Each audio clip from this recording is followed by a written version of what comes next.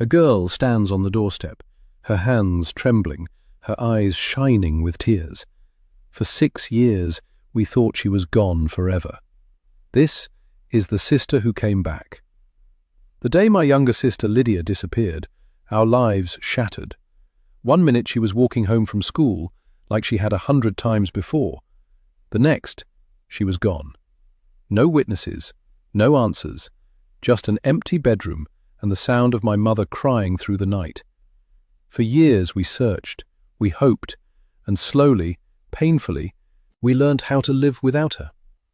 Until today. When the doorbell rings and I open the door, my heart nearly stops. Standing there is the girl we buried in our memories, Lydia. Older now, thinner, frightened, but unmistakably her. Or at least, she looks like her. Everyone else is overjoyed. My parents cry with relief, neighbors bring flowers, the police call it a miracle. But something feels wrong. Lydia doesn't remember the stories from our childhood. She forgets the illnesses that kept her home for months at a time. When I ask what happened the day she vanished, her eyes go distant and she says she can't remember. I tell myself trauma can do strange things to memory, until I find the message hidden in her room, a message that makes my blood run cold. Because the more time I spend with the girl who came home, the more certain I become of one terrifying truth. The person living in our house is not my sister. And if she isn't Lydia, then what happened to the real one?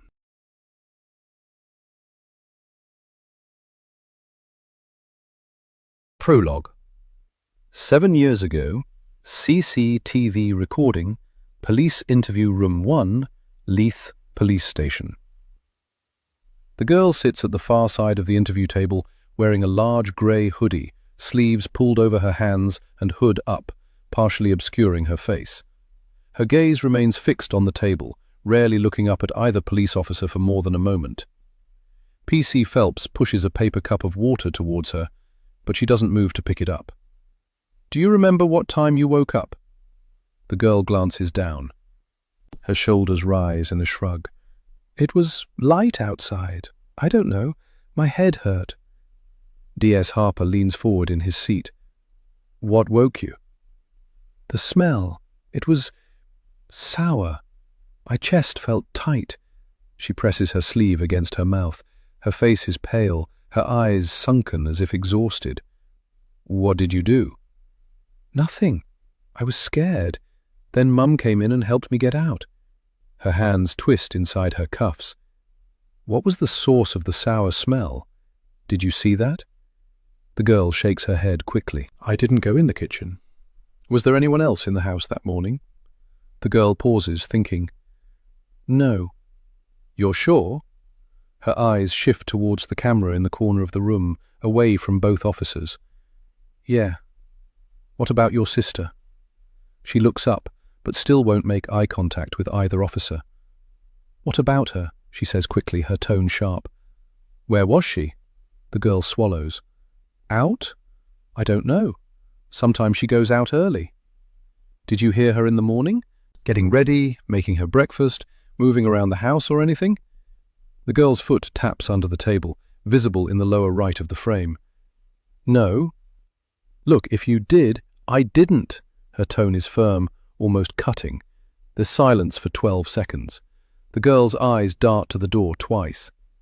DS Harper slides his hand across the table, as if inviting her to take it. "If someone wanted to hurt you, we need to know who it was." The girl's voice drops in volume. "It wasn't her." Phelps sits up straighter in her seat. "It wasn't who?" She blinks hard. "My sister." For the first time, she meets DS Harper's gaze, eyes reflecting the harsh ceiling lights. It wasn't her.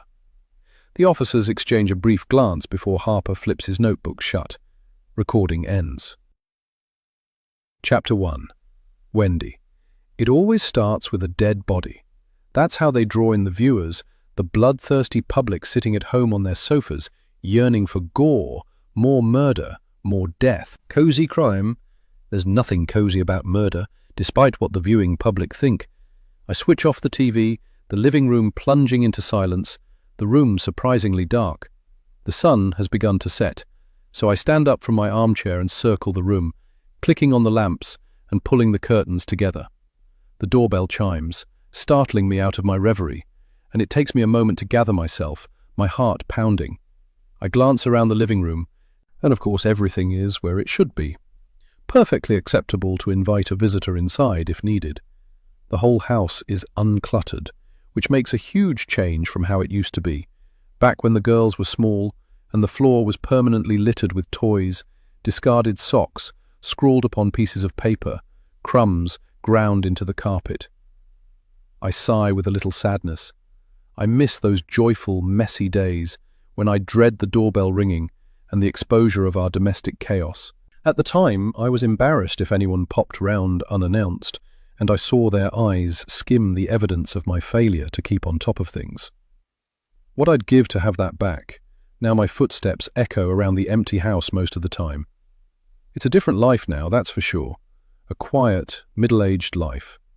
Unless Annabelle's having one of her turns anyway. But right now she's out of the house, doing God knows what, God knows where. She said she was going to the post office to mail some artwork she sold online, but I don't know if that's true. She might still live at home, but she often feels as lost to me as her younger sister. But I can't think about that. I smooth out my blouse as I walk to the front door. A silhouetted figure is visible through the blurred glass, in shadow except for the top of their head, which is illuminated by the porch light. A woman, I think. I hope it's not a salesperson, or were a politician canvassing for votes.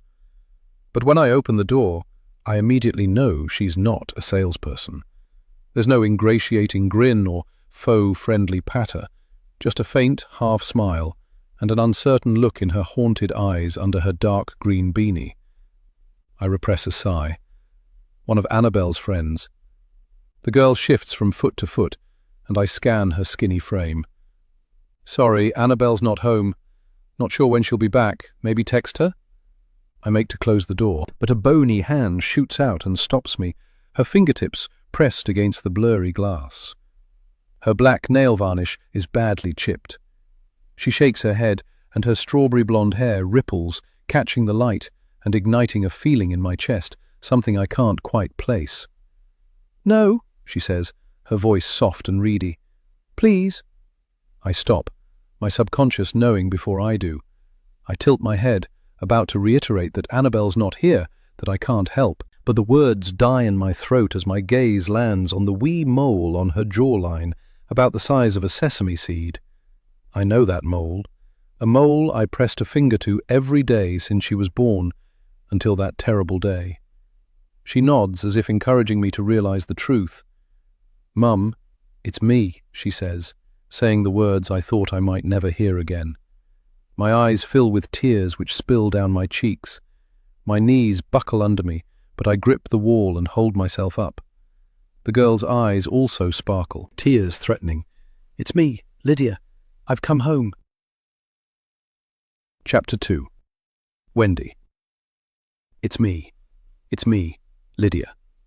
An animalistic howl escapes my lips, and I pitch towards her with my arms outstretched, the howl morphing into guttural sobs that rack my body as I bury my nose in her hair and squeeze her tight, pressing her against my chest as if I could absorb her. She sinks into me, her body trembling as her hair muffles my sobs. She wraps her arms around me, and it hits me with a wallop. She's not a wee girl anymore. She's as tall as I am, her body lean and wiry. She's a woman now. She grew up without me. I've seen her every day for the past 6 years. Like a ghost, a movement from the corner of my eye. She walks past me in the street, holding the hand of a sticky-faced toddler. She's in the line ahead of me at the post office, asking for the right form to update her driver's license. Her profile catches my eye through the window as I walk past a local hair salon, a towel around her shoulders, and her strawberry blonde hair dripping wet. I always falter, my breath catching in my throat, and my heart aching so hard it feels like it might burst. It's never her. She'll turn slightly, and I'll see it's an older woman holding the sticky child's hand, or the girl in the hair salon has brown hair, not Lydia's russet colour at all. And I'll have to remember to breathe, keep going with my day. as if I haven't just glimpsed the one thing I want most in the entire world. My beloved daughter returned to me. I dream about her return every night and wake up with cheeks wet from tears of relief, of fulfilled hope. And as I emerge from the fug of sleep each morning, reality comes crashing in, and my heart breaks anew when I realize she's still missing, that I haven't held my youngest daughter in my arms for 6 years, that she's growing up without her mother's love, almost a third of her life without me. I called the police station every day. I printed posters, drafted press releases, went on morning television more times than I can count. I set up social media accounts and gathered thousands of online followers, making sure Lydia's face never slipped out of public consciousness. Anything to keep Lydia in the news, to keep people talking about her and looking for her. And I failed her every single day that I didn't find her. Now she stands in front of me on my doorstep. My wee girl returned to me, the answer to every prayer I sent up into the universe. I cry harder, and over my keening, I can hear her whispering in a low voice, "It's okay, Mum. I'm here. Lydia's back. I'm here now." She's comforting me, like she's the adult and I'm the child. Our roles reversed. Slowly, I release her from my grasp and step back, holding her at arm's length. "Let me look at you, my baby," I croak, and let my eyes roam over her face. Last year, on the 5th anniversary of her disappearance, the police created and circulated an age progression image that estimated what 18-year-old Lydia might look like. They used the last photographs taken of her before she went missing, when she was 13, and combined them with details from photographs of Annabelle, Leonard, and me. But still, in the new image, she looked like an older version of the Lydia I remembered. But no wonder the age progression image didn't elicit any genuine leads, even with the amplification boost it got when I shared it across all my channels, exposing it to hundreds of thousands of followers combined. The police didn't get it right. Lydia looks nothing like that age progression picture. She's unrecognizable. And of course she is. It's been 6 years. She's been through puberty. Her chubby, childlike cheeks have elongated, her face becoming more angular. Her nose is longer, her cheekbones more pronounced. There's a sadness around her eyes that hints at what she might have been through. Trauma and loss. She needed love and a family, and someone took her away from that. She is dreadfully skinny, the bones in her wrists protruding and the skin almost translucent. I want to wrap her up in a blanket, feed her fattening things, cuddle her, and love her like I used to on sick days. Just the two of us huddled together on the sofa, watching whatever we wanted on TV. Those days were so cozy, and I want them back. I shudder to think where she's been, what's happened to her while she's been gone. I need to know. I want to help her process and work through the trauma, but there'll be lots of time for that. I grab her hands, feeling her fingers in mine after so long. She smiles and squeezes back, a laugh of relief escaping her lips. "You're home, Lydia, you're home." My voice quivers with emotion, and I look over her shoulder for the first time since I realized who was at my door. Staring through our still-open doorway, I see that Torben is across the street, hovering by the bins. He's watching us, his tall, skinny frame looming out of the dusk like a praying mantis. The skin on my forearms prickles as the fine blonde hairs rise into goose pimples, reacting to his presence. I've never liked him, never trusted him, ever since he was a wee lad. Shifty eyes, dirty knees, long, spindly fingers. What is he doing? What has he seen tonight? And, the question I've been asking for the last 6 years, what does he know? I have no answers, but I do know I don't want him anywhere near my precious Lydia. Quickly, I pull Lydia inside and close the door. Chapter 3. Wendy. "Where have you been? What happened to you? Are you okay?" I ask, and immediately regret peppering her with questions as I see the color drain from her face. She opens and closes her mouth, but no sound comes out. Her hands are balled into fists in her pockets. I think she's trembling. When she doesn't answer, I stop and shake my head. "I'm so sorry. Ignore me. There's plenty of time for that. Come inside. Let's get you settled." I spent years imagining our reunion. Tears would prick my eyes as I visualized her cry of "Mummy" as she ran towards me and threw herself into my arms. I'd bury my nose in her hair, and our connection would be re-established in an instant, as if she'd never left. It would be a moment of triumph, of relief, of absolute elation. But it's not. It's a mixed-up, confusing anticlimax, to be honest. I'm not going to get all the answers straight away, and it's going to take a long time to find the connection we once had. 6 years have passed, and the painful truth I have to face is that we must get to know each other again. I don't know who Lydia is anymore. As I lead Lydia into the house, I look around and see it through her eyes. Nothing has changed. Time has stood still, the house holding its breath until Lydia returned. The floral wallpaper in the hall, once bright and colourful, has faded to pale pastels. The family photos are artfully arranged in frames on the wall up the stairs, yet no new ones have been added for years, and none taken away. A happy family of 4 grins at me from behind their glass. Mum, Dad, and 2 teenage daughters, frozen in time. The house looks fine at first glance, but in reality it's shabby and faded. I see that now. When Lydia went missing, my life stopped. The bookmark remains in the same chapter of the book I was reading that day. Food rotted in the fridge, houseplants withered and died, their leaves browning and curling and eventually falling to the windowsill to settle until they were dust. I lead her from the hallway into the kitchen on shaky legs and, not knowing quite what to do, set about making a couple of hot drinks. Tentatively, Lydia pauses, as if waiting to be invited to sit, like a guest. Then she seems to shake herself and perches carefully on a chair at the dining table. She's brought a ratty backpack with her, now slumped down by her feet. It's not one I've seen before, so she must have acquired it, or been given it, since she went missing. Where did the bag come from?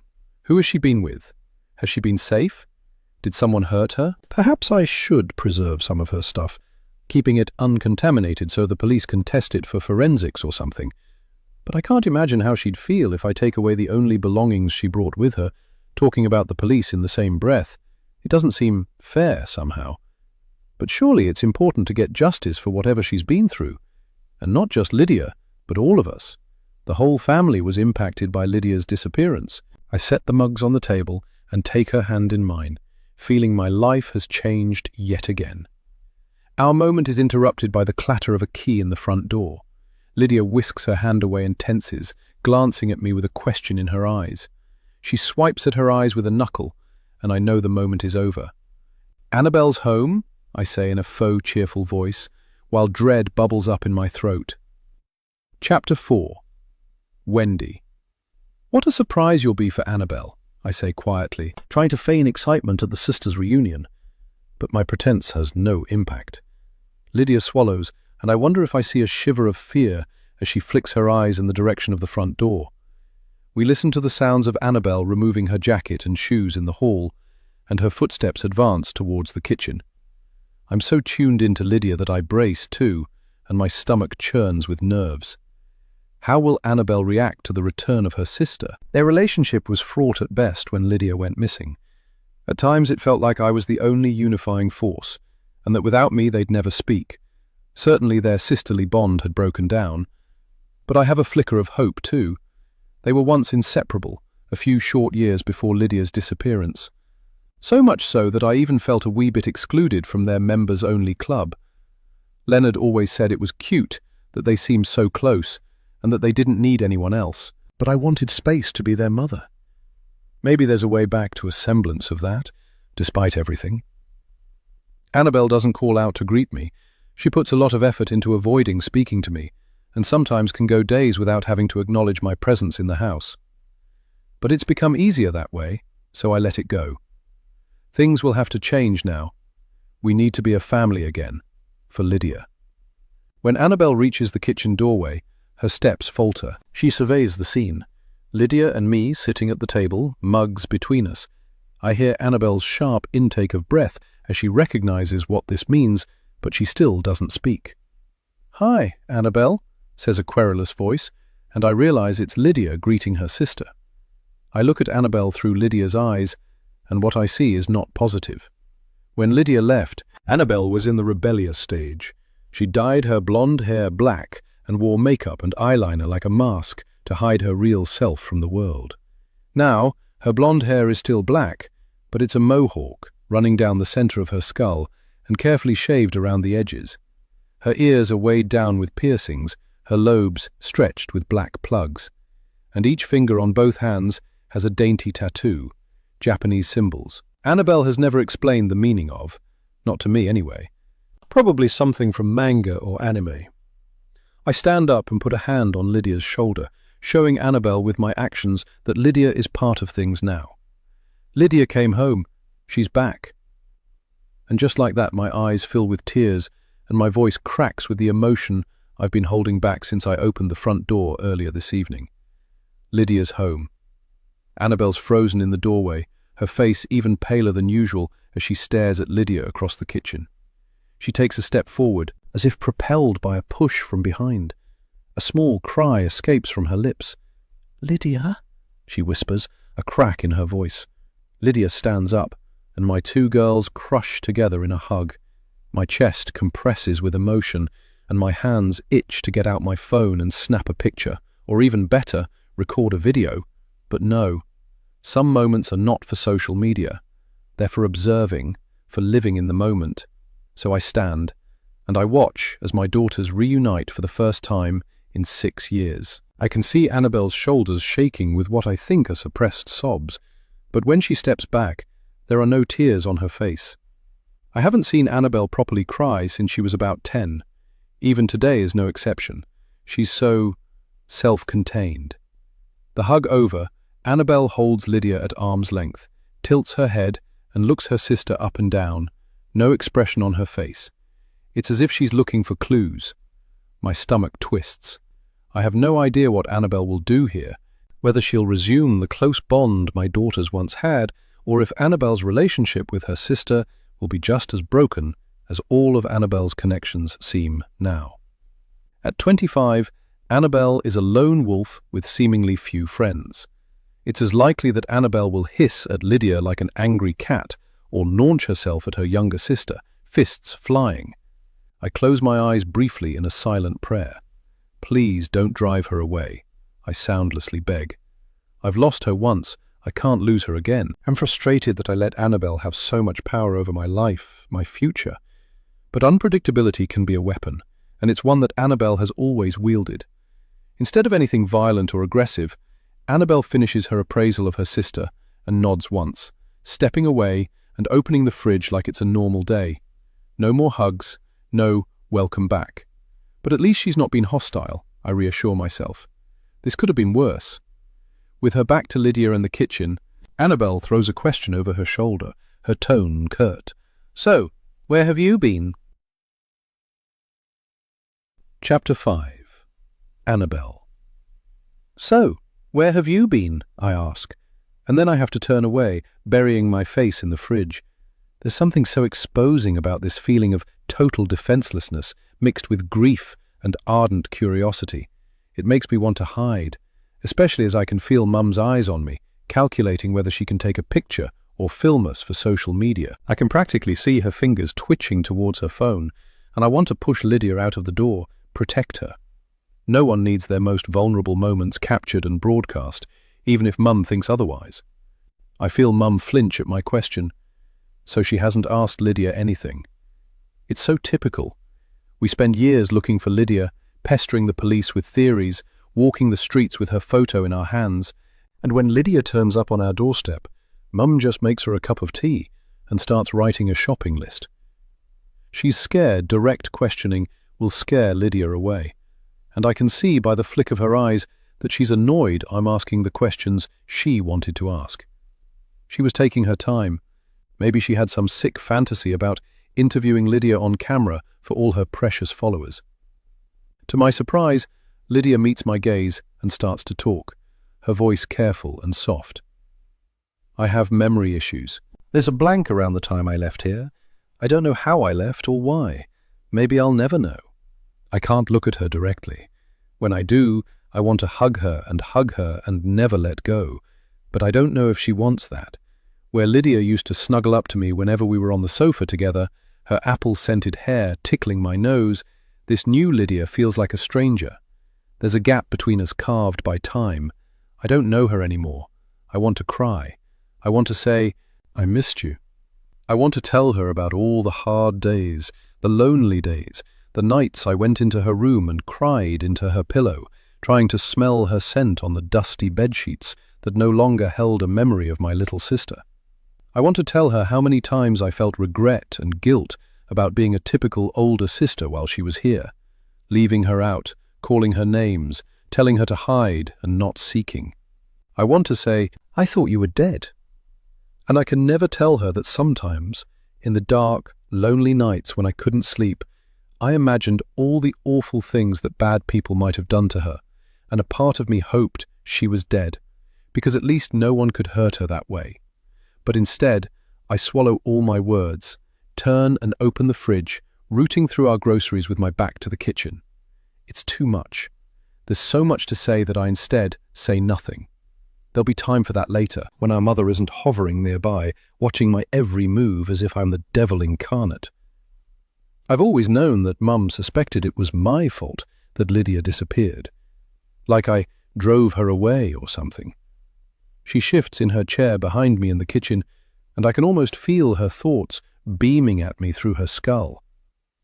If she wasn't pretending to be the perfect mother, she'd be hissing at me across the kitchen, her mouth half closed in that way she does when she's trying to be subtle. Your sister is back, she wants to hiss. Have some respect. I hear Lydia clear her throat. I grab an iron brew and turn back around, leaning against the fridge door as I look at her. She feels like a stranger, but she also looks like one too. Her hair is the same color, but she's smaller and skinnier than I thought she'd be. Maybe she's been underfed wherever she's been. With a shudder, I think about other missing persons cases where the people turn up again.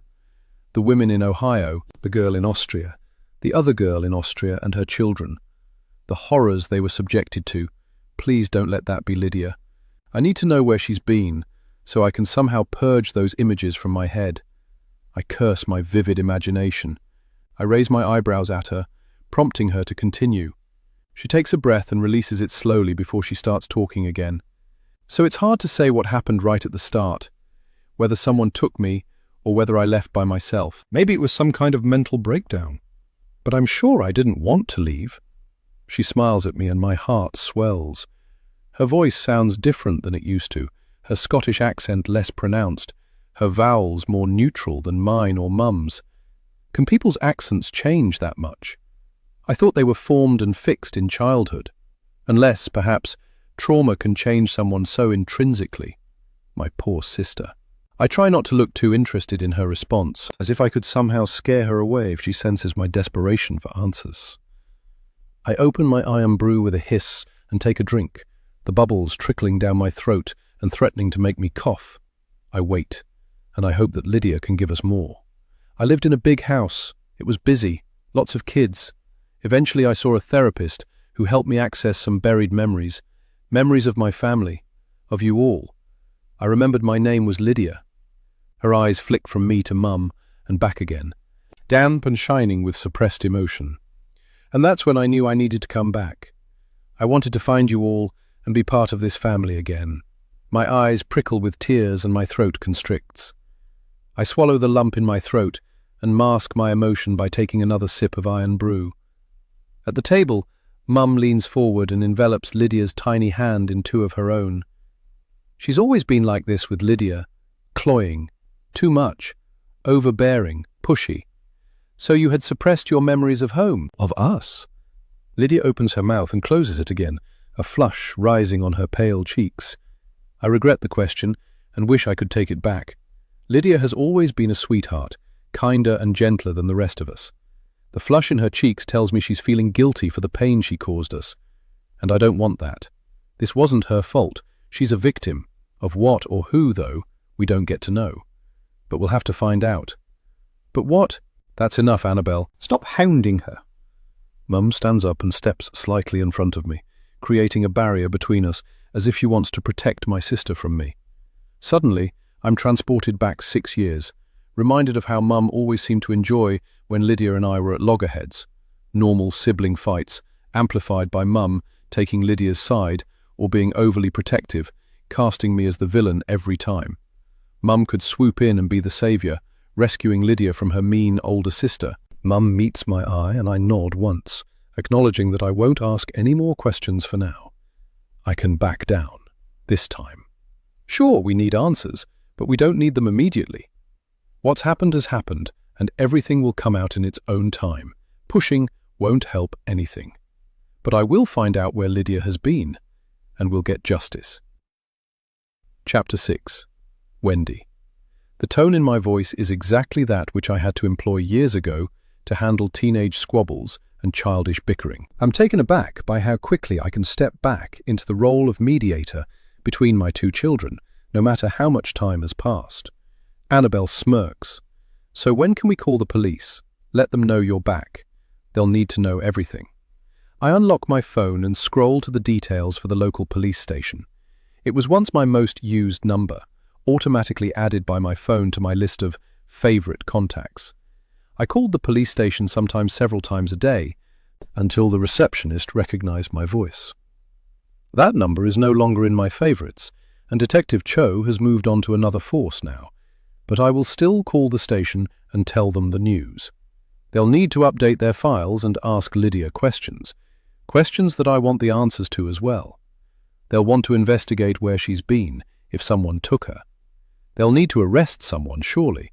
Maybe there's a kidnapper still out there. I close my eyes and pray that no one touched her. That's another thing the police will have to ask, I know. And if someone took her, hurt her, they must pay. It's in the best interests of everyone that the police find out she's back as soon as possible. But something stops me from pressing the call button. A heavy silence in the air, a stillness coming from Lydia. I look up. The flush has disappeared from Lydia's face, her skin pale and drawn. I reach out and lay a reassuring hand on her shoulder. She shakes her head, almost imperceptibly. "Please don't," she whispers. "Not yet." It might be my imagination, but I feel like she's slipping away, pulling back from this family that's only just reunited. I've got Lydia back, yet her presence here still feels so temporary somehow. Seeing Lydia's reaction under Annabelle's scrutiny, I'm now having second thoughts about calling the police immediately. She's been missing 6 years. What's another couple of days going to change? We could let Lydia get settled and find her feet back in her home before we turn it all upside down with official interrogations. What we don't want to do is drive her away again. If we don't yet know why she left, I can't protect us against it happening again. Of all the possibilities, I'd never considered until now that Lydia could have left by choice. A mental breakdown? Maybe she was feeling too much pressure at school. She'd missed so much because of illnesses at that stage. Maybe she didn't want to face going back after her most recent bout of tonsillitis. If that's a possibility, the last thing Lydia needs now is more pressure, something that might push her to run back to that family in the big house, whoever they are. I need to make sure Lydia never leaves me again. What can I do to guarantee she's not taken from me a second time? We're not going to call the police yet, I say to Annabelle, and beneath my hand I can feel the tension leave Lydia's body. Poor thing. She must have been dreading all the questions. There's no rush, is there? Annabelle sucks her teeth. Well, it depends, doesn't it? If she was kidnapped from near here, what's to stop her kidnapper from coming back to retrieve her again? There's a lot we don't know, especially if Lydia can't remember. If Lydia can't remember? My jaw clenches. I don't like Annabelle's implication there. Lydia shakes her head. I don't remember being kidnapped. Annabelle returns her half-drunk iron brew to the fridge and slams the fridge door. Do you even She's got to give us something, Mum, surely. She turns to Lydia, and behind her tough facade, I can see genuine grief in her eyes. We've been looking for you, waiting, terrified for you for years. You've got to understand that. I see her fighting with her emotions, her throat bobbing as she swallows.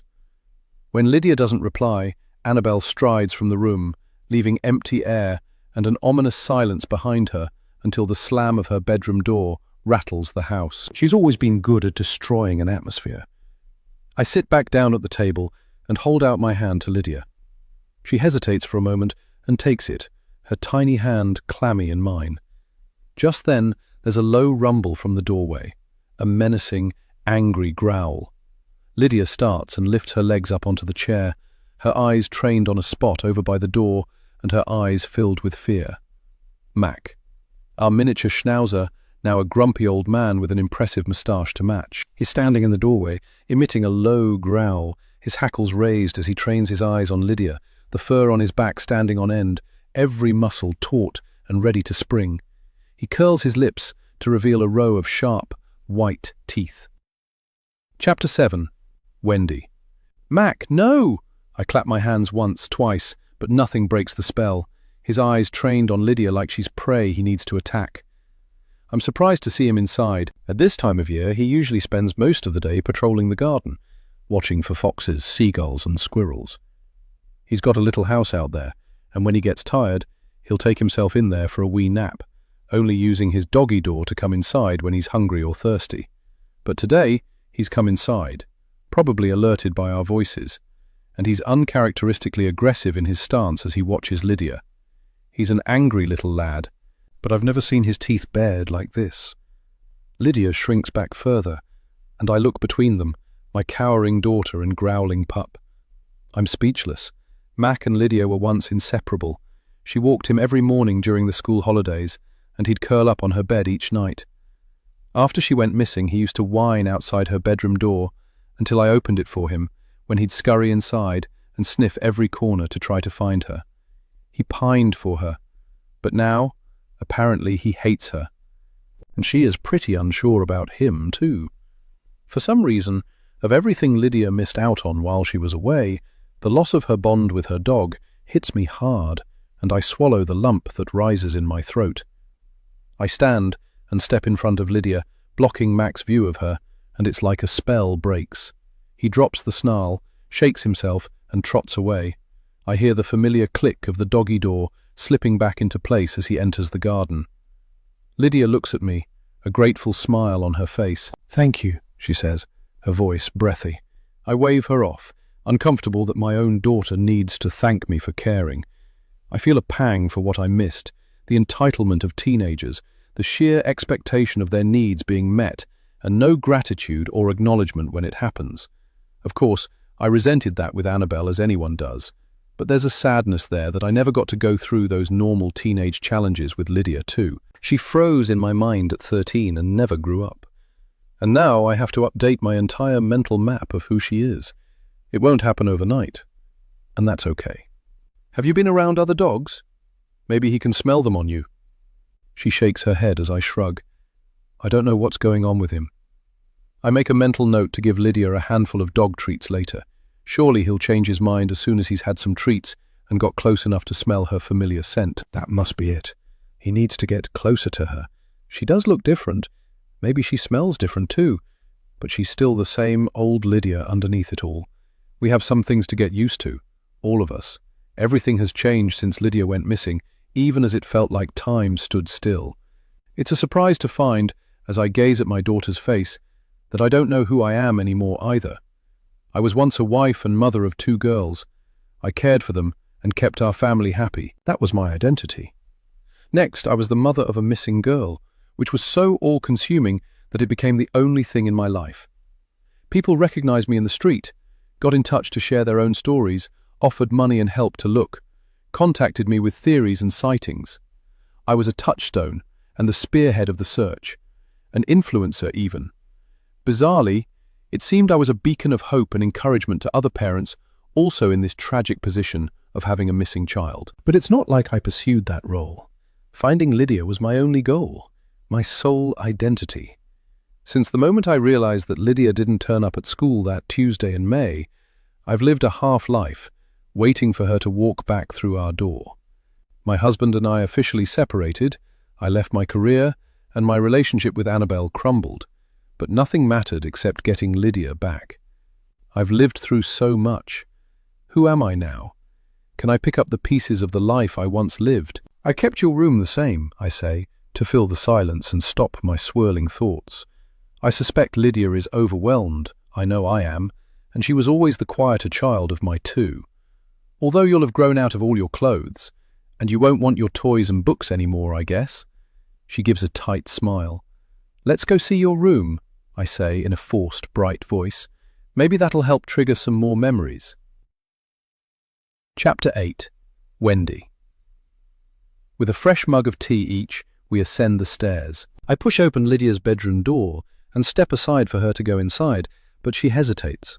The tea in her mug shivers with the tremors in her hands. Is she nervous? Afraid? Sick?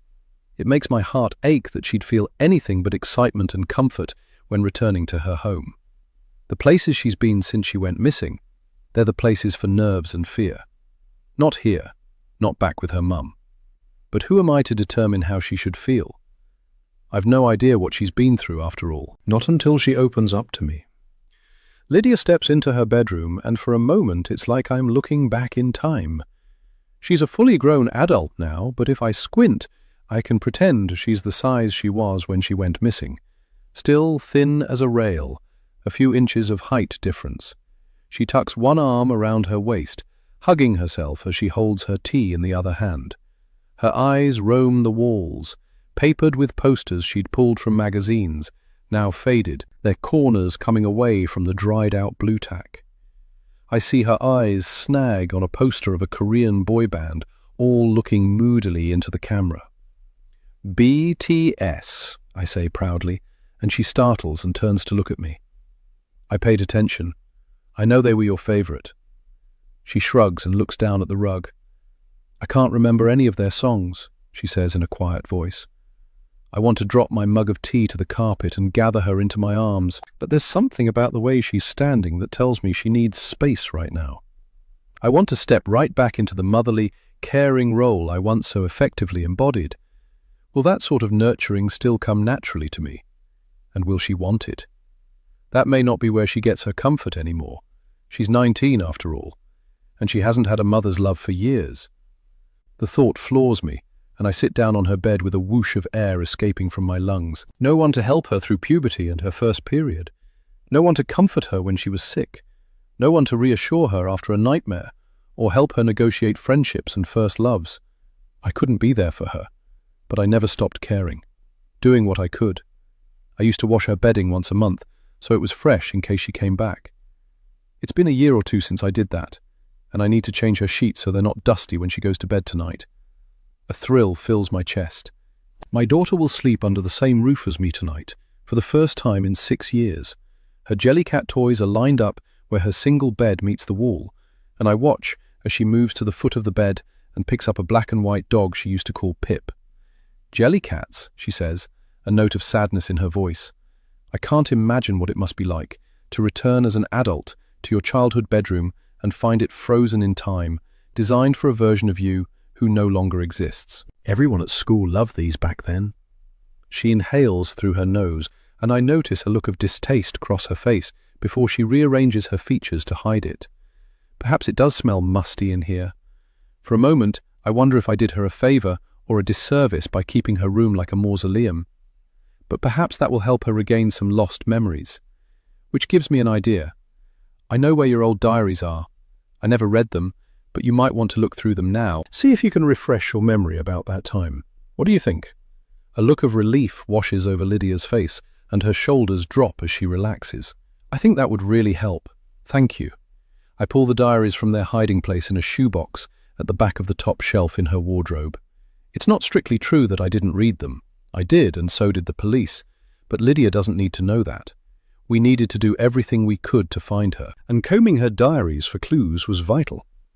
It so happens that they're completely innocuous. School gossip, complaining about her health, whining about Annabelle. Totally normal pre-teen stuff, but anything could jog her memory now that she's back. Oh, I remember these, she says, her face lighting up as she takes them in. Each one has a carefully stenciled message on the front cover, various iterations of Lydia's diary, keep out. She immediately leans forward and picks one up, flicking through the pages and running her fingertip across the clumsy handwriting. I see her squint, as if trying to make out some of the words. My heart sings. You do? That's amazing news. Maybe this is the way we rebuild her memory. Perhaps I've uncovered the key. I leave her settled on her bed, surrounded by the wee notebooks covered in wrapping paper and decorated with stickers.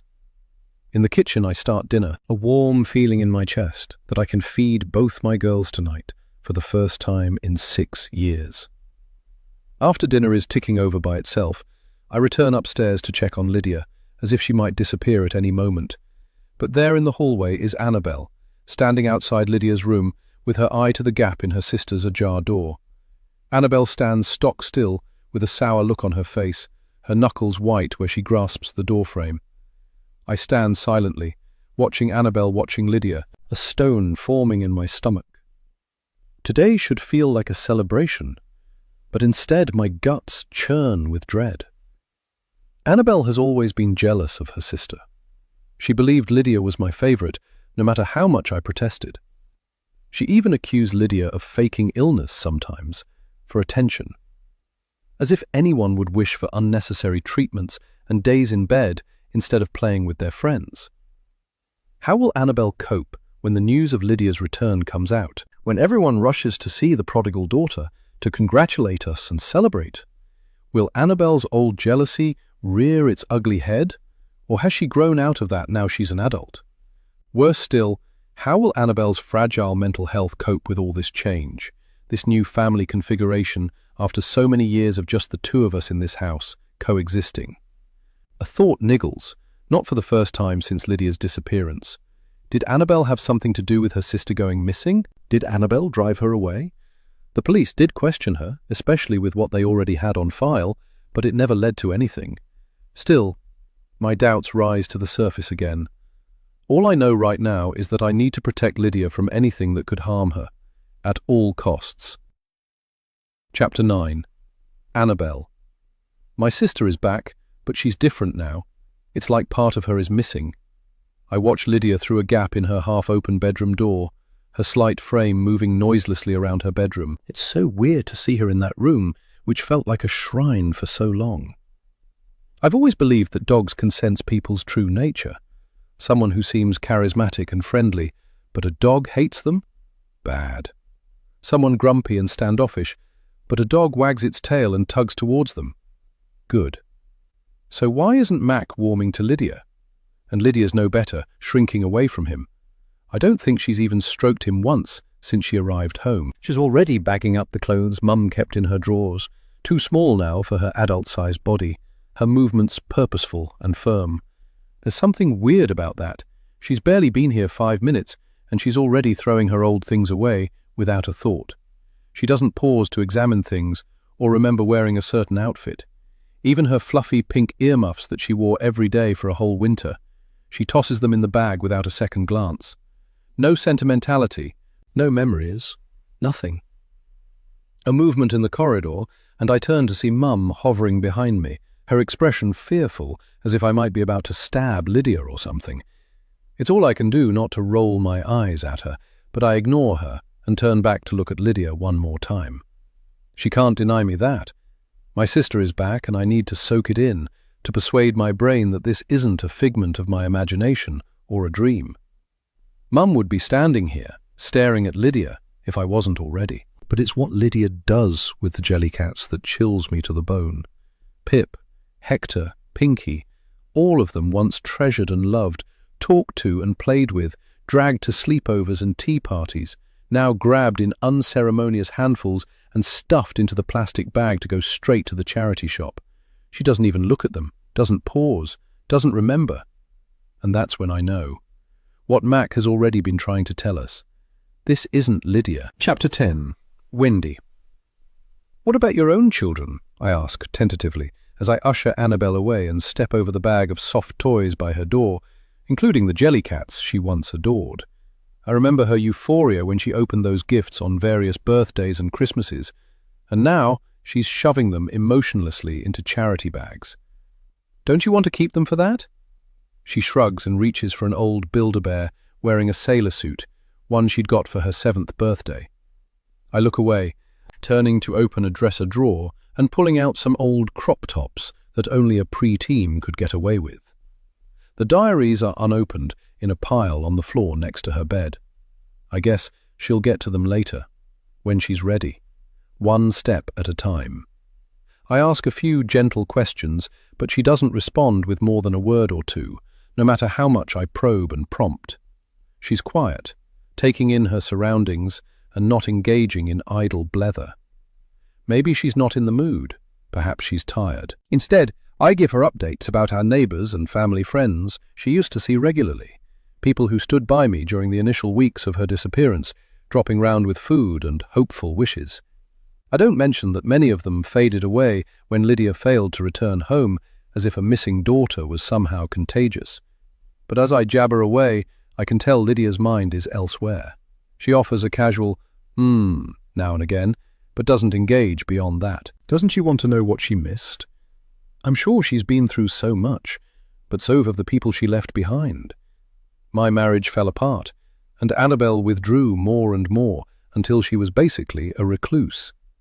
I took early retirement from my job as a pharmaceutical rep, relying on donations, sponsorships, and brand partnerships once my social media following exploded. A lot has changed. I want to tell her about all of it, but her disinterest tells me it's not the right time. When her drawers are empty and her toys cleared away, we haul the bulging white bags one by one down to the pavement, ready for the charity collection.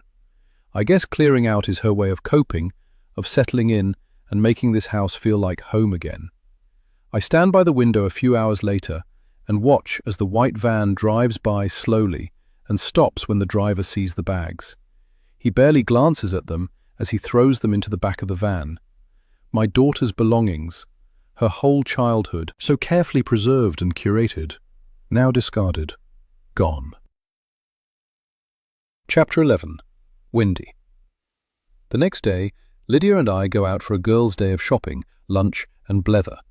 She arrived here with nothing but an unfamiliar backpack and a few days of clothes, so she needs a whole new wardrobe. I wait outside the changing rooms when once I would have gone inside, a fabric curtain separating me from my child.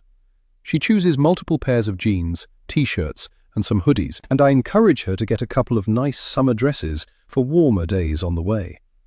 Then it's shoes, underwear, and toiletries. It's an expensive outing, but I tell myself that we're making up for 6 years. The money isn't important. We stop for lunch, and I watch in awe as she devours a whole pepperoni pizza without a thought to her lactose intolerance or the tomato that used to make her itch. She has new favorite foods, and the allergies that once plagued her are a distant memory. Thank goodness. She no longer breaks out in hives after eating eggs, and she assures me she won't vomit if I cook with garlic. I wish I could record this and go back in time to show wee Lydia, who used to cry with frustration when there was nothing she could eat at a friend's birthday party. Look, I'd say, you'll grow out of this one day. As we pull up outside our house in the taxi a few hours later, I see a movement across the street. That neighbor boy, Torben, skulking around by his bins again. I pause, peering at him through the car window. What's he up to? He can't see me. I press my nose closer to the glass and get a good look at him.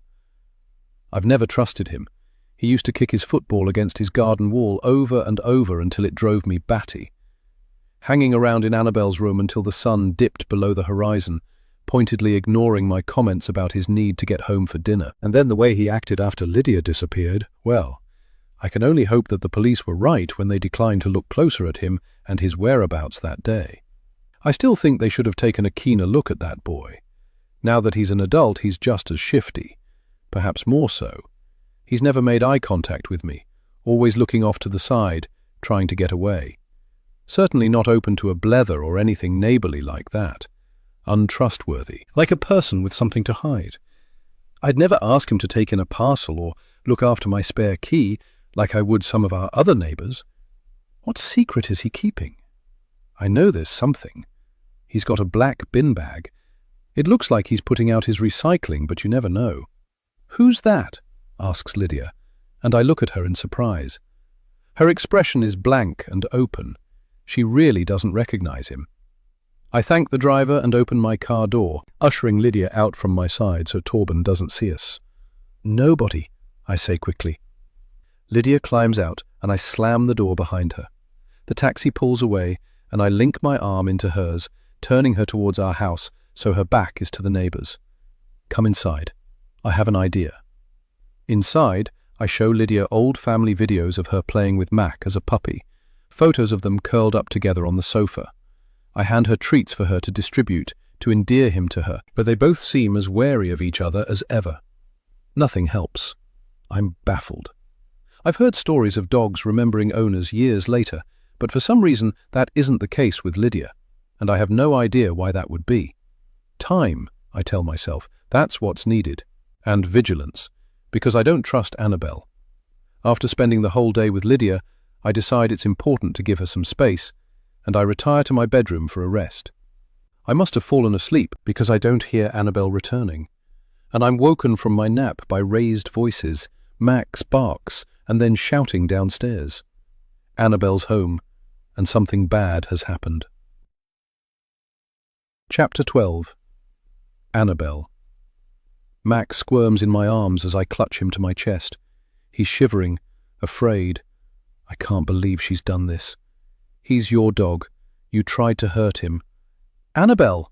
Mum interrupts with a shout as she storms into the room, hair sleep-ruffled and a pillow crease across her cheek. Even her nap doesn't keep her from her mission to protect precious Lydia from her black sheep daughter. It's like no time has passed since Lydia left. I'm still the bad one. She's still the fragile angel. Across the kitchen, Lydia's staring at me, thinly veiled outrage behind her eyes and 2 red patches gathering high on her cheeks.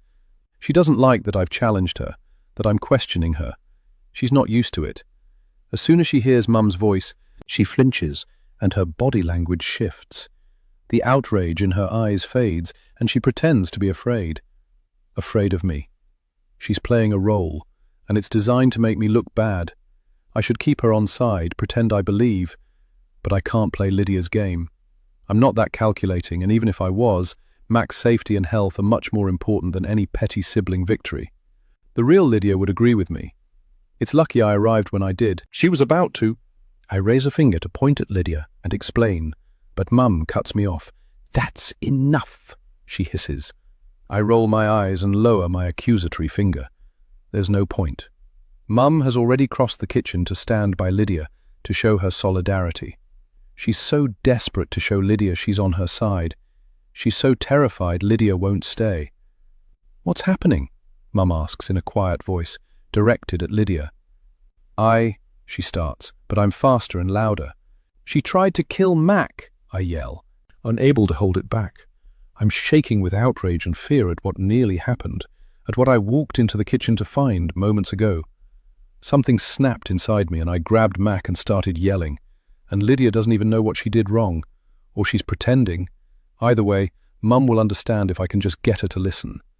Some dog owner she is, she doesn't even know. Lydia, Mum interrupts again, this time in her fake soft voice, the one she uses when she's pretending everything is fine, even when it's not. The voice she used when she first called the police that time when Lydia never returned home from school.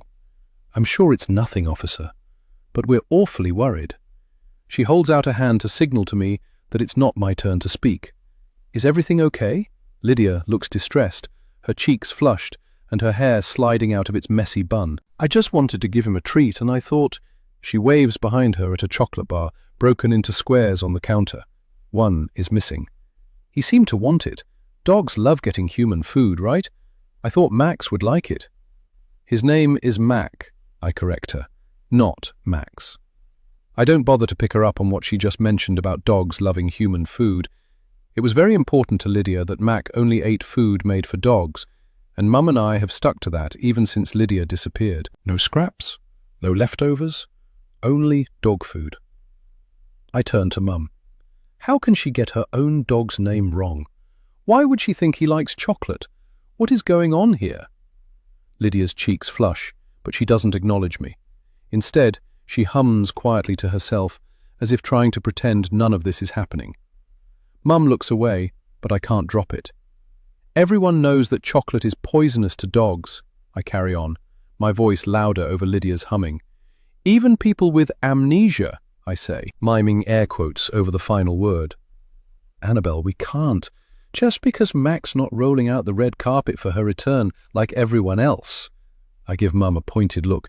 She decided she needs to punish him. I turn to Lydia. I'm not going to let this go. After Lydia left, it felt like Mac was a piece of her. I clung to him, promising to take care of him so he was still around when Lydia returned. And now she's here. I did my part, but she's not the same, and she doesn't love Mac. It makes no sense.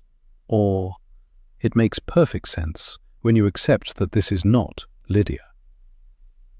Is that what you wanted? A dead dog? At least then he wouldn't growl at you, right? Is that what happens to people who don't treat you like the returning hero? Should I watch my back? Am I next? Lydia's humming falters, and she shakes her head, pretending to be distraught. I would never hurt him on purpose. She holds out her hand, where a single square of chocolate oozes, melted into her palm. He wouldn't take it anyway. He won't take anything from me. Her voice cracks with sadness, and Mum steps towards her, her arms twitching with the effort of not reaching out to her and pulling her into her arms. Mum's trying to give Lydia space, I can tell, probably because Lydia flinches away every time Mum touches her, like a stranger. I stalk to the kitchen door, throwing over my shoulder on the way out. I don't blame him. I wouldn't trust her either, and neither should you, I hiss at Mum before slamming the door behind me. Chapter 13. Wendy. Again, Annabelle sucks the life from the room as she leaves, leaving Lydia and me disturbed in her wake. I bustle around the kitchen as Lydia sits at the dining table, staring at her hands.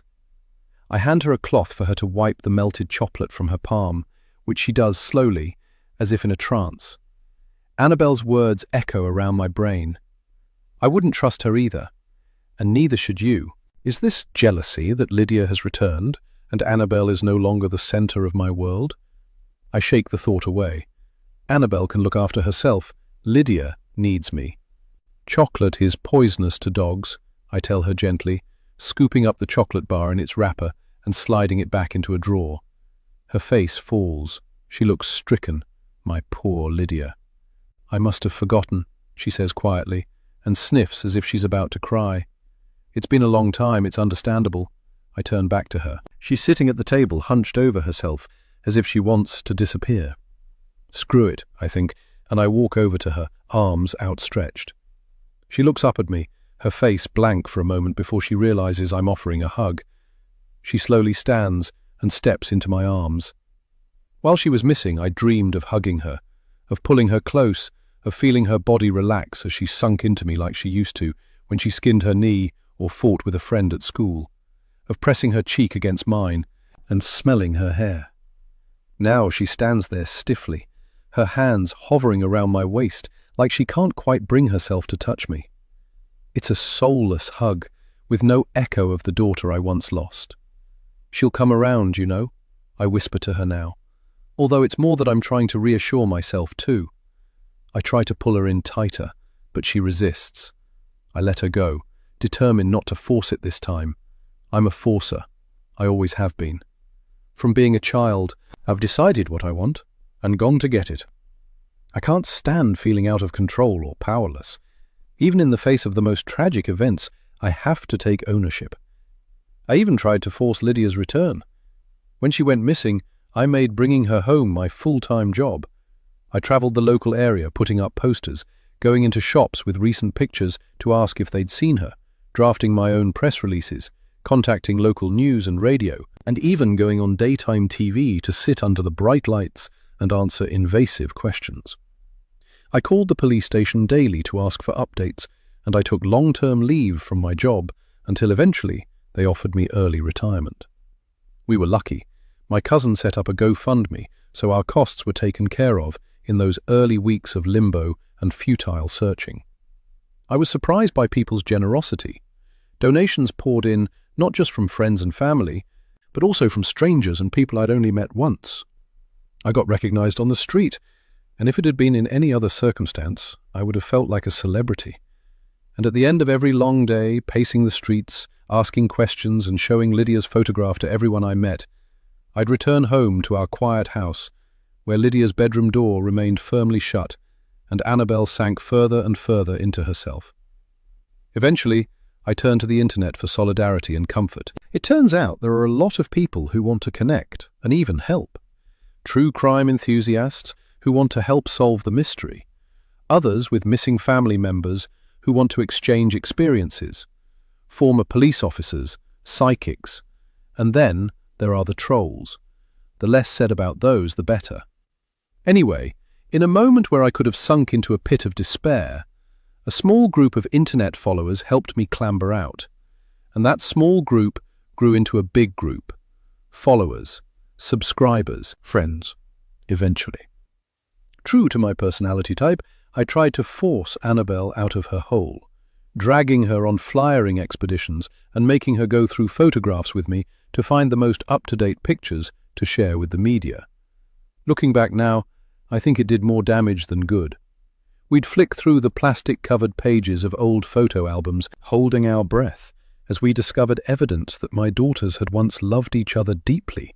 Photos of them building sandcastles on Portobello Beach, or arms around each other, perched on the highest part of the climbing frame of our local park. It was like looking at two ghosts, one missing child, one physically present but mentally absent. A long, fractured relationship between the two of them with no chance of repair. I was losing them both. Lydia gone, Annabelle a ghost. I want to reset those memories, and just for a moment, I want to forget about Mac and the chocolate, and forget about this angry, spiky version of Annabelle. I beckon Lydia into the living room and bring out a stack of photo albums I haven't shared with her yet. Albums from her younger years. She watches quietly as I flick through the pages, through pictures of Lydia in her gymnastics clothes, looking strong and smiling with flushed cheeks. Before she became ill, losing weight and becoming gaunt around the face, and unable to get all the nutrients she needed because of her various intolerances. Hopping around in time, we pass by pictures with Leonard, him holding Lydia's chubby hand as she balanced on a wall, and showing her how to scoop with a fishing net to collect crabs at the beach. "Where is Dad?" she asks now, and I pause on a page of pictures from a camping trip up to the Highlands, Annabelle and Lydia grinning by their pitched tent, with their hoods pulled up to protect them against midges. I sigh. "You know we were having some problems around the time you went missing?" I ask. She nods slowly. "Marriage problems?" "Well, I think he found it quite hard that you were so unwell. He wanted to help, and it frustrated him that nothing was working. The treatments we tried all seemed to make you sicker instead of better, and I think he blamed me a bit. You know, I'm your mother. Why can't I make you well?" She looks at me, eyes wide in surprise and disappointment. "Me too, kid," I want to say. Talk about abandoning the family in the worst possible moment. But I can't say that because it gets worse. Eventually, he decided he wanted you to stop your treatments and medicines. He believed they weren't helping. I couldn't let us give up like that. It felt like he was condemning you to a life of suffering and pain. We argued a lot, for months, both believing that we knew what was best for you. And eventually, we realized that we were so different that our marriage was never going to work. He moved out.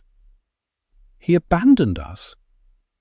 I shake my head slowly, careful how I talk about the girl's father.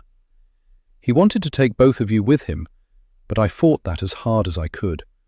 No way was anyone taking my bairns away, especially if he wanted to stop all your treatments. To me, that sounded like a death sentence. She sucks in a breath. "Was I that sick?" I grab her hand. "It must be hard to remember. We struggled to get a diagnosis, even as your symptoms got worse and worse. You slept a lot, missed a lot of school. All you wanted was to be well." I squeeze her hand and release it, bracing myself for the next bit. "Dad found it hard to see you sick, and he wasn't great at visiting after he moved out. After your disappearance, he helped with inquiries for a wee while, and when it became clear you weren't going to be found anytime soon, he just stopped coming." She shakes her head. "Poor Annabelle." I nod. "Poor both of you. If I had known he was such engaging with the life she once left behind. I don't have an address, but I clear my throat, unsure whether to share this theory. But Lydia's not 13 anymore. She's an adult, and she deserves to know. Men don't usually leave a marriage without outside influence." Her mouth drops open. "You mean an affair?" I tilt my head from side to side, unsure. "Possibly. I think I saw him once on the street, holding hands with a woman and a wee lad. He looked straight through me, and suddenly it made sense. A new family. What else would explain his total absence from this one? She picks up the photo album and traces her finger over an image of Leonard with his arms around Annabelle, who's sitting on his knee at a picnic table with rolling hills in the background. They both look so comfortable and happy. He should have stayed. For Annabelle. I want to say more, but I won't. I need to be careful with what I say about their father. Chapter 14. Wendy. The living room door opens and Annabelle stalks inside, a sour look on her face, ready to wreck this special moment. I feel Lydia stiffen in her seat next to me, and she lets go of the photo album like it's burning her hands. "Taking a walk down memory lane?" Annabelle asks, sarcasm and disinterest dripping from every word. Her eyes fall to the album, and her expression sours further when she sees the pictures of her dad. I take the album from Lydia's lap and close it. An instinct pings inside me, and I want to shield Lydia from Annabelle, to shift my weight and block my younger daughter from my older one. But that's ridiculous, I tell myself. Annabelle loves Lydia. She might be angry with her, but she does care. She wouldn't harm her, would she? Annabelle's upper lip curves into a sneer as she looks at Lydia. "Why are you looking at old photos, Lydia?" Lydia leans into me. I relish it. "Annabelle?" I warn, but she shakes her head. "Don't, Mum." Don't defend her. She turns to Lydia, which ordinarily would seem light-hearted, but with Annabelle looming over our seated figures on the sofa, it feels threatening somehow. "You didn't see how upset we were to lose you. You didn't listen to Mum crying every night when she thought I was in bed, or Dad leaving us behind. We were a family once, and we'll never get that back. Don't make her relive that now that you've decided to return." I don't care," yells Annabelle. She pulls the photo album from my hands, turns on her heel and storms from the room. Lydia and I sit in silence as we listen to Annabelle's angry footsteps on the stairs, hear the slam of her bedroom door, closely followed by the dull, metronomic thud of the bass line of whatever too loud music she's put on her stereo. "I'm so sorry," Lydia whispers, her voice trembling. "No." I feel a rush of sympathy for the poor girl and wrap an arm around her shoulders, pulling her close. She smells of new clothes, the faint tang of chemicals. "I didn't want to cause hurt. I know it must have been awful for you, and for Annabelle. She lost her sister. You lost your daughter, and I'm so sorry for that." Tears gather in the corners of her eyes and threaten to spill down her cheeks. I'd like to get her a tissue from the box on the side table, but I don't want to lose this moment, this closeness. It's the first time she's let me properly hold her since she returned. "No more apologies," I say. "There's no need." And I mean it. I have no idea what she's been through and where she's been. I'll find out eventually, once we speak to the police and hopefully a therapist, where Lydia can untangle her memories and feelings about her time away. I'm dying to know the details, but I do know that forcing things right now as an unqualified person might muddy the waters of Lydia's already patchy memories. "We'll face this together," I say to Lydia, who sinks further into my embrace. "I'm so grateful you're back. We'll work together to get to the bottom of what happened to you. And we'll help Annabelle too. She's been grieving for years. We probably all need therapy," I say with a laugh, softly, gently, no forcing. I know this is the right approach. If there's a kidnapper still out there, my lack of questioning now might actually make it easier for the police to get as much information from Lydia as they can. Eventually. But there's no rush. For now, I just want to stay in our wee bubble of reunion and memories for a little longer. Just a couple more days. Chapter 15. Wendy. It's still nighttime when I wake from a dream. I was walking along Portobello's promenade. The only light was the streetlights, and the only sound was the waves pounding on the beach, out of sight in the darkness. No one was around, and yet I was sobbing and shouting for Lydia over and over through my tears.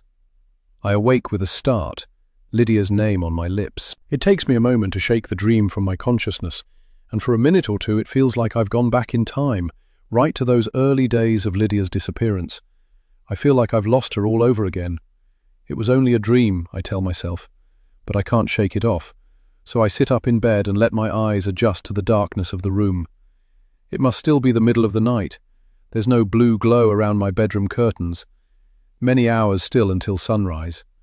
I just need to see her, to remind myself that she's back, that I didn't imagine it. The nightmare is over in so many ways. I swing my legs out of bed and slide my feet into my slippers. It's not invasive. She's my daughter. I'll just pop my head into her room and hear the sound of her breathing. Like I haven't since she was a wee girl. Lydia's bedroom door is usually closed, probably to keep Mac out of her room, as he's recently taken to going inside and growling at her while she sleeps. Poor Lydia. That's the last thing she'll need. I fear the combined hostility of Mac and Annabelle could drive her away again. But tonight, her door isn't firmly closed. It's standing slightly open, mere inches. I push the door open, wincing at the scrape on the carpet. Inside, it's pitch black. I can hear the rhythmic hush of Lydia's breathing, deep and regular. She's fast asleep. But I can also hear another sound, a second set of breaths in the darkness. My blood runs cold. Chapter 16. Annabelle. As soon as the door opens, I freeze. Now that I know she's not really Lydia, I need proof. But she's always here, lurking around, inviting Mum's sympathy and attention. There's never a moment without this stranger floating around like an uninvited ghost. So I waited until she was asleep and sneaked inside her room, determined to find a clue. To what, I'm not sure. All I know is that there's something to uncover here, something the imposter's not telling the truth about. The room smells strange, a sweet, sickly smell that has always been there, but seems stronger now that someone's occupying it again. The smell makes me feel panicky and nauseous, but I ignore it and continue my silent investigation. There's nothing of note in her backpack, just normal bag stuff: gum, folding hairbrush, lip balm. I'm wondering about Lydia's old hidey holes. She used to hide chocolate bars inside a cushion cover, and her diary underneath her jumpers in the bottom drawer, the medicine she didn't want to take, inside a hollowed-out book of nursery rhymes. Part of me still hopes I'm wrong, that she's the old Lydia, just different. And if that's the case, and she's having trouble remembering things from before, I wonder if she's still... I freeze. Was that a cough? I turn my head slowly. Mum stands in the doorway, silhouetted against the dull light from the hallway, listening. I don't know if she can see me, but I see her body puff up, like she does when she's angry. A brief inhale, quickly stifled. She knows I'm here, lurking in the dark. After a moment, she turns and walks away. The imposter's sleep breathing continues, deep and regular. I close her backpack and I follow, just as Mum wanted. I find her in the kitchen, the kettle hissing slightly as it gathers heat, and little bubbles form inside its transparent glass. She's put the under-the-counter lights on, instead of the overhead light, giving the room a quiet, cozy glow that should feel comforting, but doesn't. Outside the kitchen window, the night sky is blue-black. My feet are cold on the lino, and I feel even more of a chill under Mum's steely gaze. I wish I was wearing a jumper or a dressing gown. "What's going on?" she asks. "Why were you in Lydia's room? She's been through enough already without you terrifying her in the middle of the night." I shake my head. I'm sick of this. She sits down at the table as the kettle's hisses grow to rumbles and steam plumes from the spout. It works itself into a frenzy and clicks itself off, a relief. "Sick of what exactly?" she asks, incredulity in her voice. "Sick of having your sister back? Sick of knowing she's safe now? Or sick of not being the center of attention for once?" I flinch at her tone, which is cold. She really doesn't like me, I think to myself, and not for the first time. It's a feeling I've had since I was very young, too young for her distaste to be earned. I remember shouting at her when I was in my early teens, tears trickling down my face. "She's your favorite!" I'd scream, desperate for her to deny it, to let me in on whatever secret I needed to know that might help me understand why I felt so invisible next to my little sister. But she never did. She couldn't deny it with any sincerity. Lydia was easy to love, I knew. I knew because I loved her too, and it felt effortless. She was kind and thoughtful and good inside in a way that others weren't. When she was sick, I wanted to curl up with her on the sofa and cuddle her better. But that was Mum's job while I had to go to school, to do my homework, to contribute to the household chores. Lydia could stay in bed, could rest, could watch TV, got cared for, and taken on amazing days out because she needs fresh air and is finally feeling up to it. And me, I was angry, chubby, spotty, sent to school while Lydia stayed home. Mum wanted me to be less, smaller, quieter, less strange, easier to understand. I was funny though, and quirky, and clever, and interesting. But none of those things got a look in when compared with cute, needy, sickly, fragile. All things Mum loves in a child. Of course she's not my favourite, she'd reply, but I could tell her heart wasn't in it. I love both of you equally, and I'd wish, for once, that I could be given the respect of honesty. At least I wouldn't feel like I was going insane. Across the kitchen, Mum continues staring at me, a cold look in her eye. She stands up and takes a step forward. "This has to end," she whispers, her voice still thick with sleep, her face puffy, her hair everywhere. I shuffle backwards to put more space between us. The silence grows deeper, broken only by Mac's rhythmic breathing. He's fast asleep in his bed in the corner of the kitchen. What is Mum planning? What can she do? She won't yell. She won't want to wake Lydia. Not precious Lydia. I could have stayed in Lydia's room, lurking in the dark. Mum wouldn't risk waking her. Maybe eventually she'd have got bored and gone away, back to bed. But no, I had to follow her into the kitchen, docile and obedient, even in adulthood. Mum really knows how to create loyalty, even in the child she cares for the least. She doesn't deserve my devotion. She never tried to earn it. She didn't need it. She already had her golden child. I push past Mum and return to my own room, listening. I hear her linger in the kitchen for an extra few minutes, then she eases the door closed, and I hear her footsteps climbing the stairs. Her movements get louder. She's following me. She never comes in here anymore. When Lydia disappeared, I backed away from Mum as quickly as I could. I knew what Mum was like. She'd been all up in Lydia's business the whole time, hovering and helicoptering about everything. The times that Lydia was actually attending school, Mum would be at reception complaining every other day or asking for special treatment, PE exemptions. Some girl had said something nasty and made Lydia cry. The maths teacher marked her homework unfairly. I bought a mini-fridge so I could eat in my room and avoid her at mealtimes. And eventually, I put a little motion-activated camera in the corner, slightly hidden behind some books. So I know Mum hasn't been in my room for a while. I look around, taking in the artwork on my walls, paintings of Lydia, Mac and the garden from years ago, and bigger, more abstract pieces. There are gaps which used to display old sketches of our neighbour Torben, who was once happy to pose for me as long as he could study for his exams while we sat. Back when we were friends. Before everything. Before I ripped them down and couldn't bring myself to fill the gaps. It's messy in here, with clothes on the floor, makeup scattered on the dresser, and the bed unmade. But it's home. And now she's coming in. I sit on my bed and brace for impact. Sure enough, her footsteps progress along the hallway.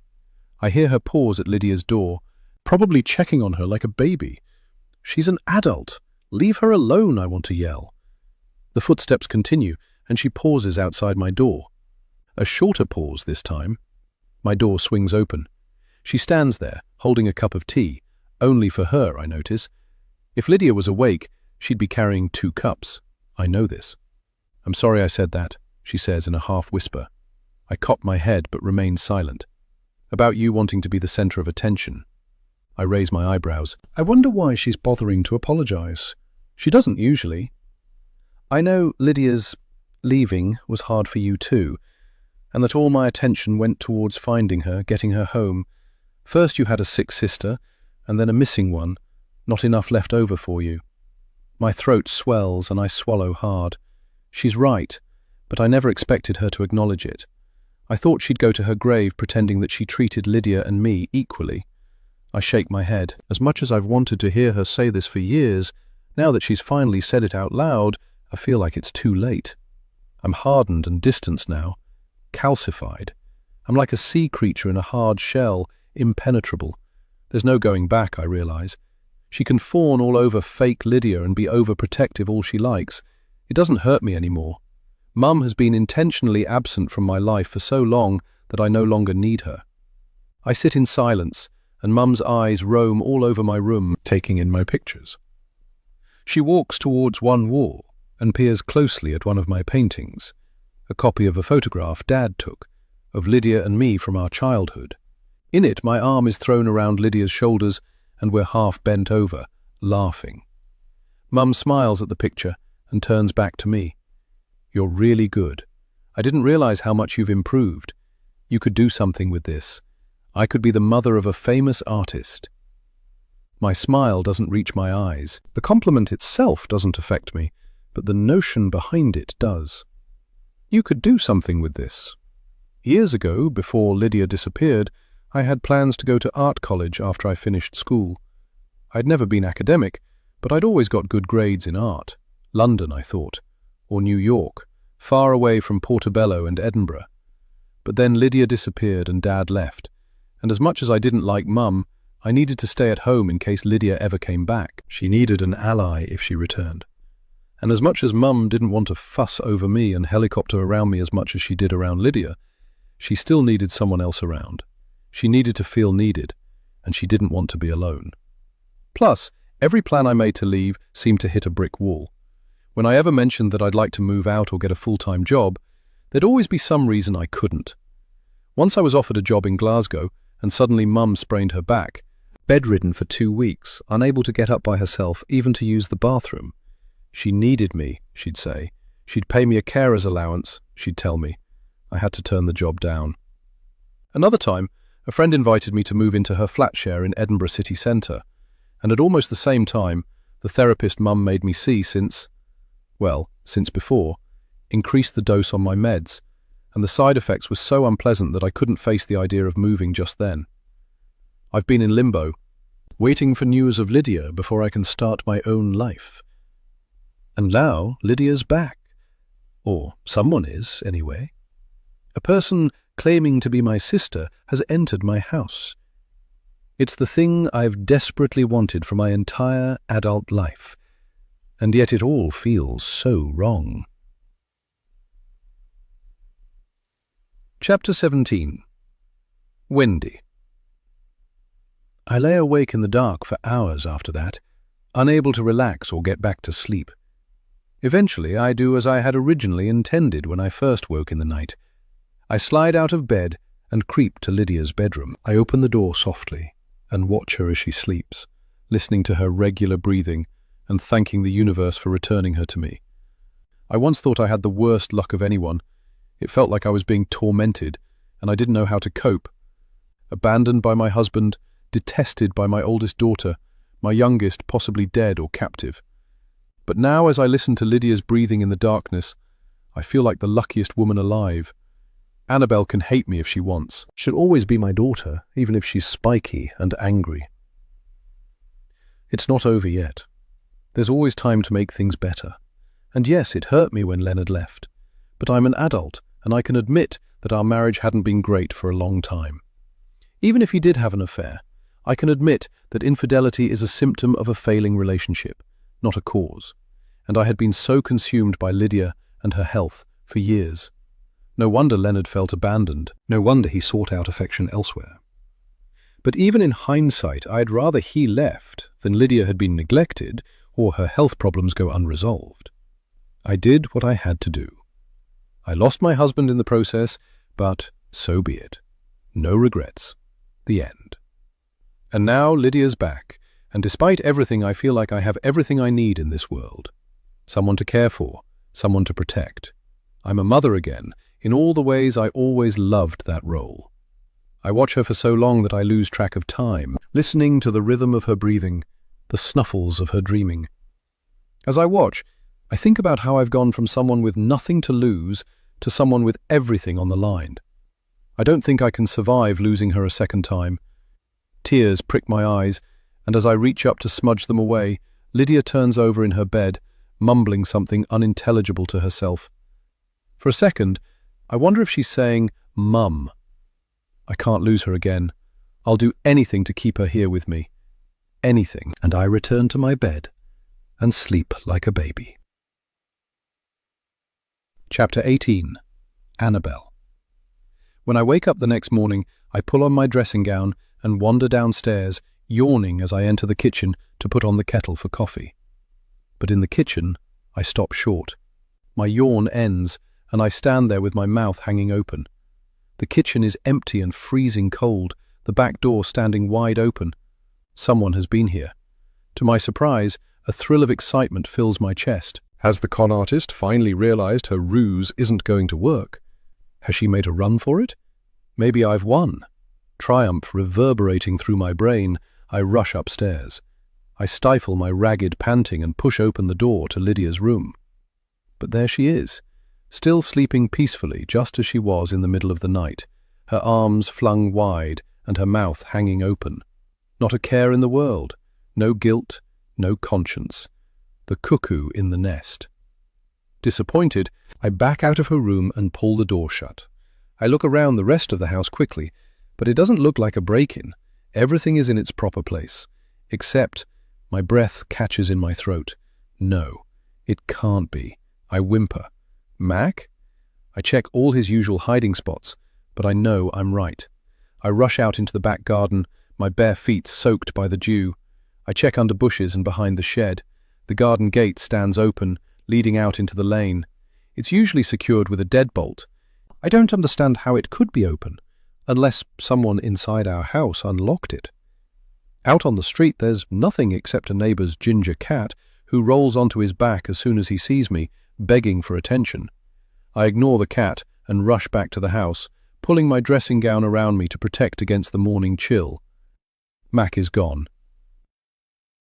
Chapter 19. Wendy. Where's Mac?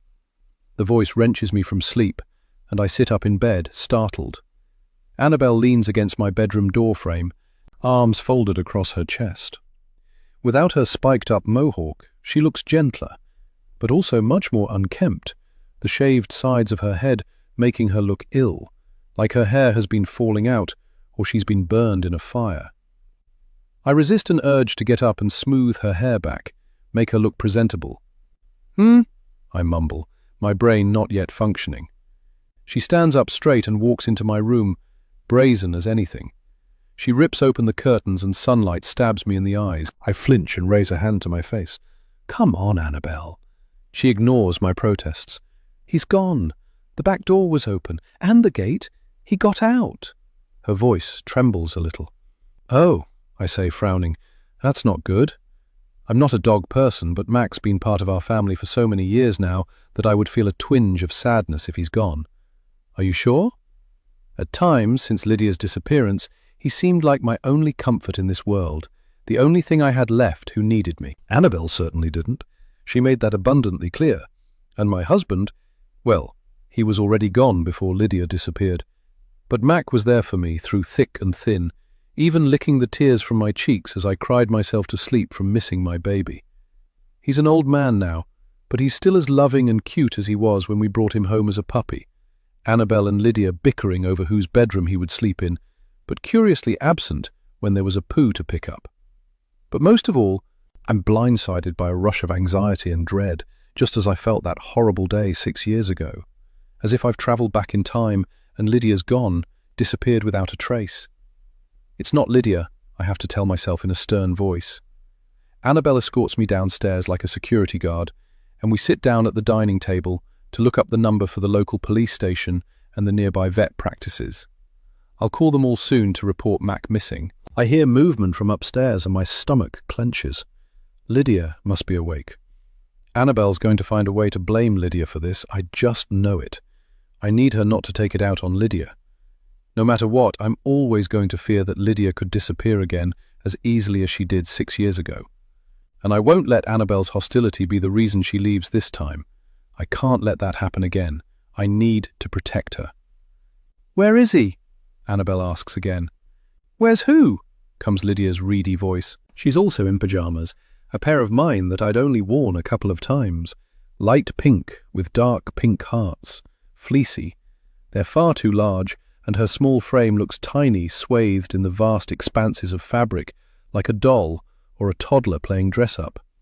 Not old enough to be out in the world alone, without a mother. I swallow a pang as I wonder where she's been, who she was with, whether she was safe. "Mac!" snaps Annabel, her tone vicious and cruel, as if Lydia should already know what she was talking about. Lydia sighs and walks to the kettle, and I suppress a joyful feeling. Lydia's not letting Annabel's snark affect her, and I'm glad to see it. "He wasn't here when I came down this morning, and the back gate was open," she says. I hold up my phone to Lydia. I'm about to call the police non-emergency thingy. Lydia gasps and turns back to the table, a tea bag clutched between her fingers. "The police?" "Yes, and some local vets." The colour drains from her face, and I rush over to her, helping her into a dining chair. "What's wrong, love? You look terrible. Here, let me help." I push a second chair towards her and help her prop up her legs, hoping that'll get her circulation going a bit better. She always used to seem a bit worse in the mornings, I remember. Perhaps she's not as fully recovered from her childhood ailments as she claims. I grab some junk mail and fan her with it until she shakes her head to say, "Enough." "Please don't call the police. Not yet," she whispers as I take over her tea-making. I draw in a breath of realization. Of course, she's not ready for the police to know she's returned, for the media attention, the questions about where she's been. Especially if she's struggling with her memory, the idea of all the interviews would understandably be very stressful. I put a hand on her shoulder and squeeze. "Not quite ready yet?" I ask, trying to sound understanding. She nods, giving me a grateful smile. "I don't give a shit what she's ready for or not," says Annabel, already pulling out her phone and tapping at the screen. "I'm calling the police. Mac is part of our family." Her voice cracks on the last word. I feel Lydia tense under my hand, and I let go and step forward, putting my hand on Annabel's phone. "Annabel."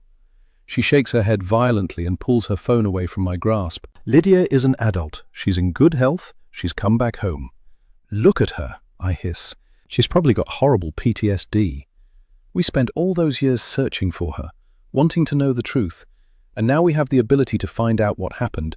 She's sitting right in front of us, and you won't follow the proper channels. Not to mention doing the right thing to find Mac. Why not?" I muster the courage to voice the fear I haven't been able to say out loud yet, or even face in my mind. If we call the police before she's ready, she might walk out of here and not come back. "I can't lose her again, Annabel. I just can't." My voice shakes, and Annabel's eyes widen in horror at my emotion. She's never been able to cope with anyone else's big feelings, although she expects a lot of leeway for her own. Annabel groans and looks me dead in the eye. "Has she said that? Mum, has she threatened to leave if we call?" I shake my head, and Annabel releases a breath. "It's ridiculous that we haven't informed the police yet.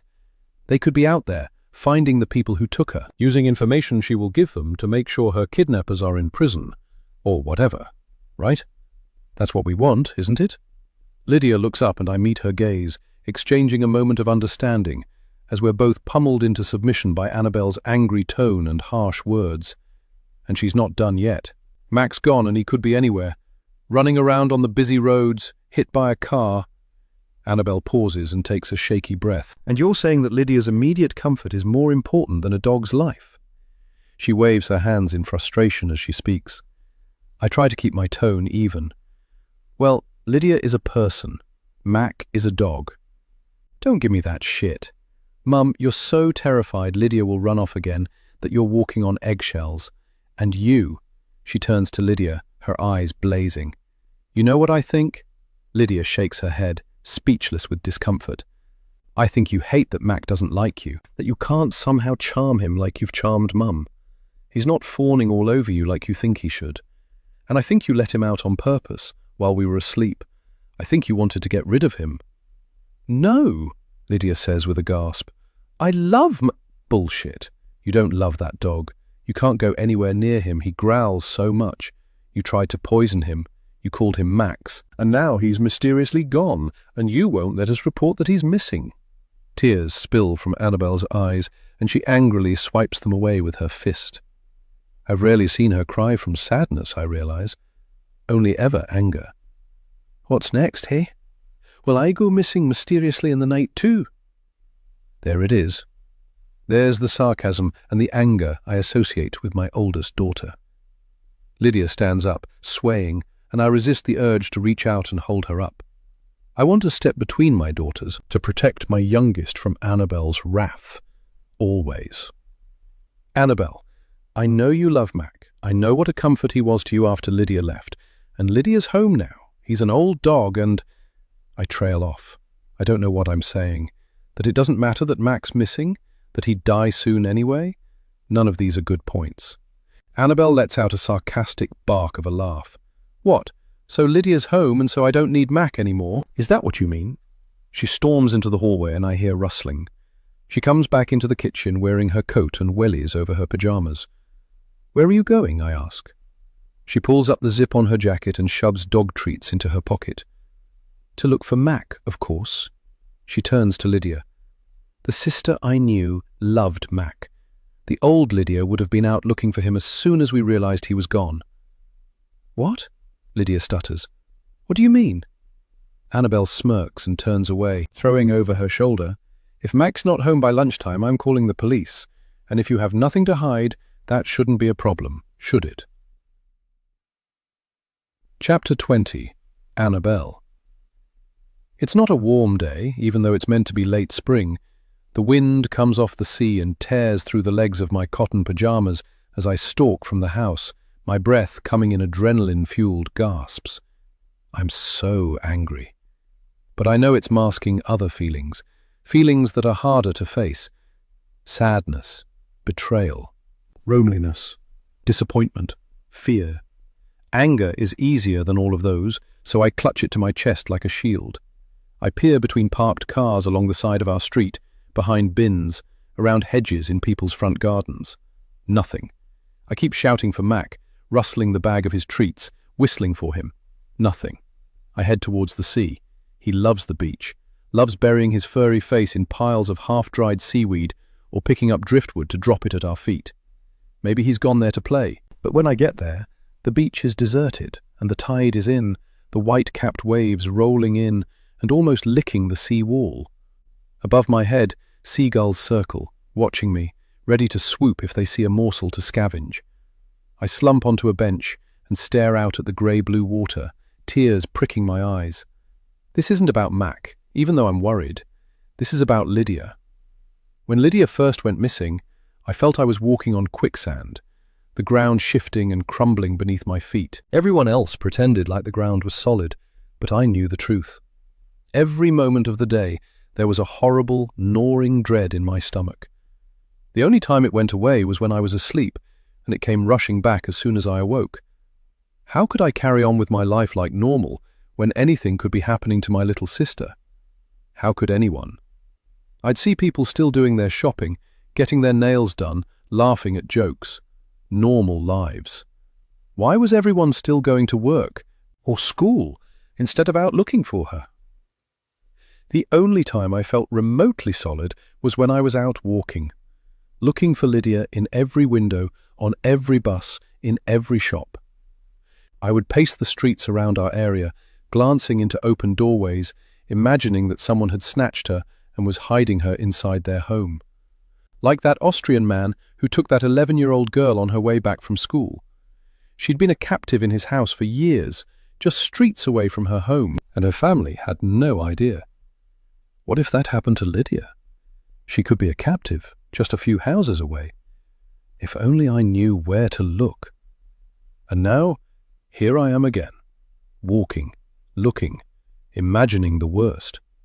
The cold feeling of dread in my stomach is a memory, a flashback.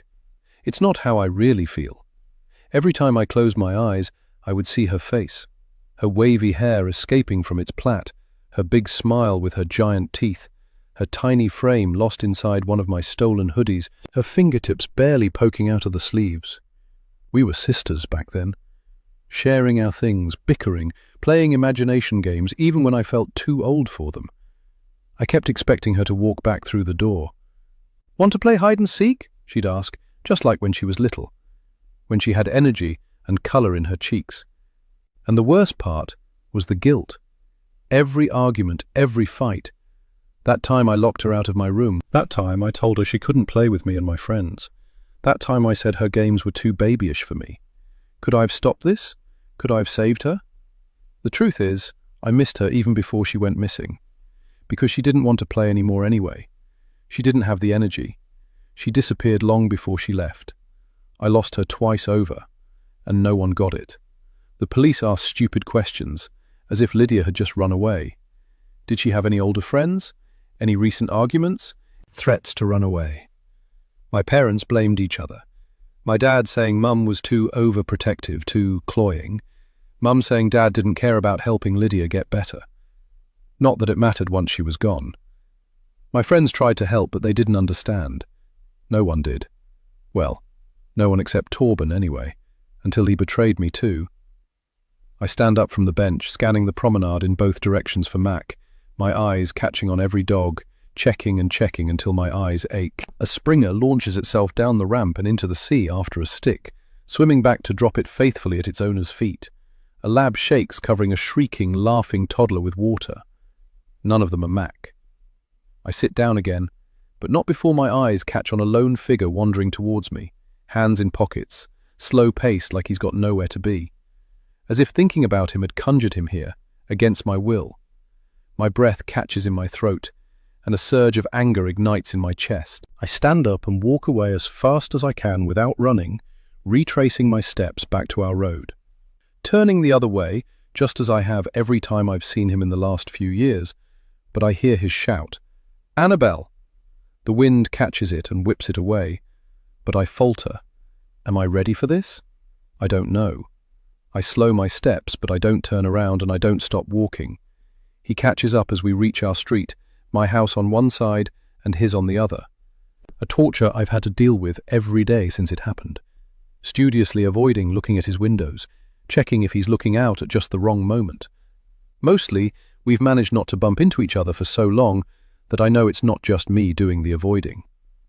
I pause at the foot of our street and glance up at our house. Nothing moves. The front door is still firmly closed, the upstairs windows shrouded by curtains. It's a nice house, comfortable for a family of 4, with its double-glazed windows to keep out the brisk Scottish winds. From the top floor you can see the sea. Across the street, Torben's house is a mirror image of ours. We used to play out on the street when we were kids, me, Lydia, and Torben. Torben's a year younger than me, so he could adapt to some of my games or operate at Lydia's level too. He was the perfect playmate for both me and Lydia, until he wasn't. His footsteps get louder as he approaches, and I realize at the last minute that I'm still wearing my pajamas, and I haven't done my hair. Already frustrated, I smooth it down as best I can and give up as his footsteps slow and stop a few feet away. I am who I am. I turn to face him, deliberately not smiling. "Hey," he says, and a smile creeps over his face. To my annoyance, he's still cute, with tousled brown hair and a shadow of stubble across his jaw and a smattering of freckles across his nose where he's caught the spring sun. He's often out in the garden, helping his parents mow the lawn or pull up weeds that poke through the gravel of their driveway. I always look away, but now that he's walking towards me I can't, and my skin itches with the desire to turn away again, leaving him standing there alone like a mug. That would be fair, after all. "What do you want, Torben?" My voice is cold, and I see him flinch. He steps forward as if to hug me, but changes his mind when I don't reciprocate. "Nice pajamas." I look over my shoulder, down the street at the sea. "Stop," I mutter, looking away. He smirks. "You're out early," he says, a question in his tone. He's got a nice voice. It's deep and gravelly. I wonder, and not for the first time, what might have happened between us if Lydia had never gone missing. But it's done. Torben showed his true colours. He's not the good guy he pretends to be. Fair-weather friends are not true friends. Not long after Lydia disappeared, I blocked his number. I'd crossed the street to avoid him, and he didn't come knocking any more. Why would he want to hang out with the sad girl, with the missing sister, and the deadbeat shitbag dad anyway? I wasn't good company back then. But turning his back instead of helping find Lydia, someone who'd been his friend? That bit I couldn't forgive. Still can't. And now he's walking next to me like nothing happened, smirking at my snark like no time has passed. I turn away from him, and he falls into step beside me. If this had happened 2 weeks ago, I'd have told him to get lost, or turned on my heel and walked the other way. That's what I've been doing for the last 6 years. But to my surprise, I don't want him to get lost. I'm okay with him next to me, despite everything. Am I a fool? To be pleased to feel his presence alongside me again, to feel that familiar tug towards him like we're linked with an invisible string. Can I trust him? I still don't know. But what I do know is that Lydia's return has changed everything I thought I knew. And despite the return of my so-called sister, I've never felt so alone. We walk together in silence up the gentle slope of our street and come to a stop outside his house. He doesn't invite me in, and I'm glad of it. I wouldn't go into his house alone. But I do remember why I'm out walking in my pajamas, and another set of eyes looking for Mac is useful. Still standing on his doorstep, I tell him about Mac, and a frown crosses his brow. I'm so sorry to hear that. I didn't see him this morning, but I'll keep an eye out. I'll check our shed too. I hope he turns up. He's probably run away from Lydia. He cocks a head, his brow furrowing in confusion. You know she's back, I say, framing it as a question, but it's not. I've seen him glancing towards our house as he walks by. I know he pays attention to our comings and goings, even now. I've never been sure whether it's out of care or something more sinister. He turns to me, his eyes wide.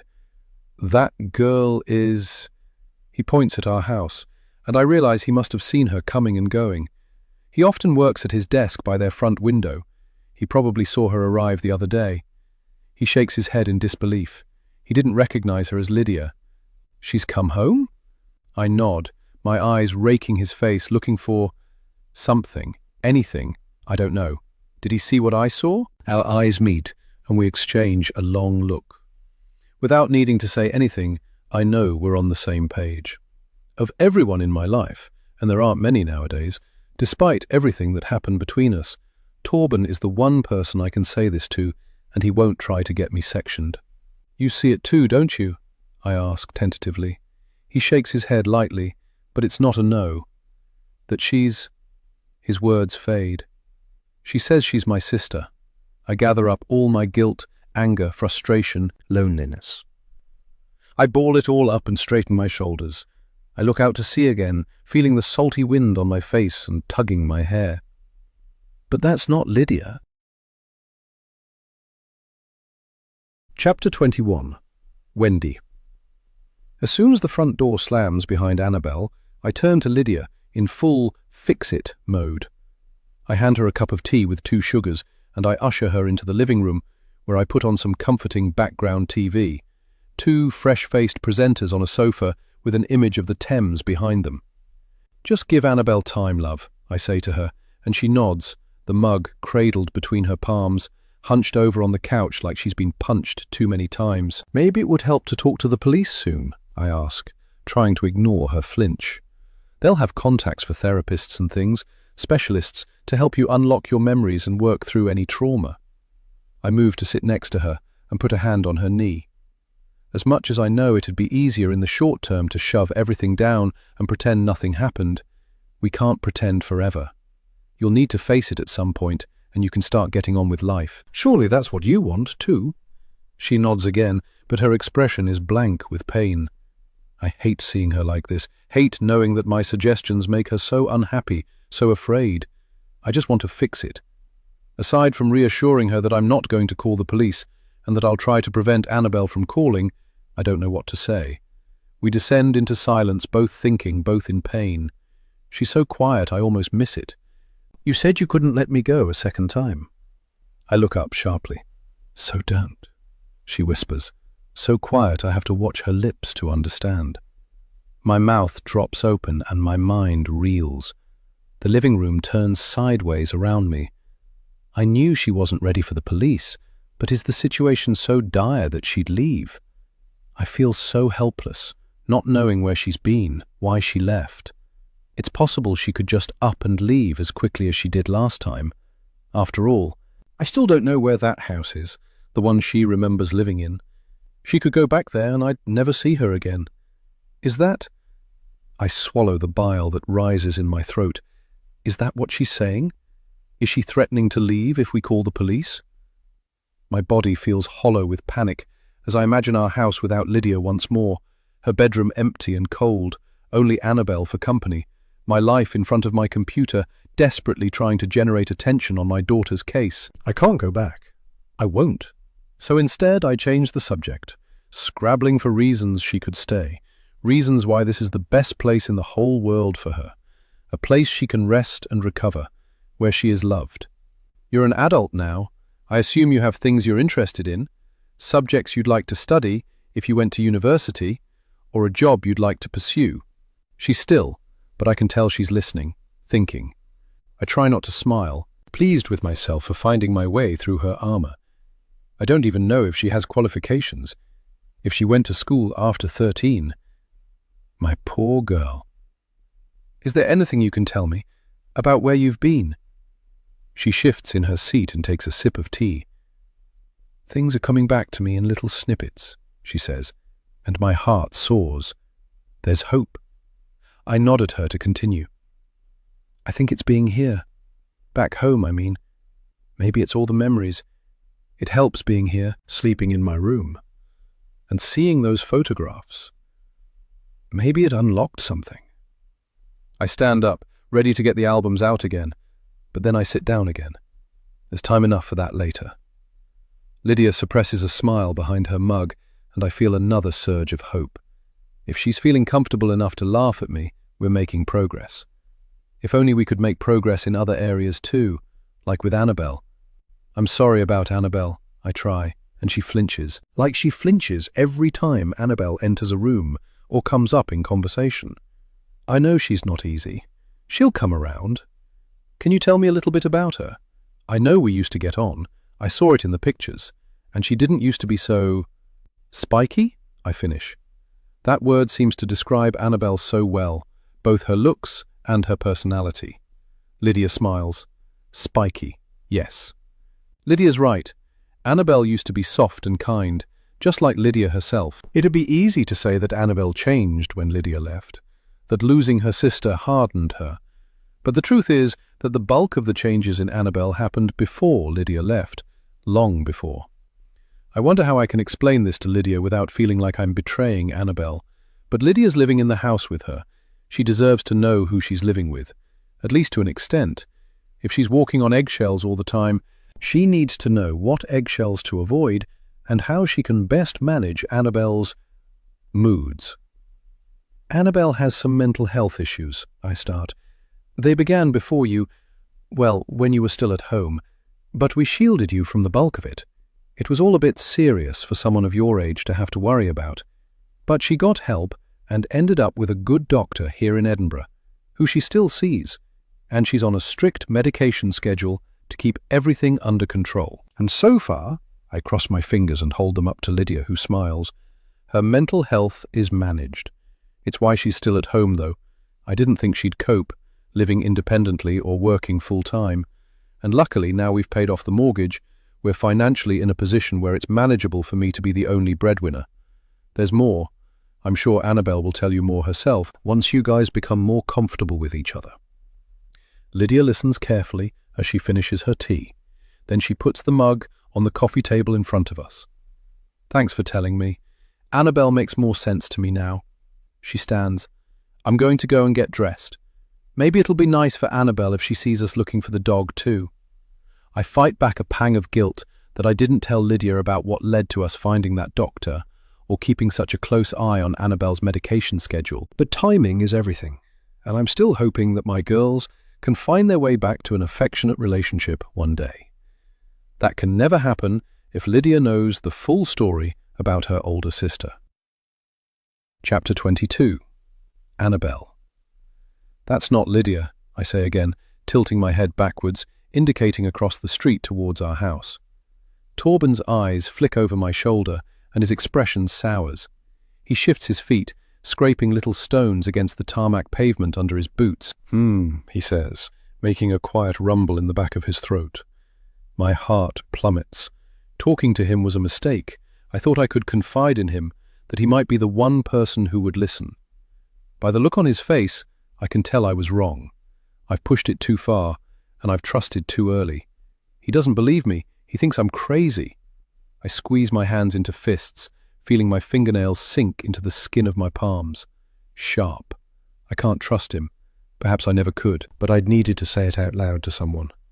And he's been the first person I've seen since fake Lydia came back. I'm so alone. No one will listen. There's no way Mum would hear me out if I said anything about my suspicions about Lydia. In fact, if I breathed a word about this, she'd have me sectioned and throw away the key before I could even catch my breath. It's not even that she wouldn't believe me, per se, or even that she needs Lydia to be back. It's that she doesn't trust a word I say. I can see it in her eyes when we're speaking to each other. I have for years. This whole keep nodding and eventually Annabelle will stop spouting rubbish thing. She's learned to automatically dismiss me at every opportunity. I am not mentally competent in her eyes, no matter what I say, no matter how long I attend therapy and take my meds on time. She doesn't want me to feel things. And even if there's something wrong with me, I haven't hurt anyone. Should someone be punished forever because of one mistake, years ago? I'm perfectly mentally competent, and it's her with the problems. So yeah, I'm not talking to her.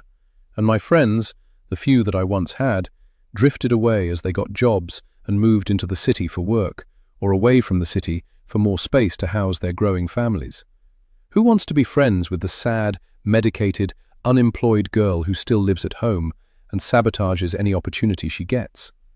I searched Torben's face, looking for a glimmer that he might believe me. I need a confidant.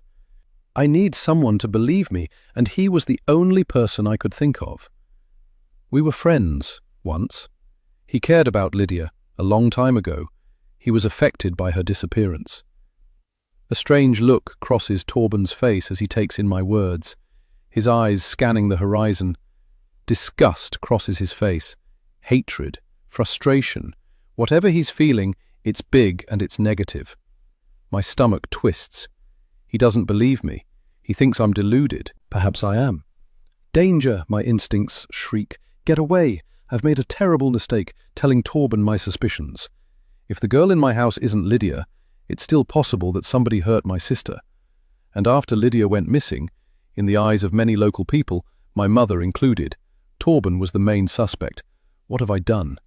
Before I can walk away, Torben grabs my arm and pulls me roughly up the path to his house. What are you? Shush. He tightens his grip, and I struggle, my feet disrupting the gravel. But he's stronger. He pulls me into his house and closes the door behind us, plunging us into darkness. Chapter 23. Annabelle. It happens so quickly that I don't have time to register what's happening. What have I done? I think again. I didn't want this. I wasn't ready to enter his home. I don't trust him. I don't know him anymore. And yet it happened before I had even a moment to protest. And now I'm shut inside. Is this what happened to Lydia? The hallway is dark, his face in shadow, his breath coming in quick, short pants. His house smells like the remnants of a cooked breakfast and freshly brewed coffee. It's uncomfortably warm. Sweat prickles my forehead. Panic rises in my throat. What? Torben peers through the frosted glass in the front door, and I stand there, baffled, trying to work out how to get out. The back door? Push past Torben? He turns to look at me, an intense look in his eye. I draw in a breath. This was a mistake. I've chosen wrong. It's in his interests for Lydia to be back. Weren't there some people who believed he was involved in her disappearance? He'll be delighted that she's back, that he can be exonerated from the rumors that still echo along the Portobello streets, even 6 years later. Of course he wants to believe she's Lydia. The imposter narrative does not suit his goals. He won't want me to say that. He'd want me to stop talking. And if I wouldn't, maybe he'll make me stop talking. But what is he doing?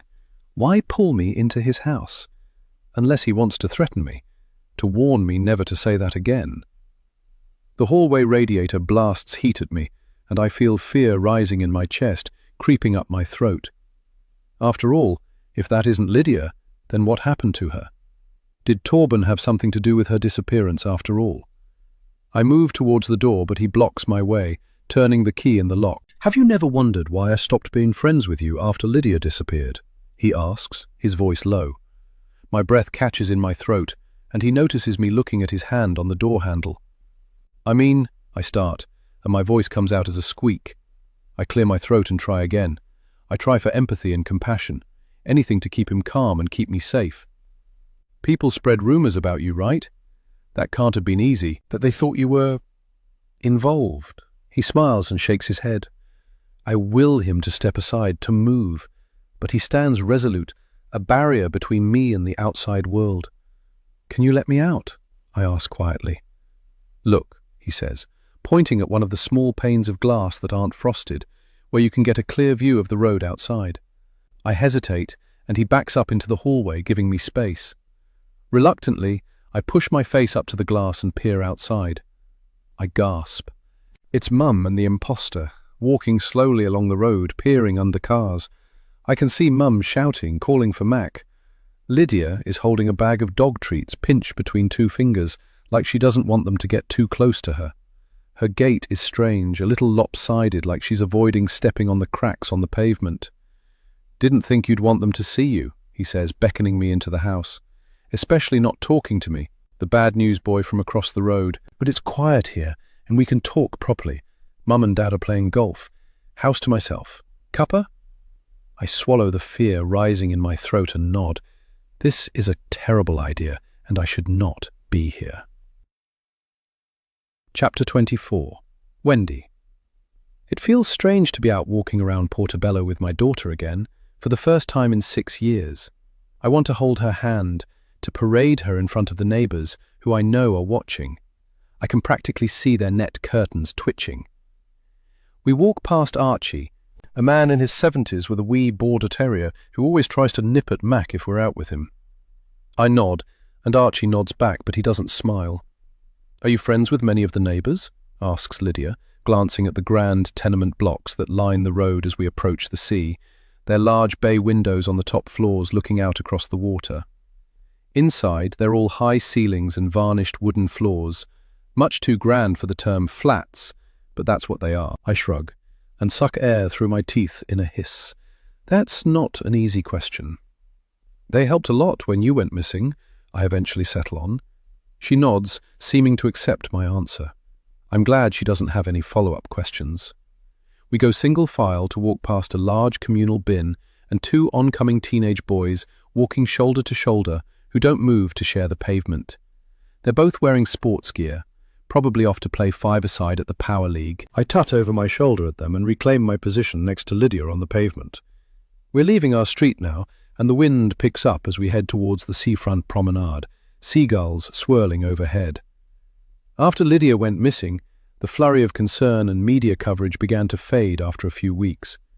People stopped dropping round with food, and the concerned looks turned to side eyes and crossing the street to avoid me if I passed people on my way to and from the police station or to various interviews. The neighbours were the worst.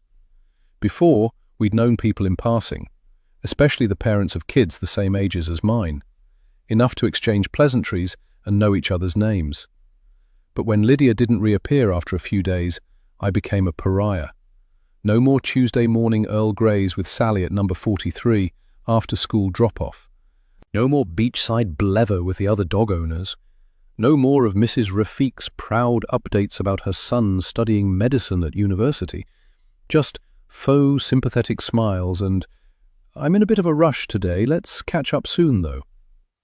I've thought about it a lot in the years since.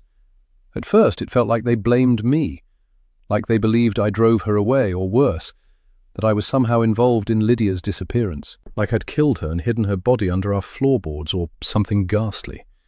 But given some distance, I think it's a form of victim blaming. People blame victims because they need unpleasant events to feel like they're driven by logical reason, right?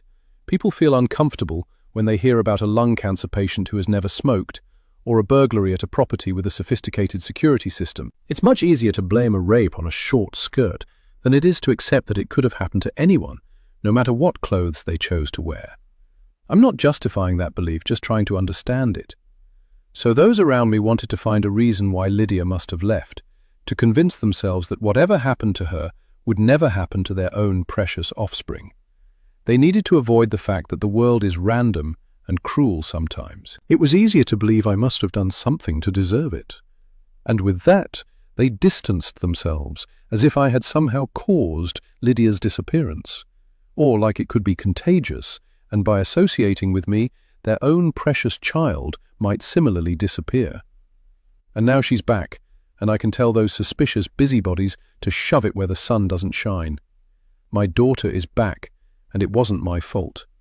My suffering was real, and their heartlessness was cruel. I want answers as to where Lydia has been, not just to solve the mystery, but also to exonerate myself. People always say that difficult conversations are easier when you're not facing each other, sitting next to each other in a car or out for a walk. It's time. We turn down the promenade and walk alongside the sea, watching the waves sweeping up the beach. The wind catches my hair, and I raise a hand to brush it out of my face. "Lids," I start, feeling how nice it is to use her childhood nickname again. So many years of using her full name, of saying it over and over so it remained in people's consciousness. Lydia Holly Timpson. Lydia Holly Timpson. Never Lyd, or Lids, or Lulu, or any of the other silly names we gave her throughout her childhood. The TV and newspapers didn't need to know that part, the homey part. "What happened when you left?" She's quiet for a minute, and I wonder if she heard me over the waves. "Lyd?" "I told you, I can't remember a lot." For the first time since arriving home, she sounds irritated. I'm pleased in a way. If she's allowing herself to get annoyed and to show it, she's starting to feel at home. It's normal to be annoyed with your mum, especially if she keeps asking you the same question again and again. Well, I think with a shrug, I wouldn't have to ask the same questions again and again if she would just give me some answers. I want to know under what circumstances she left and who exactly this family were who took her in. Were they the kidnappers? Or just helpful people taking care of a traumatized child? And it'll be good to get her talking a bit, help her uncover some memories before we tell the police, which has to happen soon. It's been too long already. "Okay, let's try another way," I say, after a couple of minutes of silence. "I'm going to tell you what happened the day you went missing, from my side. And you can tell me if it triggers any memories." She shoves her hands in her pockets and sits down on a bench. I take a seat next to her and take a deep breath. The day Lydia went missing was a normal June day, approaching the end of the summer term, and the weather had been beautiful for the last few days, so all the kids were resentful about sitting in their classrooms, staring out at the blue sky through the grubby windows. Lydia had even, uncharacteristically, asked to take the day off school that day, saying she thought she might have a migraine coming. But I knew she just wanted to lie in the garden and read a book, and she'd missed too much school recently anyway, so I sent her off like normal, waving from the door as she rounded the corner. A decision I'd regret forever. That was the last time I saw her. I told the police everything I could remember. She was wearing her summer uniform, a knee-length black skirt and a white polo shirt, white ankle socks and black shoes. Her navy blue school jumper was tied around her waist. Her strawberry blonde hair was in a long plait down her back. She was carrying a purple space-themed backpack, heavy with school books. It was only a 10-minute walk to school, and she'd been walking it by herself for years now. She'd often stop off to collect her friend Amina, who lived in one of the big detached houses on the next road over. But she didn't turn up at Amina's house. School should have called when Lydia didn't arrive at her registration that morning, but the problem was that she'd been off sick so regularly that year that they assumed I'd forgotten to call in. I continued with my day like normal, working from home. At the time, I was a pharmaceutical rep. I didn't have any appointments that day, so I was doing admin most of the day, making appointments, returning emails, planning routes for future days, filling in forms, completing expenses claims. If Lydia had come home at any point, I was there. Lydia usually got home from school around 3:30 p.m, and that day the time came and went. I was still working, and I remember looking at the clock at 4 p.m. when Annabelle got home and thinking it was strange that she was back first. I heard Annabelle turn on the TV, and that's when I got the feeling, that something wasn't right. Usually Lydia raced home from school so she could claim the TV first. There was always an argument, but not that day.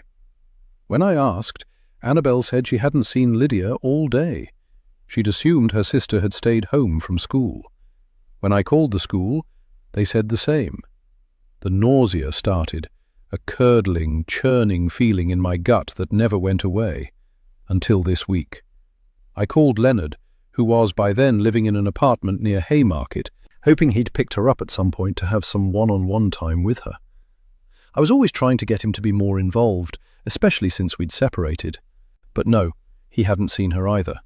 Neither had any of her friends' parents. I even went round to Torben's and banged on the door, but he was surly and unforthcoming as usual. I tried to get information out of him, but eventually his mum barged between us and sent me away with a fly in my ear, as if I was the one in the wrong. Awful woman. Leonard came over, his face ashen and his eyes haunted. Even Annabelle was worried, curled up on the sofa with her legs tucked up into her hoodie, biting her nails and staring at the TV but not taking anything in. Spacey as usual, but that was her meds. I could tell she was worried. I called the police at 6 p.m, more than 2 hours after Lydia was usually home.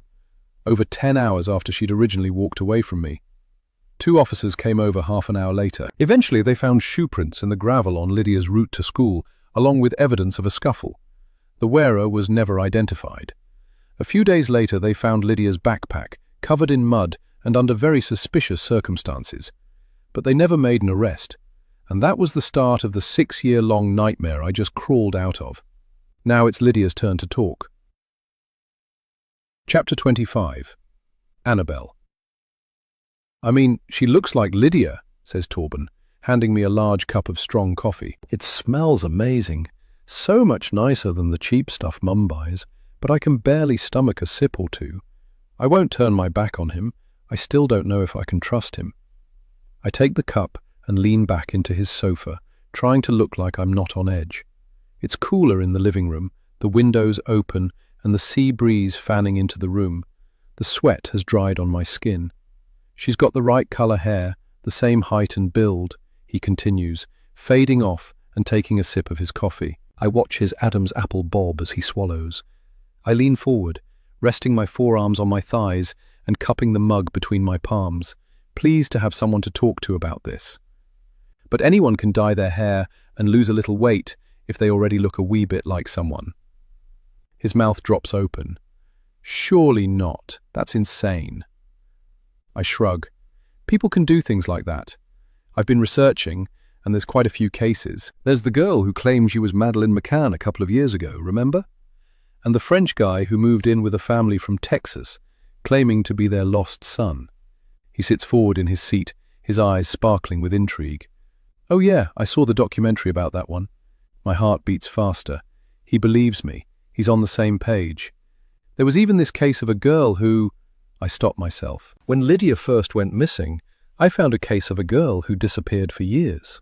And when she was eventually found and identified, she begged police not to take her back to her birth family. When they looked into it further, it turned out her parents were abusive and she'd left voluntarily. I can't say it out loud. I can't bear the idea that someone was hurting Lydia, or that she'd leave me behind through choice and never contact me again. There has to be a reason why she's never been in touch. How would this girl even know about Lydia? About your family? That's a serious commitment, pretending to be someone else. Like, does she know where you keep the teaspoons? Is she behaving like a guest, or like she lives there? I lean back, looking up at the ceiling, thinking over the last few days. Her accent is different. Her walk has changed. She hesitates when she walks into a room, as if waiting to be invited in, whereas my sister would bound in and launch herself at the sofa like she was trying to break it. She doesn't know me. She doesn't recognize old jokes we used to make. She doesn't automatically flick the TV onto Friends the second she gets the remote. And she is terrified of Mac, who hates her right back. I wanted her to be Lydia. I wanted my sister back so badly. But something was off right from the moment she walked through the door. She smells different. Mac hates her, and she claims to have no memory of why she left or where she's been. Is that even possible? Does amnesia work like that? I've no idea, but I can look it up. And she won't let us tell the police she's back. At the mention of the police, A light goes out in Torben's eyes. He sits back in his seat, a baffled frown on his brow. "Why not?" he asks, but his tone is different now. He's less interested, more guarded. I wonder again what happened back then. Was he interrogated by the police? Accused of the crime? Was there evidence that the police found but they didn't have enough to charge? I have so many questions. I shake my head, shoving down the voices plaguing my mind and focusing back in on the moment. Compartmentalize. Says she's not ready, that she wants to remember more first so she has more to tell the police.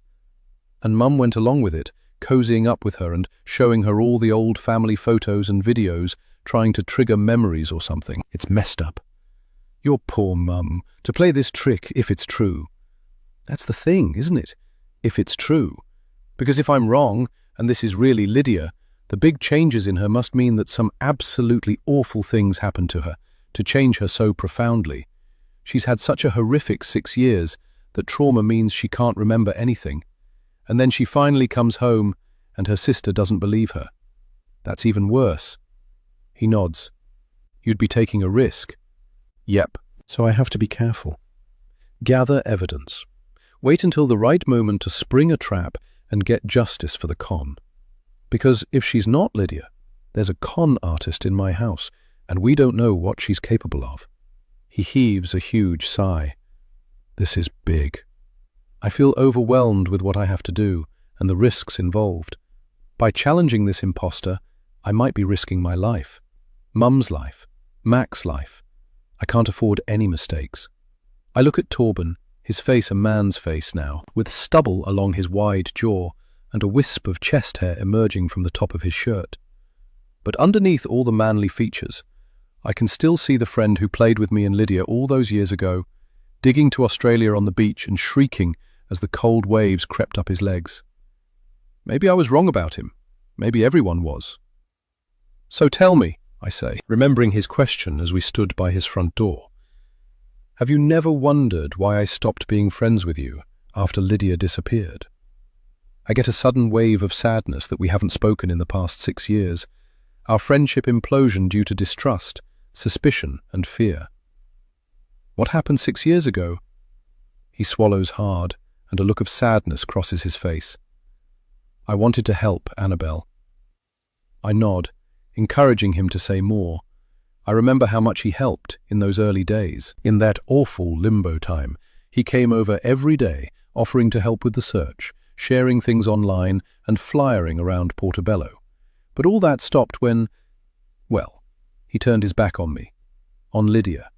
And I did help, he says, his thoughts clearly mirroring my own recollection of that nightmare period after Lydia didn't come home. I could tell how sad you were, how worried, and I wanted to make it all go away. So I started to poke around, to look for her myself. Air escapes from my lungs in a big rush. Of course he wanted to help. And then the rumors started. His chin crinkles as he represses an emotion, and I feel a pang of sympathy for the confused teenage boy he once was. I close my eyes. I hated him for abandoning me. But now I'm older, time has smoothed my wounds. I can see things clearer now. Of course he had to back off. I can't imagine what that must have felt like, to have all the neighbours whispering about you. He was only a teenager, and he'd cared about Lydia like she was his own little sister. Suddenly she was gone, and poor Torben tried to find her. Torben, I say in a small voice. He says, still thinking about the implications of this. Will you help me, please? We could investigate, gather proof that she's not who she says she is. If there's 2 of us, we might stand a... My voice trails off. He's shaking his head. A violent, decided no. He stands up, coffee slopping over the side of his mug. I'm sorry, Annabelle. He puts his coffee cup on the table and takes my half-drunk cup from my hands. I look at it with regret. I was enjoying that. I wish I could help, but I can't. Please don't ask again. His voice is cold and detached, all friendliness gone from his face. I don't understand. I stand up too, knowing our chat is over. This friendship too is still over. As much as we were once close, that time is done. For good reason. He leads me to the door. Why not? I ask, angry now, and before I can even protest, I'm out on his front doorstep. He looks at me, his eyes cold. He pushes the door closed, and the key turns in the lock. Anger flares in my chest. Just another reason to never trust anyone, to never ask for help. Mum chose Lydia over me. Lydia disappeared. Dad chose himself and his new family. My friends slipped away, and now Torben has rejected me. Again. Who can I trust? There's no one to help. I must do this alone. I walk away from Torben's house, a flicker of doubt slithering through my gut. But can I trust myself? Chapter 26. Wendy. I look at my daughter's face as she stares out to sea. Her cheeks are pink, her complexion glowing. Her hair is shiny and thick, her breath clear and strong. She's the picture of health, my daughter. I never thought I'd get to see the day that Lydia looked strong and healthy. And it's doubly valuable, as for many years it seemed like I'd never see her again, healthy or otherwise. Do you remember being ill? I ask, and she shrugs. Not really, although little bits are coming back. I nod. It must have been traumatic, all those doctor visits, missed birthday parties and waning friendships. The doctors could never work out what was wrong. Their best guess was a complex allergy, a reaction to a combination of things instead of just one, which is why the allergy tests could never identify a specific allergen you might be reacting to, or something autoimmune was their other theory. She nods slowly, still gazing out at the breakers as they hit the shore. Occasionally, she'll glance towards a dog, checking for Mac, but they always run back to their owners in the end. It's never Mac. The wind picks up and she wraps her skinny arms around herself, and I realize that she's not wearing a jumper. I feel a pang of guilt. I'm supposed to be looking after her, and here she is in the late spring morning without proper clothes on and no body fat to warm her tiny frame. I slip out of my own jumper and hook it around her shoulders. Do you think we could head home? She asks. I don't think we're going to find Mac here. We're nearly home when we stop in our tracks at the sight of Annabelle emerging from that boy's house across the road. She sees us coming up the road and stops, a guilty look on her face. No sign of Mac at Torben's, she says to Lydia, accusation in her tone. Her expression changes, frustration wiped away by a wee flash of triumph. But he's pleased to hear you're back, Lydia. She sneers the last word, as if calling her a slur. I frown and resist the urge to step in. It's not unreasonable that she's told someone Lydia's back, after all. It's a huge piece of news. But it makes my skin itch that Torben is the first to know. That boy. He's bad news, I know it. I still can't trust him, even with Lydia's safe return. After all, we still don't know what circumstances she left in. He could still have been involved. He could still have committed a crime. I didn't realize you were still friends with him, I say, adding a question to my tone. After everything. Annabelle shrugs, her face a mask, but I can tell she's listening. He must be so pleased. I turn to Lydia. You and Torben were pretty close, back in the day. Do you remember him? I hold my breath, wondering if Lids might be about to answer one of the biggest questions I've had all these years. Whether Torben had anything to do with her disappearance. I've long suspected there's something not right about that boy, but Lydia shakes her head. I pinch my lips together in suppressed frustration. I need more than this. Years of waiting and still no answers. I wish I could be happy that she's back, but the itch of needing to know is too great. Really? Because the police thought you might have been with him on that final day. Why? Annabelle asks, her tone sharp. I shrug, not wanting to say anything that could influence Lydia's memories before they return. So, what did Torben say? I ask Annabelle, who has fallen into step beside us as we cross the street back to our house. Is he pleased? She flashes me a dirty look, and I can feel the distaste radiating off her. When did she begin to hate me so much? What did I do, except love her and her sister? Not really, no. I can feel Lydia tense. Annabelle doesn't notice, and she turns to Lydia with a nasty tone in her voice. He wants answers, Lydia, like everyone. I'm sure he does, I say mildly. What does that mean? She asks. She really needs to get hold of her anger sometimes. I turn to Lydia.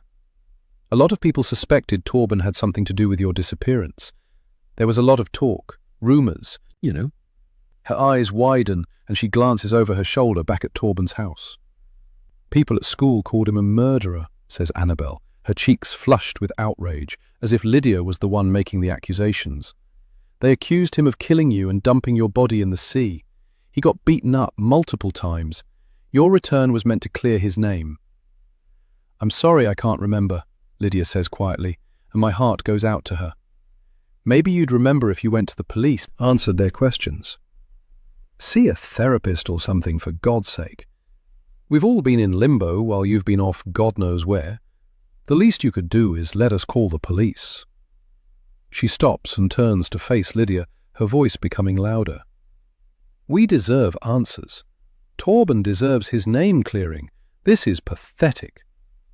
Well, I say quietly, pausing until I can tell by the set of her shoulders that she's listening intently. Sometimes rumours have a basis in truth. Annabel stops walking. What? Just say it. I'm surprised to find I agree with Annabel, but not the way she's delivering the message. We do need to get the police involved. It would help us all. So I tell Annabel what I've been holding back from her all this time.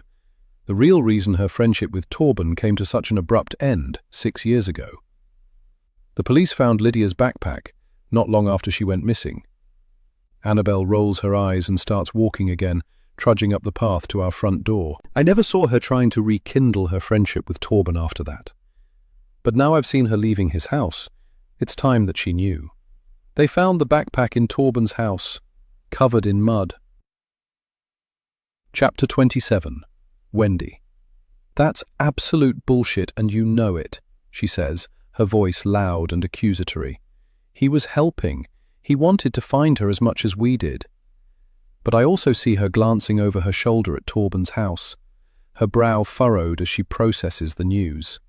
Even with her denial, I know there's a part of her that, like me, can't shake the suspicion now it's planted. And good, frankly. I should have told her earlier, but police interviewed him and crossed him off their list pretty quickly, and at around the same time, their friendship stopped abruptly. She didn't need to know. Go on then, she says, her voice oozing with hostility. Tell me how Torben supposedly got hold of Lydia's backpack after she went missing. She rests a balled fist on her hip with affected nonchalance.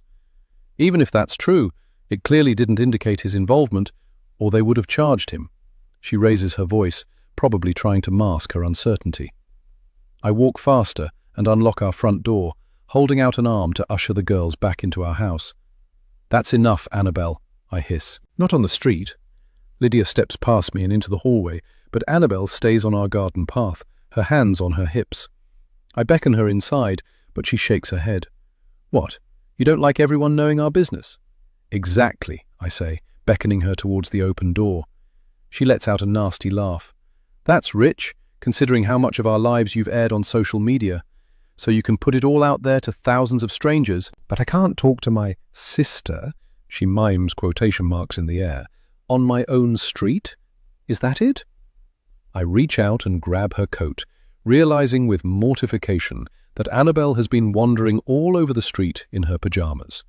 I try to pull her towards me, into the house, but she shakes me off, pulling herself out of her coat, so she really is just standing there in our front garden in her pajamas, her hair in disarray and her eyeliner smudged from sleep. Get in the house. You're making a spectacle of yourself. She looks crazy, like she's just stepped out of a psychiatric ward. Maybe that's where she should be. Oh, Mother, you've been making a spectacle of all of us for years. Me wearing my pajamas is nothing. Something inside me snaps. I'm meant to have everything I wanted. This was meant to be the beginning of a new life, a happy life, the first step on my way to everything I'd ever wanted for me and my children. And Annabel is going to ruin everything. I know it. She's unstable. She can't be trusted. Not for the first time. I wish it was Annabel who disappeared, not precious Lydia. I used to feel guilty when this thought popped into my head uninvited, but not anymore. The stakes are too high. She's going to drive Lydia away, and I cannot let that happen. I want to turn away and slam the door in Annabel's face, but I can't. For a moment I imagine the satisfaction of turning the key in the lock and going inside. the quiet peace of the house without her lurking presence. But instead, I content myself with the only weapon I can wield. I gather my sweetest, gentlest voice, and I say the most cutting things I can think of. "Oh, Annabelle, I know this is hard for you." Her shoulders relax at the sympathetic tone. She thinks I'm on her team. "You've been the center of my world for so many years, and now Lydia is back, and she needs more from me right now. It's hard that you don't have my full attention right now, but you can't take it out on your sister, okay? Your jealousy cannot be Lydia's problem." I watch with satisfaction as Annabelle's body language closes up, her shoulders rise, and her arms fold over her chest. Lydia needs our care and love right now. She needs me to take care of her, to help her feel safe so she can remember what happened to her. And I'm sorry if that means you feel a wee bit neglected, but you're an adult. I think you can cope. Right?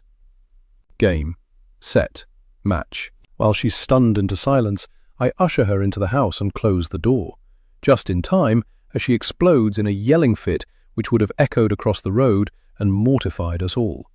"Are you absolutely insane? Why are you acting like any of this is normal?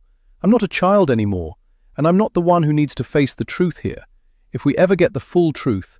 I turn away as she rants and raves, vehemently denying any jealousy, all the while asserting that Lydia doesn't need me, that I can't help her, that I am incapable of helping anyone, which is frankly preposterous considering how much time I spent caring for Lydia when she got sick. I learned so much about healthcare and remedies that I briefly considered retraining to be a nurse, except that Lydia needed me too much for me to take that time away from the house. Annabelle's face is red, and a sweat breaks out on her brow as she rambles, but I can't bring myself to tune in and engage with whatever she's saying. Her words are unintelligible, and I shake my head, showing her that she's not going to upset me. "It's okay to be angry," I say in a simpering voice that just makes her louder and more angry. I wait until she pauses for breath. "Have you taken your meds today?" She growls in frustration and throws her hands up. I flinch at the sudden movement, but I'm not afraid of her. As much as she's gruff and angry, I know she's not violent. She doesn't want to hurt people, not anymore. I stand in the hallway and watch as she stomps up the stairs and slams the door to her room. As soon as the house is quiet, I take a long, deep breath and let it out slowly through my lips. Lydia's return wasn't going to be smooth sailing. These things never are. People are complicated, and so is life. A cough startles me out of contemplation. Lydia standing in the doorway watching me. "You okay?" she asks quietly. Her voice is soft, a relief after Annabelle's harsh tones. I look at her, taking her in, feeling a soaring of love in my chest, like all the love I had to give while she was gone had stored inside me, waiting to be unleashed at her in one big lump on her return. Where does all that love go when it has no one to go to? For me, clearly I stored it up, but perhaps Annabelle is different. Perhaps she stopped loving Lydia to protect herself. Maybe it was easier to resent a missing sister than it was to miss one. I do feel sympathy for Annabelle. Once we've called the police and Lydia's had all the therapy, perhaps the three of us can go to family therapy together and hash everything out. "I'll be okay, thanks, Lydia. It's just a big transition. I think Annabelle is struggling." She nods, giving a pursed-lipped smile. "If there's anything I can do," she says, and I detect that she's just saying it as a thing to say. But she's given me an idea. Actually, there is something you can do for Annabelle. Chapter 28. Annabelle. I pace my room, suppressing a scream of rage. I want to destroy something, to rip my artwork from my wall, to throw things from my window. But I've made that mistake before, making destructive decisions while angry. It backfires immediately, and you're left still angry, but also having to clear up the mess you made. It's so undignified. I slump down on my bed and stare at my ceiling, tears pricking my eyes. So much to unpack. First, Torben. Why did he have Lydia's backpack? And why was it covered in mud? I remember the prickle of uncertainty that I felt when he first pulled me into his house, how unsafe I felt. But then it turned out he was preventing Mum and Lydia from seeing me talking to him. He was trying to help. just like he tried to help find Lydia after she disappeared. He must have found her backpack while he was out looking for her. Nothing more suspicious than that. The police didn't pursue him. There must have been nothing else to connect him. I've always known Mum suspected his involvement and perhaps even sent the police in his direction. She was so frenzied in the aftermath of Lydia's disappearance that she clutched at every straw. Maybe she even stooped as low as to plant evidence on her prime suspect, just to get the police to look at him closer. And of course, she'd have given no thought to the impact on an innocent teenage boy or her eldest daughter, when my only friend would no longer say hi to me in the street, when I had no one to talk to. She doesn't care about me, never has. It was always Lydia, and only Lydia. Your jealousy cannot be Lydia's problem. I shouldn't let her bother me. I know she did it on purpose. She got that look on her face, the twinge of triumph before she said it. As soon as she said it, I was plunged back in time to those lonely years. The start of it all, really, where Lydia and her sicknesses and the pursuit of a diagnosis took center stage in our lives, and my needs became nothing but an obstacle, a burden to be pushed aside. I worried about Lydia too. I had to watch as her hands shook when she raised a spoonful of cereal to her lips, the milk dripping from the spoon back into the bowl because she couldn't keep her hands still. No matter how much she slept, there were always dark rings around her eyes, her skin grey with fatigue. I found Mum's search history on our family computer. Early onset Parkinson's, autoimmune diseases, childhood cancers. The searches made my stomach clench and bile rise in my throat. Was Lydia going to die? Mum would take her to the doctor practically weekly, but they'd never get any answers. They'd run tests, they'd issue medications, testing different theories. At one point, she had a back brace to straighten her spine, and Mum was injecting her with something to suppress her immune response every day. I loved my sister, but as her sicknesses got worse and we had no further answers, I became resentful. It was like I was invisible.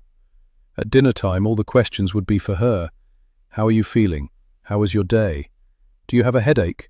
How's your stomach? Do you want me to cut your chicken smaller? And I was just there, eating my dinner, tucking myself into bed at night. No one asked how my day was. I started skipping classes, gave up piano lessons, and I was good. Mum didn't notice. I was the background character in Lydia and Mum's medical drama. It must have been nice, having loads of adults fawning around you all the time. Mum and Dad, teachers at school, doctors, family friends, all asking how she was and if things were improving. A small, ugly part of me would wonder what it was like, being the center of the universe like that. To be so revered. To have our mother at her beck and call all the time. To have anything she wanted brought to her bedside in case it helped. For a while I even wondered if Lydia was faking it for the attention. But Lydia wasn't like that. She didn't want the attention. She hated being sick. I'd hear her crying during the night when she thought no one could hear. She couldn't fake the vomiting, the tremors, the allergic reactions. She missed her friends. She couldn't go to parties or on school trips. She couldn't even eat school lunches like everyone else. She had to bring her own special lunch in a box, put it in the school nurse's fridge, and go get it at lunchtime before she could sit down and eat. But I was a kid, so I wasn't always rational. Sometimes, like when Mum and Dad skipped my piano recital to take Lydia to a last-minute appointment, I'd get angry, and yes, jealous. I'd snipe at Lydia, take her toys, but she was so weak, so kind, that she'd just let me. I like to share with Annabelle, she'd say, in her sweet little voice, which would make me hate her even more, even while I loved her and worried about her. But Mum had no patience for that kind of behavior. I could see the resentment on her face whenever I needed something that would take away from Lydia. Nobody wants to be ill like Lydia, she'd hiss at me over the breakfast table before I went to school. On another day, when Lydia got her breakfast in bed while I got bundled out of the door like an inconvenience, "Your jealousy isn't a good look, Annabelle. It seems like you have some growing up to do." I wanted to spit my cereal back into the bowl and throw it at her head. I wasn't jealous. I was neglected. And now, years later, I'm back in exactly the same place. Pushed aside, in limbo, beholden to Lydia, although now it's not her illness that's dangling over my head. It's her amnesia, her disappearance, the lack of justice. Don't ask questions, Annabelle. You might scare her away, re-traumatize, mess things up for the investigation. Don't call the police, Annabelle. She's not ready. Don't talk. Don't shout. Don't be angry. Don't acknowledge that there are other people who might have wants and needs. There's only Lydia. The whole world revolves around Lydia. And the worst thing is that if I was given even the slightest chance, I'd love Lydia. I'd want to reform a sisterly relationship with her. I'd want us to be friends, if this person was Lydia. But she's not. I vowed I'd call the police if Mac wasn't back by lunchtime, and it's almost that time. I wonder if I have the balls to call them when Lydia has begged me not to. But there's still that tiny part of me asking, what if?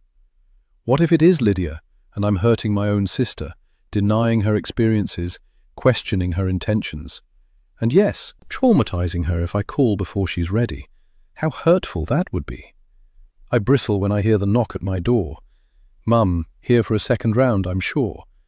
But when I pull myself from my bed with a groan and slide back the deadbolt on my bedroom door, it's not Mum standing in the hallway with a fake, ingratiating smile. It's Lydia. What? I say, but I try not to sound too snipey.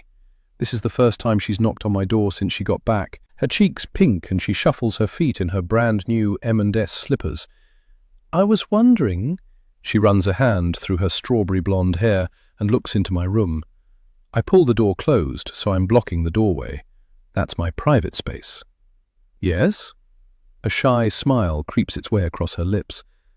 I'm 19 now, she says, with a slight pause before she says her age, as if she had to think about it. And we've never been out for a drink together. What do you think? Pub tonight? My stomach swirls. I'd love to go for a drink with my sister. I want to be friends with my sister.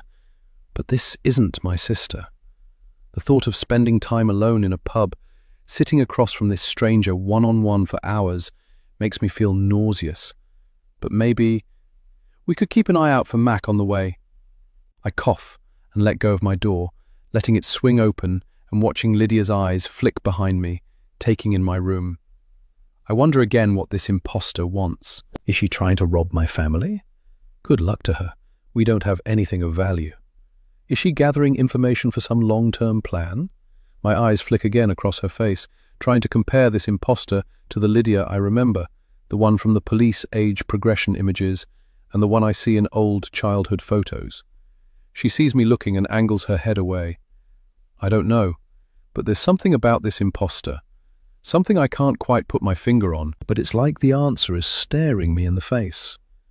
I narrow my eyes, and Lydia cocks her head, a mischievous smile on her face. What? She asks, and I want to shut down that look of triumph in her eyes. I can't let her win. I look at this stranger pretending to be Lydia as she stands waiting for my reply to her drinks invitation, and I realize that this girl, even if she isn't Lydia, knows something. Even though she's pretending not to have any memory of her life before Lydia's disappearance, there's still a level of knowledge about Lydia and her disappearance that an ordinary person couldn't have amassed. Why us? Why Lydia? How did she know where we lived? The police and media always kept our address a secret, even when the media furore was at its height. And I know Mum was always careful about protecting things like that on her social media too. How did she find us? How did she know we were an option for this kind of scam? This woman, whoever she is, might know where Lydia really is. She might hold the key to finding my real sister. Finally, the biggest question that I should have been asking right from the moment that I realized this truly wasn't Lydia. What does she want from us? I stare at Lydia for so long that she starts to look uncomfortable. Finally, I clear my throat. The police can wait another day. That sounds great. Let's go after dinner. Chapter 29. Annabelle. It's a sunny day, so the pub is full of sandy-footed beachgoers, their noses and cheeks reddened by the sun. There's a huge crowd at the bar as Lydia and I push our way through the doorway and look around the high-ceilinged pub. For a moment I imagine what this building must have been like as a house, before it was converted into a pub. It would have been such a grand mansion, with its huge bay windows aimed out to sea, and now it's covered in brewery branding. The only furniture, leather-covered bar stools, and little round tables scattered about, all full of empty beer glasses and screwed-up crisp packets, revellers crowded in. Seeing there are no tables, Lydia and I look at each other. Lydia shrugs. "You go and grab us a perch on the sea wall. I'll get us drinks in plastic cups," I say, raising my voice to be heard over the rumble of tipsy chatter. She shakes her head. "Can I order?" "I'd like to buy my sister a drink for the first time," she says with a smile. I suppress a roll of my eyes and shrug. "Sure, thanks. I'll have a gin and tonic, please." "Good choice," she says with a nod, and she disappears into the crowd. I turn and back out of the pub, heading across the promenade to the sea wall, which is dotted with others who have had the same idea. I claim us a free stretch of concrete wall and settle on it, my back to the promenade and the pub. Where does she get her money, I wonder? Has Mum given her some, or did she bring some with her? And if so, what did she do to earn it? Or, if she's the con artist I believe her to be, who did she steal it from? In front of me on the beach, a terrier runs across the sand, dragging a huge clump of seaweed behind him, his owner calling futilely from the other side of the beach. That dog's not coming back for a while, I think, with a smirk. But immediately the smirk drops from my face, as I remember our Mac still missing. I know Lydia had something to do with it, despite her pretense at looking for him as we walked along the prom to the pub. I only hope she just opened the door to let him run off, as opposed to anything worse. My stomach squeezes with anxiety for our lovely dog. "Here we go," trills Lydia as she approaches across the promenade, dodging kids on scooters and adults on bikes as she crosses. "2 gin and tonics," she says, presenting me with a plastic pint cup. "I got us doubles, save as going back in that queue." I nod and take the cup, which is full to the brim. I thank her and take a sip, flinching when I realise that it's a generous pour. She must have batted her eyelashes at the barman to get maybe even a third shot in these. "Stop," she gasps, grabbing my arm, and I almost choke on the tonic bubbles. "We didn't say cheers," she says, holding out her cup to touch mine. I swallow and lift my cup towards her, my mouth pursed. "What shall we toast to?" she asks, an innocuous smile dancing across her lips and a twinkle in her eye. I feel like I'm being played. Does she know I know? I need to play along, to pretend I believe she's really Lydia. After all, that's how I'm going to get her to lower her guard, to think she can trust me. "To sisters?" I suggest tentatively, feeling like I'm betraying myself, and Mac, and Torben, and Dad, briefly, before I realise he relinquished any claim he had on my loyalty when he abandoned us for a new family. She holds my gaze. "To working out the truth," she says, lifting her cup expectantly. A challenge. Oh, she's clever. A nice double meaning there, and she knows it. She's testing me. I touch my plastic cup to hers, my brain whirring. "It's so nice here," says Lydia, flipping her legs over the sea wall so her feet dangle over the sand, her back to the pub and the people strolling by. "I'm so glad we're getting some of the evening sun." And she's right, I notice. The beer garden is in shadow now, the last rays of the spring sunshine hitting the beach and the sea wall where we're sitting, but sinking fast behind the seafront buildings, which cast their long shadows over the gardens and the promenade, shadows slowly creeping closer as the time ticks by. Halfway down my gin and tonic, and I'm already feeling a little giddy. I haven't eaten enough today, I realise. I forgot lunch and didn't join Mum and Lydia for dinner. One more of these and I'll be useless. My plans to extract information from Lydia totally scrapped. But she's nearly at the end of her own gin, her cheeks flushed. At least we'll both be tipsy together, I think with a smirk. Maybe her tongue will loosen. "So we used to be pretty close," Mum said.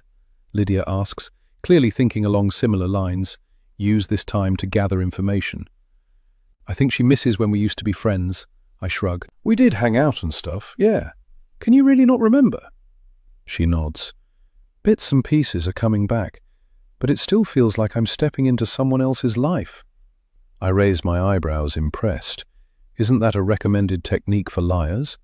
Tell as much of the truth as you can, and she is doing that here, as she's literally a stranger stepping into a stranger's life, my sister's life.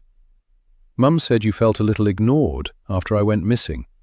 I scoff, shaking my head. Mum has her own version of events. I'd take what she says with a pinch of salt, if I were you. She turns towards me, swinging one leg over the wall so she's straddling the concrete, facing me. She cups her drink in both hands and takes a sip. Intriguing, she says, her tone inviting more. Screw it, I think. I'm going to lean into this for one night only. Let's pretend this is Lydia. My sister is back. I have nothing to lose, not really. I nod. I was ignored long before you went missing. Lydia, you were the golden child, and you were sick. Mum wanted you to get better, so you were the only thing in her universe. She'd parade you around to doctor after doctor, try medication after medication, test after test. But they only seemed to make you sicker. And you were jealous? I laugh, a mirthless chuckle. I would never have wanted the type of attention you got, I say, remembering Lydia's haunted face as Mum bundled her into the car for yet another medical appointment, or the unshed tears in her eyes as she heard Mum on the phone telling one of Lydia's final remaining friends that Lids couldn't play at the arcade as she wasn't feeling well again. But yes, I wished we could go back to how things were before, when we were closer. For a while we were each other's number one, like best friends. She drains her drink. But my illnesses took that away? I shrug. You didn't have the energy to play anymore. You were like a ghost. She gestures to me, indicator I should finish my drink. When I do, she stands and holds out a hand for my empty cup. I don't hand it over. It's my round, she laughs. Tonight's my treat. We're celebrating. I raise my eyebrows, but her grin doesn't falter. It's not every day your little sister returns, and now we can pick up where we left off, before everything, before I got sick. It was hard to be so ill, but it must have been hard for you too. You lost your playmate and Mum's attention all at once, and it sounds like Dad was pretty absent for a lot of it. Without warning, my throat feels thick with emotion. I've never spoken about that time with anyone, really. When Lydia first started to get sick, I pushed back a bit, attention-seeking from both Lydia and Mum, and was accused of being selfish, of being jealous of the attention on Lydia. But that wasn't it, I know now, in retrospect. I was lonely. But before I could crystallize that or articulate it in any way, Lydia disappeared. Suddenly I wasn't the older sister of a sick kid, but a missing one. Any demands for attention I might make went from being slightly selfish to being diabolical. And in the face of missing posters and search parties, no one asked me how I was. No one cared. And now, all these years later, someone does care, or at least she's pretending to. Someone is looking at me directly and asking what that experience was like. And the hurt and rejection come flooding back like it was yesterday. Lydia doesn't notice that I'm not feeling particularly articulate, and she waves the empty plastic glasses at me with a cheerful flourish. I'll be right back with more drinks, she trills. I turn my back to the pub and take deep breaths as I stare out to sea, watching the breakers lapping on the shore and the seagulls whirling around looking for scraps. Behind me, two little girls, almost school-age, sing Aqua's Barbie Girl as they skip along ahead of their parents holding hands. Life in plastic. It's fantastic. I'm calloused and hardened, I know. It was what I needed to do to survive, block myself off from people so no one could reject me or hurt me. If I don't need anyone, I came to believe, no one can let me down. And it's worked. I'm independent, I'm strong. I'm an orphan with 2 living parents and an only child with a sister, or someone who claims to be a sister anyway. As I watch Lydia picking her way through the meandering families strolling along the promenade, another large gin in each hand, my sadness, self-pity more like, morphs into something else. Something that feels safer somehow. Anger. It was hard to be so ill, she'd said, looking me straight in the eye. As if this con artist could appropriate Lydia's experience like that. Lydia was genuinely sick, and she didn't want to be. She'd apologized to me over and over, tears in her eyes, sad that she couldn't come with me to the park, or sit up long enough to practice French plaits on my hair. Yes, it was hard for her to be ill, devastatingly hard. And this stranger, this imposter, has stepped into her identity and pretended that was her experience. My poor sister, sick, then missing, and now her identity stolen. What kind of person does that? I watch as a kid on a balance bike nearly runs over Lydia's foot. The parent pulls him out of the way, and she gives them a blinding smile as she reassures them it's totally fine and continues making her way towards me. She smiles at me as she hands me the cup, but as I reach forward, she pulls it back. "Whoops," she says, handing me the other cup. I'd already had a sip from that one. "Here's yours." This next gin is just as strong, but this time I drink it fast, barely stopping for air until the cup is empty. Lydia side-eyes me, looking unsure for the first time since she asked me to come to the pub with her. She thought she was making progress with her con, I realise now. She thought my presence here was a sign that I believed she was really my sister. The gin and the early evening sunshine have gone to my head, and I find myself swaying slightly as I sit on the wall, staring out to sea. "This is such a cute part of Edinburgh," Lydia's saying, but I tune her out, stewing in my own anger. If I open my mouth to speak, I won't be able to stop the tirade that comes out. Without saying anything, I hop off the wall and shoulder my way through the beer garden to get to the bar, pushing sunburned people out of my way. The bartender sees the 2 empty pint glasses and nods at me. "Same again?" he asks with a smirk and a nod out to the promenade. "You're with the redhead, yeah?" I nod, and he turns his back to me, adding at least 2 shots of gin into the first cup. But something odd happens, and I watch him carefully. He's only put gin in one of the cups. The other one is just tonic. And now her drink swap, "Whoops, I already had a sip from that one," makes sense. And her generosity with the first 2 rounds. She's been getting me drunk. I'm at least 4, maybe even 5, gins further ahead than her. Little bitch. I watch carefully as the bartender finishes our drinks and holds out the card reader for a frankly extortionate amount of money, considering only one of these drinks contains alcohol. I tap my card and collect the drinks, weaving my way through the crowds in the beer garden and then past strolling holidaymakers on the prom. As I emerge, I spot Lydia on the sea wall, talking to someone. A man is leaning over her, a big smile on his face. But Lydia's leaning back, putting space between the 2 of them. An unwanted overture, I deduce, picking up my pace as I approach and making sure to hand the gin-filled drink to Lydia. "Everything all right?" I say to Lydia, throwing a dismissive half-smile at the man as I sit next to her on the wall. He's greasy-looking, with 3-day stubble across his jaw and a yellowing black eye. "Just saying hello," he mumbles, his words slurred. "Ah, a drunk trying his chances. I know what to do with these." I open my mouth to tell him to leave, but Lydia's faster. "Well, thanks for saying hi, but we're having a catch-up." Lydia pulls a smile across her face. "A long overdue one," she says, winking at me and raising her gin to her lips. She winces as she takes the first sip. I suppress a smirk. "Do you know each other?" I look between them, and I swear the man nods once. As he's about to answer, Lydia doubles over, coughing. The man raises both hands as if accused. "Don't mind me, I can tell when I'm not wanted." He turns back to the pub. "Nice to see you again, pal," he says to Lydia, and stumbles his way back, nearly colliding with a cyclist on his way. "Thought he'd never leave," says Lydia as he's out of earshot. "Is there anything better than a strong gin and tonic in the sunshine?" she asks. "Nice to see you again.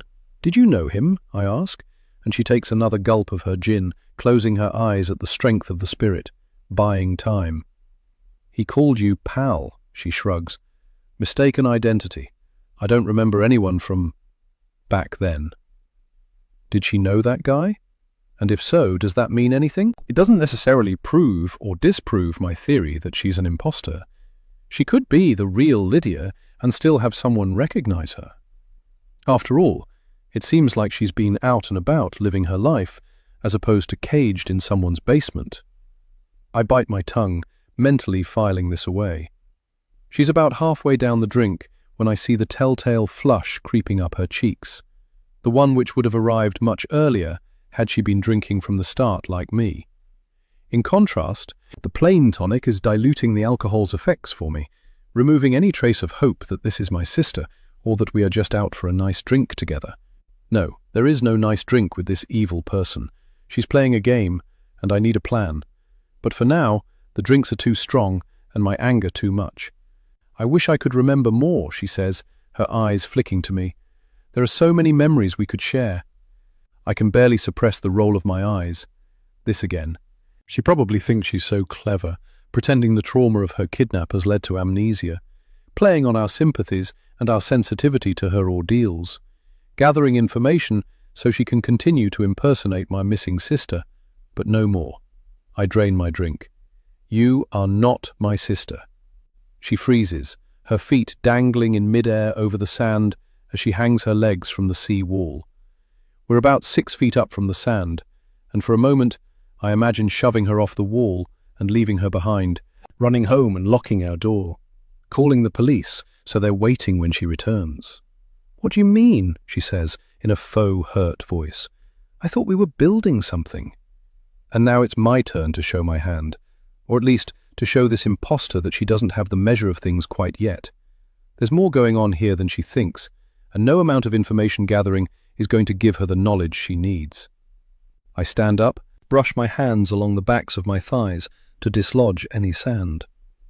I look her directly in the eyes, those eyes which are the same colour as my sister's, but don't have quite the same gold speckles that Lydia had.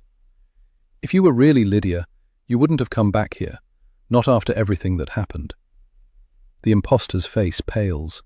She opens and closes her mouth, but no sound comes out.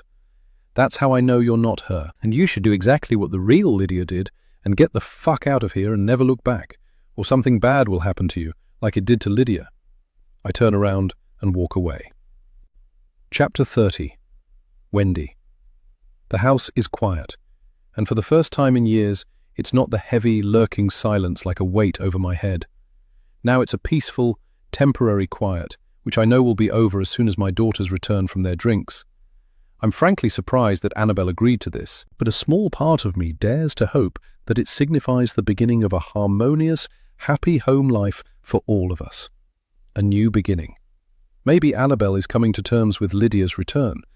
Perhaps she's forgiven her sister for her illnesses, for going missing, for taking attention away from Annabelle. After all, Lydia didn't ask for any of this.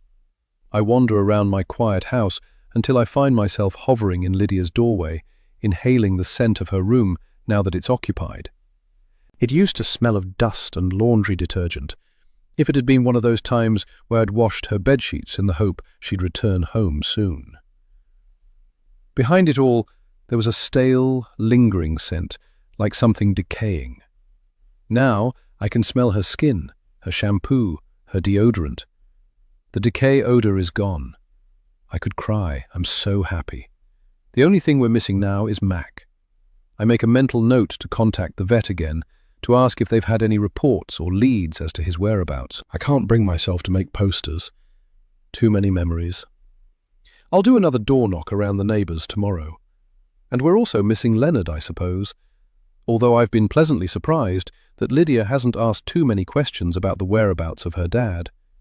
Perhaps he was more absent than I remember, even before Lydia went missing.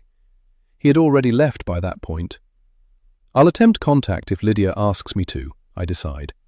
Once we tell the police she's back, and I update my socials, the news will be out. Everyone will know. And, as I'll tell the girls, their dad can get in touch if he wants to. We still live in the same place. My phone number hasn't changed. I leave Lydia's room and head downstairs to the kitchen, where my laptop sits open on the kitchen table. I make myself a cup of tea and pick through my notifications, neglected since Lydia came home a few days ago. I don't need these accounts anymore, I realize. Instagram, Facebook, TikTok, Threads, Blue Sky. I set them all up to raise awareness of Lydia's disappearance, to make sure that people were keeping an eye out for her. And now that job is done. I didn't expect them to get so big, to have such broad reach. I partnered with missing persons charities, did sponsored content for home security brands with a faux smile on my face, posted candid videos on YouTube or TikTok every day. Even the snarky comments barely glanced off my hard shell of determination. Every day, I received DMs from people around the world, women in South Korea whose babies were taken and sold to the West through dodgy adoption agencies, the children told they were orphans, families in America looking for runaway teenagers, brands wanting to collab, It's endless. I'm organized with it. I often schedule posts ahead of time, so even though I haven't been online since Lydia came back, I've been posting. But my engagement is down. I haven't been responding to comments or tags like I usually do. I love the interaction, I realize, and the thought of folding these accounts makes me feel a wee bit bereft. I've made friends, built a living through this, helped others in similar positions. Just because Lydia is home doesn't mean I have to stop this. In fact, maybe it'll be even more successful now. After all, isn't it even more useful to hear advice and insight about a missing child from someone whose child came back? I'm #goals, as they say, and definitely #blessed. I can't wait to announce her return. The stats on that post will be through the roof. I might even go viral. Maybe I'll do a video, and Lydia can appear at the end. Surprise! And it's all for a good cause, even now. Now that my own crusade is done, I can turn my attention to the plight of others, an ambassador for the missing and lost. I jiggle my shoulders in excitement as I see my future unfurl in front of me like a red carpet. Invites on daytime television, consultation requests from missing persons charities, raising awareness of others' missing loved ones. There are so many opportunities here. I take a sip of tea and open one of my inboxes. There's the usual brand partnership requests, a home security system, an online grief counseling company, a self-defense alarm manufacturer, and a true crime podcast asking for a soundbite. Then there's the messages from individuals. These are the ones which always touch my heart and keep me doing this. A woman in Wigan writes to express her condolences about Lydia. At Crime Mum, I've shared this on my Facebook. More people need to see this. Hope you get answers soon. An account from @FindTanner in Anchorage. My brother went missing in 2018. I know the pain never goes away. Thank you for keeping awareness alive. And there are the weirdos, conspiracy theorists, and haters, of which there are many, unfortunately. I usually try to disregard them. Sometimes they're even quite funny. But in the absence of anything else to do, it's not like I can post about Lydia right now, and with the hubris of a person who has got everything they ever wanted, I dive in. At the top of my inbox is a message from a psychic in Blackpool telling me Lydia is near water and to reply if I want a private reading. No thanks. Although I give her a begrudging nod and a chuckle when I realise that the pub Lydia's at tonight does overlook the sea. The second one I open is from @SkepticSteph, whose bio reads, "Love to dissect cold cases and discover secrets lurking under the surface." @SkepticSteph. I've been looking into this case, and I think the police are covering something up. Is it possible one of them is involved, and the others are hiding it? I click out of that message without responding, but out of habit, I don't block her. Even the most madcap theories deserve attention. When Lydia was missing, I used to keep these in case anything corroborated the ideas and I could contact them to get more information. I jumped on every clue. I'm overcome with a sudden rush of exhaustion as I realize that I don't have to think about it all the time anymore. Even while I was sleeping, my brain was looking for her, scouring our every interaction in the run-up to her disappearance, analyzing every possible clue in case it offered a lead. Sometimes I even wondered if her kidnapper had been in touch and I just didn't know. Inserting themselves into the investigation, you know. So I'd keep every message, block no one. I don't have to do that anymore. I can just delete @SkepticSteph's message and forget about it forever. I'm free. Finally, the last message that's come in while I've been off taking a wee social media break to be with Lydia, a new follower. @SickSnark. Making money off your missing kid. You're disgusting. I hope she's dead. A few days ago, a message like that would have made me shudder. Now, I can roll my eyes, block them, and move on. As I'm doing that, I hear a noise from the other side of the kitchen wall. I freeze, listening. From my seat at the kitchen table, I can hear something, or someone, moving around in the garage on the other side of the wall. An intruder? It would be just my luck to get burgled in the same week that Lydia returns. I close my laptop quietly and tiptoe out of the back door and round to the side door into the back of the garage. It's standing open and I can hear rustling. "Mac?" I shout, hope filling my chest. The rustling stops. I can hear breathing. My breath catches in my throat. It's not Mac. It's a person. That neighbor boy poking around? With my hand on the doorframe and my body blocking their exit, I summon the strongest, most authoritative voice I can. "I can hear you in there. Come out or I'll call the police." There's a squeal and something clatters to the ground. I step into the garage and pull on the light cord, illuminating all the accumulated junk of the last 20 years. "Lydia?" She's standing in the middle of the garage, surrounded by boxes. Some have been moved and opened, I can see. Her eyes are wide, like she's afraid of me, afraid of what I might do to her. My stomach twists, and I wonder again where she's been, who she's been with, whether they hurt her. Was she locked in, tied up, imprisoned? Or could she come and go freely but just chose not to return to me? The fear in her eyes tells me she's been through horrors. Horrors she'll have to share when we contact the police. Soon. She'll need therapy. She's probably got PTSD. Once she's processed it all, the media will be clamoring at our door to talk to Lydia, even more rabid than their desire to speak to me. After all, the missing girl is much more interesting than the mother. She might even get offered a book deal, like Natasha Kampusch, or a TV show, a panelist on Loose Women perhaps, or an agony aunt slot on morning TV. She'll need therapy, even if she's not traumatized. It'll be tough to deal with all the attention. She's always been a wee bit shy, not like me and Annabelle, who are much more gregarious and sociable, in contrast to Lydia's introversion. I wish I could do it all for her. "Sorry," she mumbles, as if I've caught her doing something wrong. But she isn't. I can see that she's combing through a cardboard box with her own name scrawled on the side with a Sharpie. There's nothing wrong with looking through a box of your own stuff, even if it does make me feel uncomfortable to know that she's been snooping through the garage. "Where's Annabelle?" "And how are your drinks?" I ask, looking around the cramped, dusty space. It's packed with stuff, some in boxes, some just loose and lying around. When Leonard lived here, this was his workshop, and he kept it meticulously tidy. Tools hanging on the walls in their proper place, workbench clear, boxes lined up straight against one wall. But since he left, I had no motivation to keep it tidy. I'm not working in here, fixing things like Leonard did. So the garage is an extra storage space. The cardboard boxes quickly morphed from their neat rows along the walls, now scattered and stacked haphazardly across the floor. Leonard's tools are mostly still in their places, although those I've had to use are missing from their outline on the wall. I lay them on the workbench so they're easy to get to when I need them. And there's stuff the girls grew out of that I couldn't bear to throw away. An old playhouse, a broken keyboard, a rusty bike, outgrown roller skates and a hockey stick, the tape unfurling from the handle. "Drinks were good, thanks," she says, hesitating. She opens her mouth and closes it again, and I know there's something she's not saying.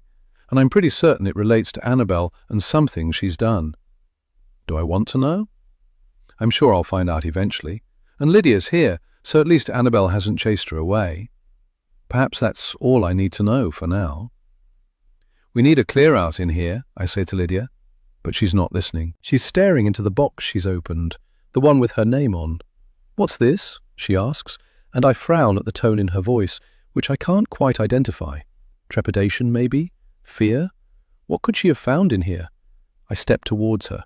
She leans over the box, not reaching inside, as if whatever is in there might jump out and bite her.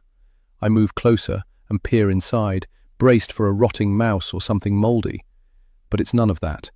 In fact, I realize with a laugh of relief, it's a bunch of medical equipment. I reach inside, and Lydia steps back as if I'm about to throw something at her. I give her a reassuring smile and pull out a plastic shell covered in various straps and buckles. "Remember this?" I ask, trying to sound bright and breezy. But in my mind, I hear her cries of pain, her begging me to let her take it off because she couldn't sleep. My whispered reassurances that it was for her own good, that it wasn't forever, that I loved her and cared for her and wanted the best for her, that this would help her be healthy in the long run, at least I hoped. And then giving her more medication to help her sleep, sitting with her in the middle of the night, waiting for her eyelids to finally flutter closed. I hold it up, marveling at how small it is, how small her torso once was. She wrinkles her nose, shaking her head. The freckles on her nose are more pronounced than they were when she first arrived a few days ago. She must be spending more time outdoors since she returned home. I like that. What is it? She asks. I look at her, open-mouthed. How can she not remember? I knew she had trouble remembering everything from back then, but this was such a source of pain and humiliation that I'm shocked she has no recollection. Your scoliosis brace, I say, watching her for any sign of recognition crossing her face. Nothing. She's blank. She shrugs. I guess I blocked it out, she says, her voice going up at the end with a question. I put the brace back in the box. You had a curve to your spine, and it was getting worse as you grew. You had to wear this brace all the time, even while you slept, to try and encourage your spine to be straighter. You hated it. She picks it up and holds it against herself. I wonder if more information might help trigger her memories, so I keep going, telling her how she felt like she couldn't breathe in it, that it gave her bruises and aches and made her feel sick, and that the doctors would just shrug and say that was normal, to wait longer, to try harder, as if she wasn't already trying her hardest to struggle through every day with all the issues her body was already fighting against. My poor baby. Without thinking, I pull her towards me, wrapping my arms around her and crushing the brace between our bodies. She doesn't put her arms around me, she's still holding the brace, but I think I feel some release in her, as if she's relaxing in my arms. We're so lucky you're healthy now, I whisper into her hair. She pulls away and moves to look at the other stuff in the box. A blood oxygen monitor, a stethoscope, a few out-of-date EpiPens, an old CPAP for sleep apnea, a face mask from an asthma nebulizer, a stack of those disposable cardboard vomit bowls, a bright yellow sharps bin for used needles. It's all covered in a fine layer of dust, and Lydia looks faintly disgusted as she rifles through it. I resist the urge to tell her to be careful, to put the box away neatly, in case she ever needs these things again. But why would she? It seems she's grown out of all her ailments. We're so lucky. Not everyone has this privilege. She closes the flaps and I turn to the door, ready to head together into the house. But I pause as I realize she's not following me. I turn. She's opening another box, this one marked Leonard. What about this stuff? Is it Dad's? Why didn't he take it with him? She pulls out a sweater and holds it against her body. It's huge on her small frame, but the green of the wool matches her eyes. I shrug. I made that for him. Knitted it while I was in doctors' waiting rooms and beside your hospital bed waiting for test results. Maybe he didn't want the memories, or didn't want something I'd made for him. Maybe it made his new wife uncomfortable. She drops the sweater back in the box, on top of the other piles of clothes Leonard never returned for. New wife. Ugh. She shudders. I shrug. A whole new family, I say. Wife, kids, dog, the lot. We were replaced. I sniff. I carefully arrange my features to mask my resentment. When marriages end, the Weens are often reassured that the parents may not love each other anymore, but they still love the children just the same. Only Leonard's behavior showed the opposite. Not only did he leave me, but he also abandoned Lydia and Annabelle too. And that is hard to forgive. Heartless, mumbles Lydia, finally stepping away from the boxes and following me into the house. What were you looking for anyway? I say, as I shut down my laptop and switch on the kettle for tea. She twists her mouth, as if she's keeping a secret. I don't know, really. It bothers me that I can't remember. Maybe I was looking for answers or trying to trigger memories. I nod. I understand. Even if the things that happened to Lydia after she disappeared were majorly traumatic, it baffles me that she can't remember her home life before that too, especially when she clearly wants to remember. I hope these memory issues aren't permanent, love, I say, pulling a packet of rich tea biscuits from the cupboard and offering her one. Although if that means I get to keep you here forever and take care of you for the rest of our lives, that's okay with me. Chapter 31. Annabelle. I wake the next morning with a mouth so dry it feels full of cotton balls. I roll over and grab a bottle of water from the mini-fridge I use as my bedside table. There's a protein iced coffee in there too, but the thought makes my stomach churn. I need to be gentle to myself today. It's late. I've slept through a lot of the morning. But that's okay. It's not like I have a job to go to, since Mum ratted me out to the local community centre and they cancelled the art classes for the elderly that I'd proposed to run. Apparently, they don't like people like me working with vulnerable adults. Now that Lydia's back, I'm delighted to fly under the radar a bit more with Mum, with the new hope of actually getting out of the house and getting a job sometime without her screwing it up for me or making up a reason why I have to stay at home. And maybe one day soon I can rent my own place and get out of this mausoleum I've been trapped in for my entire life. After all, I was only staying for Lydia, and now she's back. I down the water, gulping it hard until rivulets run from the side of my mouth and down my neck. I wipe it away with the sleeve of my pajamas and stifle a gag as my stomach protests. For a moment I hope that Lydia feels as rotten as I do, but I realize that she barely had anything to drink except the one drink I bought her. Me, on the other hand, had all those gins and then wandered along the prom to Joppa and back, looking for Mac as the sun slipped below the horizon. I feel a rush of anger at her, the con artist, being all friendly and pretending it was a familial drink with her sister, when actually she wanted to trick me, get me drunk, and probably mine me for information. I sit up in bed and throw the covers back. If it's information she wants, it's information she'll get. And today is Tuesday, I realize. The first Tuesday of the month, no less.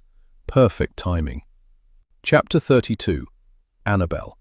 I shove my feet into slippers, wrap a dressing gown around my body, and stumble down the stairs to the kitchen, where I drink more water straight from the tap.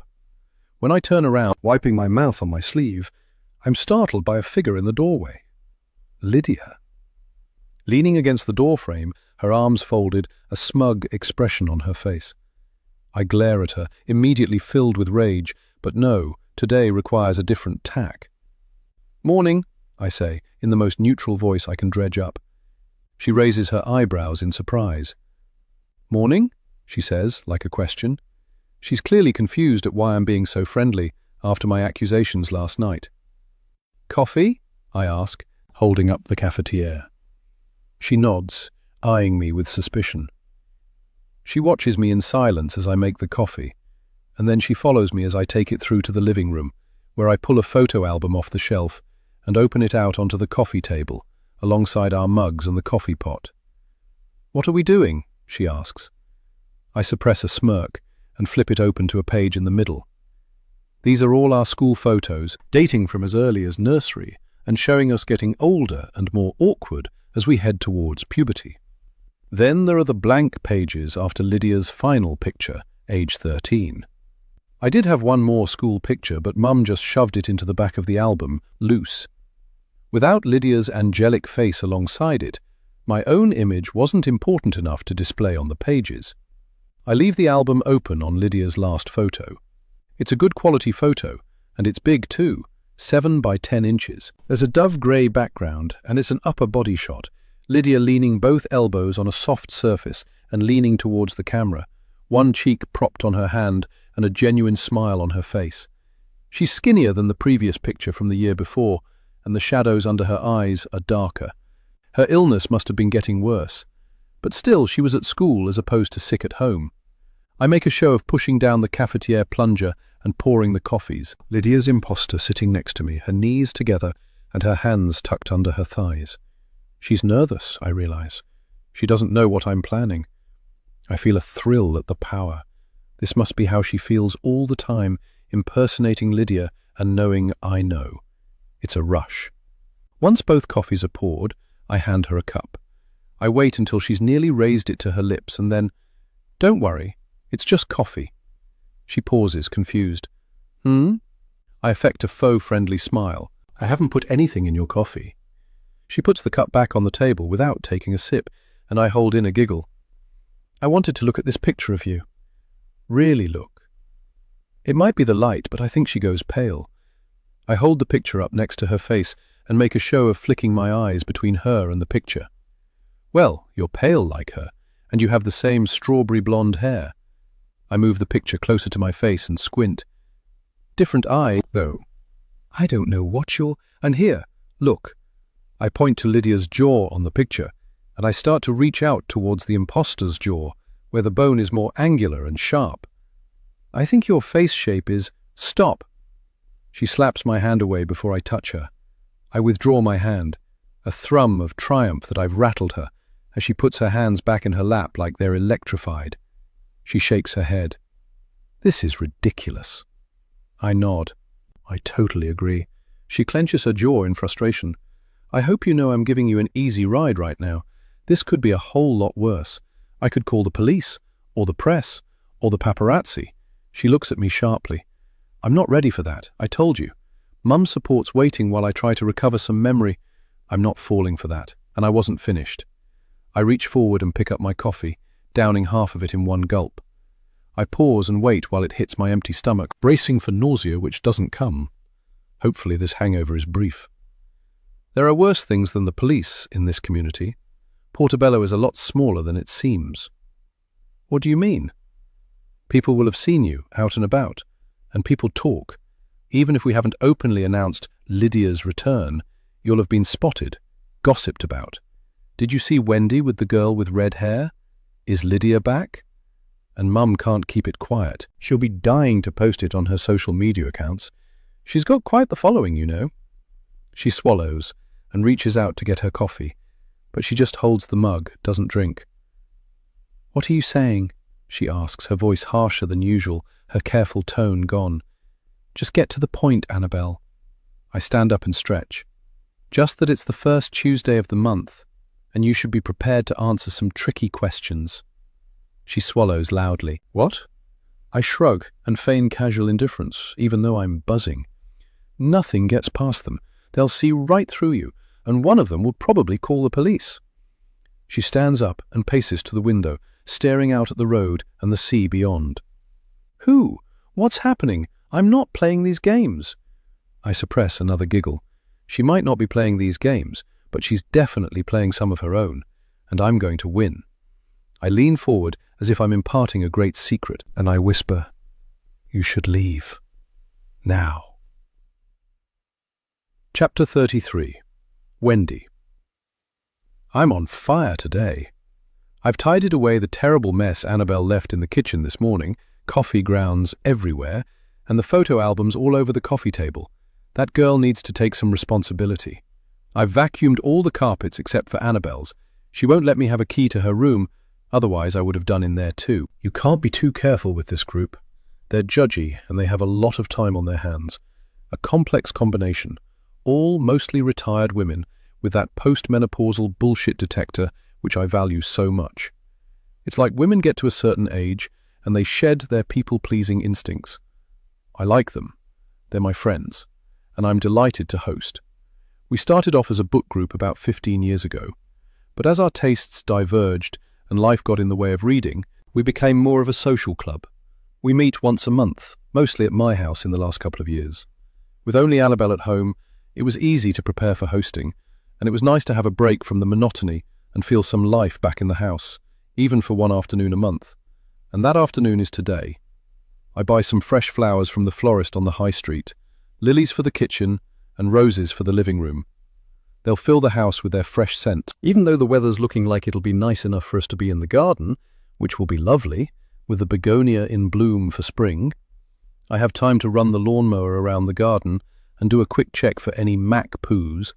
Although he's been gone for over a day now, I remember with a pang as I'm pacing the garden with a bag over my hand. I know Annabelle's been out looking for him a few times, but with no luck. I return to the kitchen and dispose of the unused poo bag as the doorbell rings. First to arrive is Agnes from next door but one, who likes to sit out on her front step with a glass of wine and wave at people walking to the beach on sunny days. Then they trickle in every few minutes. Sian, who lives in Joppa, Mary, who helps run the local WI, Gina, the youngest of the group in her late 40s, then Sam, Joy, Julia, Claire, Megan, and finally Sarah, who's always last, but makes up for it by bringing an excellent bottle of Sauvignon Blanc already chilled, with condensation gathering along the sides of the bottle. It's a sunny afternoon, so I shepherd everyone out into the garden, glancing up the stairs as I pass. Both Annabelle and Lydia are home, and I don't know if they have plans to come down. Annabelle usually stays up in her room for the duration. Once I've got everyone settled, with a drink in their hand, I head upstairs and knock on Lydia's door. She opens it a crack and peers through the gap, as if I'm an intruder and I might somehow push my way into her space and steal all her stuff. "Hey, love, I wondered if you wanted to come down and meet my friends. There's a few you'll likely recognize. Sam's here. You remember, she's Sophia's mum. You went to primary school with Sophia. And Joy, you were at dance classes with her daughter for a couple of years when you were tiny." She nods, her face blank. "Are you okay? You look a bit peaky." I reach out to feel her forehead, but she flinches as if my touch might burn her. "Sorry," I say, realizing I still don't know what she's been through or what might trigger her trauma. I feel a wee bit frustrated about the eggshells I need to walk on. If I don't know where she's been or what happened to her, I can't protect her or help. I risk inadvertently startling her or reminding her of something bad that happened, and I can't avoid it if I don't know what I'm meant to avoid. Everything feels like a trick or a trap, and I shouldn't feel like that with my own daughter. Especially, and I hesitate to even think this in the face of what Lydia has experienced, but my own experiences are valid too, especially after everything I've been through over the past 6 years. My daughter is home, and I want to celebrate that. I straighten up and drop the gentle, softly act. "There's no need to hide in your room," I say in a firm tone. "Freshen up and come down to say hi to everyone. I'm away to tell them you're here," I say, turning away as soon as the words leave my mouth. She starts to protest, but I don't stick around to hear it. I'm at the bottom of the stairs before I hear her door swing shut. I head out into the garden, where my friends are scattered around the various seating areas. A few at the table and chairs, some in the sun lounges I dug out of the garage, and a couple of the younger, more sprightly ones sitting on the wall that runs around the edge of the decking. I clap my hands and glance up at the house, where I can see that Lydia's bedroom window is open. Good. I want her to hear this. "Ladies, thank you for coming," I say in a loud, clear voice. "I have a happy announcement." The blether stops, and everyone turns to look at me. I stand tall. I've always been an extrovert. I definitely get my energy from social situations. I flourish under everyone's gaze. Perhaps I should have pursued a career on the stage instead of the healthcare industry, although I suppose social media influencing is a similarly public-facing role, and I'm semi-famous online. I glance up at Lydia's window, and perhaps I see some movement there. Good. I wanted to thank you all for your support over the last few years. I know I've not always been the chirpy, vibrant person you got to know at the start of this group, but you all know why. And tonight I'm happy to tell you that we've had some very good news. I see head tilts of curiosity around the group. They probably think it's something small. We've had a lead about Lydia's potential whereabouts, or the police have found her coat or something. They're going to be blown away. I pause for effect, running my eyes across every face, their gazes riveted on me, waiting to hear the news. I wish I could film this moment, so I could watch their faces on repeat as they realize the truth. But that would be a little unseemly, and these women aren't quite as comfortable with social media as I. I open my arms, palms out to the group, and I say it, the words I've been dying to say out loud for 4 days. My daughter Lydia has come home. Chapter 34. Wendy. I see hands raised to mouths, and I hear gasps around the garden. Julia raises a hand to her chest, as if holding her heart. Cian stands up and rushes towards me, gathering me in her arms. The others follow, and soon I'm surrounded by bodies, hands patting my shoulders, voices cooing in my ears with glee. My cheeks flush hot, and I can't wipe the smile off my face. Tears fill my eyes. At that moment, a cloud shifts, and a beam of sunlight hits the garden, like poetry. If this was a movie, the soundtrack would soar, and the audience would reach for their tissues. Even though Lydia's been home for 4 days now, this moment feels like the real celebration I've been waiting for, and she's not even here. When the fuss has died down and everyone's raised a glass to toast the news, the questions begin. Joy is the first to speak up. "Where has she been?" she asks, and I close my eyes for a moment. I knew there'd be questions. My friends are incisive, but I didn't think about how humiliating it might feel to not be able to answer some of them, especially when I want to know the answer so much myself, too. I take a sip of the glass of Prosecco someone has thrust into my hands, stalling for time. "I tell you what," I say, pausing while I wait for all eyes to return to me. I'll go and see if she's up to coming outside and saying hello to everyone. I set my Prosecco glass on the table and head inside, up the stairs and to Lydia's room, where I knock on the door again. I can still smell that slightly musty odour, and I make a mental note to hire a rug doctor and clean her carpet. It's probably dusty. When she opens the door, she's standing with her jacket on, sliding her mobile into her back pocket. "Hey, I was just heading out." My mouth falls open. Where does she have to go? And who with? My stomach twists with anxiety at the thought that she might leave without telling me and not return. With a flash of fear and frustration, I can't help but wonder if this is because of something Annabelle did or said. She won't stop until she drives Lydia away again. I can't bear going through it all over again. But all I say is, "Oh? Yeah, She looks over her shoulder into her room. "I thought I'd go and look for some new clothes in the charity shops. We can't always be buying new stuff when I need a whole wardrobe. And I don't want to wear the teenage stuff we kept," she says, nodding towards the half-empty drawers. "It's a bit out of date." I fix a smile on my face, glad she wasn't trying to run away or something terrible. "Well, before you do, my friends would very much like to see you. Just for a minute. They're out in the garden. You might remember some of them." I hold out a hand to usher her with me down the stairs, but she doesn't budge from her bedroom doorway. Her face looks hollow and afraid, and I realize with a pang that she likely hasn't been in any social situations with large groups for a long time. Since school, probably. I didn't think about what it would be like for her, thrusting her so far out of her comfort zone like this. But on the other hand, I can't tell my friends she's back and then not have her come downstairs to say hello. I can imagine Agnes's face as I explain that she's not coming out, and hear the whispered accusations behind her hand.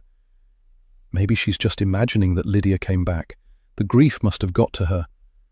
I'd be the woman with the imaginary daughter, a figure of fun to laugh about, behind cupped hands. I can't take no for an answer on this one. "You don't have to stay out long. It'll be good for you."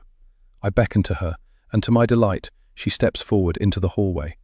I let out a breath of relief. But Annabelle's door lock clicks, the sound of her unlocking it, and opens slowly, hissing on the carpet. "The book group is here. I'll come too," she says, and I don't know if it's my imagination, but I think I see her throw a funny look at Lydia, a smirk. Lydia sees it and looks away, her eyes pleading with me for a reprieve. I put on my most soothing voice and put a steady hand on her upper arm. "They're lovely, and they've been so supportive while you were missing. Agnes wrote letters, Sarah and Joy printed loads of flyers and distributed them around the area. You can head out to the shops after a few minutes if it's too overwhelming. Maybe one of them will ask a question that triggers some memories," Annabelle points out in a sweet voice. A look passes between the girls, and again I'm not sure what's going on, but there's no time to interrogate, so I keep my hand on Lydia's arm and escort her down the stairs as gently as I can. When we enter the sunlit garden, my friends all burst into a round of applause at the sight of Lydia, and a tear comes to my eye once more. They're so supportive. I'm so lucky. I have everything I wanted. I wish I could go back in time and tell the Wendy of a year ago that she'd get here eventually, that the torturous wait would be worth it. No one tries to hug Lydia, which I'm grateful for, as I see her shoulders curl in on themselves as she tries to make herself smaller under the focused attention of my friends. They all stand up and crowd around us, all talking at once. "You still have your lovely hair," says Sian, which makes me roll my eyes. As if going missing would change that. Weird. "Was it terrible?" asks Sarah, and I shoot her a look. "Were you kidnapped?" she asks, oblivious to my unspoken messages. "Were there other people? Were you trapped or tied up? Did you see your kidnapper? Did they feed you regularly? Were you harmed?" I'm torn. Part of me wants to stop the questions, to protect Lydia from their unwavering gaze, but the other part of me wants these answers. I've not dared ask these questions in case I scare her off, and part of me did know my friends would do this. Part of me wanted them to. Perhaps an external party would prompt more answers than me and Annabelle, I'd thought. Lydia opens and closes her mouth, but she doesn't try to answer the questions. Annabelle steps forward, and all eyes turn to her in surprise, as if no one realized she was there. Poor Annabelle. Always in Lydia's shadow even now. She steps up to Lydia and whispers in her ear, something that I just about catch. Told you they'd have questions. I give her a sharp look. What is she up to? Chapter 35. Annabelle. The con artist looks like she wants to die. It's hilarious. Mun's friends have surrounded her like a pack of hyenas around a rotting carcass, all picking pieces of flesh off her bones. I knew they'd do this. I warned Lydia they'd do this. Perhaps I can make a few strategic comments which might persuade one of them to drop a little call to our local police station. I could make the call myself, of course, and I still might, but it's better for me and a peaceful life if it comes from someone else. If Mum won't do it and Lydia refuses, maybe I can say the right thing and one of Mum's friends could do it for me. I could go the worried sister route. Mum's been so swept up in it all that I just don't think she's thought about what happens next. You know, how vulnerable Lydia might be without proper professional support. Or, even better, I could get someone on my side, igniting suspicion. It's so strange that she doesn't remember things, even the smallest details, like her favorite food. I could even tell them about how much Mac hates her. A dog lover like Julia would understand how suspicious that is. If I pick the right audience, I could even cast doubt on whether Mum knows what's best for Lydia, or concern for Mum's mental health. It's like she's afraid Lydia might disappear again. Maybe she needs help to take the next step. As I consider my options, I make a show of offering around a platter of hummus and crudités. Julia and Joy make eye contact and thank me, taking a few nibbles as I pass by, but the rest of the women act as if I'm invisible. It's okay. I'm used to it. It's always been this way. Still strategizing, I head into the kitchen to get myself a wine glass. And while I'm in there, I hear hushed voices floating in from the open window. Well, of course, the other one's a bit of a tearaway, says one voice, an older-sounding croak to her words. Oh, yes? Agnes and Gina, an unlikely pair. Agnes is older than the others, in her mid-70s, when the average age of the rest of the group is mid to late 50s. I don't think she ever worked, and since her husband died 5 years ago, she took on the role of professional busybody in our street, even arranging her living room furniture so that she can see everyone going past from her armchair by the window. Every time I walk past her house, I can see her face peering at me through the glass, taking note of my every move. You weren't around when all the drama happened, says Agnes, lowering her voice further. I lean over the sink to get my ear closer to the window. What drama is she gossiping about? Lydia's disappearance, I suspect. When she went missing, Gina clarifies. Gina's newer to the group. She moved here a couple of years ago, so her son could get in the local high school's catchment. There's something sharp and incisive about her face, like a vulture watching prey from a branch, waiting to swoop. Now that I think of it, of course the busybody and the vulture are friends. No, before that, hisses Agnes. They had the police involved and everything. Then they sent the other daughter away for a bit, the older one. A sensory memory blasts into my brain, the smell of antiseptic, the scrape of a coarse blanket against my skin, the sound of a door lock clicking into place. I reel backwards, my Prosecco glass mission forgotten. I don't know why, but I'd assumed that incident was in the past. It's my worst memory, the darkest time of my life. Even now, even after losing Lydia for so long, nothing can touch the loneliness and desperation of that time, and I thought it had been forgotten. In a way, Lydia's disappearance gave me a clean slate. The attention was off me, and I appreciated that. And now Lydia's back, or so everyone thinks, and with her reappearance has also returned my terrible, awful, shameful reputation. I won't go back outside. I can't. Not even to watch Lydia's increasing discomfort as Mum's friends interrogate her. No, because now, as I walk among those women, all I'll see in their eyes as they look at me is the accusation, their awareness of the terrible thing I did. A year before she went missing, I tried to murder my sister. Chapter 36. Annabelle. Abandoning my plans for Prosecco and enjoying the imposter's discomfort, I slink upstairs to my room. I feel like I've gone back in time 10 years, and I'm back to being the reject child, while Lydia holds court to an audience of devoted admirers outside in the sunny garden. A dark thought chirps in the back of my mind. At least while she was gone, I had a chance to be the best sister of the two. This isn't Lydia, I have to remind myself. Lydia isn't doing this to you. The imposter, a criminal, a con artist, that's who this is. Someone with an agenda. It's not Lydia's fault. She's still your sister. You can still love her.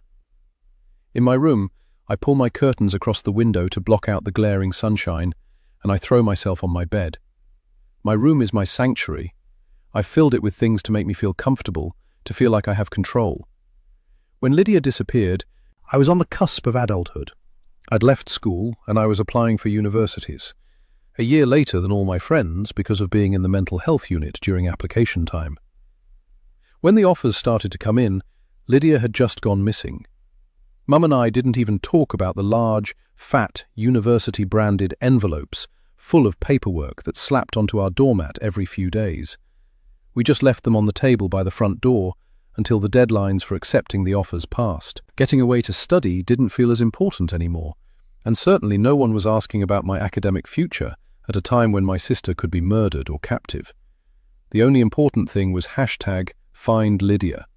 Instead of working on my applications or creating a new portfolio, I spent every day helping with the search efforts. Of course I did. What else was there? Time passed, with no sign of Lydia. The media attention waned, the donated meals from neighbours fizzled out, and Mum began to spend every day at her computer or on her phone, carving out a niche of social media awareness and rapidly gathering hundreds and then thousands of followers. The human brain can't sustain the level of stress and panic that we experience at the start of a crisis. When Lydia had been missing for a couple of months, the nightmarish feel of her disappearance started to wane, and the panic returned in flashes, less and less frequently. It sounds awful, but having a missing sister began to feel normal. Her empty room, everything left exactly where she'd left it the day she walked out and didn't come back. The empty chair at our dining table, the medication not taken, prescriptions not collected. I would have days that felt like before. I'd meet a friend and go charity shop shopping. And when I returned home with my bags stuffed full of second-hand clothes, I'd deflate as it all hit me. I couldn't show Lydia my finds, and Mum would look at me with disgust for seeming like I was moving on. I needed to get out. I wanted to see who I was as an adult in the world. I wanted to study or get a job. To rent my own room in a house filled with other people my age. To learn how to struggle with money. To negotiate a shared fridge. To let my laundry pile up until I had no clean underwear. Important life milestones, you know. But every time I filled in a job application, went to an interview, or inquired at an art school, something would come along to stop my progress and keep me at home. Mum was concerned I wasn't yet ready, or she'd escort me to the doctor and request a tweak to my meds, which left me drowsy and unmotivated for weeks. I began to suspect she was monitoring my emails, hiding my post, contacting people on my behalf. But to express those fears would open me up to accusations of paranoia, and I knew where that could lead. Words like relapse, committal, inpatient. I couldn't go back there. Not again. So instead, I made myself smaller, controlled what I could. I bought a mini-fridge for my room so I could control what I ate and when. I installed a lock on my bedroom door so no one would come in while I was out. I was so alone. Around the same time, Dad did his award-winning slow fade from our lives. He'd already moved out before Lydia went missing, and suddenly he was a total no-show. His phone went straight to voicemail, and his semi-regular visits to check in on the search stopped.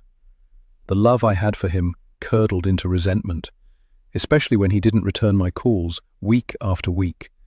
Mum was a ghost too, always at her computer and only focused on one thing, finding Lydia. Everything that had once formed our family had disappeared. Our loving, caring mother, our fun, gentle dad. If Lydia ever did come back and I was gone too, she'd turn right around and walk back out of the door. So I stayed. I stayed in case Lydia came back. I stayed because it felt like the one thing I could do. And now everyone believes she's back, and no one will believe me when I say it's not my sister. It'll just be another item on the list of reasons why Annabelle is crazy and needs to be institutionalized. And I can't go back into one of those hospitals. I just can't. I'd die first. I feel so helpless, so useless, so untethered and aimless. Mum won't wait to call the police much longer, no matter how much she's trying to accommodate Lydia's requests to keep her return a secret from the newspapers. One day soon, we will tell the police that Lydia has returned, and they will start to poke around in this imposter's business. They'll uncover who she is, what she wants, and where she came from. They'll arrest the imposter for conspiracy to kidnap. They'll start looking for my sister properly, find out where she is and what happened to her. And meanwhile, I don't have to stay here anymore. I could move out, get a job, go to art college, maybe tip off the police on my way out the door, I think with a smirk. Without waiting another second, ignoring the buzz of conversation filtering through the open window, I grab my laptop and open the web page I've had bookmarked for almost a decade. The online application for the most prestigious art program in Scotland. I can't be a ghost anymore. I can't wait longer. It's time to start living. Chapter 37. Wendy. Lydia was an absolute star today. After a wee wobble at the beginning, where I was worried she wouldn't come out to see my friends, she turned out to be a social butterfly, charming Agnes by asking about her roses, asking Gina about her son's choices for hires, and handing around the bottle when people's glasses looked low. She's grown into a wonderful young woman. There was a time in her early teens when her illnesses were so severe that I'd thought this day may never come. She'd become so withdrawn and shy after so much time recuperating and resting, missing out on key social opportunities like parties and school trips. She struggled to look adults in the eye and answered questions with a mumble while staring at her feet like a much younger child. But she's blossomed, and she's so sociable and grown up. I wish I could say the same for Annabelle, who made a swift exit early into the party. Still, it seemed like everyone had a better time after she left anyway. No one wants to be glowered at from the sidelines while they're having an afternoon prosecco in the sunshine. Finally, Agnes leaves, the last guest, as always. She's been lonely since her husband died and doesn't want to face an empty house. Lydia helps me collect glasses and empty bowls of nibbles from outside, and there's a companionable, satisfied silence between us as we wash the dishes and clear the kitchen. Without asking me, she goes to the fridge and gets out ingredients for spaghetti bolognese. "You sit down, Mum," she says, pouring me a glass of red wine and setting it in front of me at the dining table. "You've been on your feet all day, and this is the least I can do." I blink back a tear. It's a gift indeed to have your efforts noticed and acknowledged by your own children. I know she hasn't been living here for the past few years, but I'll let myself take some credit for her good upbringing. Surely things like manners are a little like language acquisition, encoded early in childhood for a solid foundation forever. That doesn't explain Annabelle's habitual rudeness, however, but maybe that's just her innate personality. Also, I remind myself, she's mentally ill. It's not her fault, and it's not necessarily her character. It's her illness. And she's good at taking her meds, so I can't fault her for that. Everyone has different strengths, and it's just that Annabelle's strengths lie elsewhere, not with socializing and politeness. I watch with satisfaction and pride as Lydia works quickly, chopping the vegetables and setting them to fry in a pan, seasoning the meat as it cooks, and generally demonstrating excellent culinary skills. Where did she learn? I feel a sudden pang of regret and loss. Did some other woman teach my daughter to dice onions and brown meat? Did Lydia love her? I bat the thoughts away, shoving them down. Positivity got me through the last 6 years. I can't let it fail me now. The kitchen quickly fills with the aroma of frying onions and garlic, which somehow smells so much better than if I was cooking it myself. I'm looking forward to this meal, I realize. No one has cooked for me in years. I didn't hear Annabelle leave, so perhaps tonight is a good opportunity for a family meal, all together. I stand up, grab a third wine glass from the cupboard, fill it with wine, and I mount the stairs, carrying the glass. Time to make some peace. I knock gently on Annabelle's door. The soft music pauses. "Yes," she says, but doesn't open the door. "I brought you a drink," I say, hope in my voice. I thought maybe you could join Lydia and me for dinner. I'm not sure if I imagine it, but I think I hear a smothered groan, then footsteps. Then the door opens a crack. Her face appears through the gap, one eyeliner-encircled eye looking at me with distrust. I'm not hungry. I suppress a flash of irritation. Why can't she just love me? I've done so much for her over the years, and I asked for nothing in return. Heck, I forgave her and accepted her back into my home after what she tried to do, and that wasn't easy. It was frankly quite terrifying, until I learned to trust her again. For the first time in a while, I let my irritation bubble over. Listen, I hiss, my soft voice gone and replaced with a harsh rasp. Through the small gap in the door, I see Annabelle's expression cloud with surprise. Yes, I'm not always the perfect mother. Yes, I'm a human being, Annabelle. I'm not made of stone. I feel things. I feel that you don't like me, your own mother. I feel that you don't want to be in the same room as me. I see you turn and walk away when you find me in the kitchen. It hurts. I've got feelings. I am important. Listen, I say again. Lydia has come back to us. Her expression clears, replaced with a smirk. Is anything ever not about Lydia? I ignore her and carry on. There is still so much we don't know. We don't know how or why she left, and we don't know how or why she came back. And as far as I'm concerned, what that means is that until we have that information, we treat her kindly, we cherish her, and we try not to chase her away. I hiss those final words through my teeth. Lydia is cooking dinner for us, and I want you downstairs in 5 minutes to enjoy the meal. Smile, be kind, and try not to be so Annabelle, she finishes for me with an indignant laugh. That's what you mean, Mum, isn't it? Try not to be so myself that I chase Lydia away again. Try to be more like Lydia, right? I shake my head and push her bedroom door open. She steps back in surprise. I hand her the glass, red wine sloshing over the rim and trickling down my wrist. A droplet lands on the carpet and I don't look down to assess the damage. It's in Annabelle's bedroom anyway. She probably doesn't care, and she wouldn't let me inside to clean it anyway. She hasn't let me inside for years. I turn and walk away. To my surprise, Annabelle does emerge from her room 10 minutes later and wanders down the stairs carrying her empty glass, her cheeks flushed from the wine. I smile at her in gratitude as she slinks into the kitchen and takes her place at the dining table. Lydia glances at me, and I give her an encouraging grin. Isn't this nice? I try to say with my eyes. Lydia looks uncomfortable, but we limp through our meal, pretending we're a normal family. Your friends were nice, Lydia says, after a particularly long silence. I like Gina a lot, and Agnes. Annabelle rolls her eyes. Gina's a bitch, and Agnes is the nosiest old cow I've ever met. They're only nice when they want something.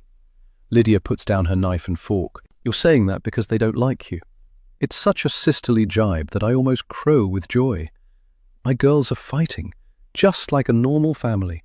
I sit there, calm and serene like the eye of the storm, ready to pick up the pieces when they've finished sniping at each other. Perhaps they're making up for lost time, getting the adolescent squabbles out of their systems that they couldn't do while Lydia was missing. A regression, so to speak. Annabelle glares at her. I don't give a fuck whether Mum's friends like me or not. Their opinion means nothing to me, especially as they think the sun shines out of your ass. Shows what their opinion means, she adds under her breath. Lydia raises her eyebrows. I don't think anyone said anything about not liking you, Annabelle. They didn't have to, I can tell. Well, you're not very astute then. They seemed concerned about you, actually.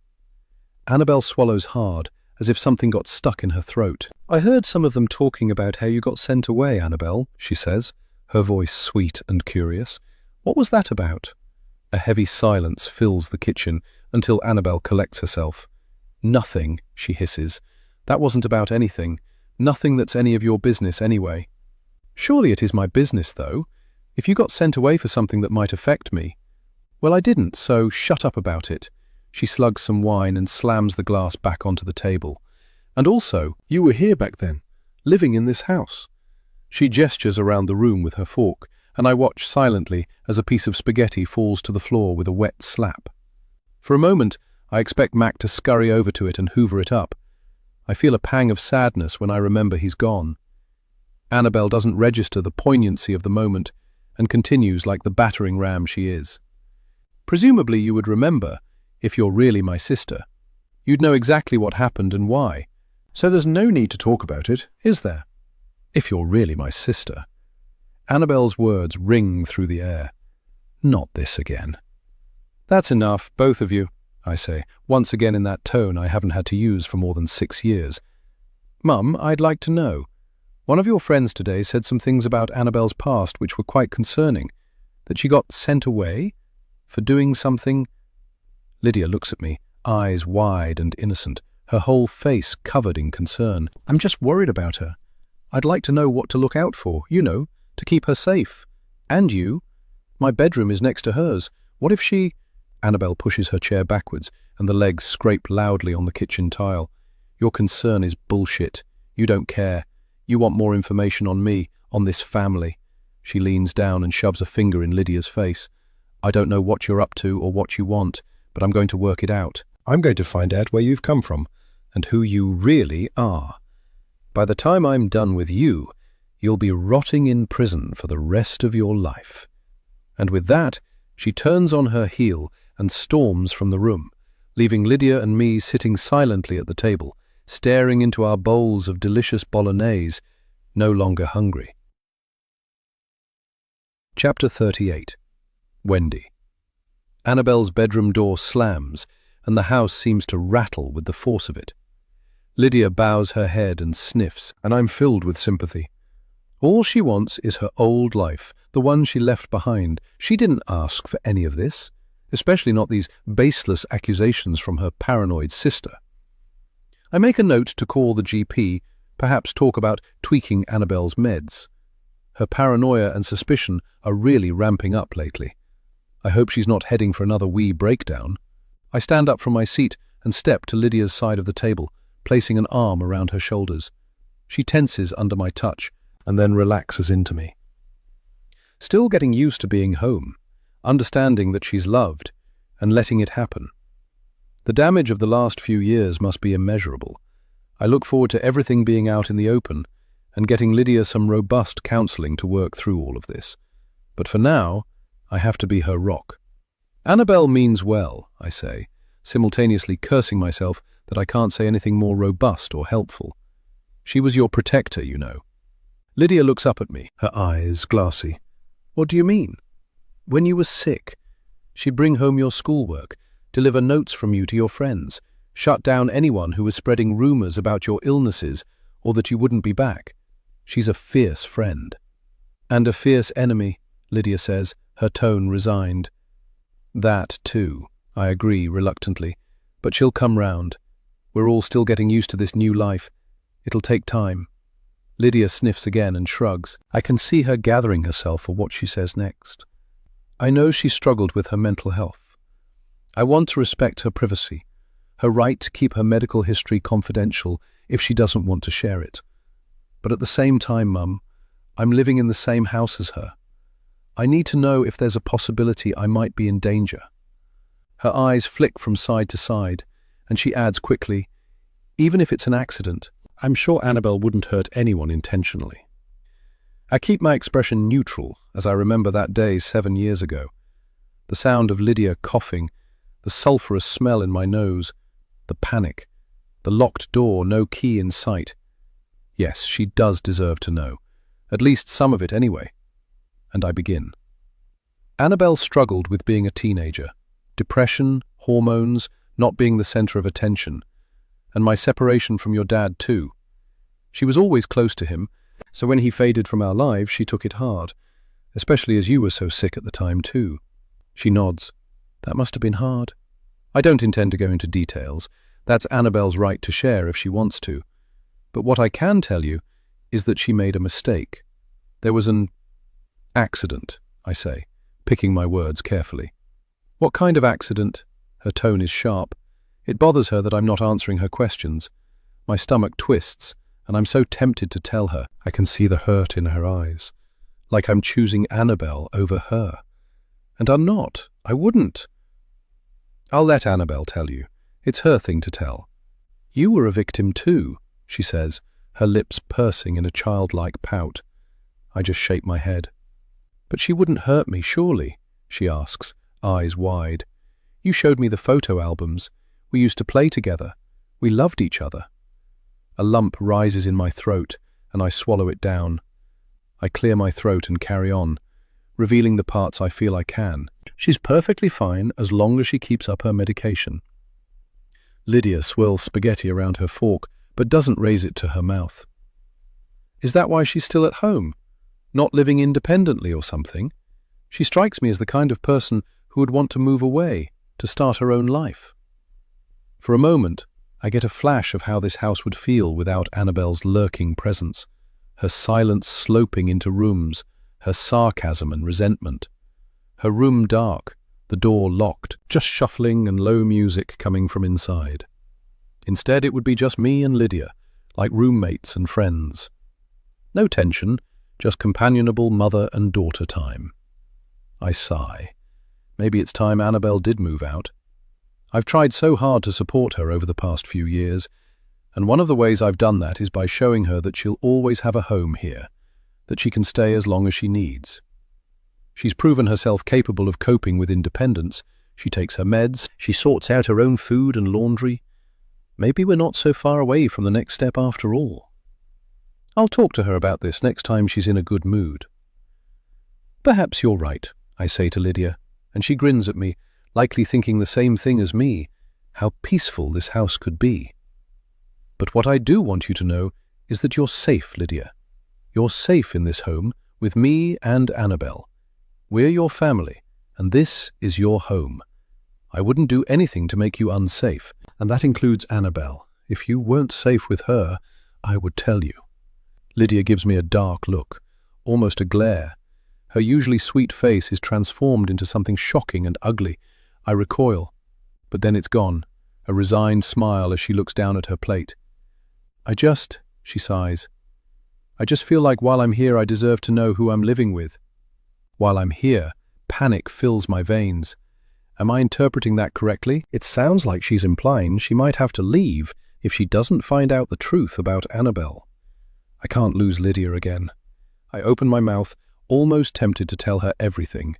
After all, I do think she deserves to know.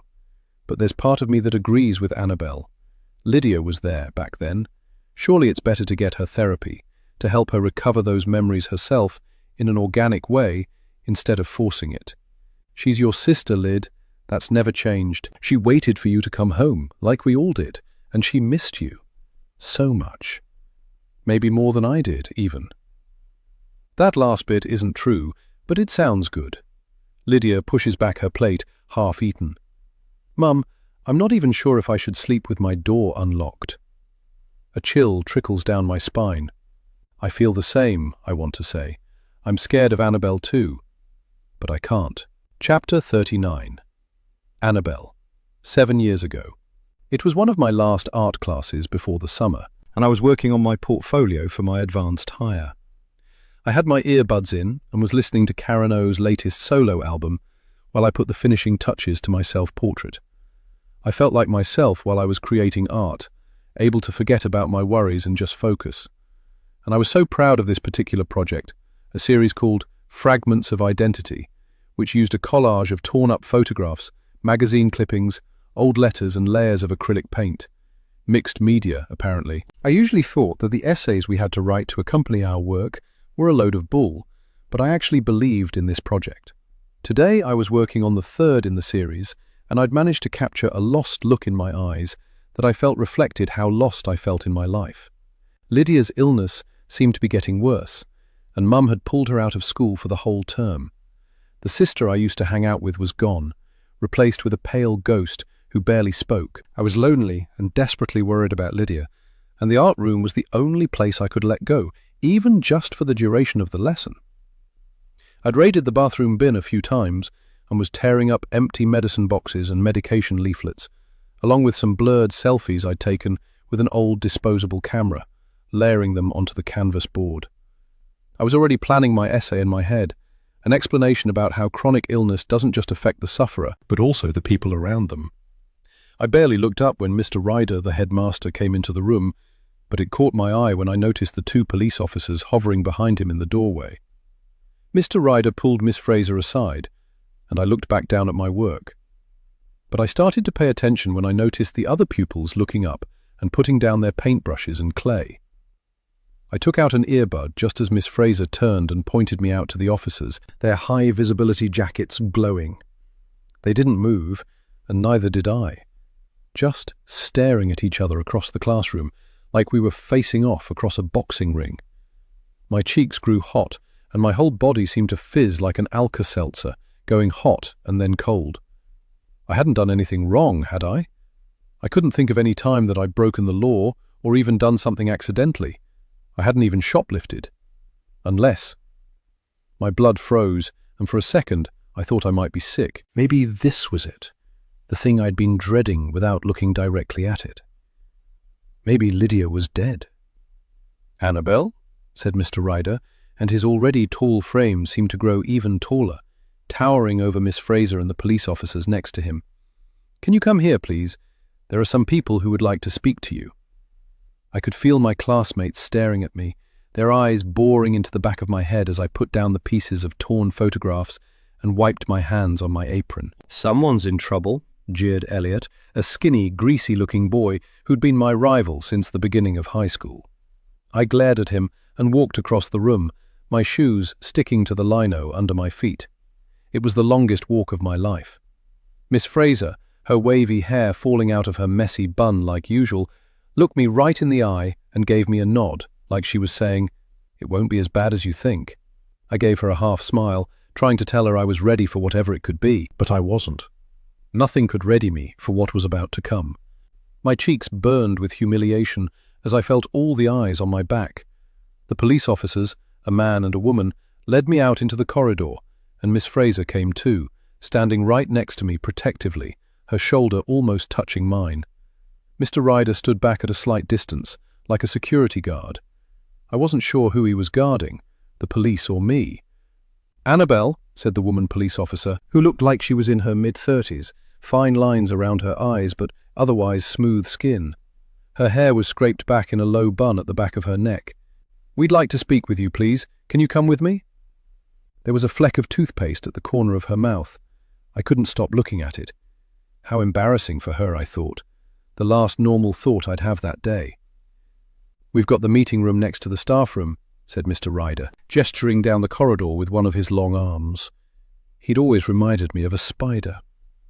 Miss Fraser gave me a sympathetic, thin-lipped smile as I was led away down the deserted hallway and around the corner. Mr. Ryder ahead of me and the 2 police officers behind, as if afraid I might try to make a run for it. What was this about? What if Lydia was dead? Or Mum? Or Dad? "What's this about, please?" I asked in a small voice, but no one answered me. Finally, we sat down around the round table in a meeting room I'd never been in before. There were 6 fabric-covered, slightly padded chairs around the table, and a fake plant in the middle, the plastic leaves covered in a fine layer of dust. Immediately, I wanted to touch the leaves with my fingertips, make marks in the dust. I sat on my hands instead. The male officer cleared his throat. "Annabel, I'm Detective Constable Tom Lennox, and this is PC Eleanor Richardson." I tried to look at them, but their fluorescent jackets were almost blinding under the room's overhead strip lighting. I looked back down at my lap as he continued. "We're here because something serious has been reported, and we need to speak to you about it. It's important that you know that you're not under arrest yet, but we do need to ask you some questions." Yet. Remember to breathe, I told myself. But it was easier said than done. What was I being accused of? My palms began to sweat, and my hands shook where they were pinned under my legs. My knee started to bob. PC Richardson spoke up next, as if they'd rehearsed their respective roles ahead of time. "This is about an incident involving your sister, your mother, and the gas oven. We understand that the house was locked and they were inside, with the gas switched on. That is obviously a dangerous situation for them to be in, and we're wondering how it came about. Can you tell us what happened this morning before you left for school?" My mouth filled with saliva, and I looked around wildly until I spotted a tiny wastepaper basket in the corner by the door. I might need that. I was dangerously close to throwing up my breakfast. The woman took out a notebook and a pen, the nib poised over the page. "You don't have to answer anything without a solicitor," Mr. Ryder said, and for a moment it felt like he might be on my side. But if he was, surely he'd be telling them there was no way I'd try to kill Lydia, that I loved her. Everyone knew that. I realized my cheeks were wet. I was crying, sobs racking my lungs. When did that start? I couldn't speak, couldn't defend myself through my tears. I didn't do anything I wanted to tell them, but the words wouldn't come out. Nothing I could say would make it better. At least Lydia was still alive. In the hours and days that followed, they took statements from Mum, from Lydia, and from some teachers who had seen me that morning. And they took my phone too. Social workers decided that it wasn't safe for me to return home, in case it had been deliberate, and I might try to harm Lydia and Mum again. I knew I hadn't wanted Lydia dead. At first, I thought I remembered leaving the house that morning, but soon I'd been asked about it so many times that everything got blurred together in my head. Every morning's routine meshed together into one until I couldn't remember anything specific about that morning, especially whether or not I'd switched on the gas and laid tea towels under the back door so the house would eventually fill with gas while Mum and Lydia slept upstairs, catching up after a fitful night's sleep. Maybe I did do it, I started to think. I didn't know anymore. Eventually, I was referred for an urgent mental health assessment and sent to an adolescent mental health unit. It was apparently easier if I went voluntarily instead of getting sectioned, so that's what I did. I thought doing as I was told would show them all who I was, a normal, kind girl who loved her family. All the time, I said very little. I was so baffled and confused. I was there for 2 months, where I attended intensive therapy and assessments, all of which made me feel more confused and mentally ill. There must be something wrong with me, I began to believe. As sane as I'd felt before the police arrived that day at school, within a few days I felt like I might be the kind of person who would try to kill her mum and sister. I felt such guilt. I was in the right place. I took all the meds I was prescribed, even though they made me dopey and made my mouth taste like metal. I went to every therapy appointment and spent a lot of time in the art therapy center. The center let me carry on with my schoolwork, and eventually I sat my hires privately in a tiny office in the unit that smelled of stale coffee and an undertone of decay, watched by a sour-faced nurse called Cormac. By the time I was deemed safe to go home, term was over. I never finished the Fragments of Identity series. I never saw the collage again. I guess it got thrown in the bin. When I got back home, Lydia was even sicker. But even worse, she wouldn't speak to me, wouldn't look at me. The sister I knew was gone, and she believed I'd tried to kill her. Chapter 40. Annabelle. Now, I spend the next couple of weeks researching art schools and courses, attending virtual open days, and reading prospectuses. For the first time in years, I feel energized and excited for what's about to come. It's like I've been trapped in a tunnel underground for years, and I've decided to dig myself out.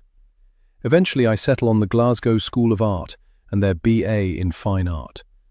It's a good school, and their program is varied, so I can explore all the mediums I'd wanted to look into before I was forced to leave school early all those years ago. It feels like an opportunity to make up for lost time.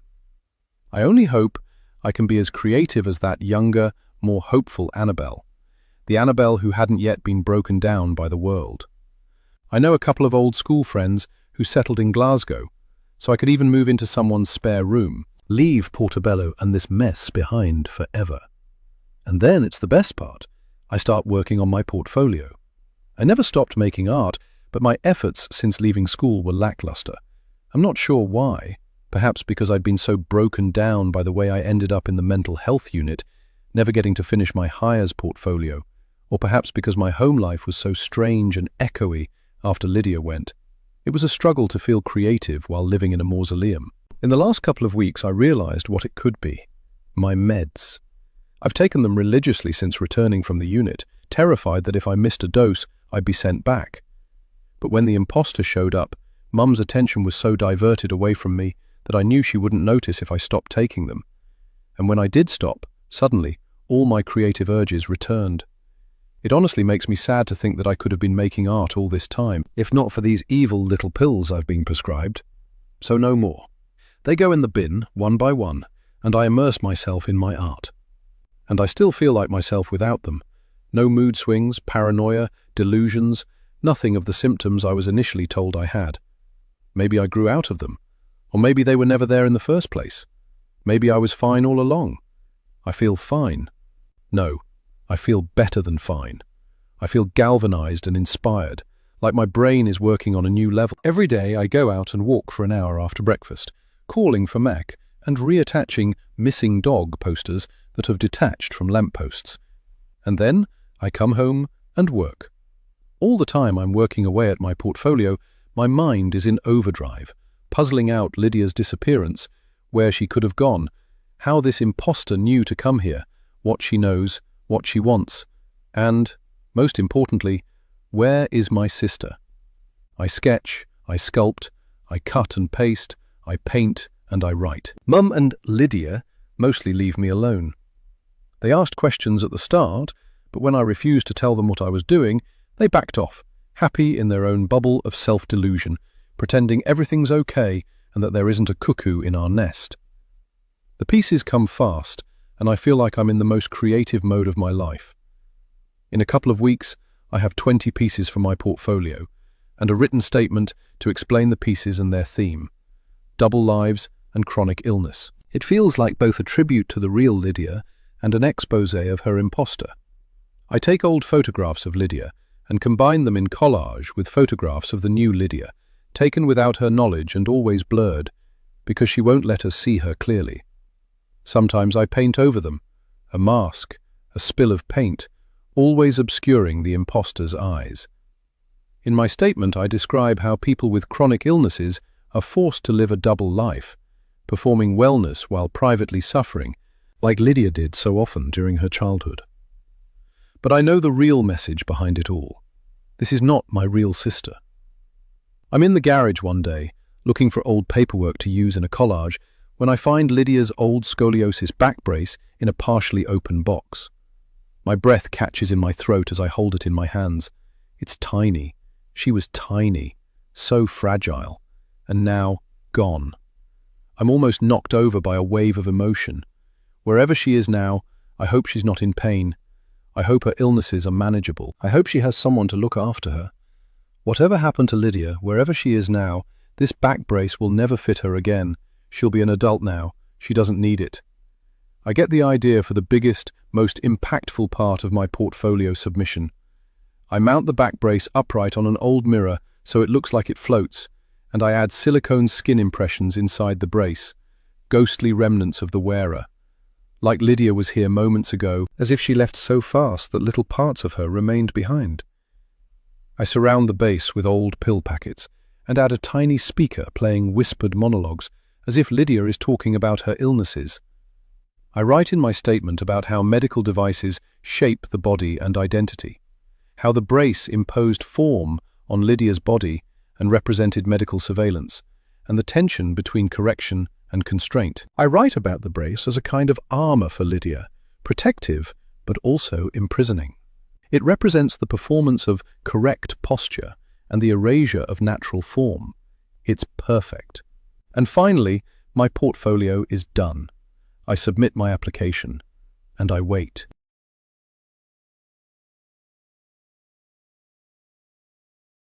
Chapter 41. Wendy. With Annabelle distracted with her art, Lydia and I can truly bond. There are no more outbursts, and it's as if Annabelle has finally accepted that her sister has returned. Lydia and I both heave a sigh of relief, and it feels like we're making progress towards her accepting that it's almost time we told the police about her return. Just a few more days, she says when I ask about it. I'm still maintaining my social media accounts, but my posts have become more generic. I no longer post about Lydia and keeping an eye out for her. Instead, I share the profiles of family members looking for other missing people. I post about Mac, asking Edinburgh folk to keep an eye out. No one comments on the slight shift in my content, but I can see in my stats that my engagement is still dropping. Although my follower numbers stay the same, and that's what matters. My engagement will be through the roof again once I can announce Lydia's return. It's only a matter of time. Lydia and I develop a new routine, and it's like looking at the life I should have had, the one where both my daughters were home during the last 6 years. We have breakfast together and wander down to the Lidl to choose what we're having for dinner and bring it home. And then we potter around, reading on the lawn, catching up on chores, and decorating Lydia's bedroom into something more fitting for a girl nearly in her 20s. Later we cook together, me showing Lydia the cooking methods my own mother taught me. It turns out that spaghetti bolognese is the only thing that Lydia knows how to cook, so we have fun with the basics. Lasagna, chili, tray bakes, risotto, a roast dinner, and we work up to more complex dishes, beef Wellington, paella, stews and pies. My mum taught me this recipe, I tell Lydia, as I show her how to roll the dough for pierogi. She looks at me in surprise. She did? I smile, realizing that I get to tell Lydia about my mother, as if they'd never met. Lydia's memory problems bother me a lot, and I have pinned a lot of hope onto the conversation we'll have with police and the eventual therapist appointment she'll have to recover her memories. But in the meantime, I've begun to find a perverse pleasure in the opportunity to tell Lydia all about her past and our family from the beginning, reliving it all alongside her and letting her see it all as I do, the positives, the negatives, the happy and the sad. I tell the truth, of course, but it's also nice to talk of it with no challenges, especially as Annabelle's not around to dispute my version of events or poison things with her attitude. It's like I have a clean slate. So as we smooth out the pierogi dough and mix the fillings, I tell Lydia about my mother. Yes, she was Polish, I begin, watching Lydia's half smile as she listens and cooks at the same time. I tell her about Mum's journey on foot from Poland during the Second World War, after the Nazis had seized her family home, and how she met my dad in a refugee camp in England before they married and moved up to Scotland after the war. Phew, Lydia says, wiping her hair away from her forehead with the back of her flour-covered hand. I'm so glad they had a happy ending. My hand stills, paused over the mixing of the pierogi filling. Not happy? She asks, observing my body language. I purse my lips to the side. My parents had a hard life, and they were hard people because of it. I'm sure there are parts of me which were affected too.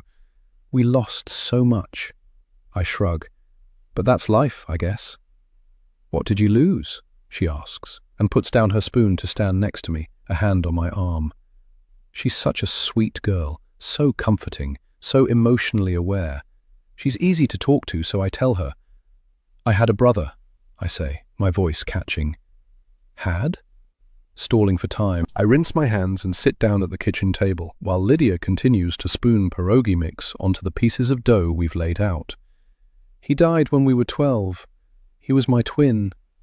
She winces and comes to sit by me at the table. I'm so sorry. He drowned. We played at the beach every day in the summer, and he was such a good swimmer. And one day I looked up from the hole I was digging, and he was gone. A riptide or something. They never found his body. My God, Lydia says. I shrug again. It was a long time ago.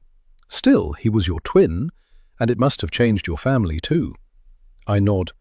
That was the hardest part, the impact on my mother. She just faded away. She'd always been distant and a little cold, the way of her generation, after all they'd been through in the war. But after Marius died, well, it was like I didn't have a mother anymore. I was 12, so I could look after myself. But I was also old enough to recognize what I had lost, both in my brother and in Mum. You're a wonderful mum, Lydia says, her hand on mine again. And I'm sure it was a comfort to Annabelle that you knew what she was going through. You know, when I was missing. You had lost a sibling too. What a lucky, yet horrible coincidence. I pause. I hadn't thought about it like that. And I've never spoken with Annabelle about Marius, or made that connection between our experiences. I feel a pang of guilt. Perhaps Annabelle deserved more. She certainly needed more, but I didn't have anything to give. Still, there's no point in regrets, is there? And now she's working away at her art and seems relatively happy. Perhaps we're all on the up. Lydia about to receive the help she needs, me with both my girls at home, and Annabelle finally pursuing her passion as she'd always wanted. As if she sensed my thoughts, Annabelle wanders into the kitchen, paint on her forearms and her hair held back by an Alice band. Her face is clean of makeup, and without her ridiculous mohawk, she looks softer, more approachable. Like her old self, the one from before. Child Annabelle. My baby. She smiles a hello and heads to switch on the kettle for her afternoon cup of tea. "We're going to be okay," I say, and Lydia looks at me, a puzzled expression on her face. I realize that she's not been privy to my thought processes over the last few minutes, but her puzzlement clears and she nods her agreement. She's always wanted to please, wanted to be on my team. She's a sweet girl. I turn to Annabelle, who's leaning against the counter, scrolling on her phone. "What are you up to today?" I ask. She shrugs, not glancing up from the screen. "Thought I might browse around for accommodation options in Glasgow. Maybe book a couple of viewing—" She stops short, her attention grabbed by a chime on her phone. Her face goes pale, and her knuckles whiten around the handset. There's a tremor in her arm as she stares at the screen, her mouth opening and closing. I hear her breath turn ragged. Whatever she just read, it's not good news. My stomach twists. "What's up?" I ask, and Lydia glances up from where she's wrapping the dough around the pierogi filling, her hands stilling. She can sense the change in the air. Annabelle lets out a shrill, gut-wrenching scream and runs from the room. Chapter 42. Wendy. Lydia looks at me, wide-eyed as we listen to Annabelle's noises as she clatters up the stairs, slamming her bedroom door behind her. After the scream, she starts howling, an animal-like keening sound that chills me to the bone. Crashes begin, thuds coming down through the ceiling. It sounds like she's tearing her room apart. Lydia's pale, her hands shaking as she dusts the flour from her palms and crosses to the sink, her movements cautious and careful. This is trauma, I realize as I watch her careful movements as she tries to remain calm in the face of Annabelle's unpredictability. Flashbacks, I suspect. PTSD. Who knows what dark memories these sudden noises and outbursts ignite for Lydia? Again, I wish I knew what had happened to my daughter, how I could help and protect her. Still listening to Annabelle's movements upstairs, I pull Lydia into my arms and shush her, telling her everything will be okay. But my words are hollow. I don't know if what I'm saying is true. It's been a long time since Annabelle has had a big outburst like this, and this time I have no idea what's triggered it or when it might end. From upstairs I can hear the sound of her smashing up her room, the shattering of glass, the big double thump as she throws something against the wall and it crashes to the floor. Tearing, growling and snarling, Lydia cowers in my arms. "She won't hurt us," I whisper to my daughter, relishing the opportunity to comfort and care. "She won't?" she asks in a quiet voice. "Annabelle will do more damage to herself and her stuff than anyone or anything else," I say sadly. "You're safe." What would have caused Annabelle to react like this? It must have been something on her phone. Bad news. Perhaps it's about Mac. I know she's been putting up posters, visiting local vets. Maybe someone got in touch and they found him. Maybe he got knocked down by a car and they found his body. That would hit Annabelle hard. And once it would have devastated Lydia too, although she's barely mentioned Mac since he ran away. Still, I'll give her space to process this, and I'm sure in time, as her memories come back, she'll be as devastated as Annabelle is right now. If that's what's upsetting Annabelle anyway. With a sigh, I release Lydia from my comforting grasp. "It's going to be okay," I reassure her. "You stay down here. Let's give her some space. In a few minutes, I'll go up and check on her." I roll up my sleeves and start transferring the pierogi to a pan. I'm halfway through when the doorbell rings. I glance up at Lydia. "Would you mind?" I gesture with my flour-covered hands to show that I can't open the door. She nods and heads out of the kitchen. I hear her talking to someone, and she returns carrying a large cardboard box. "It's for Annabelle," she says as she puts the box on the table. "It's heavy." With trepidation, I pick up the box. She's right, it is heavy. I'll take it up to her, see if there's anything I can help with. I knock on Annabelle's door, but there's no response. Everything is quiet now, and I briefly imagine that she's knocked herself out somehow, banged her head on the wall until she faints, and now she's lying on her bedroom floor in need of help. I set the box down and try the handle. Locked. "Annabelle?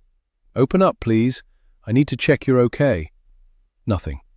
I knock again, hard this time. My fears for Annabelle's safety fuel my frustration. I bang again. "Annabelle, I respect your need for privacy and let you have a lock on your door. But for your own safety, I will have to remove it if you don't open your door when you might be—" "Oh, shut up with all the drama," she croaks, her door opening a crack. Her tear-stained face peers out at me, her cheeks streaked and her eyes puffy. "What do you want? Why can't you leave me alone?" "What's happened?" I ask, relieved that she's not lying in a pool of blood or harming herself with a shard of broken mirror like she had been in my imagination. "Is it Mac?" She wipes a tear angrily from her cheek with a balled fist. "It's got nothing to do with Mac. It's none of your business." She seems to rethink her hostility, and her expression clears slightly. She glances down at the cardboard box by my feet. She points. "What's that?" I shrug. "It just arrived for you. It's heavy." She leans down and peers at the label, and then straightens up, her face a mask of anger and frustration once more. She kicks the box as hard as she can. It skids across the hallway, narrowly missing colliding with my legs. The side of the box is caved in, the cardboard split where her foot connected. I back off, my breath caught in my throat. "Annabelle!" Her door slams closed. "Throw it away. I don't want it," comes her muffled voice through the closed door. Wounded and slightly shaken, I step around the damaged box and trudge down the stairs back to Lydia, relieved I can just walk away. Sometimes I feel like there's hope for my relationship with Annabelle, and then days like this happen, and it feels like we'll never have a healthy, functional relationship. At least I have Lydia. Chapter 43. Annabelle. When Dad left, when Lydia disappeared, when Grandma died, when Dad stopped answering my calls, when Torben abandoned me. There are so many moments in my life where my heart broke and hardened. But today's email shattered me into 1,000 pieces. Its brutal words, disguised as empty compliments, rattle around my head like an echo. We received many excellent applications in a competitive selection process. I'd thought I was guaranteed a place. I realize now, as I lie face down on my bed, tears trickling into my balled-up duvet, I was arrogant. Although your submission was strong, we regret to inform you. My portfolio was good. I made sure of it. The art was skilled and meaningful. My statement was strong and ambitious. I was proud of it. We will not be offering you a place at Glasgow School of Art for the upcoming academic year. I'd even booked some viewings for flats in Glasgow, a room in shared accommodation with bay windows and high ceilings, a studio flat all to myself, a lodging in a basement flat with a live-in cat. I could have a roommate, friends, a part-time job. All the things I've missed out on because of the prison I created for myself, pretending I needed to stay here for Lydia, pretending I needed to take the pills, to numb myself to the point of mindlessness. I was a ghost, and then I came alive with hope. As I prepared this application, I'd imagined my life in all the different places I could live, and all the Annabelles I could be, out in the world by myself for the first time. It was my turn to start living. We encourage you to continue refining your skills, and perhaps to apply again for a future intake. I don't know the worst part, that I expected a place, or that Mum and Lydia were standing there, looking at me when I read the words that took away all my hope for my future. I felt so exposed and embarrassed, as if their eyes on me in that moment had stripped away all my skin and left all my muscles and nerves raw and exposed to the air. If it had been the real Lydia standing in the kitchen, watching me in my lowest moment, hearing my screams of anguish, I'd feel even worse. I never want Lydia to see me like that. So I suppose that's a positive of this whole dire situation. I don't care what the imposter thinks of me. I don't care that she saw that. And then, the absolute kick in the teeth. Incredible timing. Like the universe was laughing at me. My huge parcel of art supplies that I'd spent much more on than I could afford. Sketchbooks in various sizes, a graphite pencil set, erasers, charcoal, ink pens, brushes in so many sizes, shapes and bristle types, paints, acrylics, watercolors and oils, a paint palette, craft knives, adhesives, canvas rolls and stretchers. I'd bought everything I'd need for the course, thinking I would just pack it up and take it with me in a few months when term began. Hundreds of pounds wasted. I can't even open that box. I can't go out into the hallway and pick it up, bring it into my room. I can't look at it. There's a soft knock at my door, and I muffle a groan into my pillow. "I'm fine," I shout into the padding. "Just leave me alone like I asked." Honestly, if Mum doesn't go away, I can't be responsible for how I behave. I need to be alone. But the awkward cough from the other side of my door isn't Mum's, it's Lydia's. "I just want to know if there's anything I can do," she says, the fake concern oozing from her voice. I feel a surge of anger at her audacity for coming up here, for trying to talk to me when I'm a total stranger to her. The ordinary, day-to-day irritation of her pretending to be my sister, tricking our mother into giving her free room and board, I can cope with that normally. But not today, not her pretending to be my sister and using my relationship with Lydia as a pretense under which to offer false comfort when I'm at my lowest. I can't stomach it. I stand up and wrench the door open and lean right into her face.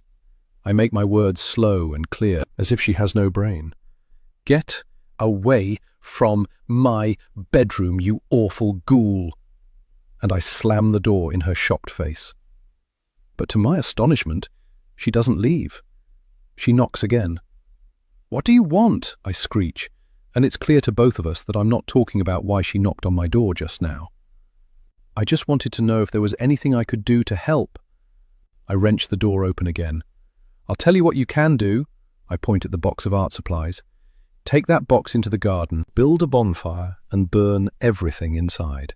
Don't talk to me again until everything is ashes. Do you hear me?" "But," I fix her with the harshest glare I can. "Listen, sister dearest, I know, and you know I know. I don't want your fake performance of sibling love right now. My mum can't even hear you, so drop the act."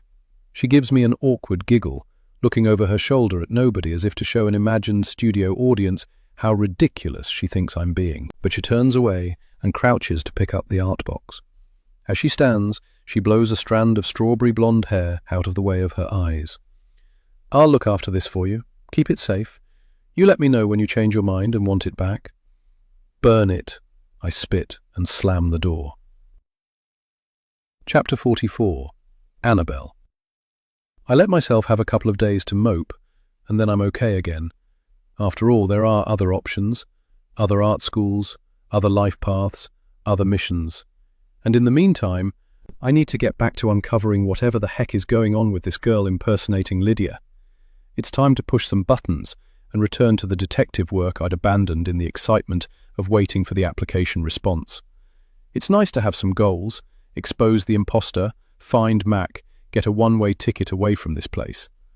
I shower for the first time in a couple of days, and then I style my hair and do my makeup, catching sight of myself in the mirror and feeling relief. Annabelle's back. As I'm finishing up styling my hair, I hear the click of the front door, and I realize that Lydia and Mum have gone out. One of Mum's friends had invited them over for coffee. I vaguely remember overhearing her mention. Perfect timing. I wait a couple of minutes to make sure they don't return for a forgotten umbrella or something, and I sneak into Lydia's bedroom to go through her stuff. The smell hits me as soon as I get inside, that stale, sweet undertone, although it's not as strong as it was when she first arrived. Perhaps it was the smell of an empty room going unoccupied for so long. She's got to have ID, a driver's license or a passport in her real name. If I find that, it's a smoking gun. A burner phone, maybe. Something in addition to the phone Mum already gave her. Her room looks immaculate, so I'm careful with my movements. When I pick up the novel on her bedside table and flick through the pages, I make sure I put it back down in exactly the same position. When I lift the mattress, I smooth out the quilt cover when I'm done, erasing any sign I've been here. I discover two things that look suspicious. In her bathroom bag, I find a brown eyeliner pencil, its tip blunt and well used. I've never seen Lydia use eyeliner, and there's no other makeup there. No mascara, no blush, no foundation. Only a brown eyeliner and a sharpener. She's usually clean-faced and makeup-free, but maybe that means nothing. In her wardrobe, I discover my box of art supplies, still crumpled from where I kicked it. I make a note to take that back soon. Behind that, shoved into a shoe, I find a tiny notebook with an attached pen. On the first page it says Memory Diary, although I know that in itself is a disguise in case this notebook is found. A quick glance shows me I've hit the jackpot. It's a carefully recorded list of facts about every member of our household. There's a page from Mum entitled Wendy, another smoking gun, as if she were really Lydia. Surely it'd say Mum. The page is a list, her middle name, her birthday, and something that makes my blood run cold. Brother, Marius. Spelling? Drowned age 12. I knew Mum had a brother who died, but she's never spoken about his death. She used to say it made her too sad, and she would shut us down if we asked any more questions. I remember one day, not long before Lydia disappeared, when she'd asked 1 or 2 questions too many, and Mum blew up at her, yelling about how some things were private and we needed to learn to keep our noses out of other people's business. I remember jumping to Lydia's defense. "It is her business, though," I remember saying, in that tone of superiority and feigned maturity that teenagers so love. What if he died of something genetic, something that Lydia might be predisposed to? She deserves to know. We both do. I'd felt a little thrill at Lydia's grateful smile, but Mum was having none of it. She yelled something almost unintelligible about an accident, and for the first time she actually stormed out of the house, leaving Lydia and me alone, glancing at each other, our cheeks flushed with embarrassment and shame at having upset our mother so deeply that she'd walked out. She was gone so long that eventually I texted Dad, who promised to head over after work instead of going back to his flat as usual. But by that point, Mum had returned, pale-faced and quiet. We never asked about Mariusz again. I feel sure Lydia would have remembered that, even if she's forgotten everything else. And yet, here she is writing notes about the dead brother in her notebook, taking notes as if cramming for an important exam. Busted. And yet, I think with frustration as I skip through the pages looking for my own name, this is still not enough evidence. She could easily explain this away as trying to trigger her lost memories or whatever. There's the page I've been looking for. Annabelle. It's a bulleted list. Born 6 years before me, now age 25. Mental health? Medicated. Quick to anger. Loyal. Likes art. Dislikes Wendy. Doesn't trust me. Be careful. My cheeks flush red as I read this distilled list of me and my life. Is this all I'm boiled down to? Likes art. Jesus Christ. Better improve your detective skills, I mutter as I flick through the remaining pages. Torben, neighbour. Potential love interest? Get closer. Involved in disappearance? Backpack? So she's bought into the old belief that Torben could have had something to do with Lydia's disappearance. I feel a pang of sympathy for him, even through my renewed feelings of betrayal. Sure, he has abandoned me every time I've needed him, but no one deserves false accusations. I know that better than most. He was so vilified when Lydia went missing. Everyone knew he'd been taken in for questioning, and even when he was released without charge, people still whispered and gossiped about him. Even now, he's cautious and withdrawn, demonstrated by how quickly he backed off the other day, afraid of the rumours resurfacing again.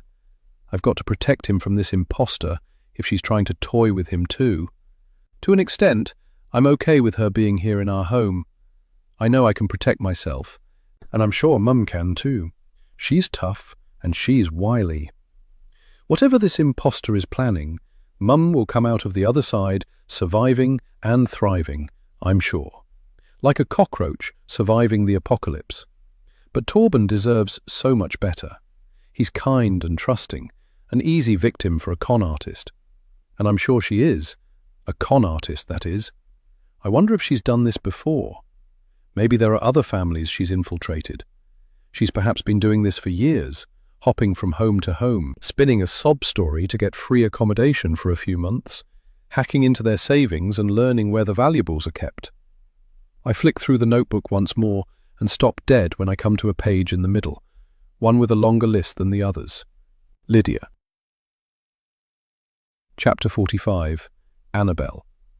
I skim the list in the imposter's careful handwriting, with looped Y tails and curly L's. At first it looks like a list of illnesses, the ones Lydia suffered from when she was a child, which she's miraculously recovered from now. Lydia, 13 when missing. 19 now. Shy and sick. Scoliosis, food intolerances, allergies, autoimmune stuff. Chronic fatigue? Heart issues? Close with Mum, friendly with Annabelle. Dad? Munchausen's. I stop short at that last item. I know that word. What does it mean? I pull out my phone and quickly search. What I find makes me sick to my stomach. Munchausen syndrome, also known as factitious disorder imposed on self, is a mental health condition where a person intentionally fabricates, exaggerates, or induces physical or psychological symptoms to assume the sick role. I want to throw that notebook across the room and trash the whole place. How dare she? This evil con artist has infiltrated her way into our lives, impersonating my sister, and now she has the audacity to imply that Lydia's illness wasn't real? Lydia isn't even here to defend herself. I'm disgusted. I saw the suffering Lydia went through. I saw her shaking, sweating, vomiting. I saw her crying because she wanted to be normal, to see her friends, to attend birthday parties, to go to school. The accusation that she faked it all is absolutely outrageous. I want to burn this notebook, and doubly so because it doesn't prove anything about the imposter's identity. It's just another clue that can be interpreted either way. It's not enough. As I'm staring at the notebook, contemplating my next move, a noise from downstairs sets my senses on alert. The front door. Mum and Lydia. Are they back? As quick as I can, I shove the notebook into the shoe and slam the wardrobe closed. A bag falls from the top of the wardrobe, but there's no time. I ignore it and rush back towards my own room. She'll have to assume it fell by itself. But as I cross the top of the stairs, I see that it's not Lydia and Mum returning home early, but someone standing outside the closed front door, waiting. I must have been too engrossed in the notebook to hear their knock, but as I stand watching, I see them shift and raise their hand to knock on the frosted glass once more. My heart still banging wildly in my chest, I descend the stairs. I open the door, and as soon as I see who's there, I drop to my knees. Chapter 46. Annabelle. I didn't expect to cry, but the sight of Mac on our doorstep looking healthy and happy, if not skinnier than before, makes the tears well up. He squeals in delight when he sees me, and I drop to my knees to bury my nose in his fur and hold his wriggly little body close as he licks my cheeks and pokes me with his claws in delight. I barely look up to register Torben as he stands there, a makeshift lead in his hand. He's tied a blue laundry line loosely around Mac's neck. "Where did you find him?" I ask in a shaky voice, trying to hold Mac's excited face away as he lunges for another lick at my cheek. "Thank you so much." "I heard barking down the bottom of our garden, so I went to investigate. Turns out he'd got into our neighbour's shed somehow. Luckily they had some old bird food in there, and I think there was a bucket to catch drips from the roof, so he had food and water." I cuddle him closer, feeling the protrusion of his bones now that I'm aware of what he's been through. The poor thing. It's been a couple of weeks. He can't have been in there the whole time. He shrugs and reaches out to ruffle Mac's ears. "No collar," he says, indicating Mac's bare neck. "Maybe someone took him in, thought he was a stray. I gave him some food and water before I brought him over, but you might want to get him checked out by the vet, too."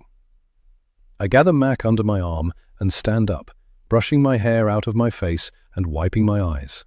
He got lucky. Torben nods, a smile making the dimple on his left cheek flash before it quickly disappears again. All this time, I'd thought Lydia had done something to Mac, chased him away because he wouldn't play along with her pretense. I mean, it's still possible. Perhaps she trapped him in the shed and left him to die. But at least she didn't hurt him. And it could have been an accident, I suppose. More frustration. There's so little proof. No evidence to prove she's lying. It's driving me insane. Torben looks between Mac and me, a flash of affection in his eyes, and for a moment I feel like it could be possible for us to be friends again one day. I miss our friendship, but I can't forgive him for abandoning me twice. Once when Lydia first went missing, and again now, there's a stranger claiming to be her. He doesn't want to be involved. and so we can't be friends. But we can be neighbors, I think, proud of myself for swallowing my pride. I can choose not to hold on to old resentments. Is this personal growth? Come in. I'll put the kettle on. I step aside and gesture for him to come inside. He glances over my shoulder, his expression wary. It's only me at home. Mum and Lydia are out for coffee. His expression clears, and he steps inside. In the kitchen, I fill up Mac's bowl with water and give him some more food. He rushes straight over and gobbles it down, only pausing to glance up and check I'm still there, his tail wagging slightly before returning to his food. I watch for a moment, tears of relief prickling my eyes. Then I put on the kettle. I'm about to grab some tea bags when I freeze, remembering the bag in Lydia's room, the one that fell as I closed the wardrobe. I inhale sharply. I need to go back up there before Lydia comes home. I need to make sure there's no evidence of my presence. You okay? He asks, and I whirl around, chucking tea bags into the mugs and rushing towards the door. There's something I need to do. Back in a sec. And I rush from the kitchen and up the stairs. Lydia's door is ajar, the bag still in the middle of the floor where it landed after Torben rang the doorbell. It's a laptop bag, I realize as I pick it up, feeling the weight. She must keep it out of sight, on top of the wardrobe. But my opening and closing the door had caused it to fall. Jackpot. I regret inviting Torben inside. Lydia is home all the time. This might be my only chance to snoop on this laptop. But Torben's sitting downstairs by himself, waiting for a cup of tea in the kitchen. Damn. I stand there in the middle of Lydia's room, frozen with indecision, until a cough startles me from my reverie. I start, turning to the door, to see Torben leaning against the frame, a half smile on his face. Busted. Again. Did I interrupt something? He asks. At first it feels invasive, Torben's presence upstairs in the house when it's just me and him here. But I remember all the times when we were kids, when he used to come over to hang out, watching movies, playing games in my room or Lydia's. He's been all over this house, and it's normal for him to wander around upstairs. It's not like it's someone like Mum's friend Agnes or Julia poking around the top floor uninvited. What's the smell? He asks, looking around the room for the culprit. Smells like something died in here. He picks up a pillow from the bed and puts it back down, as if the source of the smell would somehow be hiding under there. I shrug, inhaling through my nose. I can't smell it anymore. Just stale air, I think. He grimaces and pushes open the window. I lean down and pick up the laptop bag, reaching inside and drawing out an old laptop, slightly battered and scratched. I open it and the screen immediately flicks on. No password requirement. I'm straight in. Oh, wow, I say, not believing my luck. Is this Lydia's? He asks, stepping into the room. I guess, I shrug. We're about to find out. I sit on the bed and pull the laptop onto my knee. This could be it, I realize, my opportunity to find out the truth. Torben glances over his shoulder, back down the stairs towards the front door. What are you doing? They could be back any minute. You said they're out for coffee. Keep a lookout, I hiss at him, opening the browser window and beginning to poke around. Chapter 47. Annabelle. This is it. The proof I've been looking for. I'm holding it in my hands. I can tell. Somewhere in this laptop is the key. But there's no time. It looks like the imposter left the laptop in a hurry without properly shutting it down. It was already switched on, with no requirement for the password to log in, and her browser window was already open to her emails. An email account where she uses an alias instead of a real name, so I still don't know her real identity. I station Torben at my bedroom window, looking out into the street to yell if he sees Mum or Lydia coming. He's not happy about it, but he agrees. There'll be time to shut everything down, as my room has a pretty good view down the road in the direction of Gina's house. I quickly run my eyes down the list of names in Lydia's inbox, looking for anything familiar. But I can't see anything. It's messy, but there's only one option. As fast as I can, and without reading anything, I forward as many of her recent emails as I can to my own inbox, carefully deleting them from the sent items as I go. When I've done 10 or 15 or so, I click into the email settings and set all incoming emails to auto-forward a copy to my burner email account. Even if Lydia finds this setting, she couldn't link the email address with me, general.admin@lifemail.com. For good measure, I open up the browser's saved passwords and find the one for Lydia's email provider, clicking on the button to reveal the password. My first roadblock, a pop-up asking me to enter the PC's password to reveal it. I've not a clue. I close the window and try a different angle, opening up my documents and scanning the folders of saved items. Maybe she's got a document with passwords saved or something. Someone without a PC password enabled must have lax security. What the hell are you doing? The laptop is slammed closed and wrenched from my hands. I look up to see Lydia standing over me, her hair disheveled and her face and chest blotchy with emotion. She's out of breath. Behind her, Mac stands with his feet planted wide apart, a low growl rumbling in the back of his throat as he stares at Lydia. Nothing's changed there then. I hear a movement from across the hallway, and I realize that Torben is still in the house. I close my eyes briefly, hoping he stays unseen. I don't need him to be caught up in this. Why didn't he warn me? Mum and Lydia must have returned via the back way, coming in through the garden gate. I messed up. I'm immobile as I think about what my next move should be. Straight apology or an excuse? Maybe I could say I was testing the Wi-Fi, or...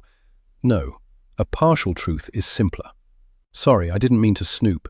I heard a thump, and when I came in to check, your laptop had fallen from the top of the wardrobe. True. I gesture up to her hiding place. I was checking it was still in one piece. It seems to be working fine. I got it started up and was just shutting it down. An insincere smile spreads across Lydia's face, and it chills me to my core. The smile of someone who knows they have the upper hand. You need a better excuse than that, sister. She hisses the final word like a taunt. I stand up and fold my arms across my chest, facing her. Over her shoulder, I see a flash as Torben whisks out of my room and along the hallway towards the stairs. Mac gives a final growl to Lydia, then turns and follows him. Lydia doesn't notice. I don't need an excuse to be in my own house, in my sister's room. You, on the other hand, what are you hiding? She tilts her head, the smile getting wider. I should be asking you that. You were the one poking around in my stuff, and now you can tell me what you found. I'm sure it was fascinating. I told you. I was checking it was still working. I didn't find anything. Liar. Surely there's nothing to find, if you are who you say you are. She laughs. I suppose it's very sisterly to find you going through my stuff, just like old times. I roll my eyes. There's something in that laptop, I know it. I can only hope I've done enough to find out what it is. She affects a calm tone, but I can tell I've rattled her. If you have questions for me, all you have to do is ask. There's no need for this pathetic spy game. She steps towards me and I see a flash of danger behind her eyes. The innocent, wide-eyed pretense she affects around Mum is gone, replaced with a threat. If she wasn't holding her laptop in her hands, I'd genuinely be worried she might hurt me. What do you want, Lydia? I ask. Or whatever your name is. Why are you here? The sweet smile is back, sickly and fake across her whole face, her eyes still cold above it. What everyone wants, Annabelle, she says, tilting her head and hugging the laptop to her chest. Her voice is quiet, too quiet to carry outside of this room.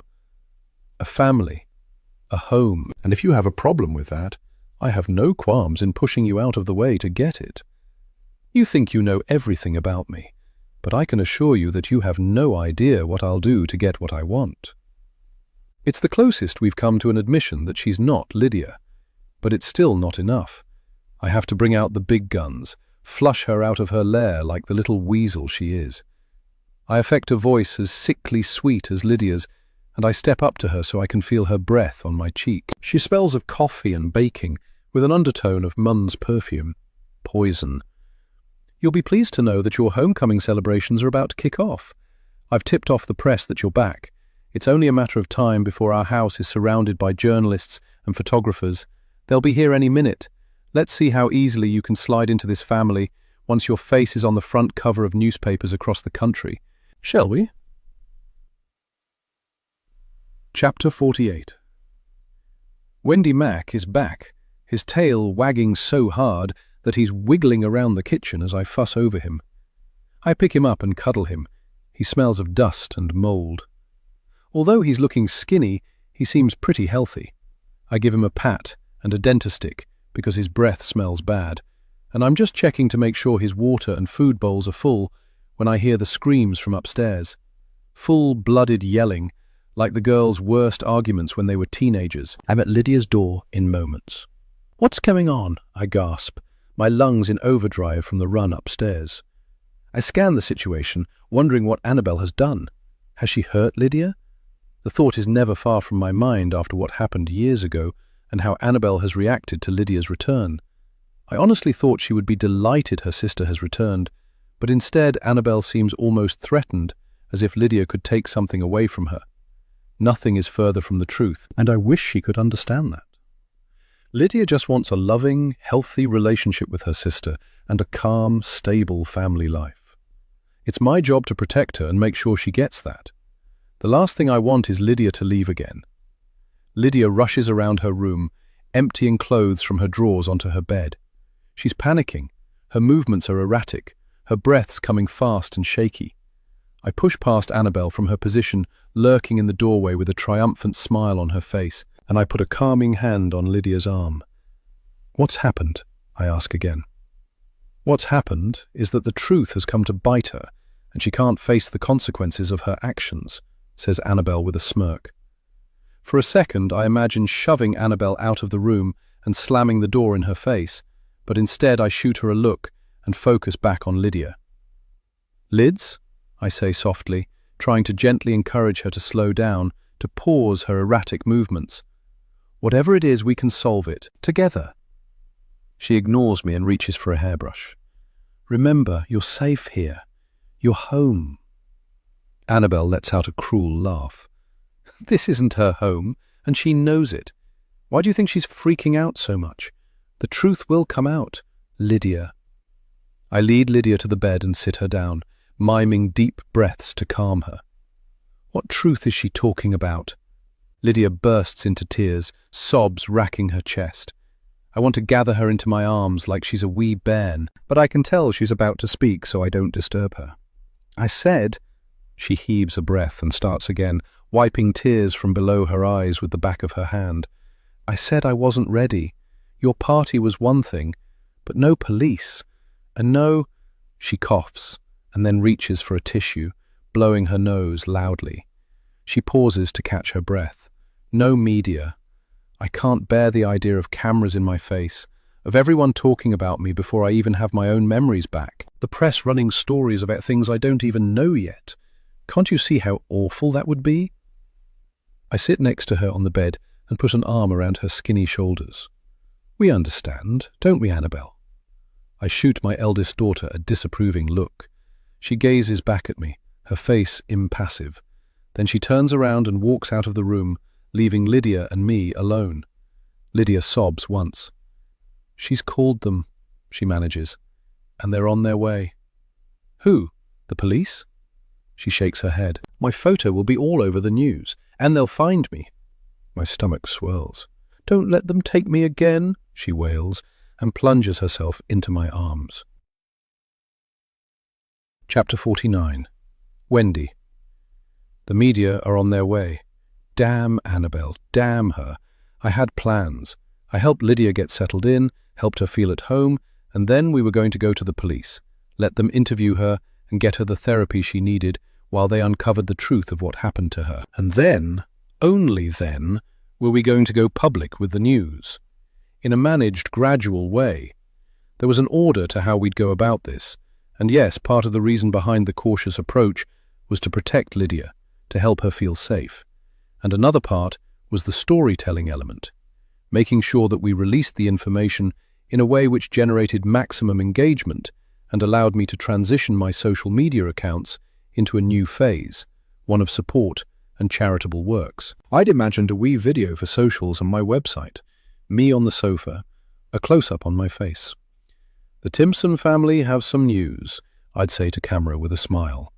The camera would zoom out to reveal Lydia and Annabelle sitting on the sofa together next to me, arms around each other, beaming with happiness. "Lydia's come home," we'd say, and we'd all hug. There's loads of other ways we could announce it too, and repetition isn't a problem when social media's so quick to turn around anyway. So we could have done a POV for TikTok. POV, your daughter's been missing for 6 years, and today she turns up on your doorstep, and show a recreation of me opening the door to Lydia and seeing her for the first time. I was going to do a photo shoot of Lydia, with a couple of shots of me and her, mother and daughter reunited, and maybe even one of Annabelle and Lydia together. A press release, with me as the main contact. And as soon as the press release hit inboxes, Lydia and I would be away for a few days, somewhere remote, rural, and relaxing in the Scottish countryside as the furore gathered in Portobello. I would answer questions on Lydia's behalf, online and through email, and only when the buzz had died down would we return. Lydia would get used to the media attention, I reasoned, and by the time we returned home after a week or two, she'd be comfortable with the idea of speaking to the media. And that's when the TV shows would come calling, the interview requests, the book deal offers, and I'd act as Lydia's manager, brokering the deals, controlling access to her, making her a rare commodity, one to be treasured and valued. It turns out I'm good at social media, and I couldn't wait to show Lydia how much support she's had while she's been away. And now Annabelle has scuppered all of that by wanting some kind of jealous revenge. Damn her. It's all I can do not to stand up and storm into her room, yelling at her. But I need to override my initial instincts and focus on Lydia. This is about her, after all, not Annabelle.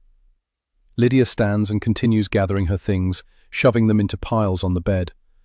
"I need to get away," she says, panic in her voice. "I can't be in the papers. I need to be the voice of reason." "It'll be okay, Lids," I say in a calm voice. "We can't stay here, if what Annabelle says is true. So," I reassure myself, "we're just moving forward faster than Lydia wanted. We'll head away for a few days, until things quieten down, and the media discover there's nothing to report on. But from my perspective, this is a good thing. I've wanted to call the police for a while, and my followers are getting restless, wanting to know why I've gone quiet. To some extent, I'm grateful to Annabelle for accelerating things, for forcing my hand. We'll get your stuff and we'll go out the back door. You won't be seen." "Where will we go?" she sniffs. I shrug. "Leave that to Mum," I say, and head into my room to pack a bag. "You're safe with me." Chapter 50. Annabelle.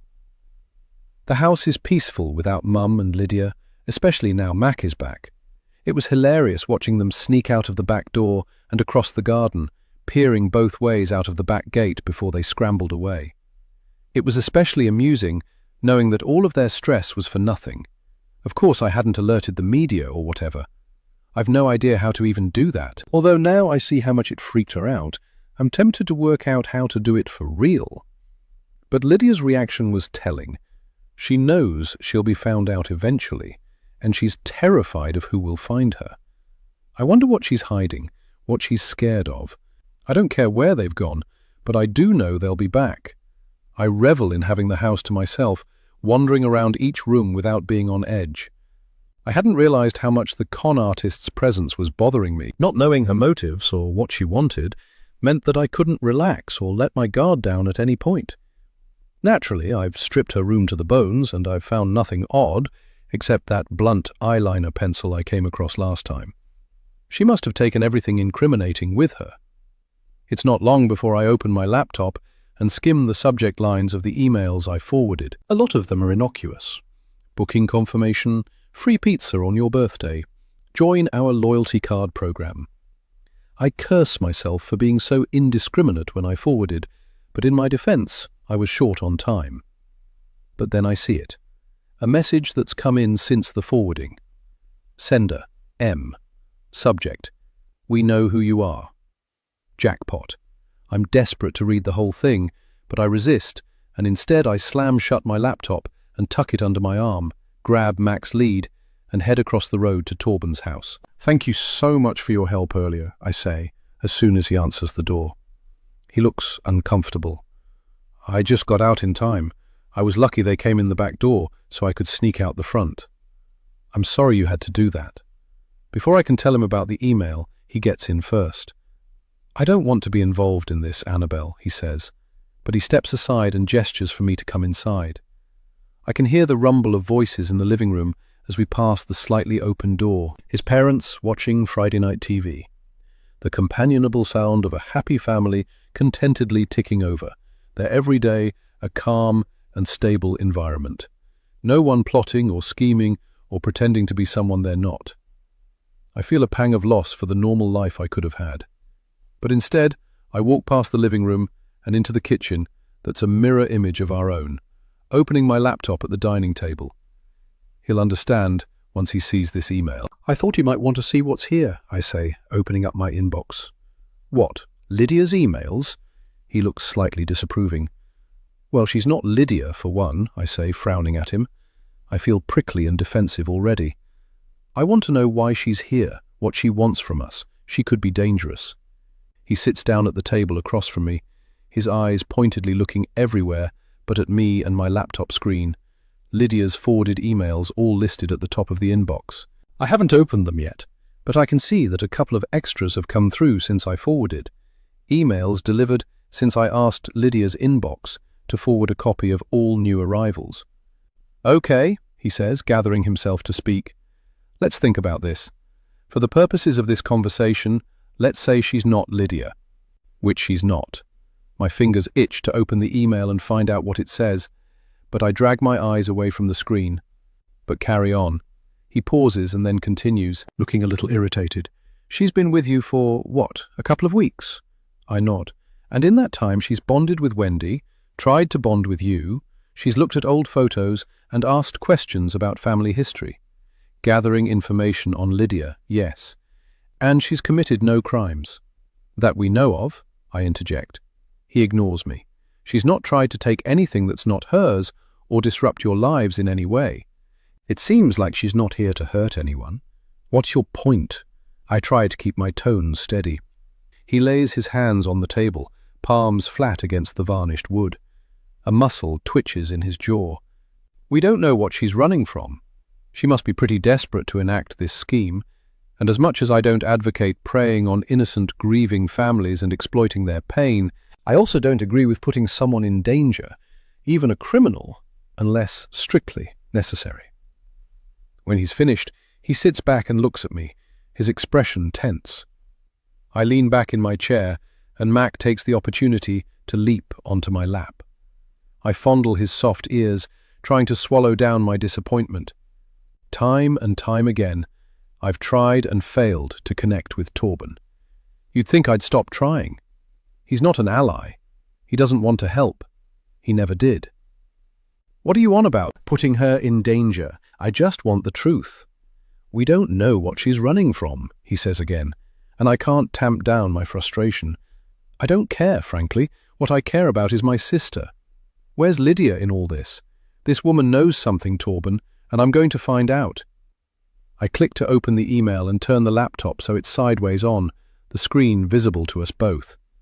I get a glimpse of the first line. "Carmen, or whatever name you're using now."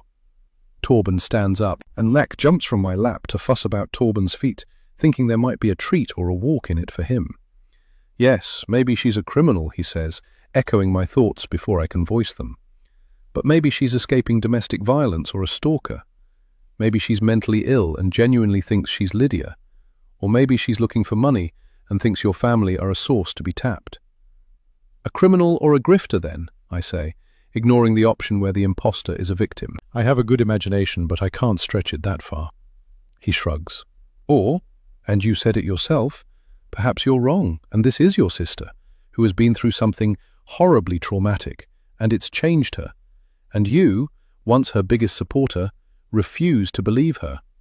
I don't know, Annabelle, but I do know that I don't want to be involved." My cheeks turn red with frustration and embarrassment. "Torben," I try, humiliated by how desperate I sound. His face changes, 2 red blotches appearing high on his cheekbones. "No, Annabelle. I tried to help once, and I ended up in a police cell for 4 hours. Idiot, I think to myself. Idiot for believing I could find an ally in Torben when he's shown me so many times that he can't or won't help me. Every opportunity he's had to be there for me, he's thrown it back in my face. I should have known, I mutter. I close my laptop, feeling strangely protective of what I might find there. I wish I could have Torben's help, but I've been on my own with this from the start. Nothing changes much if it continues to be just me. Why not? Why won't you help? He folds his arms. Your mum. He pauses and rubs his face, a look of distress in his eyes. I've got to protect myself. I'm not putting myself in the way of that again. I leave Torben's house without another word. I'm done. Chapter 51. Wendy. If it wasn't for the thrum of dread in the pit of my stomach and the fidgety anxiety oozing from Lydia's every pore, I could pretend this is a normal mother and daughter mini-break in the city. Lydia and I do all the touristy things, browsing the art galleries, afternoon tea at the Balmoral, admiring the views from the top of Calton Hill, and then hitting the shops to upgrade Lydia's meagre wardrobe. It should be a joy to share this with my daughter, but any joy we could have found has been stolen by Annabelle. My resentment for my eldest daughter is growing by the day. You look lovely, I say, as Lydia emerges from the curtains to show me an embroidered halter-neck dress that'll be perfect for Sally's garden party next month. Lydia has turned into a beautiful young woman. Her pale skin and strawberry blonde hair combine with her green eyes to create a striking figure, especially in combination with her athletic shoulders. I wonder where she got her figure from. I've always been solid, and Leonard had a tendency to store fat around his middle, but Lydia appears to do no exercise, and yet she looks like an athlete. I buy her the dress and many other items which looked incredible on her, and then we stay in a hotel on the Royal Mile. It's such a treat to share a room with Lydia. I'm grateful that there was a vacancy, and that we're not yet in the high season of July and August. I lie awake for a lot of the night, listening to her breathing, and thanking the universe for returning her to me. We needed this kind of trip, I realize. Even though it was Annabelle who triggered it, I'm grateful to get out of the house and have this break, away from Annabelle. I hadn't realized how much her presence had been weighing me down. The longer we stay away, the freer we feel. Lydia, too, is much more chatty and light-hearted once we're settled, and she's reassured that the newspapers haven't yet run any stories. Probably because they haven't captured any photos while she's gone. We giggle as we eavesdrop on the couple at the next table at breakfast, bickering over whose fault it was that they got caught in the rain yesterday and missed their tour at Holyrood Palace. When our giggles subside, Lydia's expression is serious. "This is nice," she says, and I can hear the implication in her voice, the same thoughts I've been having since we left Portobello yesterday afternoon. It's nice to be away from Annabelle. "I'm so sorry she called the journalists," I say, stirring my coffee and tapping the teaspoon on the edge of the cup before setting it on the saucer. I try to dredge some understanding for Annabelle's actions. She's probably trying to help in her own clumsy way. Lydia makes eye contact and then looks away. How? I take a bite of hot buttered toast and chew slowly, thinking. She always wanted her sister back. But without your memories, I can imagine it feels like there's no resolution, no answers. I feel like that too, a bit. I add, because it's true. It would be a relief to have answers, to know how you left, where you were, and who you were with. To let the police do their job and catch the people who took you and kept you captive. She looks down at her plate, her cheeks flushing. "I've started to remember a few things," she says in a quiet voice. I put my toast down slowly, as if she's a woodland creature and I don't want to startle her. "You have?" "About where I was for the first few years." I'm restless with excitement. This is it. We can call the police. I go to stand up and then I sit back down. "Calm yourself, Wendy. Don't scare her away." I focus on a nonchalant tone. "What can you tell me?" And she starts to talk. Chapter 52. Annabelle. Back home, Mac curls up on the sofa next to me. Emotionally bruised from Torben's newest rejection, I open my laptop again and navigate to the email that's automatically appeared in my inbox within the last few hours. Subject: "We know who you are." Carmen, or whatever name you're using now, did you think we'd stay quiet forever? You can't just vanish and pretend none of this happened. We gave you everything, no questions asked, and you took it all and more. We know where you are and your newest scheme. If you don't come clean, we'll go to the police. You've had more chances than you deserve. M. I stare at the screen, open-mouthed. My stomach drops. I was right. I knew I was, and I wanted confirmation of it so badly. But now it's here, there's a sinking feeling, a fear. Because a criminal has been sleeping in the bedroom across the hall, and my mother and I are her intended victims. She's an imposter named Carmen, someone who has infiltrated my family and is impersonating the person that I love most in the world. Who the hell is living in my house? And how dare she? But the anger doesn't last long as I scan the email over and over, processing its implications. I leap up, punching the air. This is it. This is the proof I've been looking for. I knew she was a con artist, and I knew there'd be something, a clue to what she's been up to. And now I know. This isn't Carmen's first con.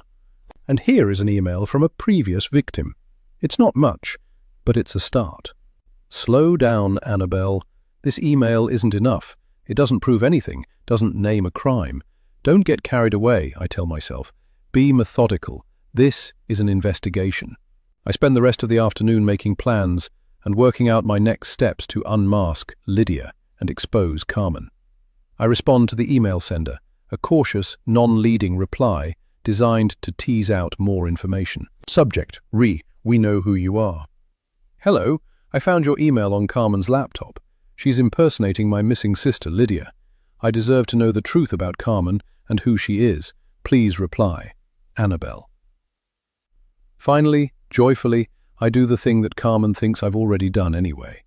I draft an email from my anonymous account, reassuring myself that this is the best next step. After all, I can't prove anything on my own, but if I enlist the help of professional investigators, I just have to light the match and the fire will take care of itself.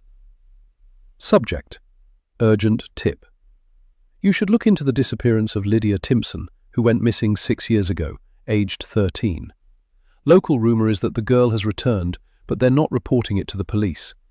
Even more rumor is that it's not Lydia at all, but an imposter pretending to be the missing girl. A concerned neighbor.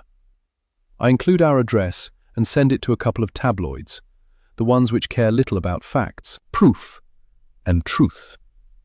And I wait. Chapter 53.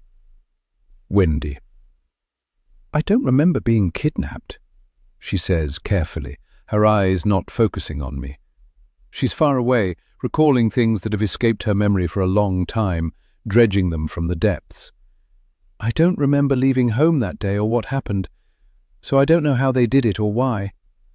I've been trying to get everything straight because I don't know if the people I lived with are the people who took me. Your kidnappers? I ask, frowning. I don't want to lead her to make things up, but I do need clarity on the story as she tells it. Yes, I mean, maybe they thought I was a genuine foster kid and they were just doing what they felt was their duty. Or maybe they took me. I just don't know. She shakes her head, baffled and lost, and for a moment I see the wee girl I once comforted. I want to reach out and gather her into my arms, but she's still speaking and I can't disrupt that. This is what I've been waiting for. The first thing I remember is from about a year in. I was in a family home with other children.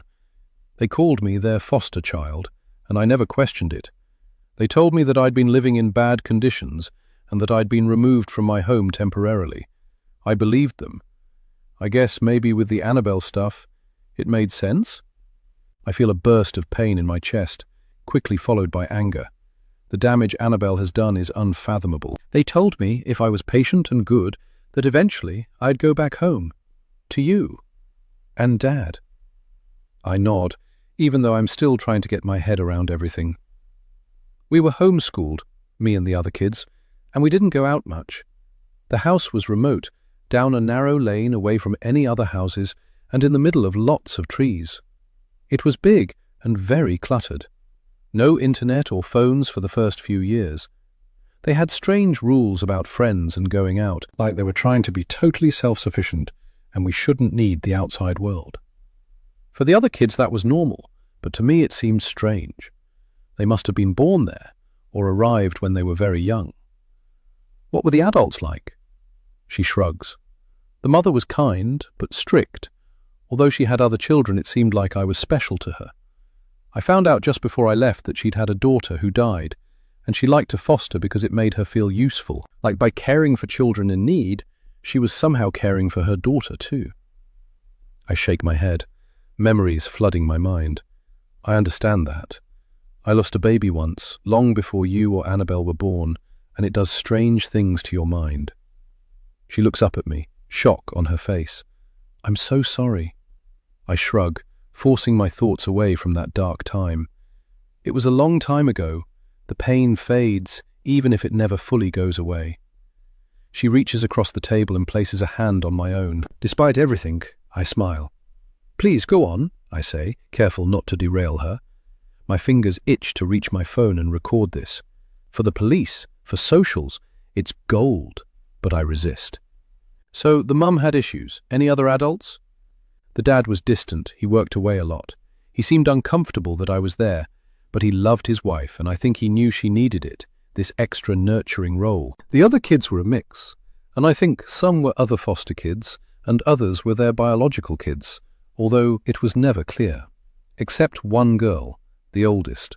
She hated me most of the time. I give her a sympathetic look, and she waves it away. I got used to it. Anyway, eventually they told me my parents didn't want me back, that you'd given them permission to adopt me. By that point I was so indoctrinated that I could barely remember you, and it didn't hurt for too long. I started calling the woman Mum.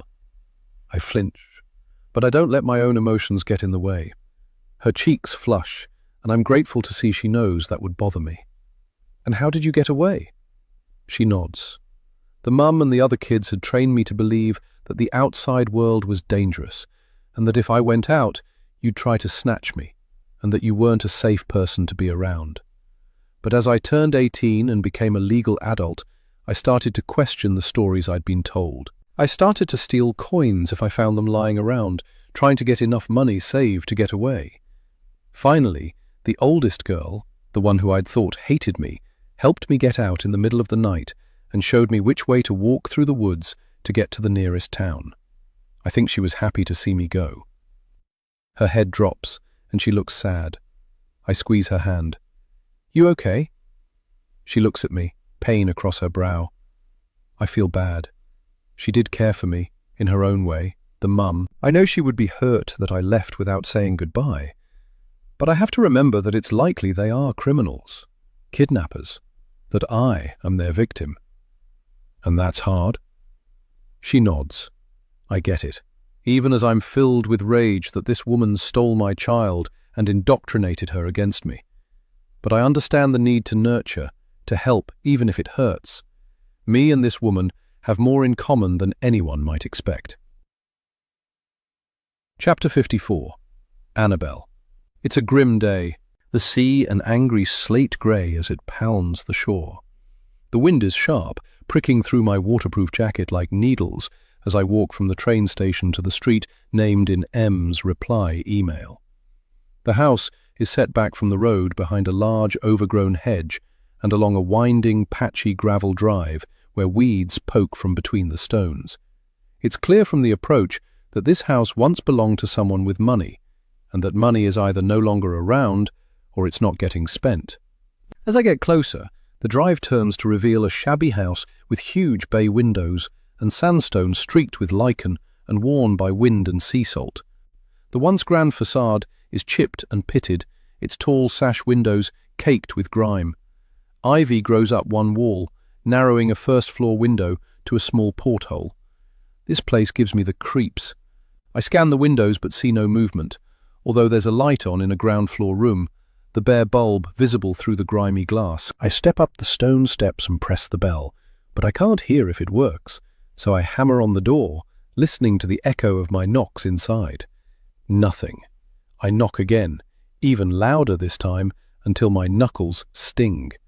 Finally, I hear shuffling feet, and the door opens a crack to reveal a man's face, about the same age as Mum. A faint smell of mildew and coal dust floats to my nostrils. He frowns at me. "Can't you read?" and starts to close the door. "Wait," I say, shooting out a hand. "What did you mean? I'm here to ask." There are signs at the gate. No cold callers. He moves to close the door again, but this time I do what I've seen them do in movies and TV shows, and I stick my foot in the door. It doesn't work as well as it seems to on TV, and my toes get painfully squashed inside my Converse. But at least the door hasn't closed. "I'm not selling anything," I say, trying to keep the desperation from my voice. "Someone called M emailed me with this address. They said, 'There's no one called M here.' I mean, someone with the initial M. He mentioned he knew something about Lydia." His expression is blank, and I see his fingers tighten on the door again. "Or Carmen? Do you know someone called Carmen?" His frown deepens as soon as I say it. "There's no one here by that name." "No, I know. She's... Can't help you," he barks and slams the door. I knock a few more times, but it's no use. My shoulders slumped. I trudge back through the rain to the train station. I sense something as I walk down the street towards our house, my bag strap cutting into my shoulder after my fruitless journey. The air feels different somehow, like things are going to change. As I pass Torben's house, I see him at his living room window. He moves as soon as he sees me, beckoning me. Part of me wants to go to him, to see what he wants, but I realize he probably just feels guilty that he's turned me down so many times, that he's refused to help. This doesn't mean anything has changed. He's a nice guy, trying to make himself feel better. Probably just wants to make me a cup of tea and assuage his guilt. I'm exhausted, every bone and muscle in my body aching for a hot bath and a lie down with a book in an empty house. I wave briefly and carry on walking, pretending I didn't understand his invitation.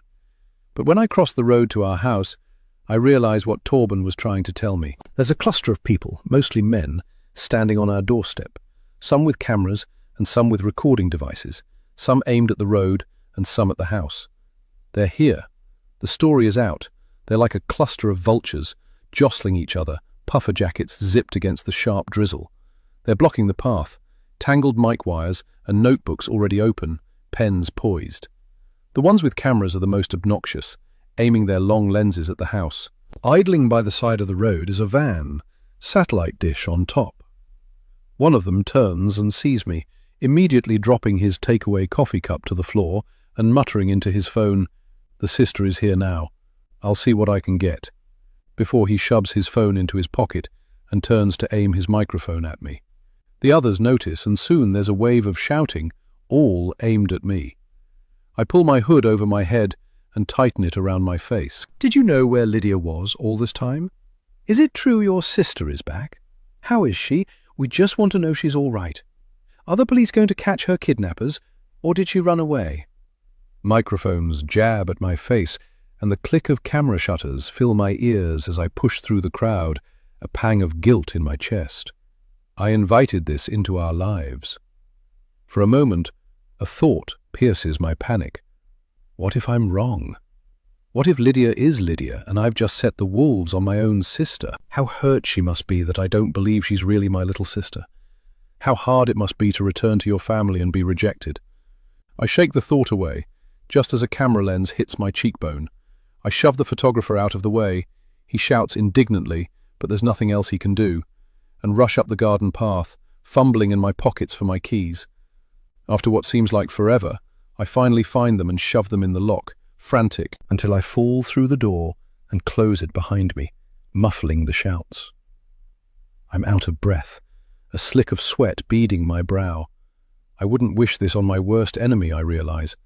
But the pretend amnesia, the fake simpering to Mum, the email from M, the notebook full of observations of our family. She's not Lydia. There's more shouting from outside as someone must walk by, but it fades when the media realize it's not Lydia. Yes, I wouldn't wish this on my worst enemy, but I would wish it on an imposter. It's what she deserves. Chapter 55. Wendy. Even though just over 24 hours have passed, it feels like Lydia and I are entering a new phase since we last left our Portobello Street, Annabelle's threat ringing in our ears.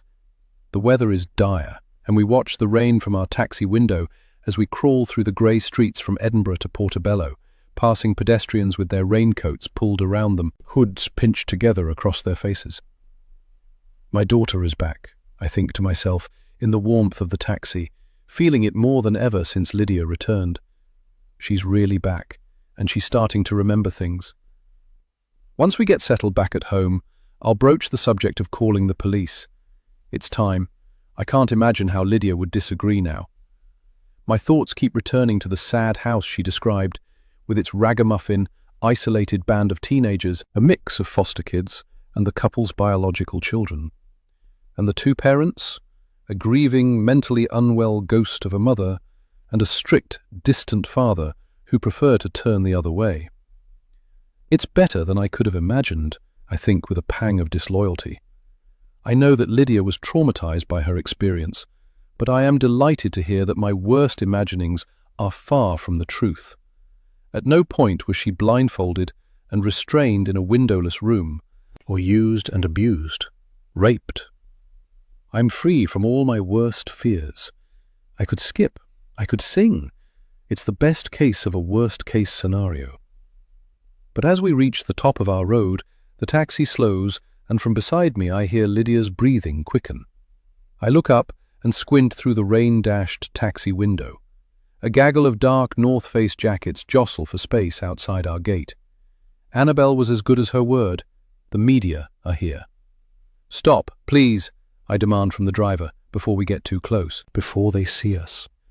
Next to me, Lydia is wide-eyed as a deer. I grab her hand.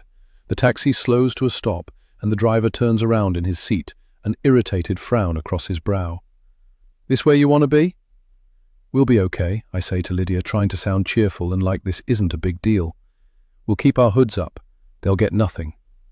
The rain picks up, coming down in huge drops driven sideways by the wind. Lydia hugs herself, her skinny frame shivering in fear. She shakes her head, and I close my eyes.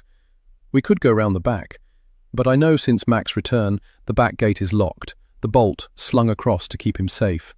We could go anyway and scale the wall, but it's over 6 feet tall in places, and the last thing we need is a broken ankle and a bunch of media photographs of me or Lydia getting stretchered into an ambulance. They've got enough fodder already. Damn Annabelle, I think to myself, knowing full well that she did this on purpose. There are no other options. "This is fine, thank you," I say, and open my door to the driving rain. I climb out and turn around to see Lydia still sitting in her seat, her figure hunched over and tiny. I hold out a hand to her, and she slides across the back seat to my open door, glancing over at the journalists and photographers further down the street. They haven't seen us yet, and I want to keep it that way. I turn to her and pull her hood tighter around her face. I reach into my handbag and grab my sunglasses and a scarf, wrapping it around her mouth. "We're not going," she says in a small voice. "We could go to Gina's or someone else's, wait it out." I shake my head. They'll be working in shifts. Once one of them gets tired, someone else will come and take their place. They won't go until they've got what they want. The small circle of face turns even paler beneath her hood. "Come on," I say, my tone firm and my jaw set. "You're not going to let Annabelle win, are you?" She looks at me in surprise. It's a cheap shot, but needs must. We need to get back into our house, and I refuse to be made a prisoner in my own home. Any news stories will be tomorrow's chip paper. You know the saying. She shakes her head, and I'm not sure whether she means that she doesn't know the saying or won't come with me. But I turn and start along the pavement towards the house, and the sound of her footsteps on the pavement tells me that she's following, albeit reluctantly. As we approach the house, I remove my jacket and sling it across Lydia's shoulders, letting her hunch underneath it, so there's nothing of her visible. Even then, we're spotted almost immediately. "Is that her? Lydia? Are you back? Where have you been?" The shouts intensify as we approach, and for a moment it looks like they're going to continue blocking our way into our house. But at the last moment, I shove Lydia ahead of me, feeling her resistance, and the crowd parts slightly, like we're surrounded by a narrow force field. I shake my head to show we're not answering any questions. I even mutter, "No comment," at one point, feeling like a famous person. This may be the closest I ever get to being a celebrity. I push through the front gate and usher Lydia along the path, her breath coming loud and fast in her panic. Behind us, the voices get more demanding, their tone urgent, as if we owe them something. We owe them nothing. My keys scramble in the lock and I groan in frustration as I realize that Annabelle has left her keys in the other side. She's trapped us outside, knowing this would happen. The little bitch.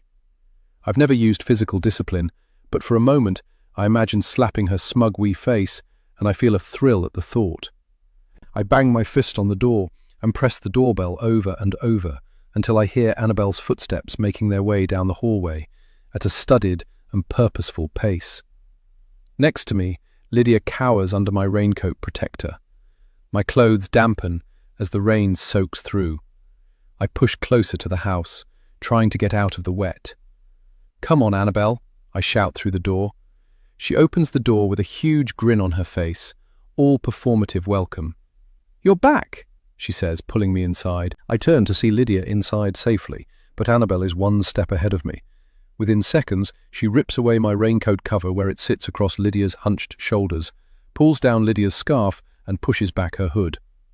Before I can stop her, she shoves Lydia back outside, onto the doorstep, and closes the door. I hear the roar of triumph from the media, followed closely by Lydia's scream of terror. I initiate a brief scuffle to get to the door, but Annabelle doesn't fight back. She knows what she's done is enough. They've got their photos and their story. Annabelle has won. I pull Lydia inside, shaking like a leaf and sobbing with anguish, and I bundle her into the kitchen. I turn to Annabelle. "Get away from her." An amused look crosses Annabelle's face, and I can tell that she's got something to tell me, something she believes is a winning hand. "Didn't you see, Mum?" I grip my teeth. "Well?" "See what?" I ask, reluctant to give her what she wants, but in need of more information. "Lydia forgot something." She points at Lydia, then taps the side of her own jaw, in the same location as where Lydia's mole is.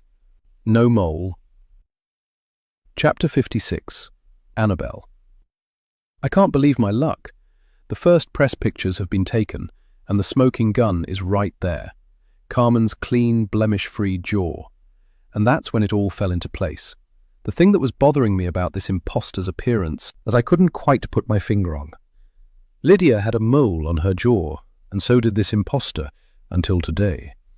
But there was no way the imposter could have known about Lydia's mole. I'd noticed she'd left the brown eyeliner pencil behind when she and Mum went to Edinburgh.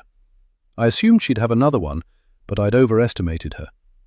In her rush to get away from the press intrusion, she'd forgotten the one key element of her disguise. And now, all the photographs in tomorrow's newspapers, possibly already being loaded into content management systems for the online breaking stories, will have the evidence the police need. Within the next 12 hours, the imposter will be unmasked as Carmen, and the police will be looking for my real sister again. "Look," I say again, pointing at Carmen. "Where's Lydia's mole, Mum? This proves she's not my sister." I can't hide the triumph in my voice. It's impossible that this is my sister. And now that I've realized what had been niggling me all this time, I've got the proof I needed. The days after Lydia's disappearance were a haunted, horrible limbo. Police in and out of our house at all times of the day and night, searching, asking questions, rifling through our lives. It all blurred into one awful nightmare, with the exception of one particular conversation, when a police officer mentioned Maddie McCann, and that's when Mum crumpled into a heap on the floor. That was the moment I realized my sister could die. I might never see her again. Specifically, the police officer had brought up Maddie's distinctive-shaped pupil leaching across the iris. I was only little when Madeleine McCann went missing, but I remembered the poster campaigns with their focus on her unusual eye. We now wonder if that emphasis on her eye was a mistake, the police officer, D.I. Peterson, had said, and his colleague grimaced. There are theories that consider whether publicizing her distinctive eye may have led to a kidnapper, avoiding her being out in public. They killed her, you mean? Because her eye was too recognizable for her to be used for whatever they'd kidnapped a kid for? I said, hating all the pussyfooting that we had to do, pretending that everything might be fine even though it definitely wasn't. Pretending that Lydia had maybe got lost on her way to the shops, or had a surprise sleepover without telling anyone. Like Lydia could go 15 minutes without a painkiller or an antihistamine. The female police officer, Detective Cho, nodded quickly. It's something that we've considered, something we've learned from. D.I. Peterson held up a recent picture of Lydia that Mum had printed at Boots earlier that day, along with 50 more. Can't have too many, she'd said with a sad shrug. We're thinking that we might withhold a key thing from the public about your sister's appearance. We'll obviously publicize her main distinguishing features, her hair color, height, weight, etc., but with something that can't be disguised, like an eye anomaly or a mole, in your sister's case, we'll hold that back. We think it might help with identification, but also deter the serious crimes triggered by distinctive features. They can dye hair, but it's harder to remove a mole. Mum went funny then, pushing her chair back from the table and putting her head between her knees. Must be the image of some bad guys forcibly removing Lydia's mole from her face. Heck, it even made me feel queasy, and I have an iron stomach. Now, the scammer stands in front of me with a clean jaw, no mole in sight. She'd known about the mole, when the public never had that information, and in her rush to get away from the press intrusion, she'd forgotten to take the eyeliner pencil she used to draw the mole on her skin, the one element of her disguise that tied her appearance directly to Lydia. At least you managed to get it on right, I say, pointing at my own jaw and hearing the cruel taunt in my words. Now I know this person is definitely not my sister. Have there been any days when you forgot and drew it on the wrong side? I ask through a laugh, and turn to Mum, expecting shock, realization, betrayal, gratitude. But Mum is typically bullheaded, refusing to look at Carmen's mole-free face and barely meeting my eye, her face a mask of suppressed emotion. Just leave her alone, Annabelle, she mutters, and pushes past me to the kitchen to put the kettle on. Always with the tea, a mask, a distraction, a band-aid in every circumstance. Still, not much can burst my good mood today. Progress, finally. I follow Mum into the kitchen, but not before I hear a journalist outside shouting, "Are you really the missing girl?" And I stifle a hysterical cackle of triumph.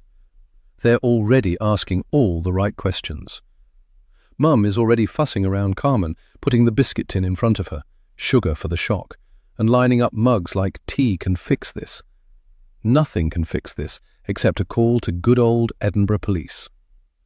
I don't know why you're refusing to see this, Mum, I say, my tone jovial and balanced. I'm on such a high that I don't even need to convince Mum anymore. Soon the police and the papers will do that for me. But then something weird happens. Mum's body language shifts.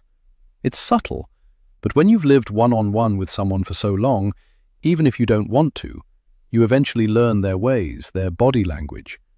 And the shift is slight but telling. The tense set of her shoulders transforms into something open and strong. Her frown clears and is replaced with a look of blank determination, like a robot. She looks at me, her gaze unwavering, her smile wide and bland. "Annabelle," she says in a soft voice. My stomach curdles. I don't like this.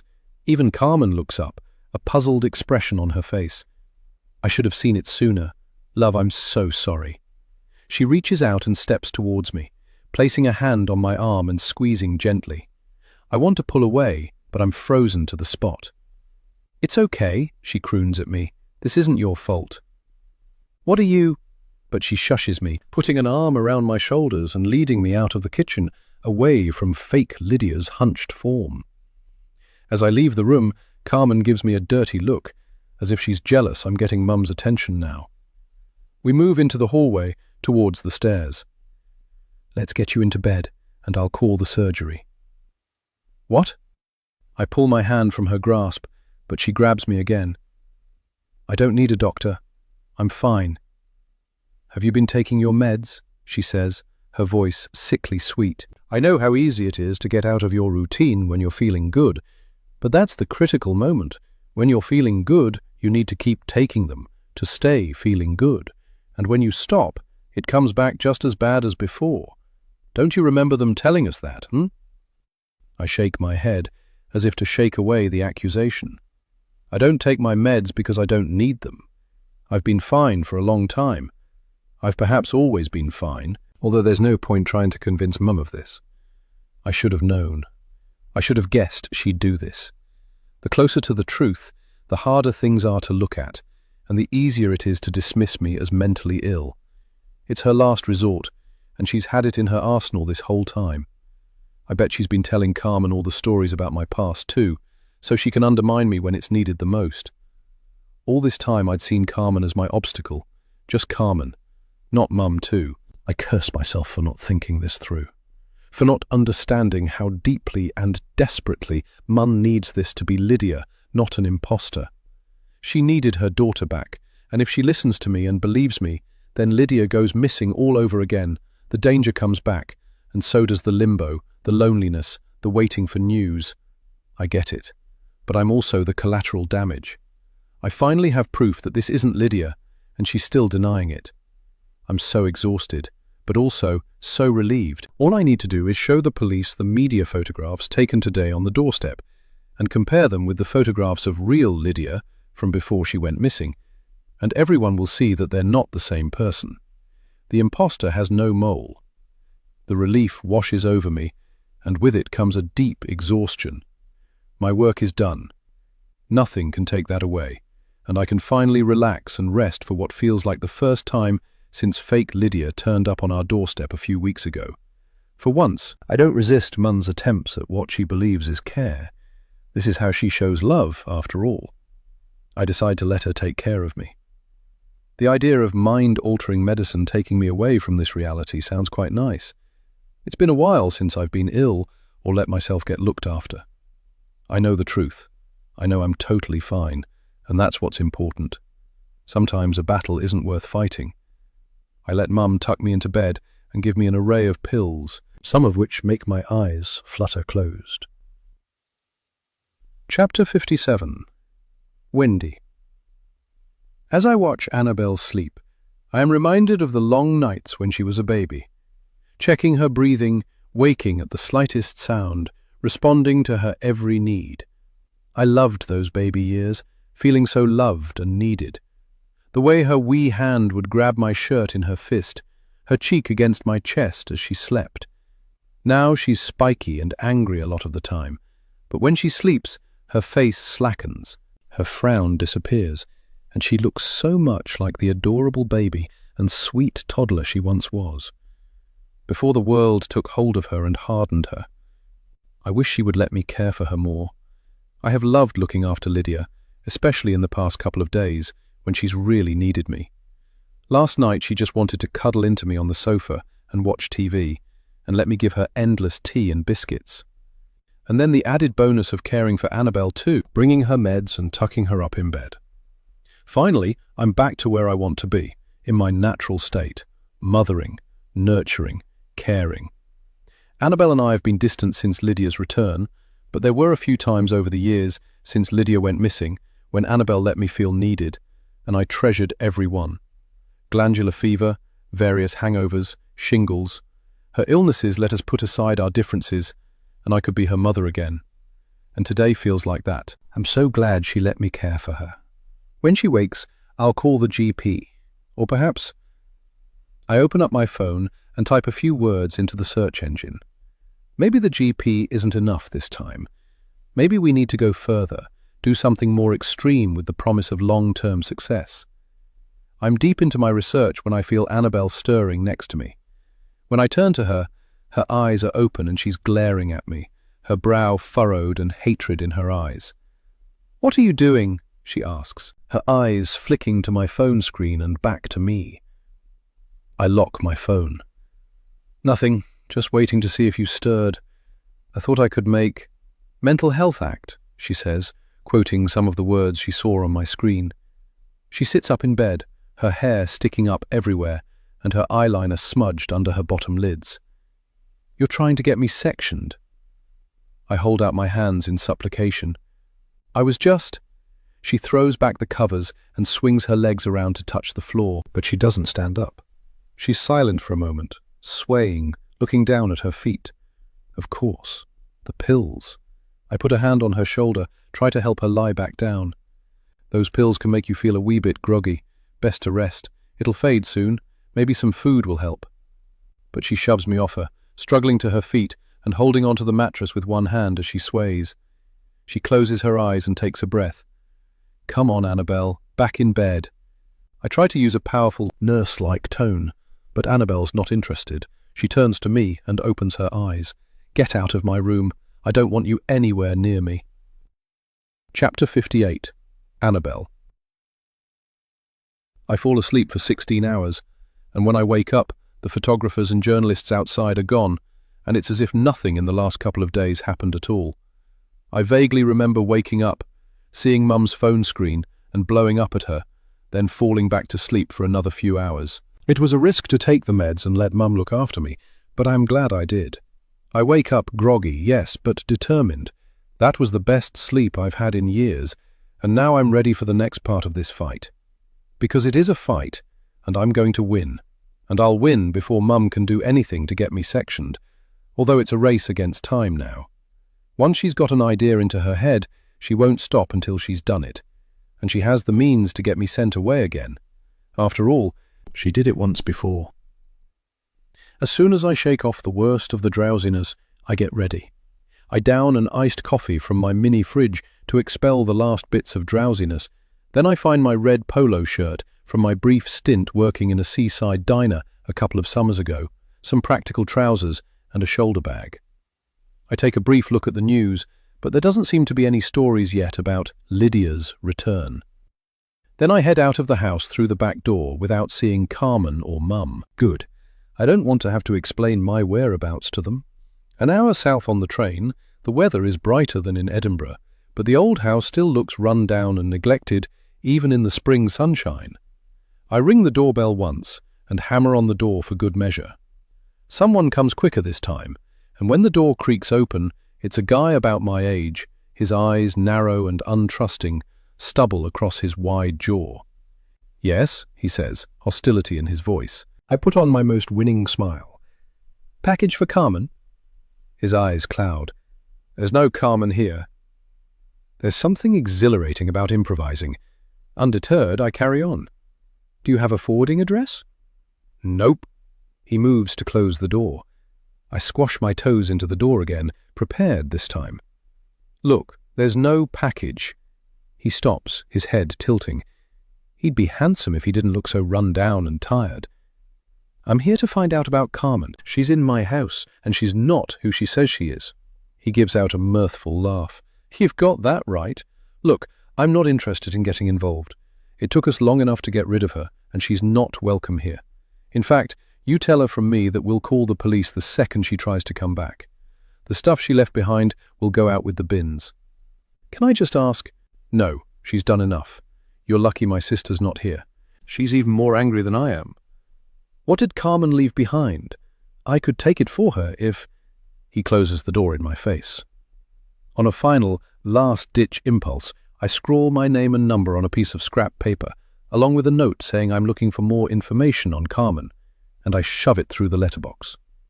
At first, as I walk back along the lane towards the train station, I feel dejected. The second visit I've made and the same result, sent away with no information. But I realize actually that's not true. My pace picks up, and there's a skip in my step as I walk the rest of the way, heading home. I've got all the information I need. Chapter 59. Annabelle. As I open the front door, I hear Mum singing in the kitchen. I stand silently in the hallway for a moment, listening to snatches of lyrics that float towards me. The Carpenters, Top of the World. She's always had a good voice, but I realize as I stand here that I haven't heard her sing in years, not since before Lydia disappeared. My throat swells with a mixture of happiness and loss. I want Mum to be happy, and it's nice to see the change in her in recent weeks, but I'm furious that the change has come from an imposter, and that at some point soon, everything will come crashing down. We're going to end up worse than before. Everything Mum wanted was dangled in front of her face, and soon it'll be taken away. I shove my keys in the basket by the door and hang up my coat. As I'm removing my shoes, Mum's singing falters. When I turn, she's standing in the kitchen doorway, a half-smile on her face.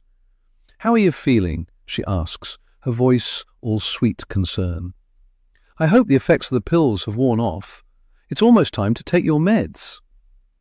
I shake my head. I'm finally thinking clearly after a groggy start as yesterday's doses wore off. I'm not interested in escapism anymore. Not now. There's stuff to do. There's no time to argue about medicine. It's time to call the police, Mum, I say, sitting down at the table. Her eyes flick to the door, but Lydia is in the living room, noise from the TV obscuring our conversation. She nods. I agree.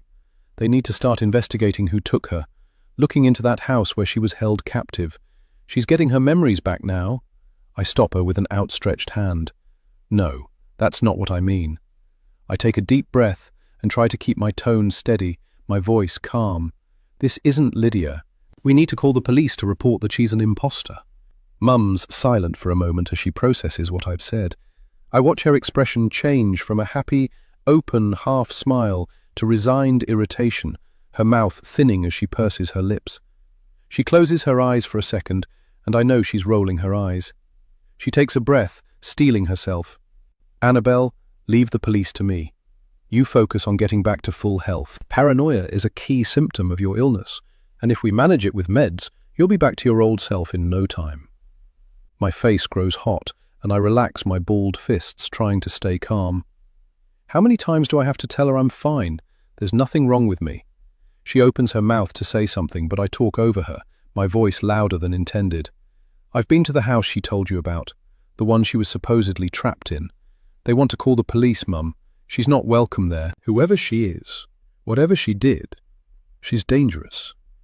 She's not Lydia. Mum flinches.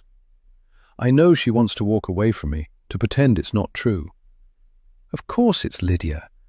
How would she know to come to our address if she wasn't? The media never reported our address. How would she know everything about our family, her childhood? I feel like a broken record, but I must keep trying. I stand up and lean forward, looking Mum right in the eye and trying to show her how serious this is. Don't you think it's strange that everybody wants to call the police except her? It's because she's a criminal. She's tricking you. She's not your daughter. I can see the little red veins threading across the whites of her eyes as she stares back at me, unblinking. Her breath grazes my cheek, and I realize I'm being too intense. This isn't the way.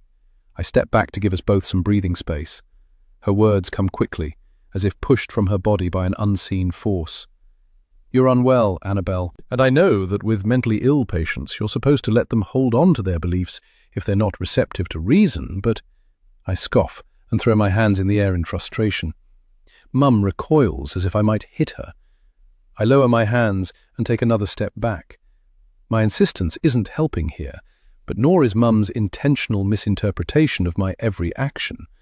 I swallow hard, trying to get rid of my frustration. She lays her palms flat on the table, smoothing them over the wood. I'm not going to pretend for you, Annabelle.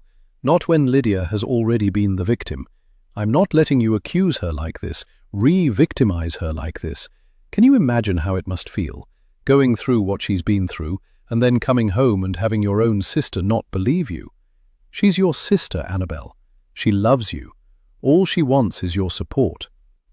I close my eyes and feel my brow crumple. I can't tell her how much I wish the girl sitting in the next room was Lydia. She'd be watching a rerun of Friends.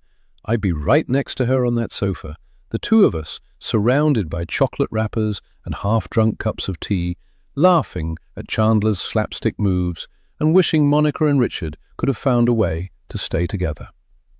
I loved my sister, but I also liked her. She was my friend, and no one can understand how it feels to be told, "She's back, you should be happy, be grateful, love her," when this isn't her. I still miss her, just as much as before. More so, maybe.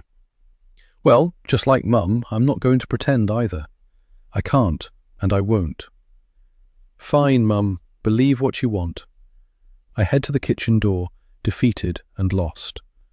But as I fold my fingers around the door handle, I straighten my shoulders. I decide to give it one last try, this time with some empathy and a softer tone. I know you want Lydia back, Mum. You want her back so much that you've let this criminal convince you. You're overlooking the facts so that it can fit what you want. I love Lydia too. I want her back as well, but I know this isn't her. Mum's silent for a moment, and then she just shakes her head. Oh, Annabelle, she says with a sigh, I'm sad you've ended up back here. I think we should call a doctor. My fingers tighten around the door handle. I can feel my grip on Patience slipping. The police, Mum. We should call the police. I get out my phone and start to dial, but Mum puts a hand on my arm. Not like this. We'll call the police when Lydia consents, and they will help find her kidnappers, and the people responsible will be prosecuted. We can't waste police time with wild theories. I glance down at her hand on my arm, and then back at Mum, whose eyes are glinting like she's planning something. She's enjoying this. She's never going to call the police because it'll mean sharing Lydia with other people. And as much as she loves attention, my mum loves being needed just as much. I tug the phone away, lock the screen and slide it roughly into my pocket before Mum can take it. I'm isolated enough as it is, without my only communication channel being confiscated on the pretext of helping me or something else ridiculous. Fine, call the police on her terms. I don't care anymore. Relief floods Mum's features. I know she's still terrified of losing Lydia again. I feel a little stab of guilt about the media tip-off, but I push it down. Enough. I don't need her to believe. I don't need anyone. I'm enough, and it's time to start living for myself. You know what? I'm finally free, no matter what you believe. I stuck around here for years in case Lydia came back, and she did, except this isn't Lydia. You're letting a dangerous criminal sleep in your daughter's bed. If you go along with this pretense, you're stopping the police looking for where Lydia really is. And moreover, I don't think this imposter has any idea where Lydia might be. She's just a boring old con artist. She's your sister, Mum says, her voice sad. She's not, but I don't say it this time. I think again about what it would feel like to watch Friends with Lydia right now, to have her back. And I realize that feeling is what Mum has right now, by choosing to believe it's Lydia in the other room. I understand why she wants that, and why she's decided to believe it. I really do. I have to save myself. I can't trust Mum anymore, not while she's trying to imply I'm mentally unwell. And I definitely can't trust the imposter in this house, the criminal who sleeps in the room across the hallway. I can't live here anymore. I'm not living under the same roof with someone I can't trust, with a confidence trickster who preys on crime victims. She's inhuman, and I can't put myself in danger anymore. You shouldn't either, but I can't get through to you, so that's your decision. But when she attacks you, or steals from you, or hurts you in some way, I want you to remember this. I want you to know that I was right. And I turn and exit the room. An hour later, I leave through the front door carrying a suitcase, with Mac secure on the lead in my other hand. I don't say goodbye. Chapter 60. Wendy. As soon as I hear the front door click closed behind Annabelle, suitcase in hand, Mac's lead in the other, the whole house breathes a sigh of relief. I wander into the living room, and Lydia looks up from staring at the TV, hollow-eyed and pale. "Everything okay?" she says in a tense voice. This morning she's skittish and jumpy, no doubt triggered by the media presence outside, although there are only a couple of stragglers left now. I'm tempted to give her some of Annabelle's meds to calm her down, but at the moment she seems to be coping with tea and TV, the news repeating the same stories, but none of them breaking the news of Lydia's return. Thank goodness. I know things would be easier if I'd played along and agreed with Annabelle, pretended I believe too that Lydia is some kind of cuckoo in our nest. But I can't do that. Not when my lovely Lydia is suffering so much because of Annabelle's mental health struggles. Being a parent means making hard choices, and this is a choice I'm being forced to make. Protecting Lydia and hurting Annabelle in the process. I pick up the remote and pause her show. Her gaze snaps up. Annabelle has moved out. I try to instill some sadness into my tone. She is Lydia's sister, after all, and underneath it all, Annabelle is still my wee girl. She's funny and clever and sharp and interesting, and no amount of mental illness can take that away. I'll just keep loving her and supporting her when she needs me, and I'm sure Lydia will do the same. Lydia sits up, her body language eager. What? She's packed a bag and gone, not sure where, but I think she meant it. And I know she's unwell, but maybe she'll end up getting help wherever she goes. She certainly wouldn't accept it from me, but maybe if someone else sees that she's in distress, they can get her the help she needs. Lydia tries to mask the look of relief on her face, but I know her well enough by now to tell how she's feeling. Even while she was gone, I still knew her and held her in my heart. Sometimes people need to hit their rock bottom before they can start to help themselves, and maybe this is what Annabelle needs to get to her bottom. I sit down next to her and put a hand on her leg. I feel her tense and then relax, as if she has to get used to my touch before she can accept it. Poor thing, still battling past traumas.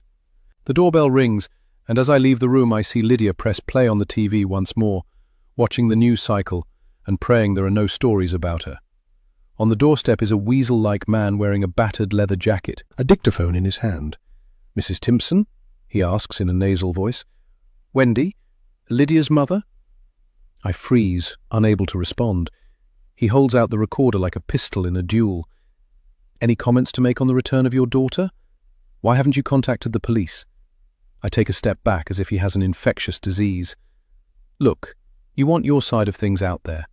I can only print what I've got, and right now, silence can look like guilt. Do you want that?"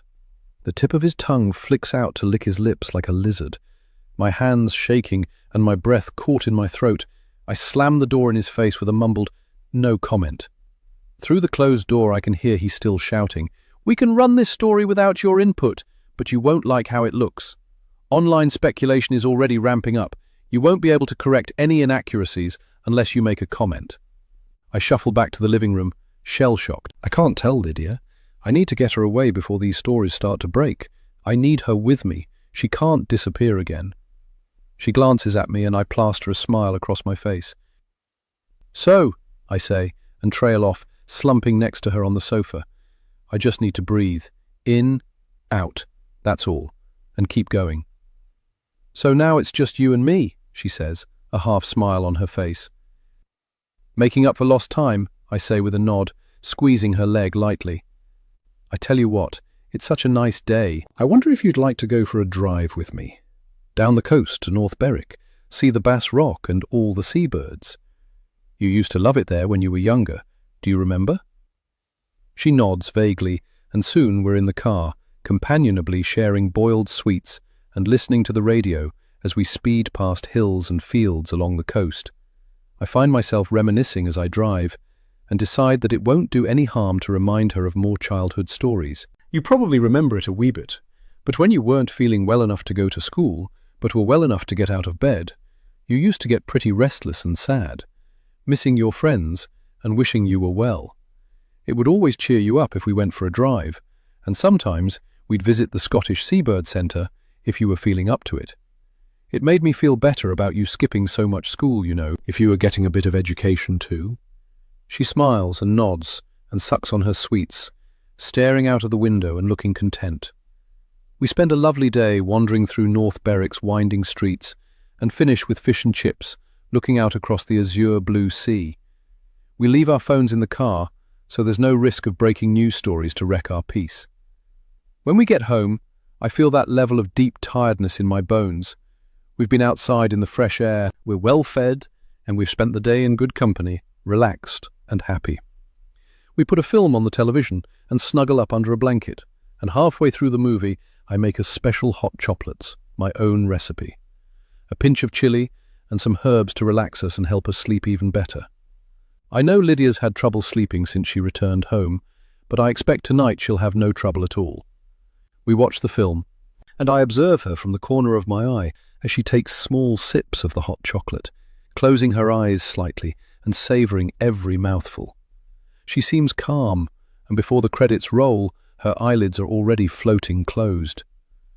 "So tired," she mumbles, standing up from the sofa and stumbling slightly. "I need to go to bed."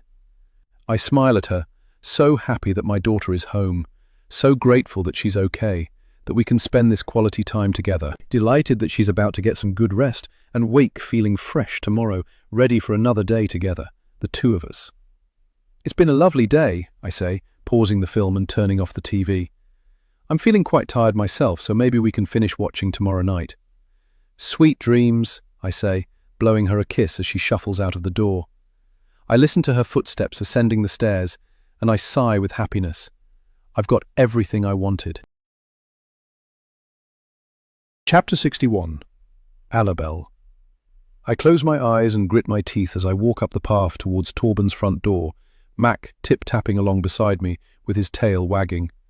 I don't want to do this. I don't want to ask for his help again. Everyone I have ever known has left or let me down. Lydia, Dad, Torben. As soon as things get hard for me, there's no one there. But I have no one else, and I hate it. It feels so undignified. He's shown me over and over that he doesn't want to be friends, that he won't help. And yet here I am again, holding my begging bowl, desperate for scraps. When he opens the door, he stands there looking at me. His eyes search my face. You okay? I draw in a breath. It's time, and it's going to be difficult. I've been isolated for years, stuck in my own head, unable to think about other people. But this is Torben, my friend. I know him, and I know what he's been through. It's time to show him I'm not as self-absorbed as I seem. I know it must have been awful after Lydia disappeared. She was your friend too. I'm sorry you were blamed. I'm sorry about the rumors. His brow clears as he listens to me, and I realize I should have said this so long ago, years ago. We could have been friends. We've lost so much time. All he wanted was someone to understand what he'd been through, just like me. It's why I developed this hard shell around me.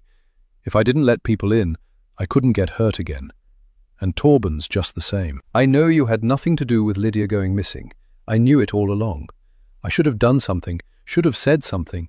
Annabelle, he cuts me off, this isn't your fault, okay? Your sister was missing, your dad left, and your mum was, well, a nightmare. I laugh. Of course you didn't have the headspace to run around defending me. I don't blame you. He unfolds his arms and leans against the doorframe, his body language relaxing as we're open with each other for the first time in 6 years. He needed to be seen, to see that I understood, that I was looking out for him too. And, in his defense, until recently, I wasn't looking out for anyone but myself. I just needed to protect myself. No one else will. I nod. I understand. We're more similar than I realized, bruised in the same ways. He reaches out for the door and opens it wider. Want to come inside? I open my mouth and close it again, my eyes flicking into the house behind him. I can't find the words to ask for what I need, not when he's rejected me so many times. What? He says, a smile playing on his lips. He rolls his eyes, a laugh in his voice.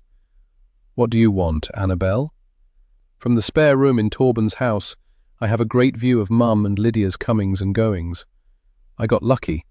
Torben's parents have gone back to Denmark to visit family, so it's not too disruptive that I showed up on his doorstep with Mac in tow. He even, at a push, seemed quite pleased to see me, although he tried to make it seem like it was Mac he was excited to welcome.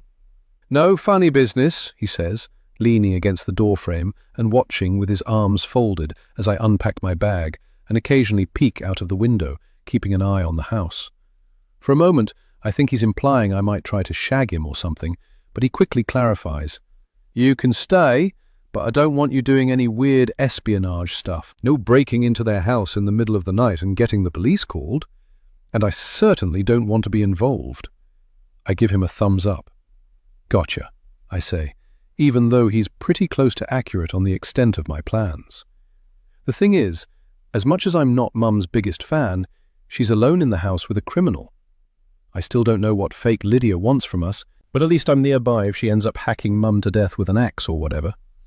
He rolls his eyes and pushes off the doorframe, taking a couple of steps down the hallway before he turns back and pokes his head back into the room. Don't get too comfortable. My parents are back in 3 days, and I don't want to explain why you're here, so that's how long you've got before you'll have to move on. I nod, stung. Nice to see you too, but I'm glad you're here. I'm glad I could help, he adds, which makes me feel a little better. It would be difficult to explain this situation from the beginning to people as normal and sensible as Torben's parents. They'd probably try to get me sectioned too. I chuckle as I think about it, imagining Mum joining forces with Torben's parents and comparing notes on how mentally ill I am. I listen to his footsteps as he heads back downstairs. Look at me now, Mum, I say to the house across the road, feeling crazier by the second. I left all my medicines at home. If I'm going to lose it, now's the time. And I laugh. long and hard.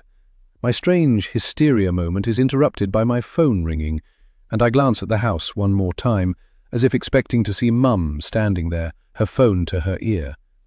But no, it's not Mum. Unknown number, the phone display reads. Hello? There's a moment's silence and I almost hang up, but something makes me stay on the line. Is that Annabelle? The voice says, emotion making it shake. I grip the phone harder. This is it, a voice tells me. This is the breakthrough you've been looking for. Yes, I breathe, as if being too loud or enthusiastic might scare the caller away, like a startled deer. My name is Marcy. I hear you've been looking for information about Carmen. Marcy. My body goes completely still, and my ears begin to ring. Is this the person who sent me the email? Sender, M. I grip the phone even harder. Yes, she's living in my mum's house right now. We should meet. Now. Chapter 62. Annabelle.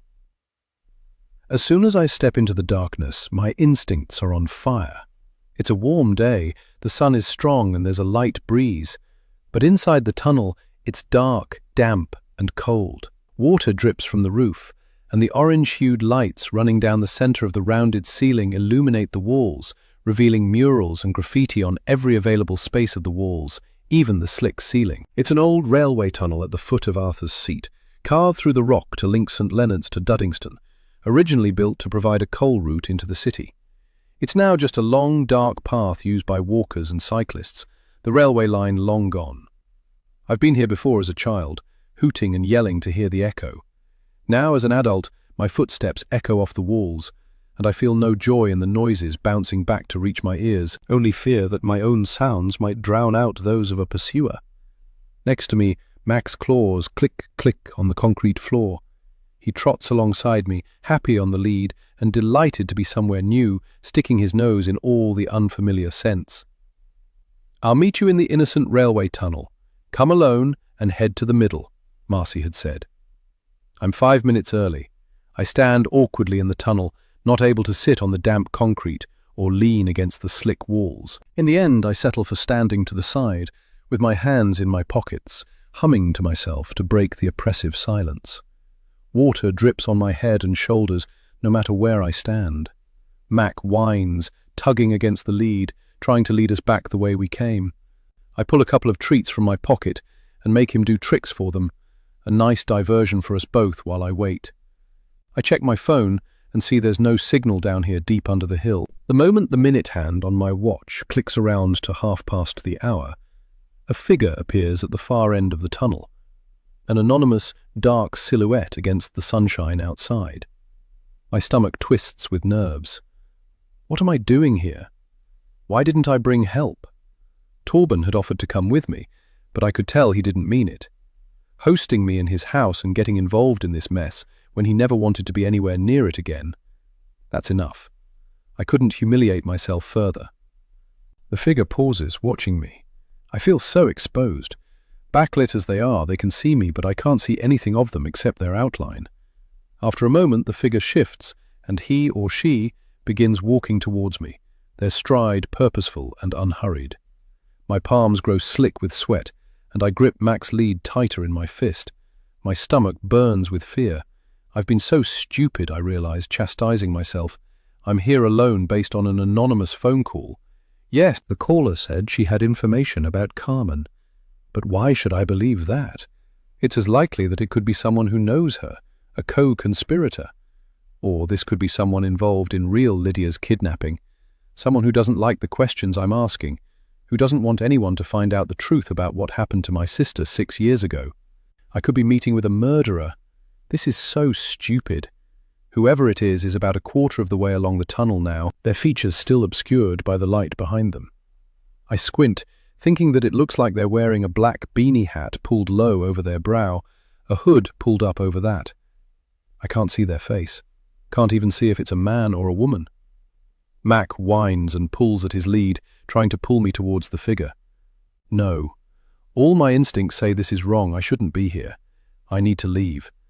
I turn away from the figure, towards the opposite end of the tunnel, and I start to run. Chapter 63. Annabelle.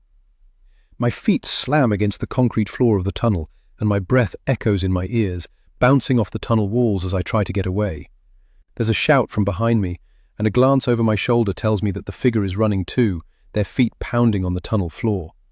Mac stops to sniff something, and I yank him away with a shout of his name, and he trots alongside me with a playful expression. He's always loved running alongside me, and he has no idea of the danger we're in. Another glance behind me, and I can see that the figure is catching up. They're faster than me, and Mac keeps stopping to look behind us, sniffing the air, before a tug on his lead brings him back to my heels. "Wait!" the voice shouts, but I don't. I won't. Not until I'm out in the bright sunlight, where there might be witnesses and phone signal. Mac stops again, and this time I drop the lead to the tunnel floor and run.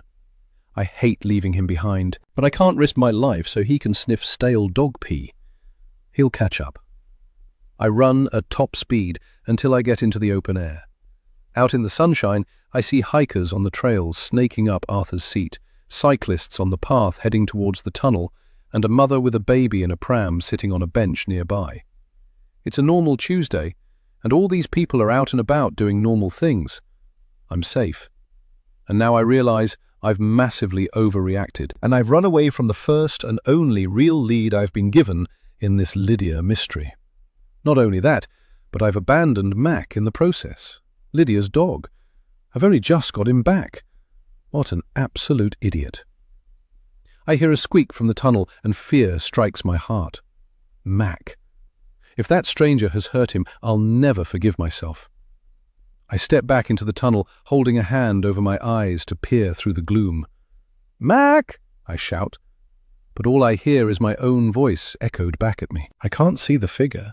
There's no sign of the dog. They've taken Mac. Chapter 64. Wendy. "Are you okay? You look terrible," I say, standing up from my seat at my laptop on the dining table and rushing over to Lydia where she stands in the doorway, still in her pajamas.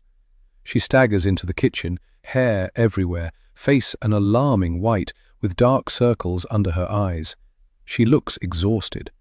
She shakes her head, and I place a hand on her forehead. "You're burning up." I lead her to a dining chair and help her sit down. "Do you think you could stomach some breakfast?"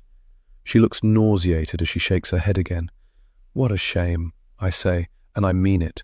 We were just getting into our stride of things, and I was looking forward to another day together creating memories. I was also planning to float the idea of calling the police today to report her return. It's been 3 weeks now, and that should be enough. But looking at her today, I know I have to scale back my plans and my expectations. A few more days won't change anything. Perhaps she hasn't got over her childhood illnesses quite as much as she led us to believe. To an extent, this is a relief. It felt strange to me that a child as sick as Lydia could end up as robust and healthy as this adult who returned home. I had wondered whether she'd received some specialist medical care while she'd been away, and if she had, I needed to know so I could ensure she could still access the same treatment if she needed it. Now, I wonder if her body was in survival mode while she was missing, suppressing her illnesses to keep her safe while she tried to get home to her family. And now that she's back, she can relax and her illnesses will come flooding back. You know, like some women's bodies won't get pregnant when they're under extreme stress. Maybe it's a similar phenomenon. And you know, a level of stress, adrenaline and fear that represses normal allergies and illnesses is probably as unhealthy as the allergies and illnesses themselves. So maybe it's a good thing that Lydia is getting sick, a sign that she's settling in, recovering from her trauma, ready soon to recover memories and speak to the authorities. But enough of that for now. It's time to care for my sick daughter. I bustle about the kitchen, making her a honey and lemon drink, giving her a selection of medications to help lower her elevated body temperature. Anti-inflammatories, decongestants, you name it.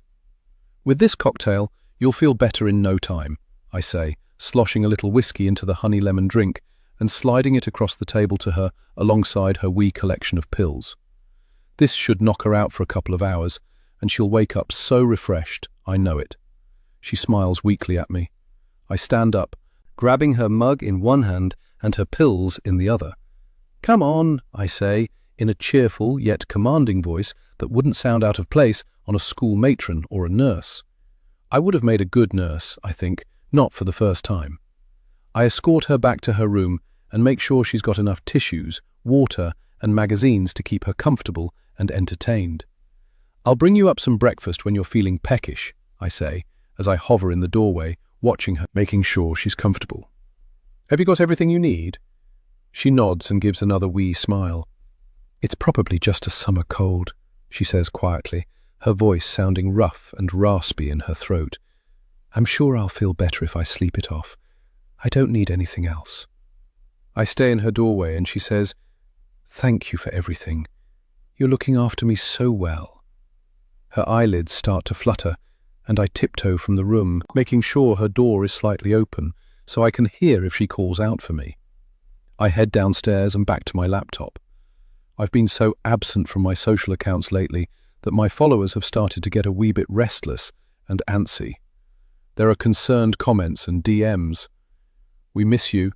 Hope you're okay and taking some much-needed time for yourself. Sending love and strength. No need to explain, just know we're thinking of you, X. Please take all the time you need. Your community is here when you're ready." Then there are the curious and well-meaning, yet needy. "Anyone know if she's okay? Haven't seen a post in ages and I'm worried. It's been 3 weeks. Any updates on Lydia's case? It's not like Wendy to go this long without an update post. Are you okay? I've been checking your page every day and I'm starting to panic." Finally, there are the speculative and intrusive ones, the followers who think they own me. Maybe she's offline because there's been a breakthrough. Anyone else think that? Do you think the silence means the police found Lydia's body? Just wondering. Funny how she goes quiet after all those brand deals. Hope this isn't about money. If you care so much about your daughter, why the sudden silence? You built this platform on your daughter's case and now you're not even updating us. Not okay. Are you done now that the influencer thing paid off? Some of us actually care. Those last messages have at least elicited impassioned replies from my more loyal followers, reminding them that I'm a human being, not a content machine, and that I've been through hell and deserve a break. Lots of #BeKind, which I appreciate even if it's generally ineffectual. Part of me feels a little guilty for neglecting them. I'm grateful for their concern and support. I've got a solid and loyal band of followers across multiple platforms, and I don't take that for granted. They're invested in my story and Lydia's return. But another part of me resents their sense of ownership over me and my life. I owe them nothing. Why do they feel entitled to updates? I open up a new post and start to draft an update about Lydia's return. The one I've wanted to write since I opened my front door to find Lydia standing on my doorstep. I know I can't post it yet, but there's no harm in saving it to my drafts until it's the right time. I love writing this post. After all, I've been dreaming about sharing this news for years. Just like when Lydia first returned, I let myself imagine what will happen once I press publish. The interviews with national press, daytime television, magazines. I might even get invited somewhere as an expert in missing persons cases. After all, I've helped others while I've been on my journey too. Maybe some loyal follower will set up a GoFundMe to help Lydia get back on her feet, and there's always the possibility that it might go viral and break records. This might be the next step in my influencing career, and perhaps could even lead to a job. Charity ambassador, perhaps? Maybe I'd even get an MBE, or more. Dame Wendy Timpson does have a ring to it. I'm giving the post a final read-through when I hear a noise from upstairs. Lydia must be stirring. Perhaps she needs something. I save my work and close my laptop, creeping soundlessly up the stairs in case I've misheard and Lydia is having some much-needed sleep. But when I reach her bedroom, I see that her door is wide open, her bedclothes thrown back and her bed empty. I frown. Down the hallway, the bathroom door is open. She's not in there. I turn around, listening. There's a noise from inside Annabelle's room. I open the door slowly, silently. Annabelle's wardrobe door is open, and Lydia is crouched down, searching through Annabelle's stuff. "Lydia?" She freezes and rises to her feet. She's been looking through Annabelle's box of old artwork, the one she keeps in the bottom of her wardrobe. I'm not sure what she was looking for, but I decide to go in casually so as not to set her on edge. "You're looking a bit brighter. Did you get some sleep?" She nods. "Is everything okay?" She rearranges her look to slight discomfort. "Sorry, I was looking for something I'd lost. Wondered if Annabelle took it. Maybe I can help. What were you looking for?" "Painkillers," she says after a slight pause, rubbing her head. "I've got a bit of a headache." "You poor thing," I say, beckoning her into the hallway. She closes the wardrobe and follows me into her bedroom. "Get yourself back into bed. Let's get you rested up. If it's the flu, you'll need all the sleep you can get. We don't want it turning nasty."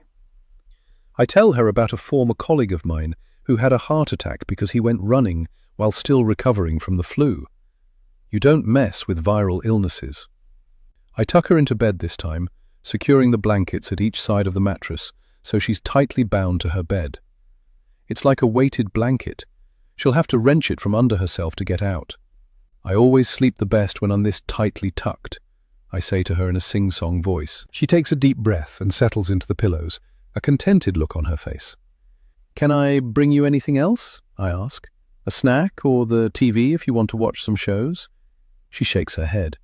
"I'm going to try and get more rest. I'm so tired today." So I make sure the curtains are closed against the midday sun, turn out the light, and creep downstairs, leaving her to sleep. In a bit, I'll pop out to the shops and collect more medicine, and perhaps some ingredients for chicken soup. I think as I descend the stairs a skip in my step. I love that I can care for Lydia again. I love that I'm needed. I'm so grateful she's home. Chapter 65. Annabelle. "What are you doing?" An angry voice shouts at me. I'm crouched by the side of the path, catching my breath and trying to work out what to do. If I'm honest, I'm panicking, no use to anyone. I've lost Lydia's dog, I keep thinking, the thoughts circling around and around. Again, I don't want to go back into that tunnel, not in the dark. But I need to get Mac back. "You left your dog?" I look up to the angry voice, and I see my pursuer emerge from the tunnel, hood still up around their face and a black scarf pulled over their mouth. To my surprise, they're holding Mac, his furry body clutched against the stranger's chest.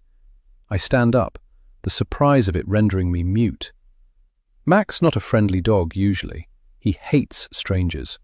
If he hadn't been missing when Mum hosted her friends, we would have had to trap him in one of the upstairs bedrooms for the duration of the party, so he didn't drive everyone nuts by barking at them every 30 seconds. So it's a shock to see him in a stranger's arms, seeming almost comfortable. The stranger walks up to me and puts Mac at my feet, handing me the lead. They push back their hood to reveal long hair so black it's almost blue. She pulls down her bulky scarf to reveal straight teeth and snow-white skin. She looks a bit like Wednesday Addams, I think to myself. "Thanks," I mutter as I take the lead. "What the heck were you thinking, running away like that? You were meant to meet me. We arranged to meet." She looks at me, her expression stern behind thick-rimmed glasses. She shakes her head slightly in disapproval, and a thrill of anger sifts through me. "Why did we have to meet in the middle of a murder tunnel? We're not spies," I spit, unable to hide my frustration at being set up to fail like this. Now that we're both outside in the daylight, and she's been revealed to be a normal woman not far from my own age, I feel even stupider for freaking out like I did. But in my defense, my experience of the world recently has been a little unusual, and I could be forgiven for not trusting everything on first impressions. She shrugs and looks down at Mac, her mouth rising at one corner. "Whatever. We've met now. I'm Marcy." "You must be Annabelle."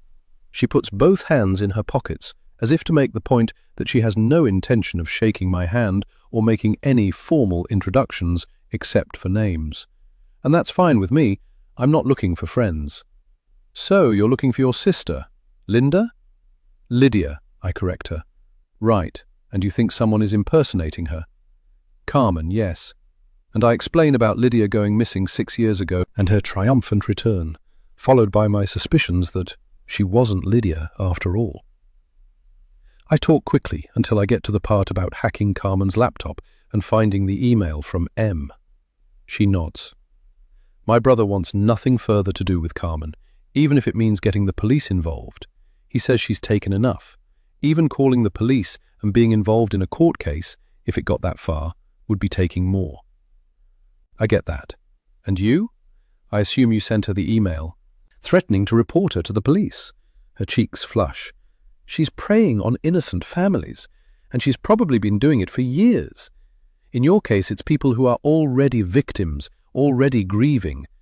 I don't want her to do this to other people. Did she do it to you too? I ask, my mouth falling open.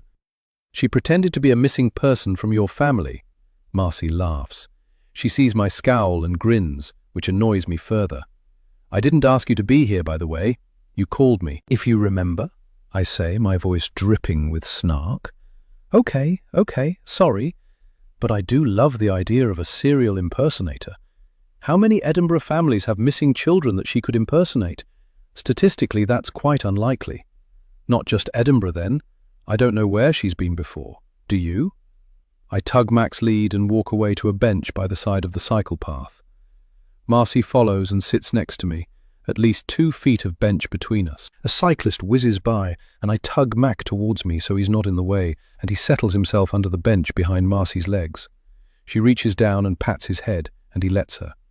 He likes you, I say, nodding down at Mac. She smiles. Dogs always do. A good sign for my character. I don't say anything. I'm not a big fan of her character so far. So? I ask, my tone more aggressive than I intended. Right, I'll tell you the story from the beginning. My family are quite unusual. My dad inherited the house from an uncle, and it's a big house.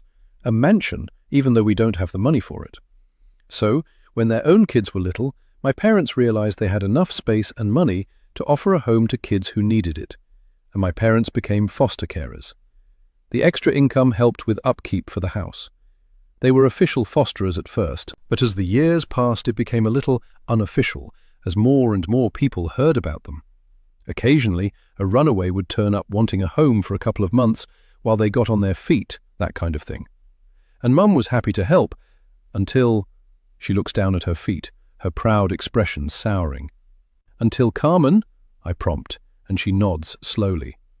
From the beginning, we all knew Carmen was different. The usual waifs and strays turned up, with nothing but a bin bag full of clothes hastily shoved inside, or an old backpack with a few treasured items. Carmen showed up with a Birkin bag and a Jack Wills holdall full of designer clothes. She pauses as a woman walks by pushing a pram, her eyes following the woman until she's out of earshot. I think back to the battered backpack Carmen showed up with and muse on the differing approach she used at our place. Perhaps she tries a different style of comm at each location. While I muse, Marcy continues. We all knew she wasn't like the rest, but Mum was convinced that everyone deserves help and we shouldn't judge. Then things started going missing. I shake my head, thinking of my own mum alone in the house with Carmen right now. We were pretty sure she was selling things on for money, but she was clever about it and always had a good excuse or a teary story to absolve her of any blame or crime. She's clever, I'll give her that. It all came to a head when a pair of my uncle's antique muskets disappeared. They were from the English Civil War and worth a lot of money. I think she thought no one would notice for ages, and that she'd be long gone when we finally opened that storage box. But she didn't know that my parents were having money troubles again and had started selling off some antiques. Straight away, everyone knew it was her. We had no proof, so we had to ask her to leave. And as she was leaving, we're pretty sure more stuff went missing along with her. So she's a con artist and a thief. Yep. Did she do anything else? She laughs again, although there's no amusement there. Isn't that enough?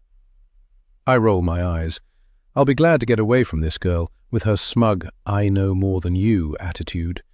Since when was it something to be proud of that your family was conned before someone else's? Ridiculous. What I mean is, I say slowly, enunciating every word as if she's only got half a brain, could she be dangerous? Would she hurt someone who tried to stop her? Marcy doesn't say anything at first, leaning down to pet Mac, who rolls onto his back to show his stomach. She's alone in the house with my mother right now, and she knows I'm close to working out who she is. Marcy grips my arm and I freeze. Don't leave your mum alone with her. Her fingers squeeze. and my skin breaks out in goose pimples despite the warmth of the day. Her eyes bore into mine, her expression intense. Her eyes flick to the side before connecting with mine again. After he discovered the muskets were missing, Dad fell down the stairs and broke his leg. I peer into her face, trying to parse out the unsaid. You think she pushed him? She shrugs. I guess her quota of helpfulness has been exceeded, I think, wryly. All I'm saying is that I made sure she was gone before I left my mother alone in the house again. And the only reason we didn't call the police was because she'd scrubbed her room so clean that we knew they'd find no trace of her true identity, and no proof she'd even ever been there. Unsurprisingly, we're pretty certain Carmen isn't her real name, and nor is Lydia. If you want to keep your life, your house, your mum, you need to act, and you need to act fast. She stands up and starts to walk away. Bye then, I say, sarcasm dripping from my tone. She turns back to me and points a finger in my face. Make sure you've got proof of what she's been doing, and take it to the police. We'll do the same, so you can send them my way for when they're building their case. I'll give them everything we have. Even if my brother doesn't want to be involved, I want to help. I nod. Thank you, I mumble. She drops her hand. She's dangerous. Get her out of your house. Chapter 66. Annabelle. Mac and I say goodbye to Marcy and walk back to Torben's house, Mac glancing over his shoulder every couple of minutes as if to check whether his beloved Marcy might be coming with us. Torben isn't home when I get back, so I make myself a cup of tea and watch my house through his living room window. Soon, I see movement. The front door opens and Mum steps out, a shopping bag slung over her shoulder. Her pace is quick and sprightly, like she's got not a care in the world. My body relaxes. She's fine. Nothing bad has happened to her while she's been left alone with Carmen. But then, Carmen has form, I know now. And yes, perhaps she's not physically dangerous. However, after meeting with Marcy, I know that she's stolen things and sold them on, and she might have pushed a man down a flight of stairs when he started getting close to the truth. Mum's absence from the house is a prime opportunity for her. As much as I'm not Mum's biggest fan, I don't want our lives stripped bare and our valuables sold on. It's time to go and check out what Carmen is up to in Mum's absence. I put on a dark hoodie and pull the hood up to obscure my face, reminding myself of Marcy when I glance in Torben's hallway mirror as I pass by on my way out of the house. I circle around the house to the back gate and let myself into the garden, where I scan all the windows. No movement. It's unlikely Carmen has gone out, but not impossible. I resolve to be as quiet as possible, trying to stay undetected as I snoop around. But if I'm discovered, I can say I'm here to collect something I forgot. There's no crime in returning home. If Mum's away to the shop, she'll likely be at least half an hour, which gives me plenty of time to snoop around and get back across the road again before she comes back. In fact, I'll likely have time to spare. The back door is locked, but my key slides in easily. I thank my lucky stars that there's no key in the lock on the other side. The kitchen is clean and looks normal, with Mum's laptop lying open on the dining table, its screen black. The house is silent, but I know Carmen is there somewhere. Soundlessly, I wander through the kitchen and into the hall, popping my head into the living room as I pass. It's empty, the curtains still slightly drawn as if no one has been in here today. I climb the stairs, avoiding the creaky steps and holding my breath to listen as best I can. Lydia's bedroom door is ajar and in darkness, and I press my ear to the gap. I can hear deep breathing. She's asleep. Weird, at nearly lunchtime. Still, maybe she's the type of person who takes naps. I push open the door slightly, waiting a moment to check Carmen's breathing stays steady. Yes, I haven't disturbed her. As my eyes adjust to the darkness, I can see a figure lying motionless under the covers, which are patterned with unicorns and rainbows. An old blanket of Lydia's, I assume. There's a stuffed lamb on the pillow next to her sleeping head, its glass eyes twinkling in the light from the doorway. The room smells of perfume with something sweet and cloying underneath. Rotten, almost. Decay. I'm reminded of the first time I snuck into her room while she was sleeping, on her first night here. How I searched through her backpack, looking for clues as to where she'd been, who she really was. But really, I was looking for proof that she wasn't Lydia, an assurance that this wasn't my imagination, even though Mum was so convinced. How far I've come from that moment, I think to myself. I'm so lost in my thoughts that I don't notice until it's too late. Carmen's eyes are open. She's watching me. Chapter 67. Annabelle. I freeze, gazing at Carmen's eyes, glinting at me in the darkness of her room. The blackout curtains drawn over the windows, the eerie glow around the outside, illuminating her gaze as she watches me. My stomach burns with acid. What will she do? Will she launch herself at me and attack? Or play the victim, implying to Mum that I've come here to hurt her? She doesn't move, her eyes staring at me. Is she asleep with her eyes open? Why doesn't she move? She looks so creepy and otherworldly, lying flat on her back, with her arms under the tight, tucked-in sheets and blankets, watching me. After a moment, I start to back out of the room. "No," she says, her voice hoarse and dry. I stop again, listening. "Don't go." There's desperation in her voice. It's a trick. She's planning something. I'm a mouse who has walked into a trap, and she's set herself as the bait. I don't know what she's planning, but I do know I need to get out of here, fast. "Annabelle," she says. I flick on the light. She groans and turns her face to the side, but she doesn't raise her arms to cover her eyes. There's something weird about her movements, something unnatural. Why doesn't she sit up? Why doesn't she move? Her lips are cracked, her hair damp with sweat. Oh, she's sick, I realize. I recognize Mum's methods. The empty mug on the bedside table from Mum's special honey lemon drink, the tight blankets tucked in to help us sleep. With the light on, I scan the room. Nothing looks out of place. Lydia's stuff all looks to be where it's always been. She hasn't stolen or sold anything yet, I reassure myself. "Help me," she says, her voice muffled behind the blankets. I lean against the doorframe, folding my arms across my chest. She's still wincing and squinting against the bright overhead light, I notice with glee. "Help you do what?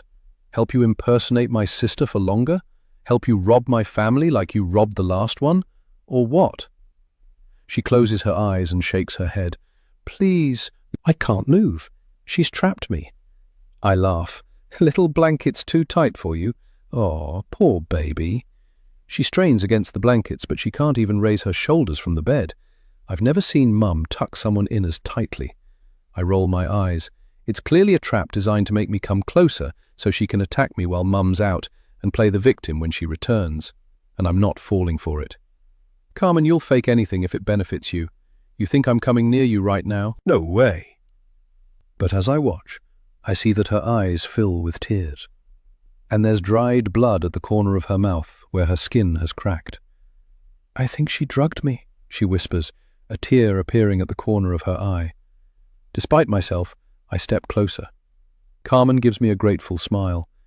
"She said she was keeping me safe, tucking me in like a child so I could rest. But then it got weird. She started to talk about not letting me go outside where it's dangerous. I thought she was taking good care of me. A little overcautious, you know, because of going missing and everything.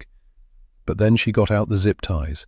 She forced me into that tiny back brace, the one that belonged to Lydia. I can barely breathe. I step back, as if pushed. My skin turns cold. Did I hear her right?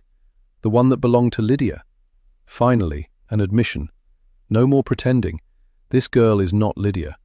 For the first time in weeks, my mind feels clear, free of the urgent need to prove I'm right. Cautiously, without standing too close, I peel back the corner of the blanket by the foot of the bed, and my heart starts to pound. Her ankles are tied tight to the bed frame, red welts blooming on her skin. I rip back the remainder of the bedsheet and Lydia's pink blanket to find her wrists tied in the same way, secured to the bed frame at either side, and her torso forced into the old back brace, where I can clearly see it compressing her abdomen, her chest moving up and down in quick breaths. No wonder she couldn't move. "Mum did this?" I ask, my voice hollow with disbelief.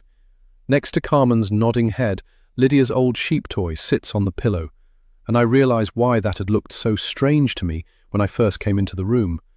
That toy is the one that Mum clutched in every press conference and interview after Lids went missing. It was Lydia's first toy, the one that went everywhere with her from birth, and the one that the police used to argue that this was a missing persons case and not a runaway case. Because Lydia would have taken it with her if she'd left by choice. And now it's on the pillow next to Carmen's strawberry blonde hair. Put there by Mum, always the prop for her most dramatic moments. I shake my head, processing my disbelief. "You're not faking this," I say. Carmen laughs bitterly. "Believe me, Annabelle, you're the last person I want to see me like this. You're the last person I'd want to ask for help." I sit on the bed, my back to Carmen. It's quite nice knowing she can't get up. I have her where I want her. I could ask her anything. But I find I don't really have any questions right now. Except one. Why would she do this to you?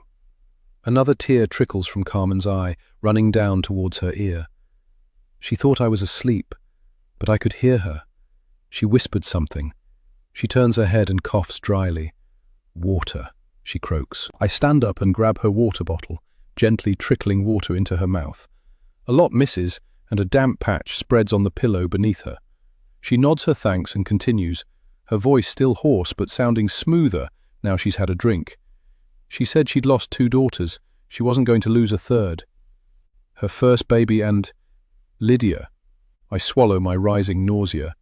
So she knows... She nods, her expression distraught. She knows I'm not Lydia. I think she's always known. We stare at each other, eyes wide. "So why?" I hear the click of Mum's key in the front door. Chapter 68. Wendy. I've gone a bit overboard. I can tell by the weight of the shopping bag in my hands as I struggle through the front door. In the end, I went to 2 pharmacies and a supermarket. But it's important that Lydia can recover, and I'm the best place to help her.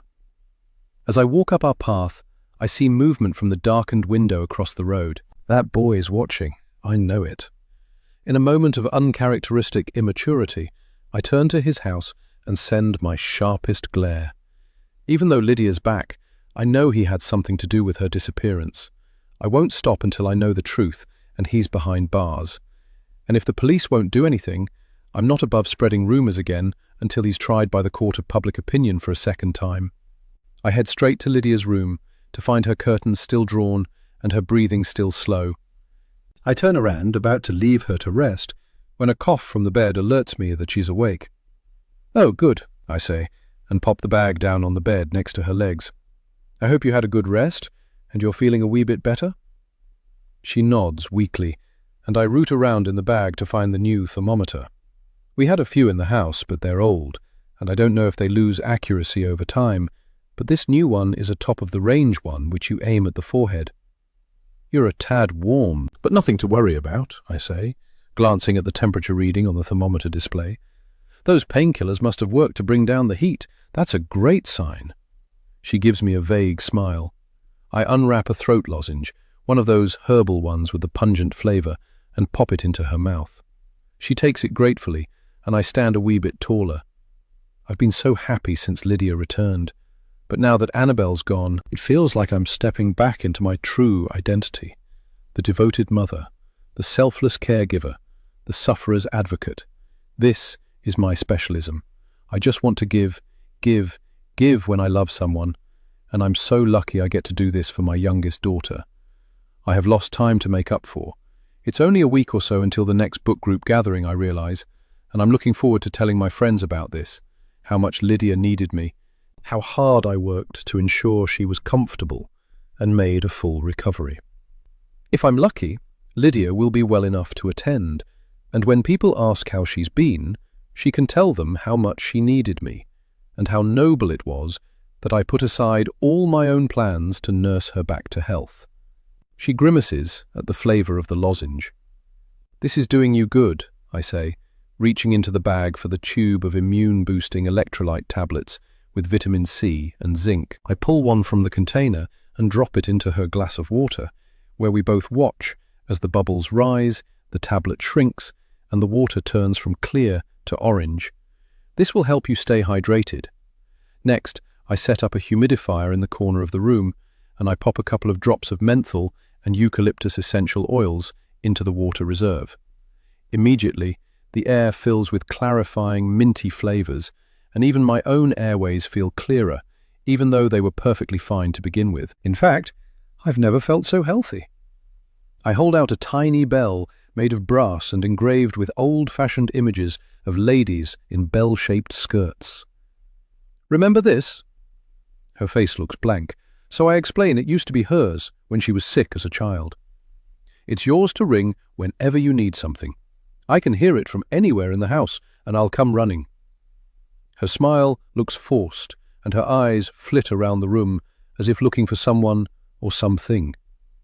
Is it possible she's hallucinating? Without a fever, it's unlikely, but not unheard of. Maybe there's more going on here than just flu. Maybe I should call NHS 24. But surely I know my own daughter better than any medical professional, especially one at the end of a phone. You poor thing. Are you feeling rough again? She shakes her head. Brave wee soldier. But I don't believe her. Instead, I pull a baby monitor from the bag. I saw it in a charity shop window and realized it'd be perfect. I hesitated for a moment, worried Lydia would be insulted. But now that I'm looking at the poor love, and how weak she is, I'm glad. What if she has a seizure? What if she's too weak to reach the bell? This baby monitor has a camera, so I can watch her at all times. I plug it into the wall and set the camera on her bedside table, aiming it at her face. There, I say, clapping my hands. I think you have everything you could possibly need. Would you like me to bring up the TV, or are you away to get more rest? She opens her mouth, but no sound comes out. Poor thing must have a very sore throat. I put a hand on her leg, and I feel her tense under the blankets. Muscle pain too. I tell you what, you don't need to make any decisions today. Everything is on me. Pretend you're on holiday. I'll bring you up some homemade chicken soup in an hour or two, and I'll help you sit up so you can sip at it slowly. It'll soothe your throat.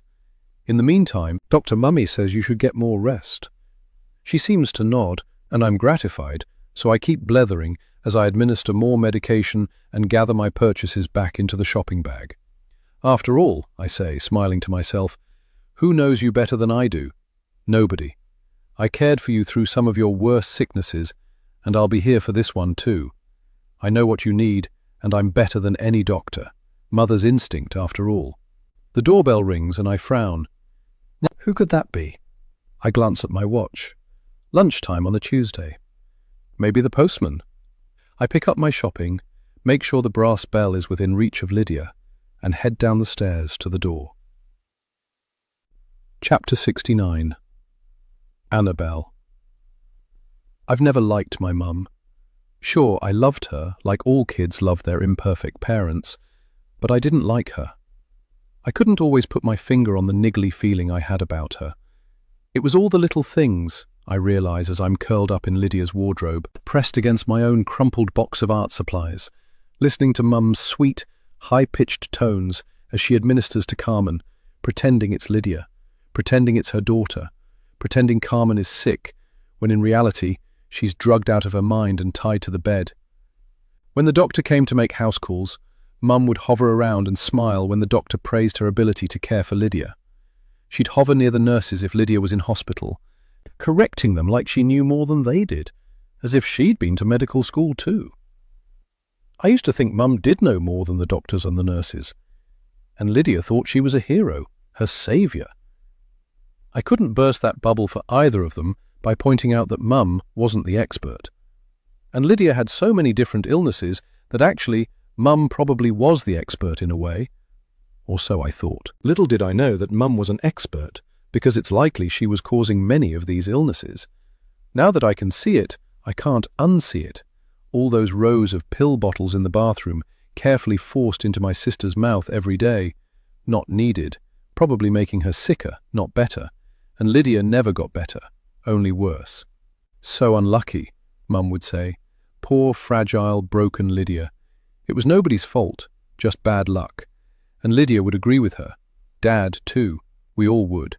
I think of Dad for a moment, wondering if he knew what Mum was up to, who she really was. But no, he couldn't have. How could he have let her continue if he'd known? And he certainly wouldn't have left, not leaving Lydia unguarded with a monster. We thought that Mum was helping, that she was keeping Lydia alive. But actually, she was keeping Lydia prisoner, making her sick. The illnesses weren't bad luck. They were an attack, a relentless attack against Lydia's health and body. My poor sister. My eyes fill with tears and my lungs cramp with the effort of holding in a sob. I clench my fists and shove one into my mouth to stop myself screaming, nothing but a wardrobe door between me and that monster, out there with her newest victim. Tears fill my eyes as I remember my sweet little sister, her tiny body forced into that scoliosis brace relentlessly, night and day. She'd cry and cry, begging to be released from the little prison that was supposed to straighten her back. Was her spine ever crooked? Or was all that pain for nothing because her back was straight and normal, unlike what Mum had led us all to believe? I don't know what was real and what was an invention. No wonder Mum was unsurprised to see Lydia in full health when Carmen showed up on the doorstep. Mum knew Lydia's illnesses were all fake, or mostly anyway. Did she believe Carmen was Lydia at first?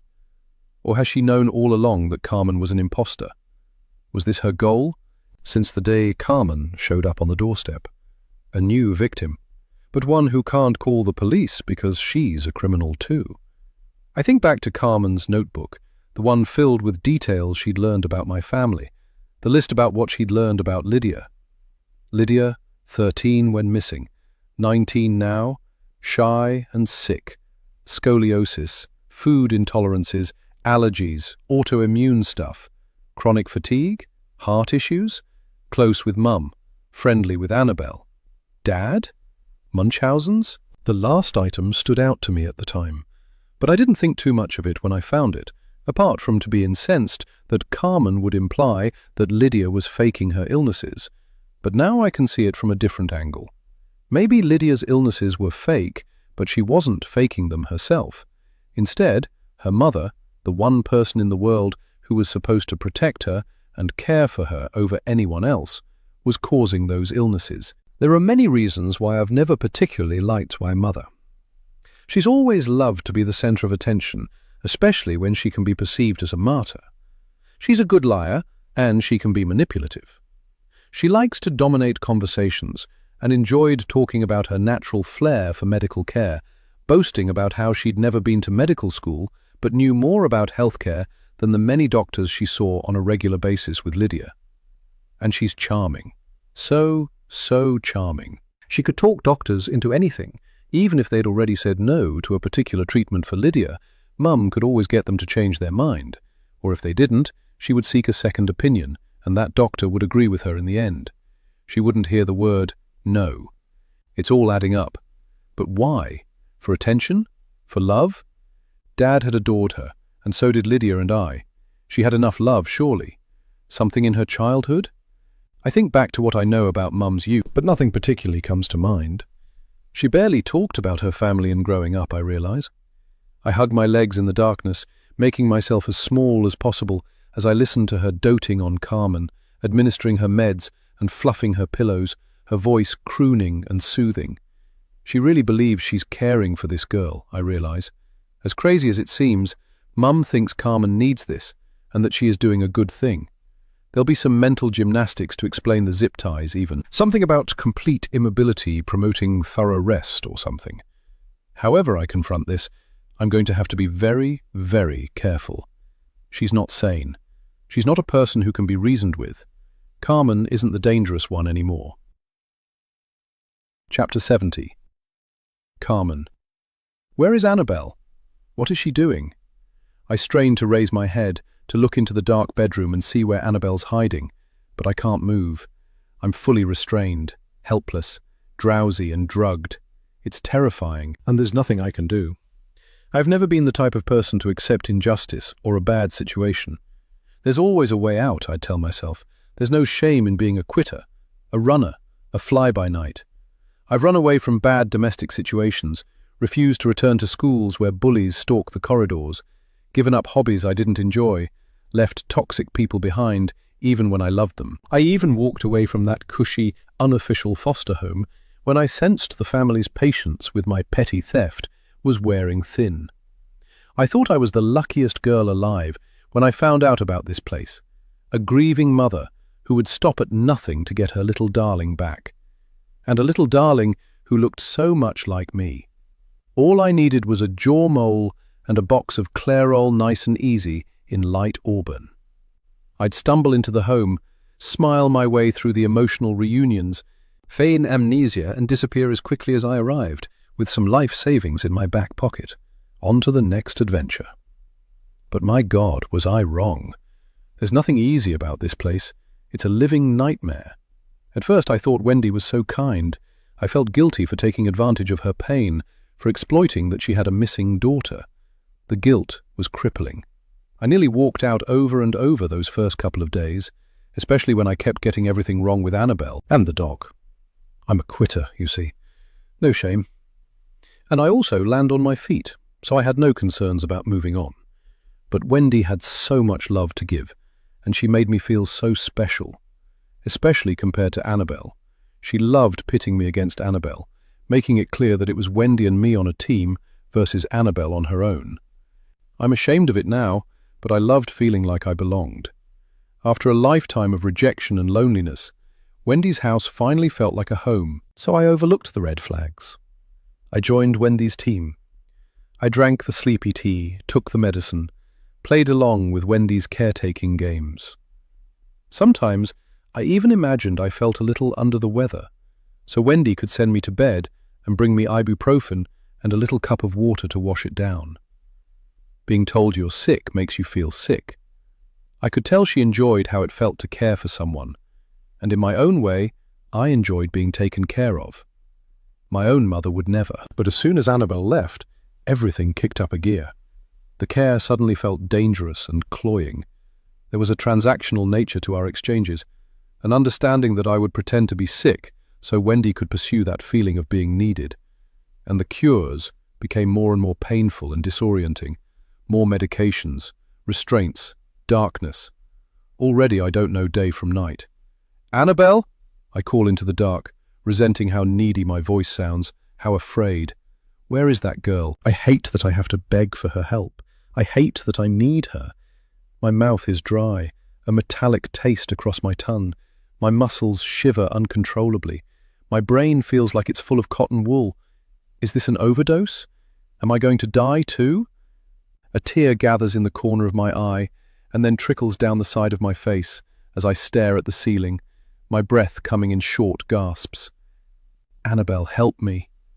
My voice cracks with a barely suppressed sob. I wish I'd never found that neat little stack of newspaper clippings and photographs in a drawer at the foster home. I wish I hadn't noticed the resemblance between me and the missing girl, seen the dates and ages, and realized we could pass as a similar age. I wish I hadn't believed I could pretend to be her. I wish I'd never come here. I understand now why the real Lydia disappeared. Of course she couldn't stomach this overwhelming psychotic care. Wendy is unhinged, stroking your hair with one hand while she tightens the handcuffs with the other. If Lydia really even did disappear. More and more while I've been here, I've come to believe that Lydia isn't missing. Lydia is dead, killed by Wendy, probably in some kind of overzealous healthcare attempt, a medication overdose perhaps, or suffocation if these bindings tight around my chest are any indication of how Lydia was treated while she was alive. Perhaps it was an accident, or maybe not. Yes, I truly believe that Lydia is dead, buried under the begonias in the back garden, the hole dug by Wendy's own psychotic hands, her body tossed into the sea or abandoned in an industrial wasteland in the grounds of a derelict factory. And if that's the case, then Wendy has known I wasn't Lydia from the moment I pressed the doorbell that evening a few weeks ago. And yet she welcomed me into her home and went along with my con. Why? This house is cursed. Chapter 71. Annabelle. I don't stand up straight away, instead waiting to make sure Mum's definitely gone and that she's not coming back straight away. If it's just a parcel delivery, she'll be back before I have time to get out of the room, so I'm cautious. I shift my weight, flexing my legs out into the back of the wardrobe to restore blood flow. I'm about to stand up when my foot hits something hollow and it shifts. A panel at the back of the wardrobe. "Annabelle?" I hear Carmen's whisper from inside the bedroom. I lean forward and give the panel a push. It moves and I reach forward. My fingers trace the outline of a seam, a little door about the size of a kitchen cupboard. A little door in the back of the wardrobe. I never knew this was here. Something brushes my cheek and I startle, batting it away before I realize it's the end of a belt, hanging from a hook above me. I pause for a moment, waiting for my heartbeat to slow. My nose tickles, and I close my eyes for a moment to pray I don't sneeze when Mum comes back into Lydia's, I catch myself, Carmen's room. I feel around the outside of the hatch until my fingers find a hinge at one side and a latch on the other. It feels rough, like it might be rusted. "Annabelle?" Carmen says again. I ignore her, listening to hear for Mum's footsteps returning from answering the door. But there's nothing. I pull the little door, but nothing moves. It's stuck fast, perhaps even nailed shut. Then my elbow knocks against the cardboard box, and I wince at the sound. I'm so crushed in this tiny space that for a second I imagine kicking open the wardrobe door and shoving the box out just to get more space. But then I realize what's inside the cardboard box, and I change my mind. It's my art stuff. Carmen must have put it here when I didn't want it after my rejection. I reach inside the box, moving my hand around carefully until I come across what I was looking for. Lino cutting tools. They're sharp and strong, perfect to wedge into gaps and use as a makeshift crowbar. Slowly, I lever the miniature door until it pops open with a nerve-shredding clunk, and I ease the door towards me on its hinges, holding my breath. But there's no creak of rust. It swings open silently. I shift back to make space for the door. A musty, dusty smell reaches my nostrils, with an undertone of something sour and slightly sickly. The smell I've been detecting in this room for almost as long as Lydia's been missing, but stronger now. It's dark inside, even darker than the dark I'm hiding in. It's deeper, somehow, impenetrable. I pull my phone from my pocket and switch on the torch, its blue-white beam of light slicing through the black. My hand trembles, the beam of light flickering. I hadn't realized until now that there's a deep, sharp fear tingling up and down my spine. And not fear of Carmen or even Mum, but fear of what I might find in this hidden crawl space behind Lydia's wardrobe. The beam of light catches on cobwebs gathered around the corners of the hatch, strung across the opening. I reach out with my free hand and stroke them away, wiping my hand on one of Lydia's old coats hanging by my shoulder. I shine my light into the hole. The light catches on bare floorboards, fluffy insulation, and grey piles of dust, and I move it further, where it freezes on something far inside, crumpled in the shadows. Black plastic, wrinkled and torn in places, a bin bag. The light slides over the surface of the bin bag. No, 2 or 3 bin bags, all secured together with silver duct tape. Whatever is inside is big and unusually shaped, lumpen almost. From behind me I hear movement, footsteps, a murmur. Mum is back. Holding my breath, I move the torch beam slowly along the shape, and I see it. A glimpse of something grey sticking out from a tear in the bag. Grey, waxy and shrunken like old discoloured leather. Something else. Fingernails. Fingers. A hand, its fingers curled into the palm, nails yellow, long and cracked. Chapter 72. Annabelle. I can't breathe. That smell, the slightly sour, fruity smell, it's decay, rotting. I'm in the wardrobe with my sister's body. My sister is dead. I scramble backwards, putting as much distance between myself and the body as I can. I press my back against the wardrobe wall, my breath catching in my throat as I try to breathe silently, listening to Mum moving about Carmen's room and talking to her quietly. Bile rises up in my throat as I realize that the air I'm breathing, that sweet, tangy air, contains decay and rot. My sister, as if her last breath still hangs in the air. I don't dare move. I can't be found, not now I know what my mother is capable of. She's a murderer. Inches away from me, beneath those loose folds of black plastic, are my sister's hands. Hands that once held mine. Her toes, her hair, all the parts of her I once loved and then missed. She was feet away from me this whole time. Dead. Mum is right on the other side of this wardrobe wall. Her voice floats to me, so light and caring as she ministers to Carmen. She's humming to herself. This is a game to her. A shiver trickles along my spine. Mum knew, I realize now. Mum definitely knew right from the moment that Carmen rang the doorbell, declaring herself to be Lydia. Mum knew that Carmen wasn't who she said she was, and let her into our lives, and clung to her even as I saw through Carmen's lies. Mum went along with Carmen's lies because it absolved Mum of this crime, the evidence of which lies inches from me, wrapped in black plastic. And Mum knew that whatever she did to Carmen, Carmen could never go to the police because she was committing a crime herself. Carmen was a ready-made victim for Mum. The sour smell seems to tighten around my lungs and my stomach heaves. I can't stop shivering, and I wrap my arms around my knees. And suddenly, I remember little moments with Lydia in the last year before she disappeared. Her illnesses always got worse when Dad had to go away on business, and Mum would turn this into a martyr fest, ranting about why she had to work so hard and care for 2 children, while Dad got to swan around living the high life. But now I know that Mum engineered it like that. She could make Lydia sicker without Dad knowing, and she got the added bonus of martyrdom too. And when Dad got home, she'd complain to him, and he'd take care of Mum, to make up for what a hard time she'd had while he was away. I can't move. The plastic around Lydia's body rustles in a draft, almost as if Lydia is trying to help me remember, now that I know the truth. As if there's something else to remember. And it hits me. The day I supposedly tried to kill Mum and Lydia. In the aftermath of that day, the police and social workers had asked me so many questions that the whole thing got tangled in my head, that morning mixing with others that year, until I genuinely wasn't sure what I'd done. All I knew was that I wouldn't have tried to kill them. I just wouldn't. Despite how jealous I was of Lydia, and how starved of attention I felt from Mum, I wouldn't have done it. But now I remember waking up that morning before my alarm and hearing someone moving around downstairs. I tiptoed downstairs, listening to the faint sizzle of rain outside, the kind of drizzle that drenches you in seconds. I found Lydia in the kitchen, making herself breakfast. I stopped in the doorway, surprised.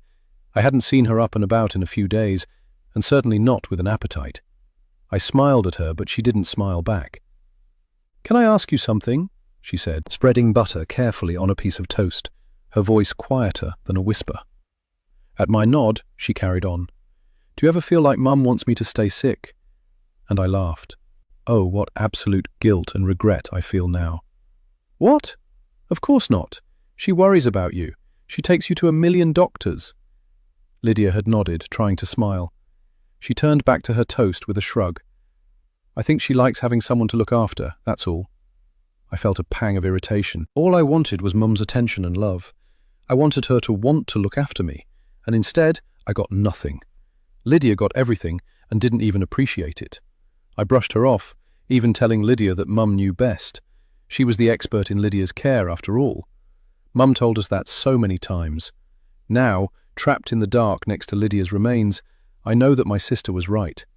What she was telling me was incredibly important, and I brushed it off. And I also know that somehow, that day, Mum had heard what Lydia said to me, and she decided to punish Lydia by taking me away. Mum's punishment for telling the truth. And that meant setting me up with an accusation of attempted murder and letting the authorities shut me up in a hospital for 2 months to really show Lydia what Mum was capable of. When I got home, Lydia wouldn't talk to me. Lydia didn't try to confide in me anymore. I realized with a pang of guilt, so intense, I almost vomit. I'd thought it was because I'd laughed at her that morning, or because she believed them when they'd said I'd tried to kill her. But now I know she was scared that if she talked to me again, confided in me in any way, that Mum would find a way to send me away for good. Tears stream down my cheeks as I cry silently in the dark. "I'm so sorry, Lydia," I say over and over in my head. I could have saved her, if I'd just listened. I'll never forgive myself. I failed her. I failed her so deeply. Chapter 73. Annabelle. I may have failed Lydia, but there's one life I can still save, along with my own. Wrenching my thoughts away from the body in the crawl space inches away, I tune in to what's happening on the other side of the wardrobe door. I can hear Mum still chattering away, not leaving space for Carmen to talk. She doesn't need input.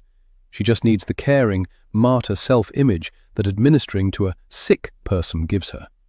But I do hear Carmen, her voice loud enough that I'm pretty sure she intends me to hear. "What's that for? I don't need an injection." My blood freezes in my veins.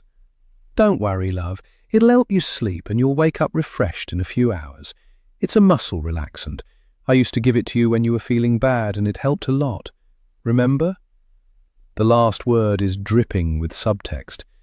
She's still pretending, even though they both know that Carmen is not, and couldn't possibly be, my little sister. "Please don't," Carmen shouts, and I know this is my last chance to change things. I have to do something. As quietly as I can, I edge my way towards the wardrobe door and push it open a crack. Mum looms over the bed side on. Carmen hasn't moved, still lying flat in the bed, her limbs under the tightly tucked covers. Her head is turned away, her eyes glassy. "Just something to help you rest, love. A little injection and it'll all be over." "You've been so brave." Carmen tries to move, but it doesn't work. She's still stuck tight. My heart beats wildly in my ears, and I remember the decayed body behind me, the cracked fingernails of Lydia's hand. Mum uncaps the syringe and taps the side, peering at the liquid inside. Now, I explode out of the wardrobe with a growling scream that sounds like it comes from a wild animal. The wardrobe door bangs against the wall, and Mum spins around to face me, the syringe in her hand. I grab her wrist and slam it down on the bedside table with as much force as I can muster. The needle skitters across the floor. "You don't get to do this again," I hiss through gritted teeth as I shove her back, trying to get her as far away from that needle as possible. "I won't let you hurt her too." Something flares in Mum's eyes, pure hatred, and perhaps a wee bit of fear. Her eyes flick to the side. She's trying to find the syringe. She lunges for it, but I'm faster. I kick it under the dresser and throw myself at my mother, catching her at the waist and knocking her down with the full force of my panic and fury. "You killed my sister," I want to scream. She hits the floor hard, her head knocking against the ground. She claws at me, trying to scratch my face. I move my body, still keeping my weight on top of her, and she writhes beneath me. But I'm stronger. "Lydia," she cries, her breath coming in short gasps. "Help me! Call the police! Annabelle is out of control. She's dangerous, mentally ill. We need to restrain her." But Carmen does nothing. She can't. Mum made sure of that. "This isn't Lydia, and you know it," I say through gritted teeth, holding down her arms with both of my own. "You let her take Lydia's place because it was easier than facing what you did. You should be in prison." Somehow Mum grabs the cord from the bedside table and pulls the lamp. It crashes down on my skull, and the force of the pain is blinding. I close my eyes and howl, but gather myself quickly. I grab the lamp and lash the power cable around her wrists, securing them together. It's not perfect, but it'll hold. I reach under the dresser and find the syringe with my fingertips, and I inject the medical concoction right into Mum's thigh. She tries to throw me off, but the medicine takes effect almost immediately. Her eyes close, her head falls back, and she stops fighting. I win. Chapter 74. Annabelle.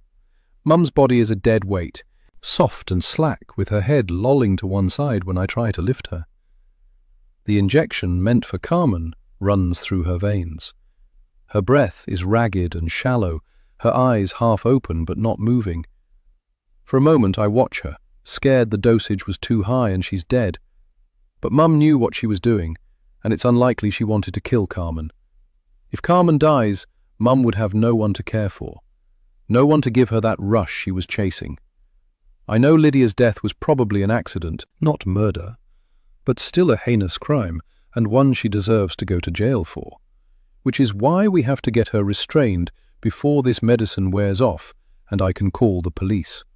Carmen tries to help me move Mum, but she's spacey and weak, so I have to take most of Mum's weight myself. I wince as I see the red welts around Carmen's wrists, where the zip ties were before I cut them loose. "She's heavy," gasps Carmen, staggering under the weight of Mum's ankles. At Mum's other end, my shoulders and arms burn where they're lodged under Mum's armpits. I get my knees under her back and hoist her onto the mattress, and we both step back, panting.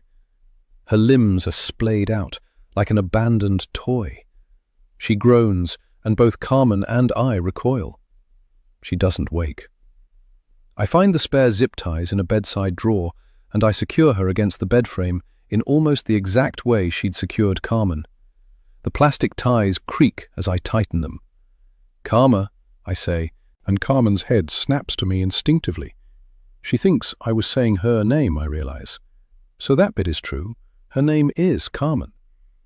I smile weakly, and she looks back at Mum, standing over her in a way that makes me realize she'd like to get more revenge for what she's done. "She's not going anywhere," I say, pointing at the zip ties. "Not unless we release her anyway." Mum groans again, and Carmen backs away, the spell broken. Mum's eyes flutter open, and I lean down close to her face. "Lydia is dead," I whisper, "and you're going to pay." Chapter 75. Annabelle. I settle Carmen in the kitchen with a sandwich and a big glass of water. She's already starting to regain the color in her cheeks and the sneaky look in her eye. We might have been on the same team to overpower Mum, but she's still an imposter, a thief, and a con artist. I still don't trust her one little bit. I leave Carmen in the kitchen, making sure all the external doors are locked and the keys in my pocket, and I head back up to Mum to check on her. She's still out cold, her breathing shallow and steady. I crouch next to the bed, pressing 2 fingers to her wrist and then her neck to check her pulse. Slow, but steady. Not in danger, just drugged, I think. Mum would know, I'm sure of it. She did this for long enough that she's probably an expert in the effects of these drugs and their appropriate dosage. But I'm not, and I don't intend to administer any more. Which means I have an indeterminate amount of time before Mum is conscious again, and by that point, I need a plan. The zip ties are still secure around her wrists and ankles, and there's no bruising or redness. Good. I don't want visible marks when I release her to the police. I even adjust the pillow under her head so it looks more comfortable under her neck. She is my mother, after all. She did look after me when I was ill, dressed my wounds when I fell, cuddled me when I was sad. As much as she's done some horrible things, she's mentally ill, and perhaps this isn't her fault. In her twisted way, maybe she thought she was helping Lydia, at least at first. I back off and stand by the wardrobe to be nearer to Lydia, her body. I watch Mum's chest rise and fall, and for a moment I feel a strange sadness. Mum didn't do this to hurt anyone. She wanted to feel needed. She wanted to matter. A rustle by the door startles me out of my reverie. I turn. Just puzzling out what could have triggered this, how she ended up being this person. "She told me she had a brother," says Carmen, slipping into the room, holding out a cup of tea for me. I glance over with a frown and a pang of envy that surprises me. All that time we lived together, just the two of us, and this never came up. She wouldn't tell us anything about her brother. She hands me the tea and I take a sip, wincing when I realize there's sugar in it. But I probably need it after everything that's happened. My hands are shaking. He drowned when they were 12. He was her twin. I think she knows that's why she ended up like this. Imagine, if you lose your brother, you probably lose your parents to grief too. A short, hysterical laugh bursts from my lips, and a stricken look crosses Carmen's face. Of course, you don't need to imagine. And suddenly, I'm crying. So much has happened, so many discoveries at once, so much loss. Carmen looks like she's going to move closer, even try to hug me, but I hold out a hand to keep the distance between us. I take a breath, brush away the tears, and focus back on what Carmen was saying. "You think she's like this because her brother died?" She nods. I wonder if that was the trigger. She saw how powerful it could be to be sick, injured, or die, and how weak you feel when you're on the sidelines, not the center of attention. And instead, if she could engineer situations so she was at the center of them, the carer, the nurse, the mother of the missing girl, then she stays strong, the star of the show. I finish looking at Mum's motionless form with a new feeling of awareness and understanding. None of this excuses her crimes, but it helps to understand them, maybe. She built her identity around keeping Lydia sick, and then she rebuilt it around Lydia being missing. My skin creeps as I think about the identity she forged and the way people fell for it. The neighbors bringing casseroles, the doctors looking at her with sympathy, the followers fawning on social media. I kind of understand it in a weird way, I say, flashing Carmen a look. There were times when I was tempted to fake illness, just to try and stop feeling invisible next to Lydia. I'd stay out in the rain, hoping to get a cold, or obsessively take my temperature in the hope it would be a little high and Mum would give me a cuddle. It never worked. She wasn't interested in me. I wonder what happened to Lydia, muses Carmen, and I realize she doesn't know about the body. I'll tell her soon. She needs to know what she's been sleeping next to, but not yet. I sigh, thinking, the answer is the same even though Lydia is dead. It's the question that's changed for me. The long-held "who took Lydia" briefly became "why did Lydia run away?" And now it's "why did she die?" I wonder if Lydia started to push back on the treatments, began to realize the illnesses might not be what Mum wanted her to believe. And maybe Mum didn't want it to end, and one day dosed her with too much by accident. Carmen gasps. You think Wendy might have killed her? I nod, my throat contracting. She built her entire identity around Lydia being sick, I croak out, and I clear my throat. If Lydia had pushed back or tried to get help, it would all have been over for Mum. Maybe she just made a mistake. Carmen shudders. I stare at Mum, watching the woman whose actions pulled apart my entire family. I'm sure now Dad left because he couldn't take it anymore. All the relentless sickness, seeing his little girl fade away before his eyes. Or maybe he realized the truth about how Mum was treating Lydia, and he couldn't bear it. If that's the case, I can never forgive him for abandoning her like that. My father is long gone, but I'd always thought of him, always hoped something could redeem him, if only I could find it. But now he is dead to me. Annabelle, Carmen says, her voice quiet. There is something I need you to know. I'm not a dog person. I scoff. She pauses and continues. Even though I'm not a dog person, I want you to know it wasn't me who let Mac out that day. I wouldn't have put him in danger like that. I roll my eyes. How can I trust anything she says? And what does it matter anyway? Wendy was afraid of losing me again. Well, losing Lydia again.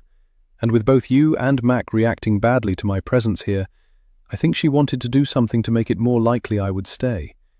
I think she chased him away. I nod once, unable to give her more. But I do believe her. Carmen can't profit from this anymore. There's no benefit for her in lying.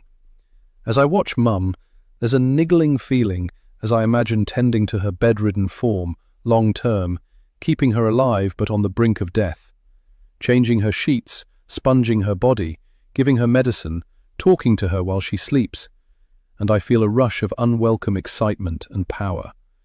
I know what she got from this, I realize with a sick feeling in my stomach. It feels almost contagious. I have to step away. I get my phone from my pocket and press the emergency number.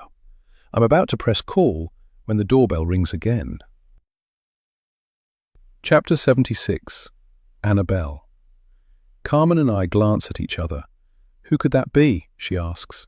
I shrug and gesture for her to stay in here with Mum, and I pocket my phone, emergency call abandoned. Once I call, the police will come. Ambulance too, probably, and a coroner.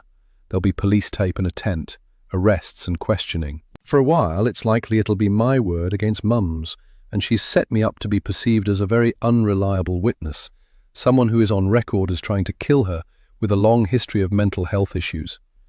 My stomach churning with dread, I nod at Carmen, glance at my Mum's motionless form on the bed, her face slack, open-mouthed. For the first time in her life, she looks undignified, powerless, small. I turn and leave the room. As I head down the stairs towards the front door, I glance around, making sure nothing is out of place. But everything has happened so fast in the last couple of hours, but there's been no time for anything to change outside of Lydia's old room. Everything is where it should be, and Mum is restrained, unable to call out. Whoever is at the door will notice nothing amiss. I brush my hands over my clothes as I approach the front door, checking for cobwebs or dust from my time in Lydia's wardrobe. A silhouette looms through the front door glass. It's a woman, I think, probably delivering a package. Mum's always buying stuff online. But the figure is still, not a delivery driver. They'd be off back down the path within moments if there was no answer. This person is waiting patiently. She knows we're home and she's not going anywhere. "Who is it?" whispers Carmen, her head poking around the corner at the top of the stairs. I turn around with a frown and gesture for her to get out of sight. The doorbell rings again. I wait until Carmen has disappeared, and I open the door. At the sight of the woman on the doorstep, my blood freezes in my veins. How did she know where to find me? What is she doing here? Again, she's got a scarf around her neck, her hood pulled over her dyed black hair. Marcy. There's a smug expression on her face that makes me want to slap her. "What do you want?" I ask, my tone cold and disinterested to mask my panic. She twists her lips in a triumphant grin. "Don't you want to know how I found out where you live?" I shrug. "Don't really care," I lie. She laughs. "You would care if you knew." I ignore her goading and fold my arms. "What do you want?" The smug smile plays on her lips, and again I get the urge to slap it away. This girl really knows how to wind me up. She moves her arm and her leather jacket creaks. She's here, isn't she? She peers past me into the house, and I step forward, pulling the door in a little to block her view. If she's here, I need to know. I roll my eyes. "You can call the police any time. No one's stopping you." Her gaze flicks over my shoulder, and before I register what's happening, she pushes past me with a force I wouldn't have expected from her slight frame. "You," she snarls, and darts into the house before I can grab her. Up the stairs, I hear a squeal of fear and see Carmen dart into the bathroom. I hear the slam of the door before Marcy gets there and begins pounding on the wood with her fists. "Hey!" I shout, and dart after her. By the time I get to the top of the stairs, Marcy has managed to wrench the bathroom door open and pull Carmen into the hallway. "Get off me!" shouts Carmen. "I haven't done anything to you, you freak!" On instinct, I grab Marcy's arm and pull her away from Carmen, wrestling the stranger back with more strength than I thought I had. Marcy and I stumble into the wall in a tangle of limbs. "What the heck are you doing?" I shout at the girl. She's panting, her eyes wide. On the other side of the hallway, Carmen laughs. "Enough, Marcy, truce, it's over." I look from one girl to another, confusion causing my thoughts to race. What's going on here?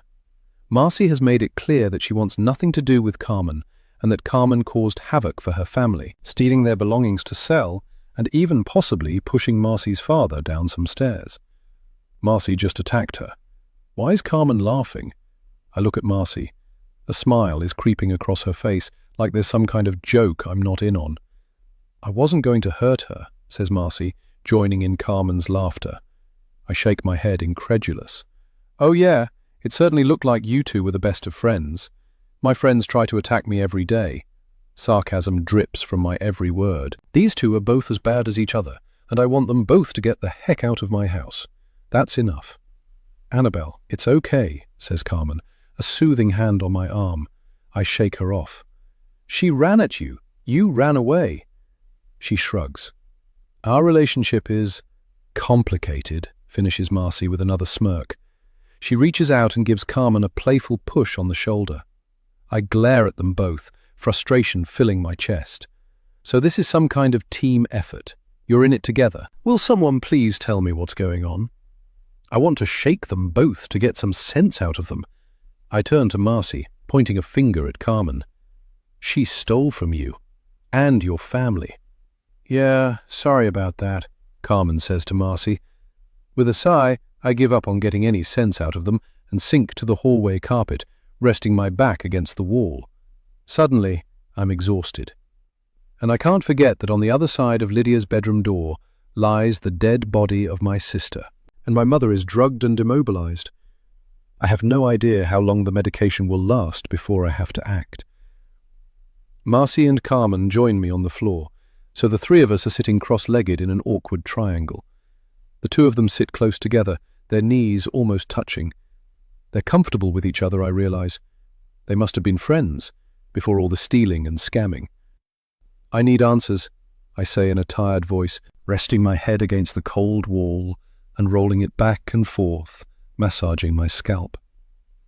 Now, or I'll restrain you both and call the police straight away. You'll both be arrested. Marcy sits up straighter, and the two women exchange a look of alarm. Carmen gives a little nod, as if to say, "Go ahead." "What I told you at the old tunnel was true," Marcy says. "Carmen was stealing from the family who took her in. The brother found her one day, going through drawers in an old dresser and pocketing things to sell on. He was angry. The parents are good people after all, if not a little distant." Carmen nods at this, and she at least has the grace to look a little embarrassed, but she doesn't deny it. Again, I wonder how she ended up in that house, what she'd come from before. "Nothing massively valuable," Carmen says, a flush creeping up her cheeks. "Just a few things to help me move on, you know. I needed funds." Marcy rolls her eyes and waves a hand.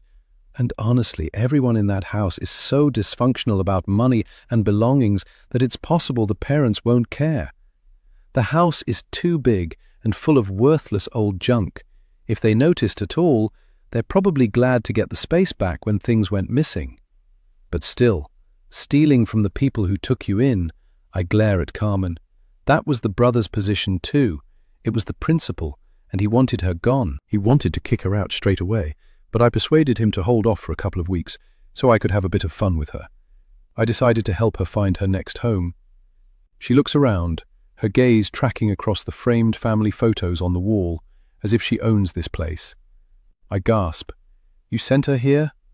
My mouth stays open, aghast that she'd exploit a grieving family in that way, sending a thief to live in their house.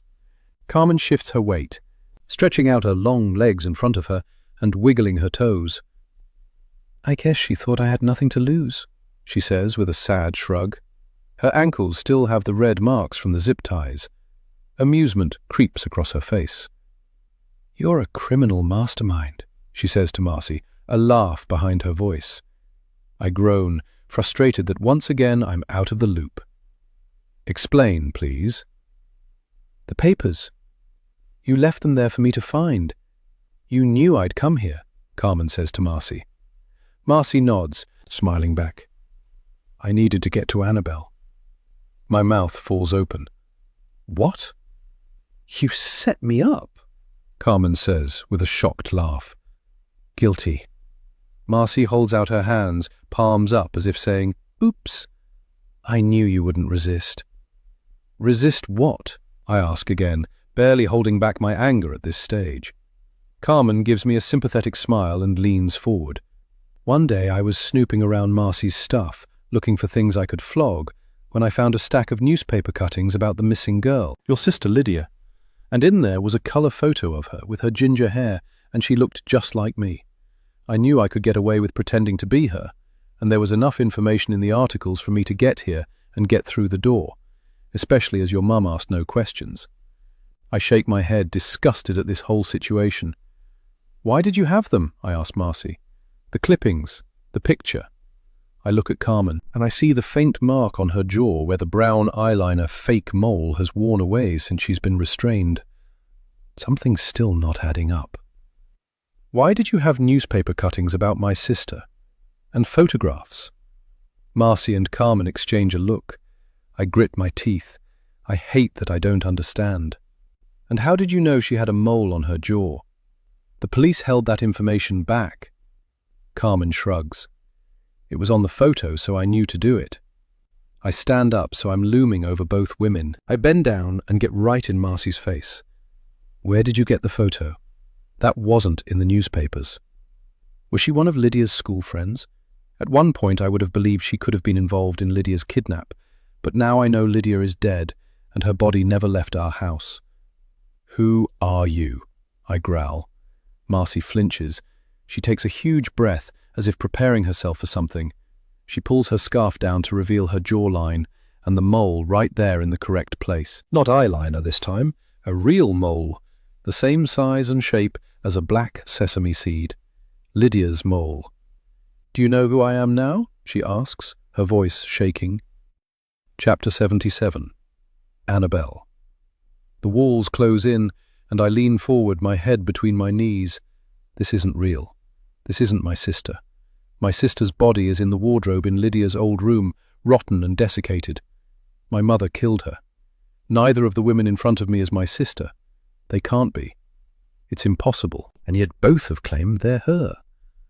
I have no idea what to believe. I feel a hand on my back rubbing circles, and a voice telling me to breathe, that everything will be okay. "I'm home," she says. "Lydia's home." I pull away. "Get out of this house." I point down the stairs with shaking fingers. This is not Lydia. What kind of insane game are you two playing? I get my phone from my pocket again and dial the police. "No," says Carmen, and rushes forward, grabbing my phone and hitting the red button before the call can connect. I lunge at her, but Marcy holds me back. "Don't hurt her. Just listen," she says, her voice breathy in my ear. I pull away from her, and she lets me go. I'm panting like a runner after a long race, adrenaline pumping through my body. This isn't Lydia. This can't be Lydia. Lydia is dead. "I'm your sister," she says again, and I want to slap her face even more. But the mole. "Lydia is dead," I say, my voice thick. My eyes fill with tears at the sound of the words as I say them out loud for the first time. "Her body is in the wardrobe in that room." I point towards Lydia's bedroom door. Both women turn their heads in that direction and look back at me, their expressions baffled. The silence is thick. Marcy shakes her head. "I didn't die, Annabelle," she says, and at the sound of my name on her lips, the same slight W sound at the end instead of an L, just like Lydia said it when she was little. I feel my stomach twist. "I didn't die," she says again. "I ran, and now I've come back for my big sister." I stare at Marcy, the woman I've been looking at as a stranger since we met. Her blue-black hair is clearly box dye, and there's a lightness at the roots and temples which could be Lydia's strawberry blonde colour. And the mole. It's real. Her eyes are the same colour, with the little flecks that weren't in Carmen's eyes, and she's got the same pale, slightly sickly tone to her skin that Mum took such advantage of in convincing doctors that she was ill. She looks older, of course. Her face has sharper angles, and there are fine lines around her eyes and at the corners of her mouth that seem almost like a betrayal, like they're taunting me with all the time I missed. My shoulders sag under the weight of this realization. Recognition slams into me like a punch to the chest. Marcy, Lydia, looks at me, watching my face, her eyes skipping back and forth across my eyes. "You're Lydia," I say. "You're my little sister." "Annabelle," she says, and rushes forward into my arms. Chapter 78. Annabelle. "I couldn't survive in this house," Lydia says, shaking her head as I offer her the biscuit tin. We're in the kitchen, having checked on Mum, who's still out for the count, and headed downstairs, where a squealing Mac has jumped on Lydia's knee at the dining table, a blissed-out look on his face as she scratches his back. "Mum was getting worse. You saw it, even if you didn't know what you were seeing back then. So many pills, appointments, tests. Her favourite was when I was in hospital for a night. She'd sleep on the plastic chair next to my bed, and all the nurses would fuss over her, feeling sorry for her and bringing her tea in plastic cups." Her eyes widen. She was poisoning me, and I knew one day she'd kill me.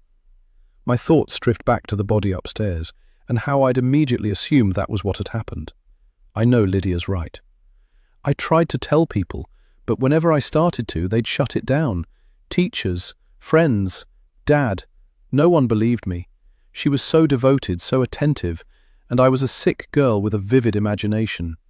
She buries her nose in the fur between Mac's ears and he leans into her. He looks so happy. Lydia clears her throat. After the gas incident, I flinch. Lydia's fingers pause in Mac's fur, her eyes on me. She had you fooled, didn't she? I frown. What do you mean? All this time, she shakes her head, and tears twinkle in her eyes.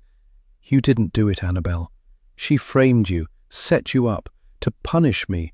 I was pushing back, refusing meds, trying to insist I didn't need the treatments.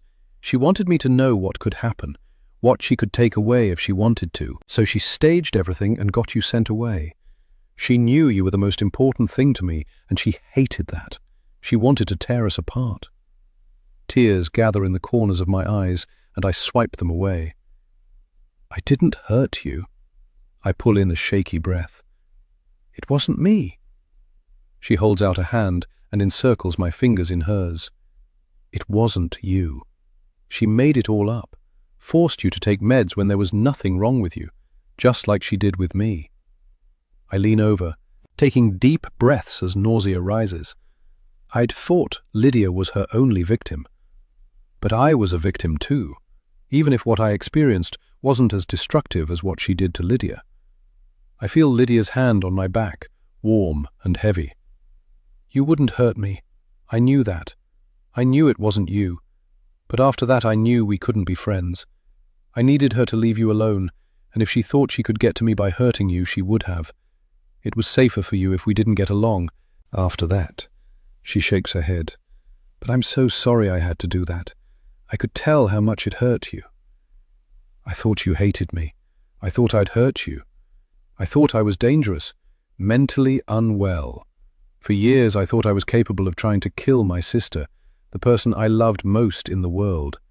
I avoided getting close to people because I didn't trust myself. I thought I was a monster. I bow my head and hold my breath, trying to suppress the emotion rising in my throat. I can't believe how much damage she caused to every member of our family. After you came back from the mental health unit, I knew something had to change before she did something even worse. I didn't know what else to do, and eventually I went to Dad and told him everything. I'd tried before, but this time, finally, he believed me. He gave me some money and bought me some stuff to take with me, and helped me get away to a foster home that he had heard about. I fold my arms, pursing my lips at this. Sure, he helped her, but typical for Dad, his help was so ineffectual. Helping, but not following through. Getting Lydia out and then abandoning her, leaving me behind, divorcing Mum and never visiting his old family. Perhaps he was already working on his own escape plan by that point. Dickhead. Why didn't he call the police or leave with you? He said he couldn't leave with me. He had to stay around because of you. He didn't want Mum to start doing the same thing to you as she had to me. I blow a raspberry. Well, that was bull. He fucked off as soon as you were gone. Who knows where? Another family, I guess. And I was on my own with her. Both of you left me. Lydia wraps her arms around herself. He said he'd come back for me in a week or two, once he'd sorted out custody stuff. But he never did. We sit in silence for a moment, until Lydia looks up at me, her eyes open wide as if bracing to soak up anything I need to tell her. Did she hurt you? Lydia asks in a quiet voice. I shrug.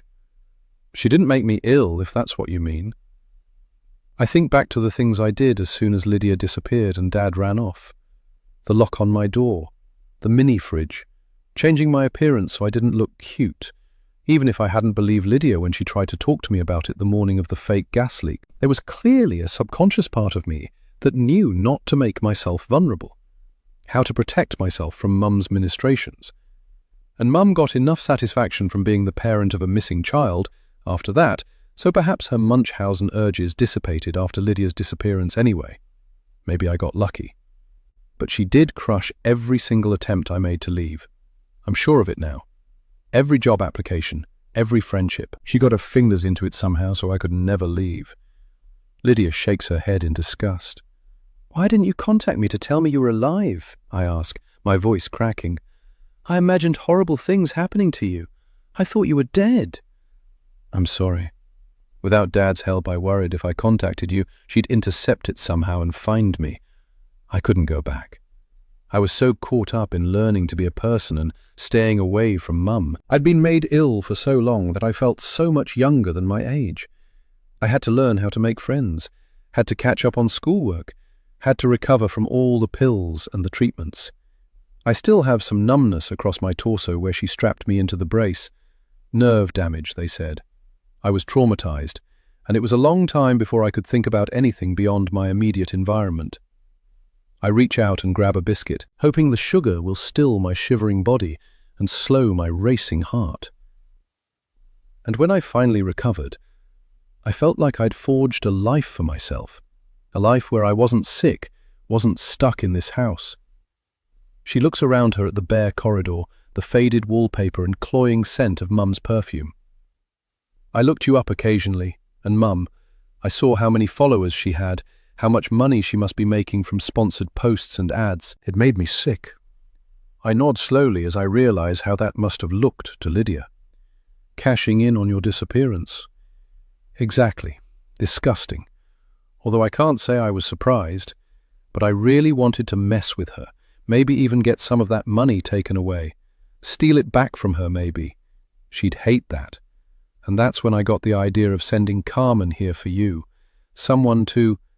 She pauses, winces and looks at Carmen. Bait and switch, Carmen says, a dark look on her face. I was your collateral. You sent in a new victim, someone to distract Wendy away from Annabelle. Lydia looks down, her cheeks flushing.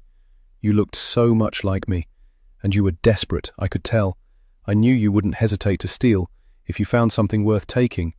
So I left everything in a place I knew you'd find it, looking for stuff to steal and sell, and you did the rest.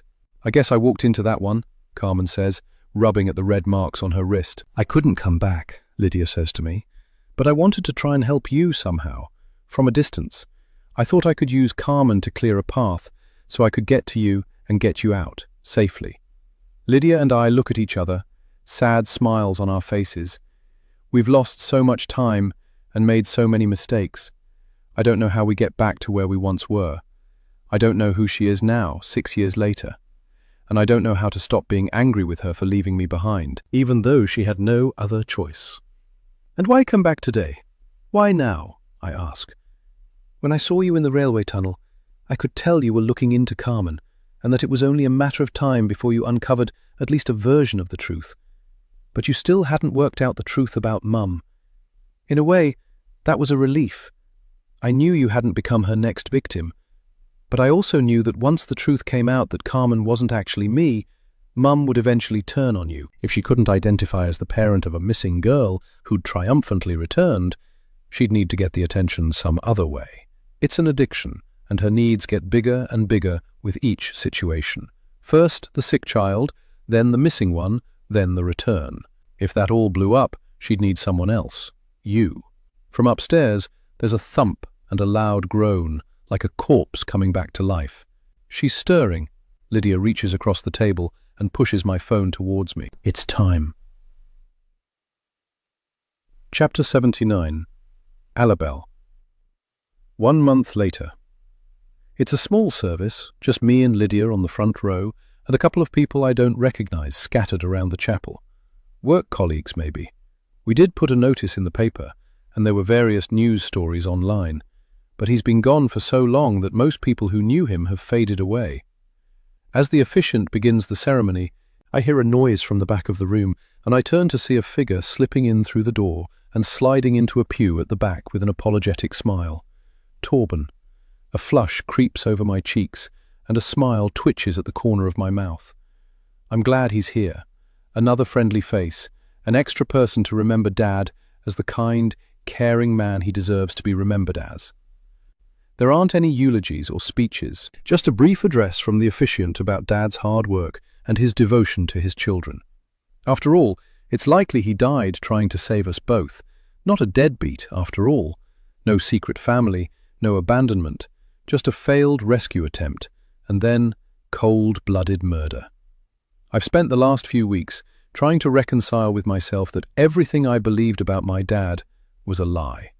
An unfair fabrication from the mind of my mentally ill mother. Good weather for a funeral, I whisper to Lydia as we cross the grass towards the grave. It's summer, but the sky is grey, and the chill bites through the sleeves of my black dress as the wind rustles through the trees. "I can't believe he's dead," Lydia says to me, her eyes brimming with tears. We've had weeks to get used to it, but I understand the waves of realization and grief that come, like the pendulum of a clock. I've been struggling with mixed emotions. I spent so long resenting him, believing he abandoned us in our hardest moments. I had even wondered, and I feel a pang of guilt when I remember, whether he had killed Lydia and then killed himself through regret.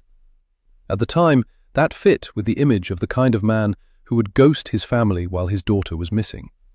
And yet, all along, he was dead, his body wrapped in bin bags in the crawl space behind Lydia's wardrobe. Officially, he was declared missing only 3 weeks ago, and in reality, he had been dead for 6 years, slowly mummifying in the warm, dry darkness.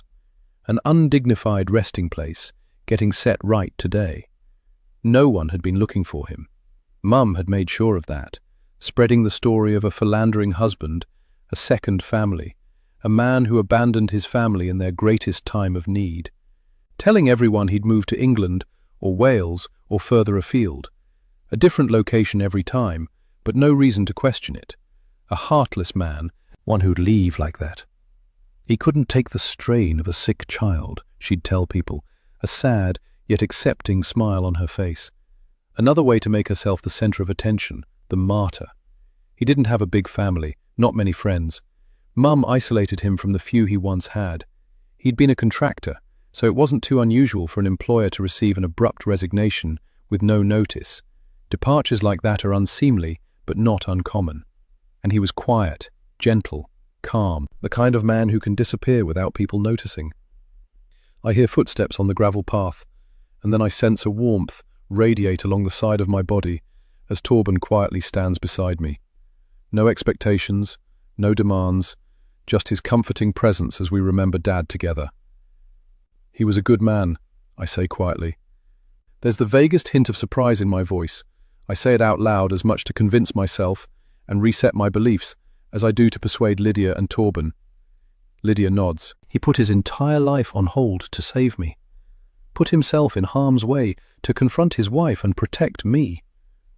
A lump comes to my throat, and I swallow, ready to say my own few words and share some memories, but Lydia's not finished. She turns to look at me. "He wanted to come back for you, you know." Her eyes are glassy with unshed tears. "He was gathering evidence to prove Mum was unwell. He had a plan, and it included you." My chest contracts with a suppressed sob. I can't speak. "He wanted to get me safe and settled, and then he was going to come back for you, once he could prove she wasn't a fit parent. It was a big risk." She looks at me, her eyes shining. Then she rests her head against my shoulder. I lean into my sister and feel my heart break a little bit. Torben slips his hand into mine and squeezes gently. "She killed him before he could help me. He was coming back for me." A tear slips from my eye and down my cheek. I swipe it away with my free hand. It's what I've needed to hear for years. I was loved. I was thought about. I was important to him. He didn't leave. Lydia turns, and her eyes flick between Torben and me. I don't think she suspected Dad. She would have gone straight to the police if she'd had even the slightest idea, she says to Torben, a grimace on her face. "And then you found my backpack." Torben lets go of my hand and rubs his fingertips across his jaw, his gaze drifting into the distance as he remembers. "It was hidden under some dirt and leaves in the trees behind the sports center, barely out of sight, as if your dad wanted it to be found. I think he wanted to send police in the wrong direction, to give you time to get away." "Did she really think you had hurt me?" asks Lydia, "or was she just looking for someone to blame?" He shrugs and runs a hand through his hair, pushing strands away from his face. "I could always tell she didn't like me. I was close with you both. She was afraid Lydia would confide in me and I'd put the pieces together about what was happening. So pushing the police towards me was probably her way of getting me to stay away and keeping the police busy at the same time. She needed a cause, someone to blame." I turn to Torben, who chews his lip, his eyes sad. "And then they found the backpack in your house." His brow furrows at the memory. I'd just found it. There was a big storm coming, and I thought getting it out of the rain was important. You know, preserving evidence and everything. I was about to report it. My mind flashes back to that time, the reporters on our street, rushing between our house and Torben's, reporting on Lydia's disappearance and shouting questions at Torben as he returned from hours of brutal interrogation at the police station. He was a teenager, and suddenly his name was splashed all over the papers. He lost friends at school and was whispered about by the neighbours, all because of Mum's unfounded suspicions. No wonder he stopped being my friend. No wonder he refused to help when Lydia returned. So you got the blame when you were just trying to help. I'm so sorry, I say. My stomach twists with guilt. I'm sorry about a lot of things. I don't know if I'll ever get over the guilt that I believed Mum over Dad, that I accepted her lies and hated my father when he'd tried to save both his daughters from a monster. He hadn't abandoned us. His only crime was underestimating how much of a monster she really was. It took less than 24 hours after Mum's arrest for the police to piece together what had happened. She tried to play the victim again, of course, telling the police that I had drugged her and was keeping her captive against her will. That if there was a body upstairs, it must be my doing because I was a tearaway, trouble with a history of violence. They'd almost believed her. I could see it in their expressions. But then Lydia walked into the room and all colour drained from Mum's face. Lydia backed me up, of course, and could tell them everything about Mum's tendencies. She even produced a diary, one that she'd taken with her, a record of all of Mum's abuse and control up to the day Lydia ran away. All the forensic tests on Dad's body showed Mum's DNA and a huge, skull-cracking wound to the back of the head. We'll never know what really happened, but we can guess.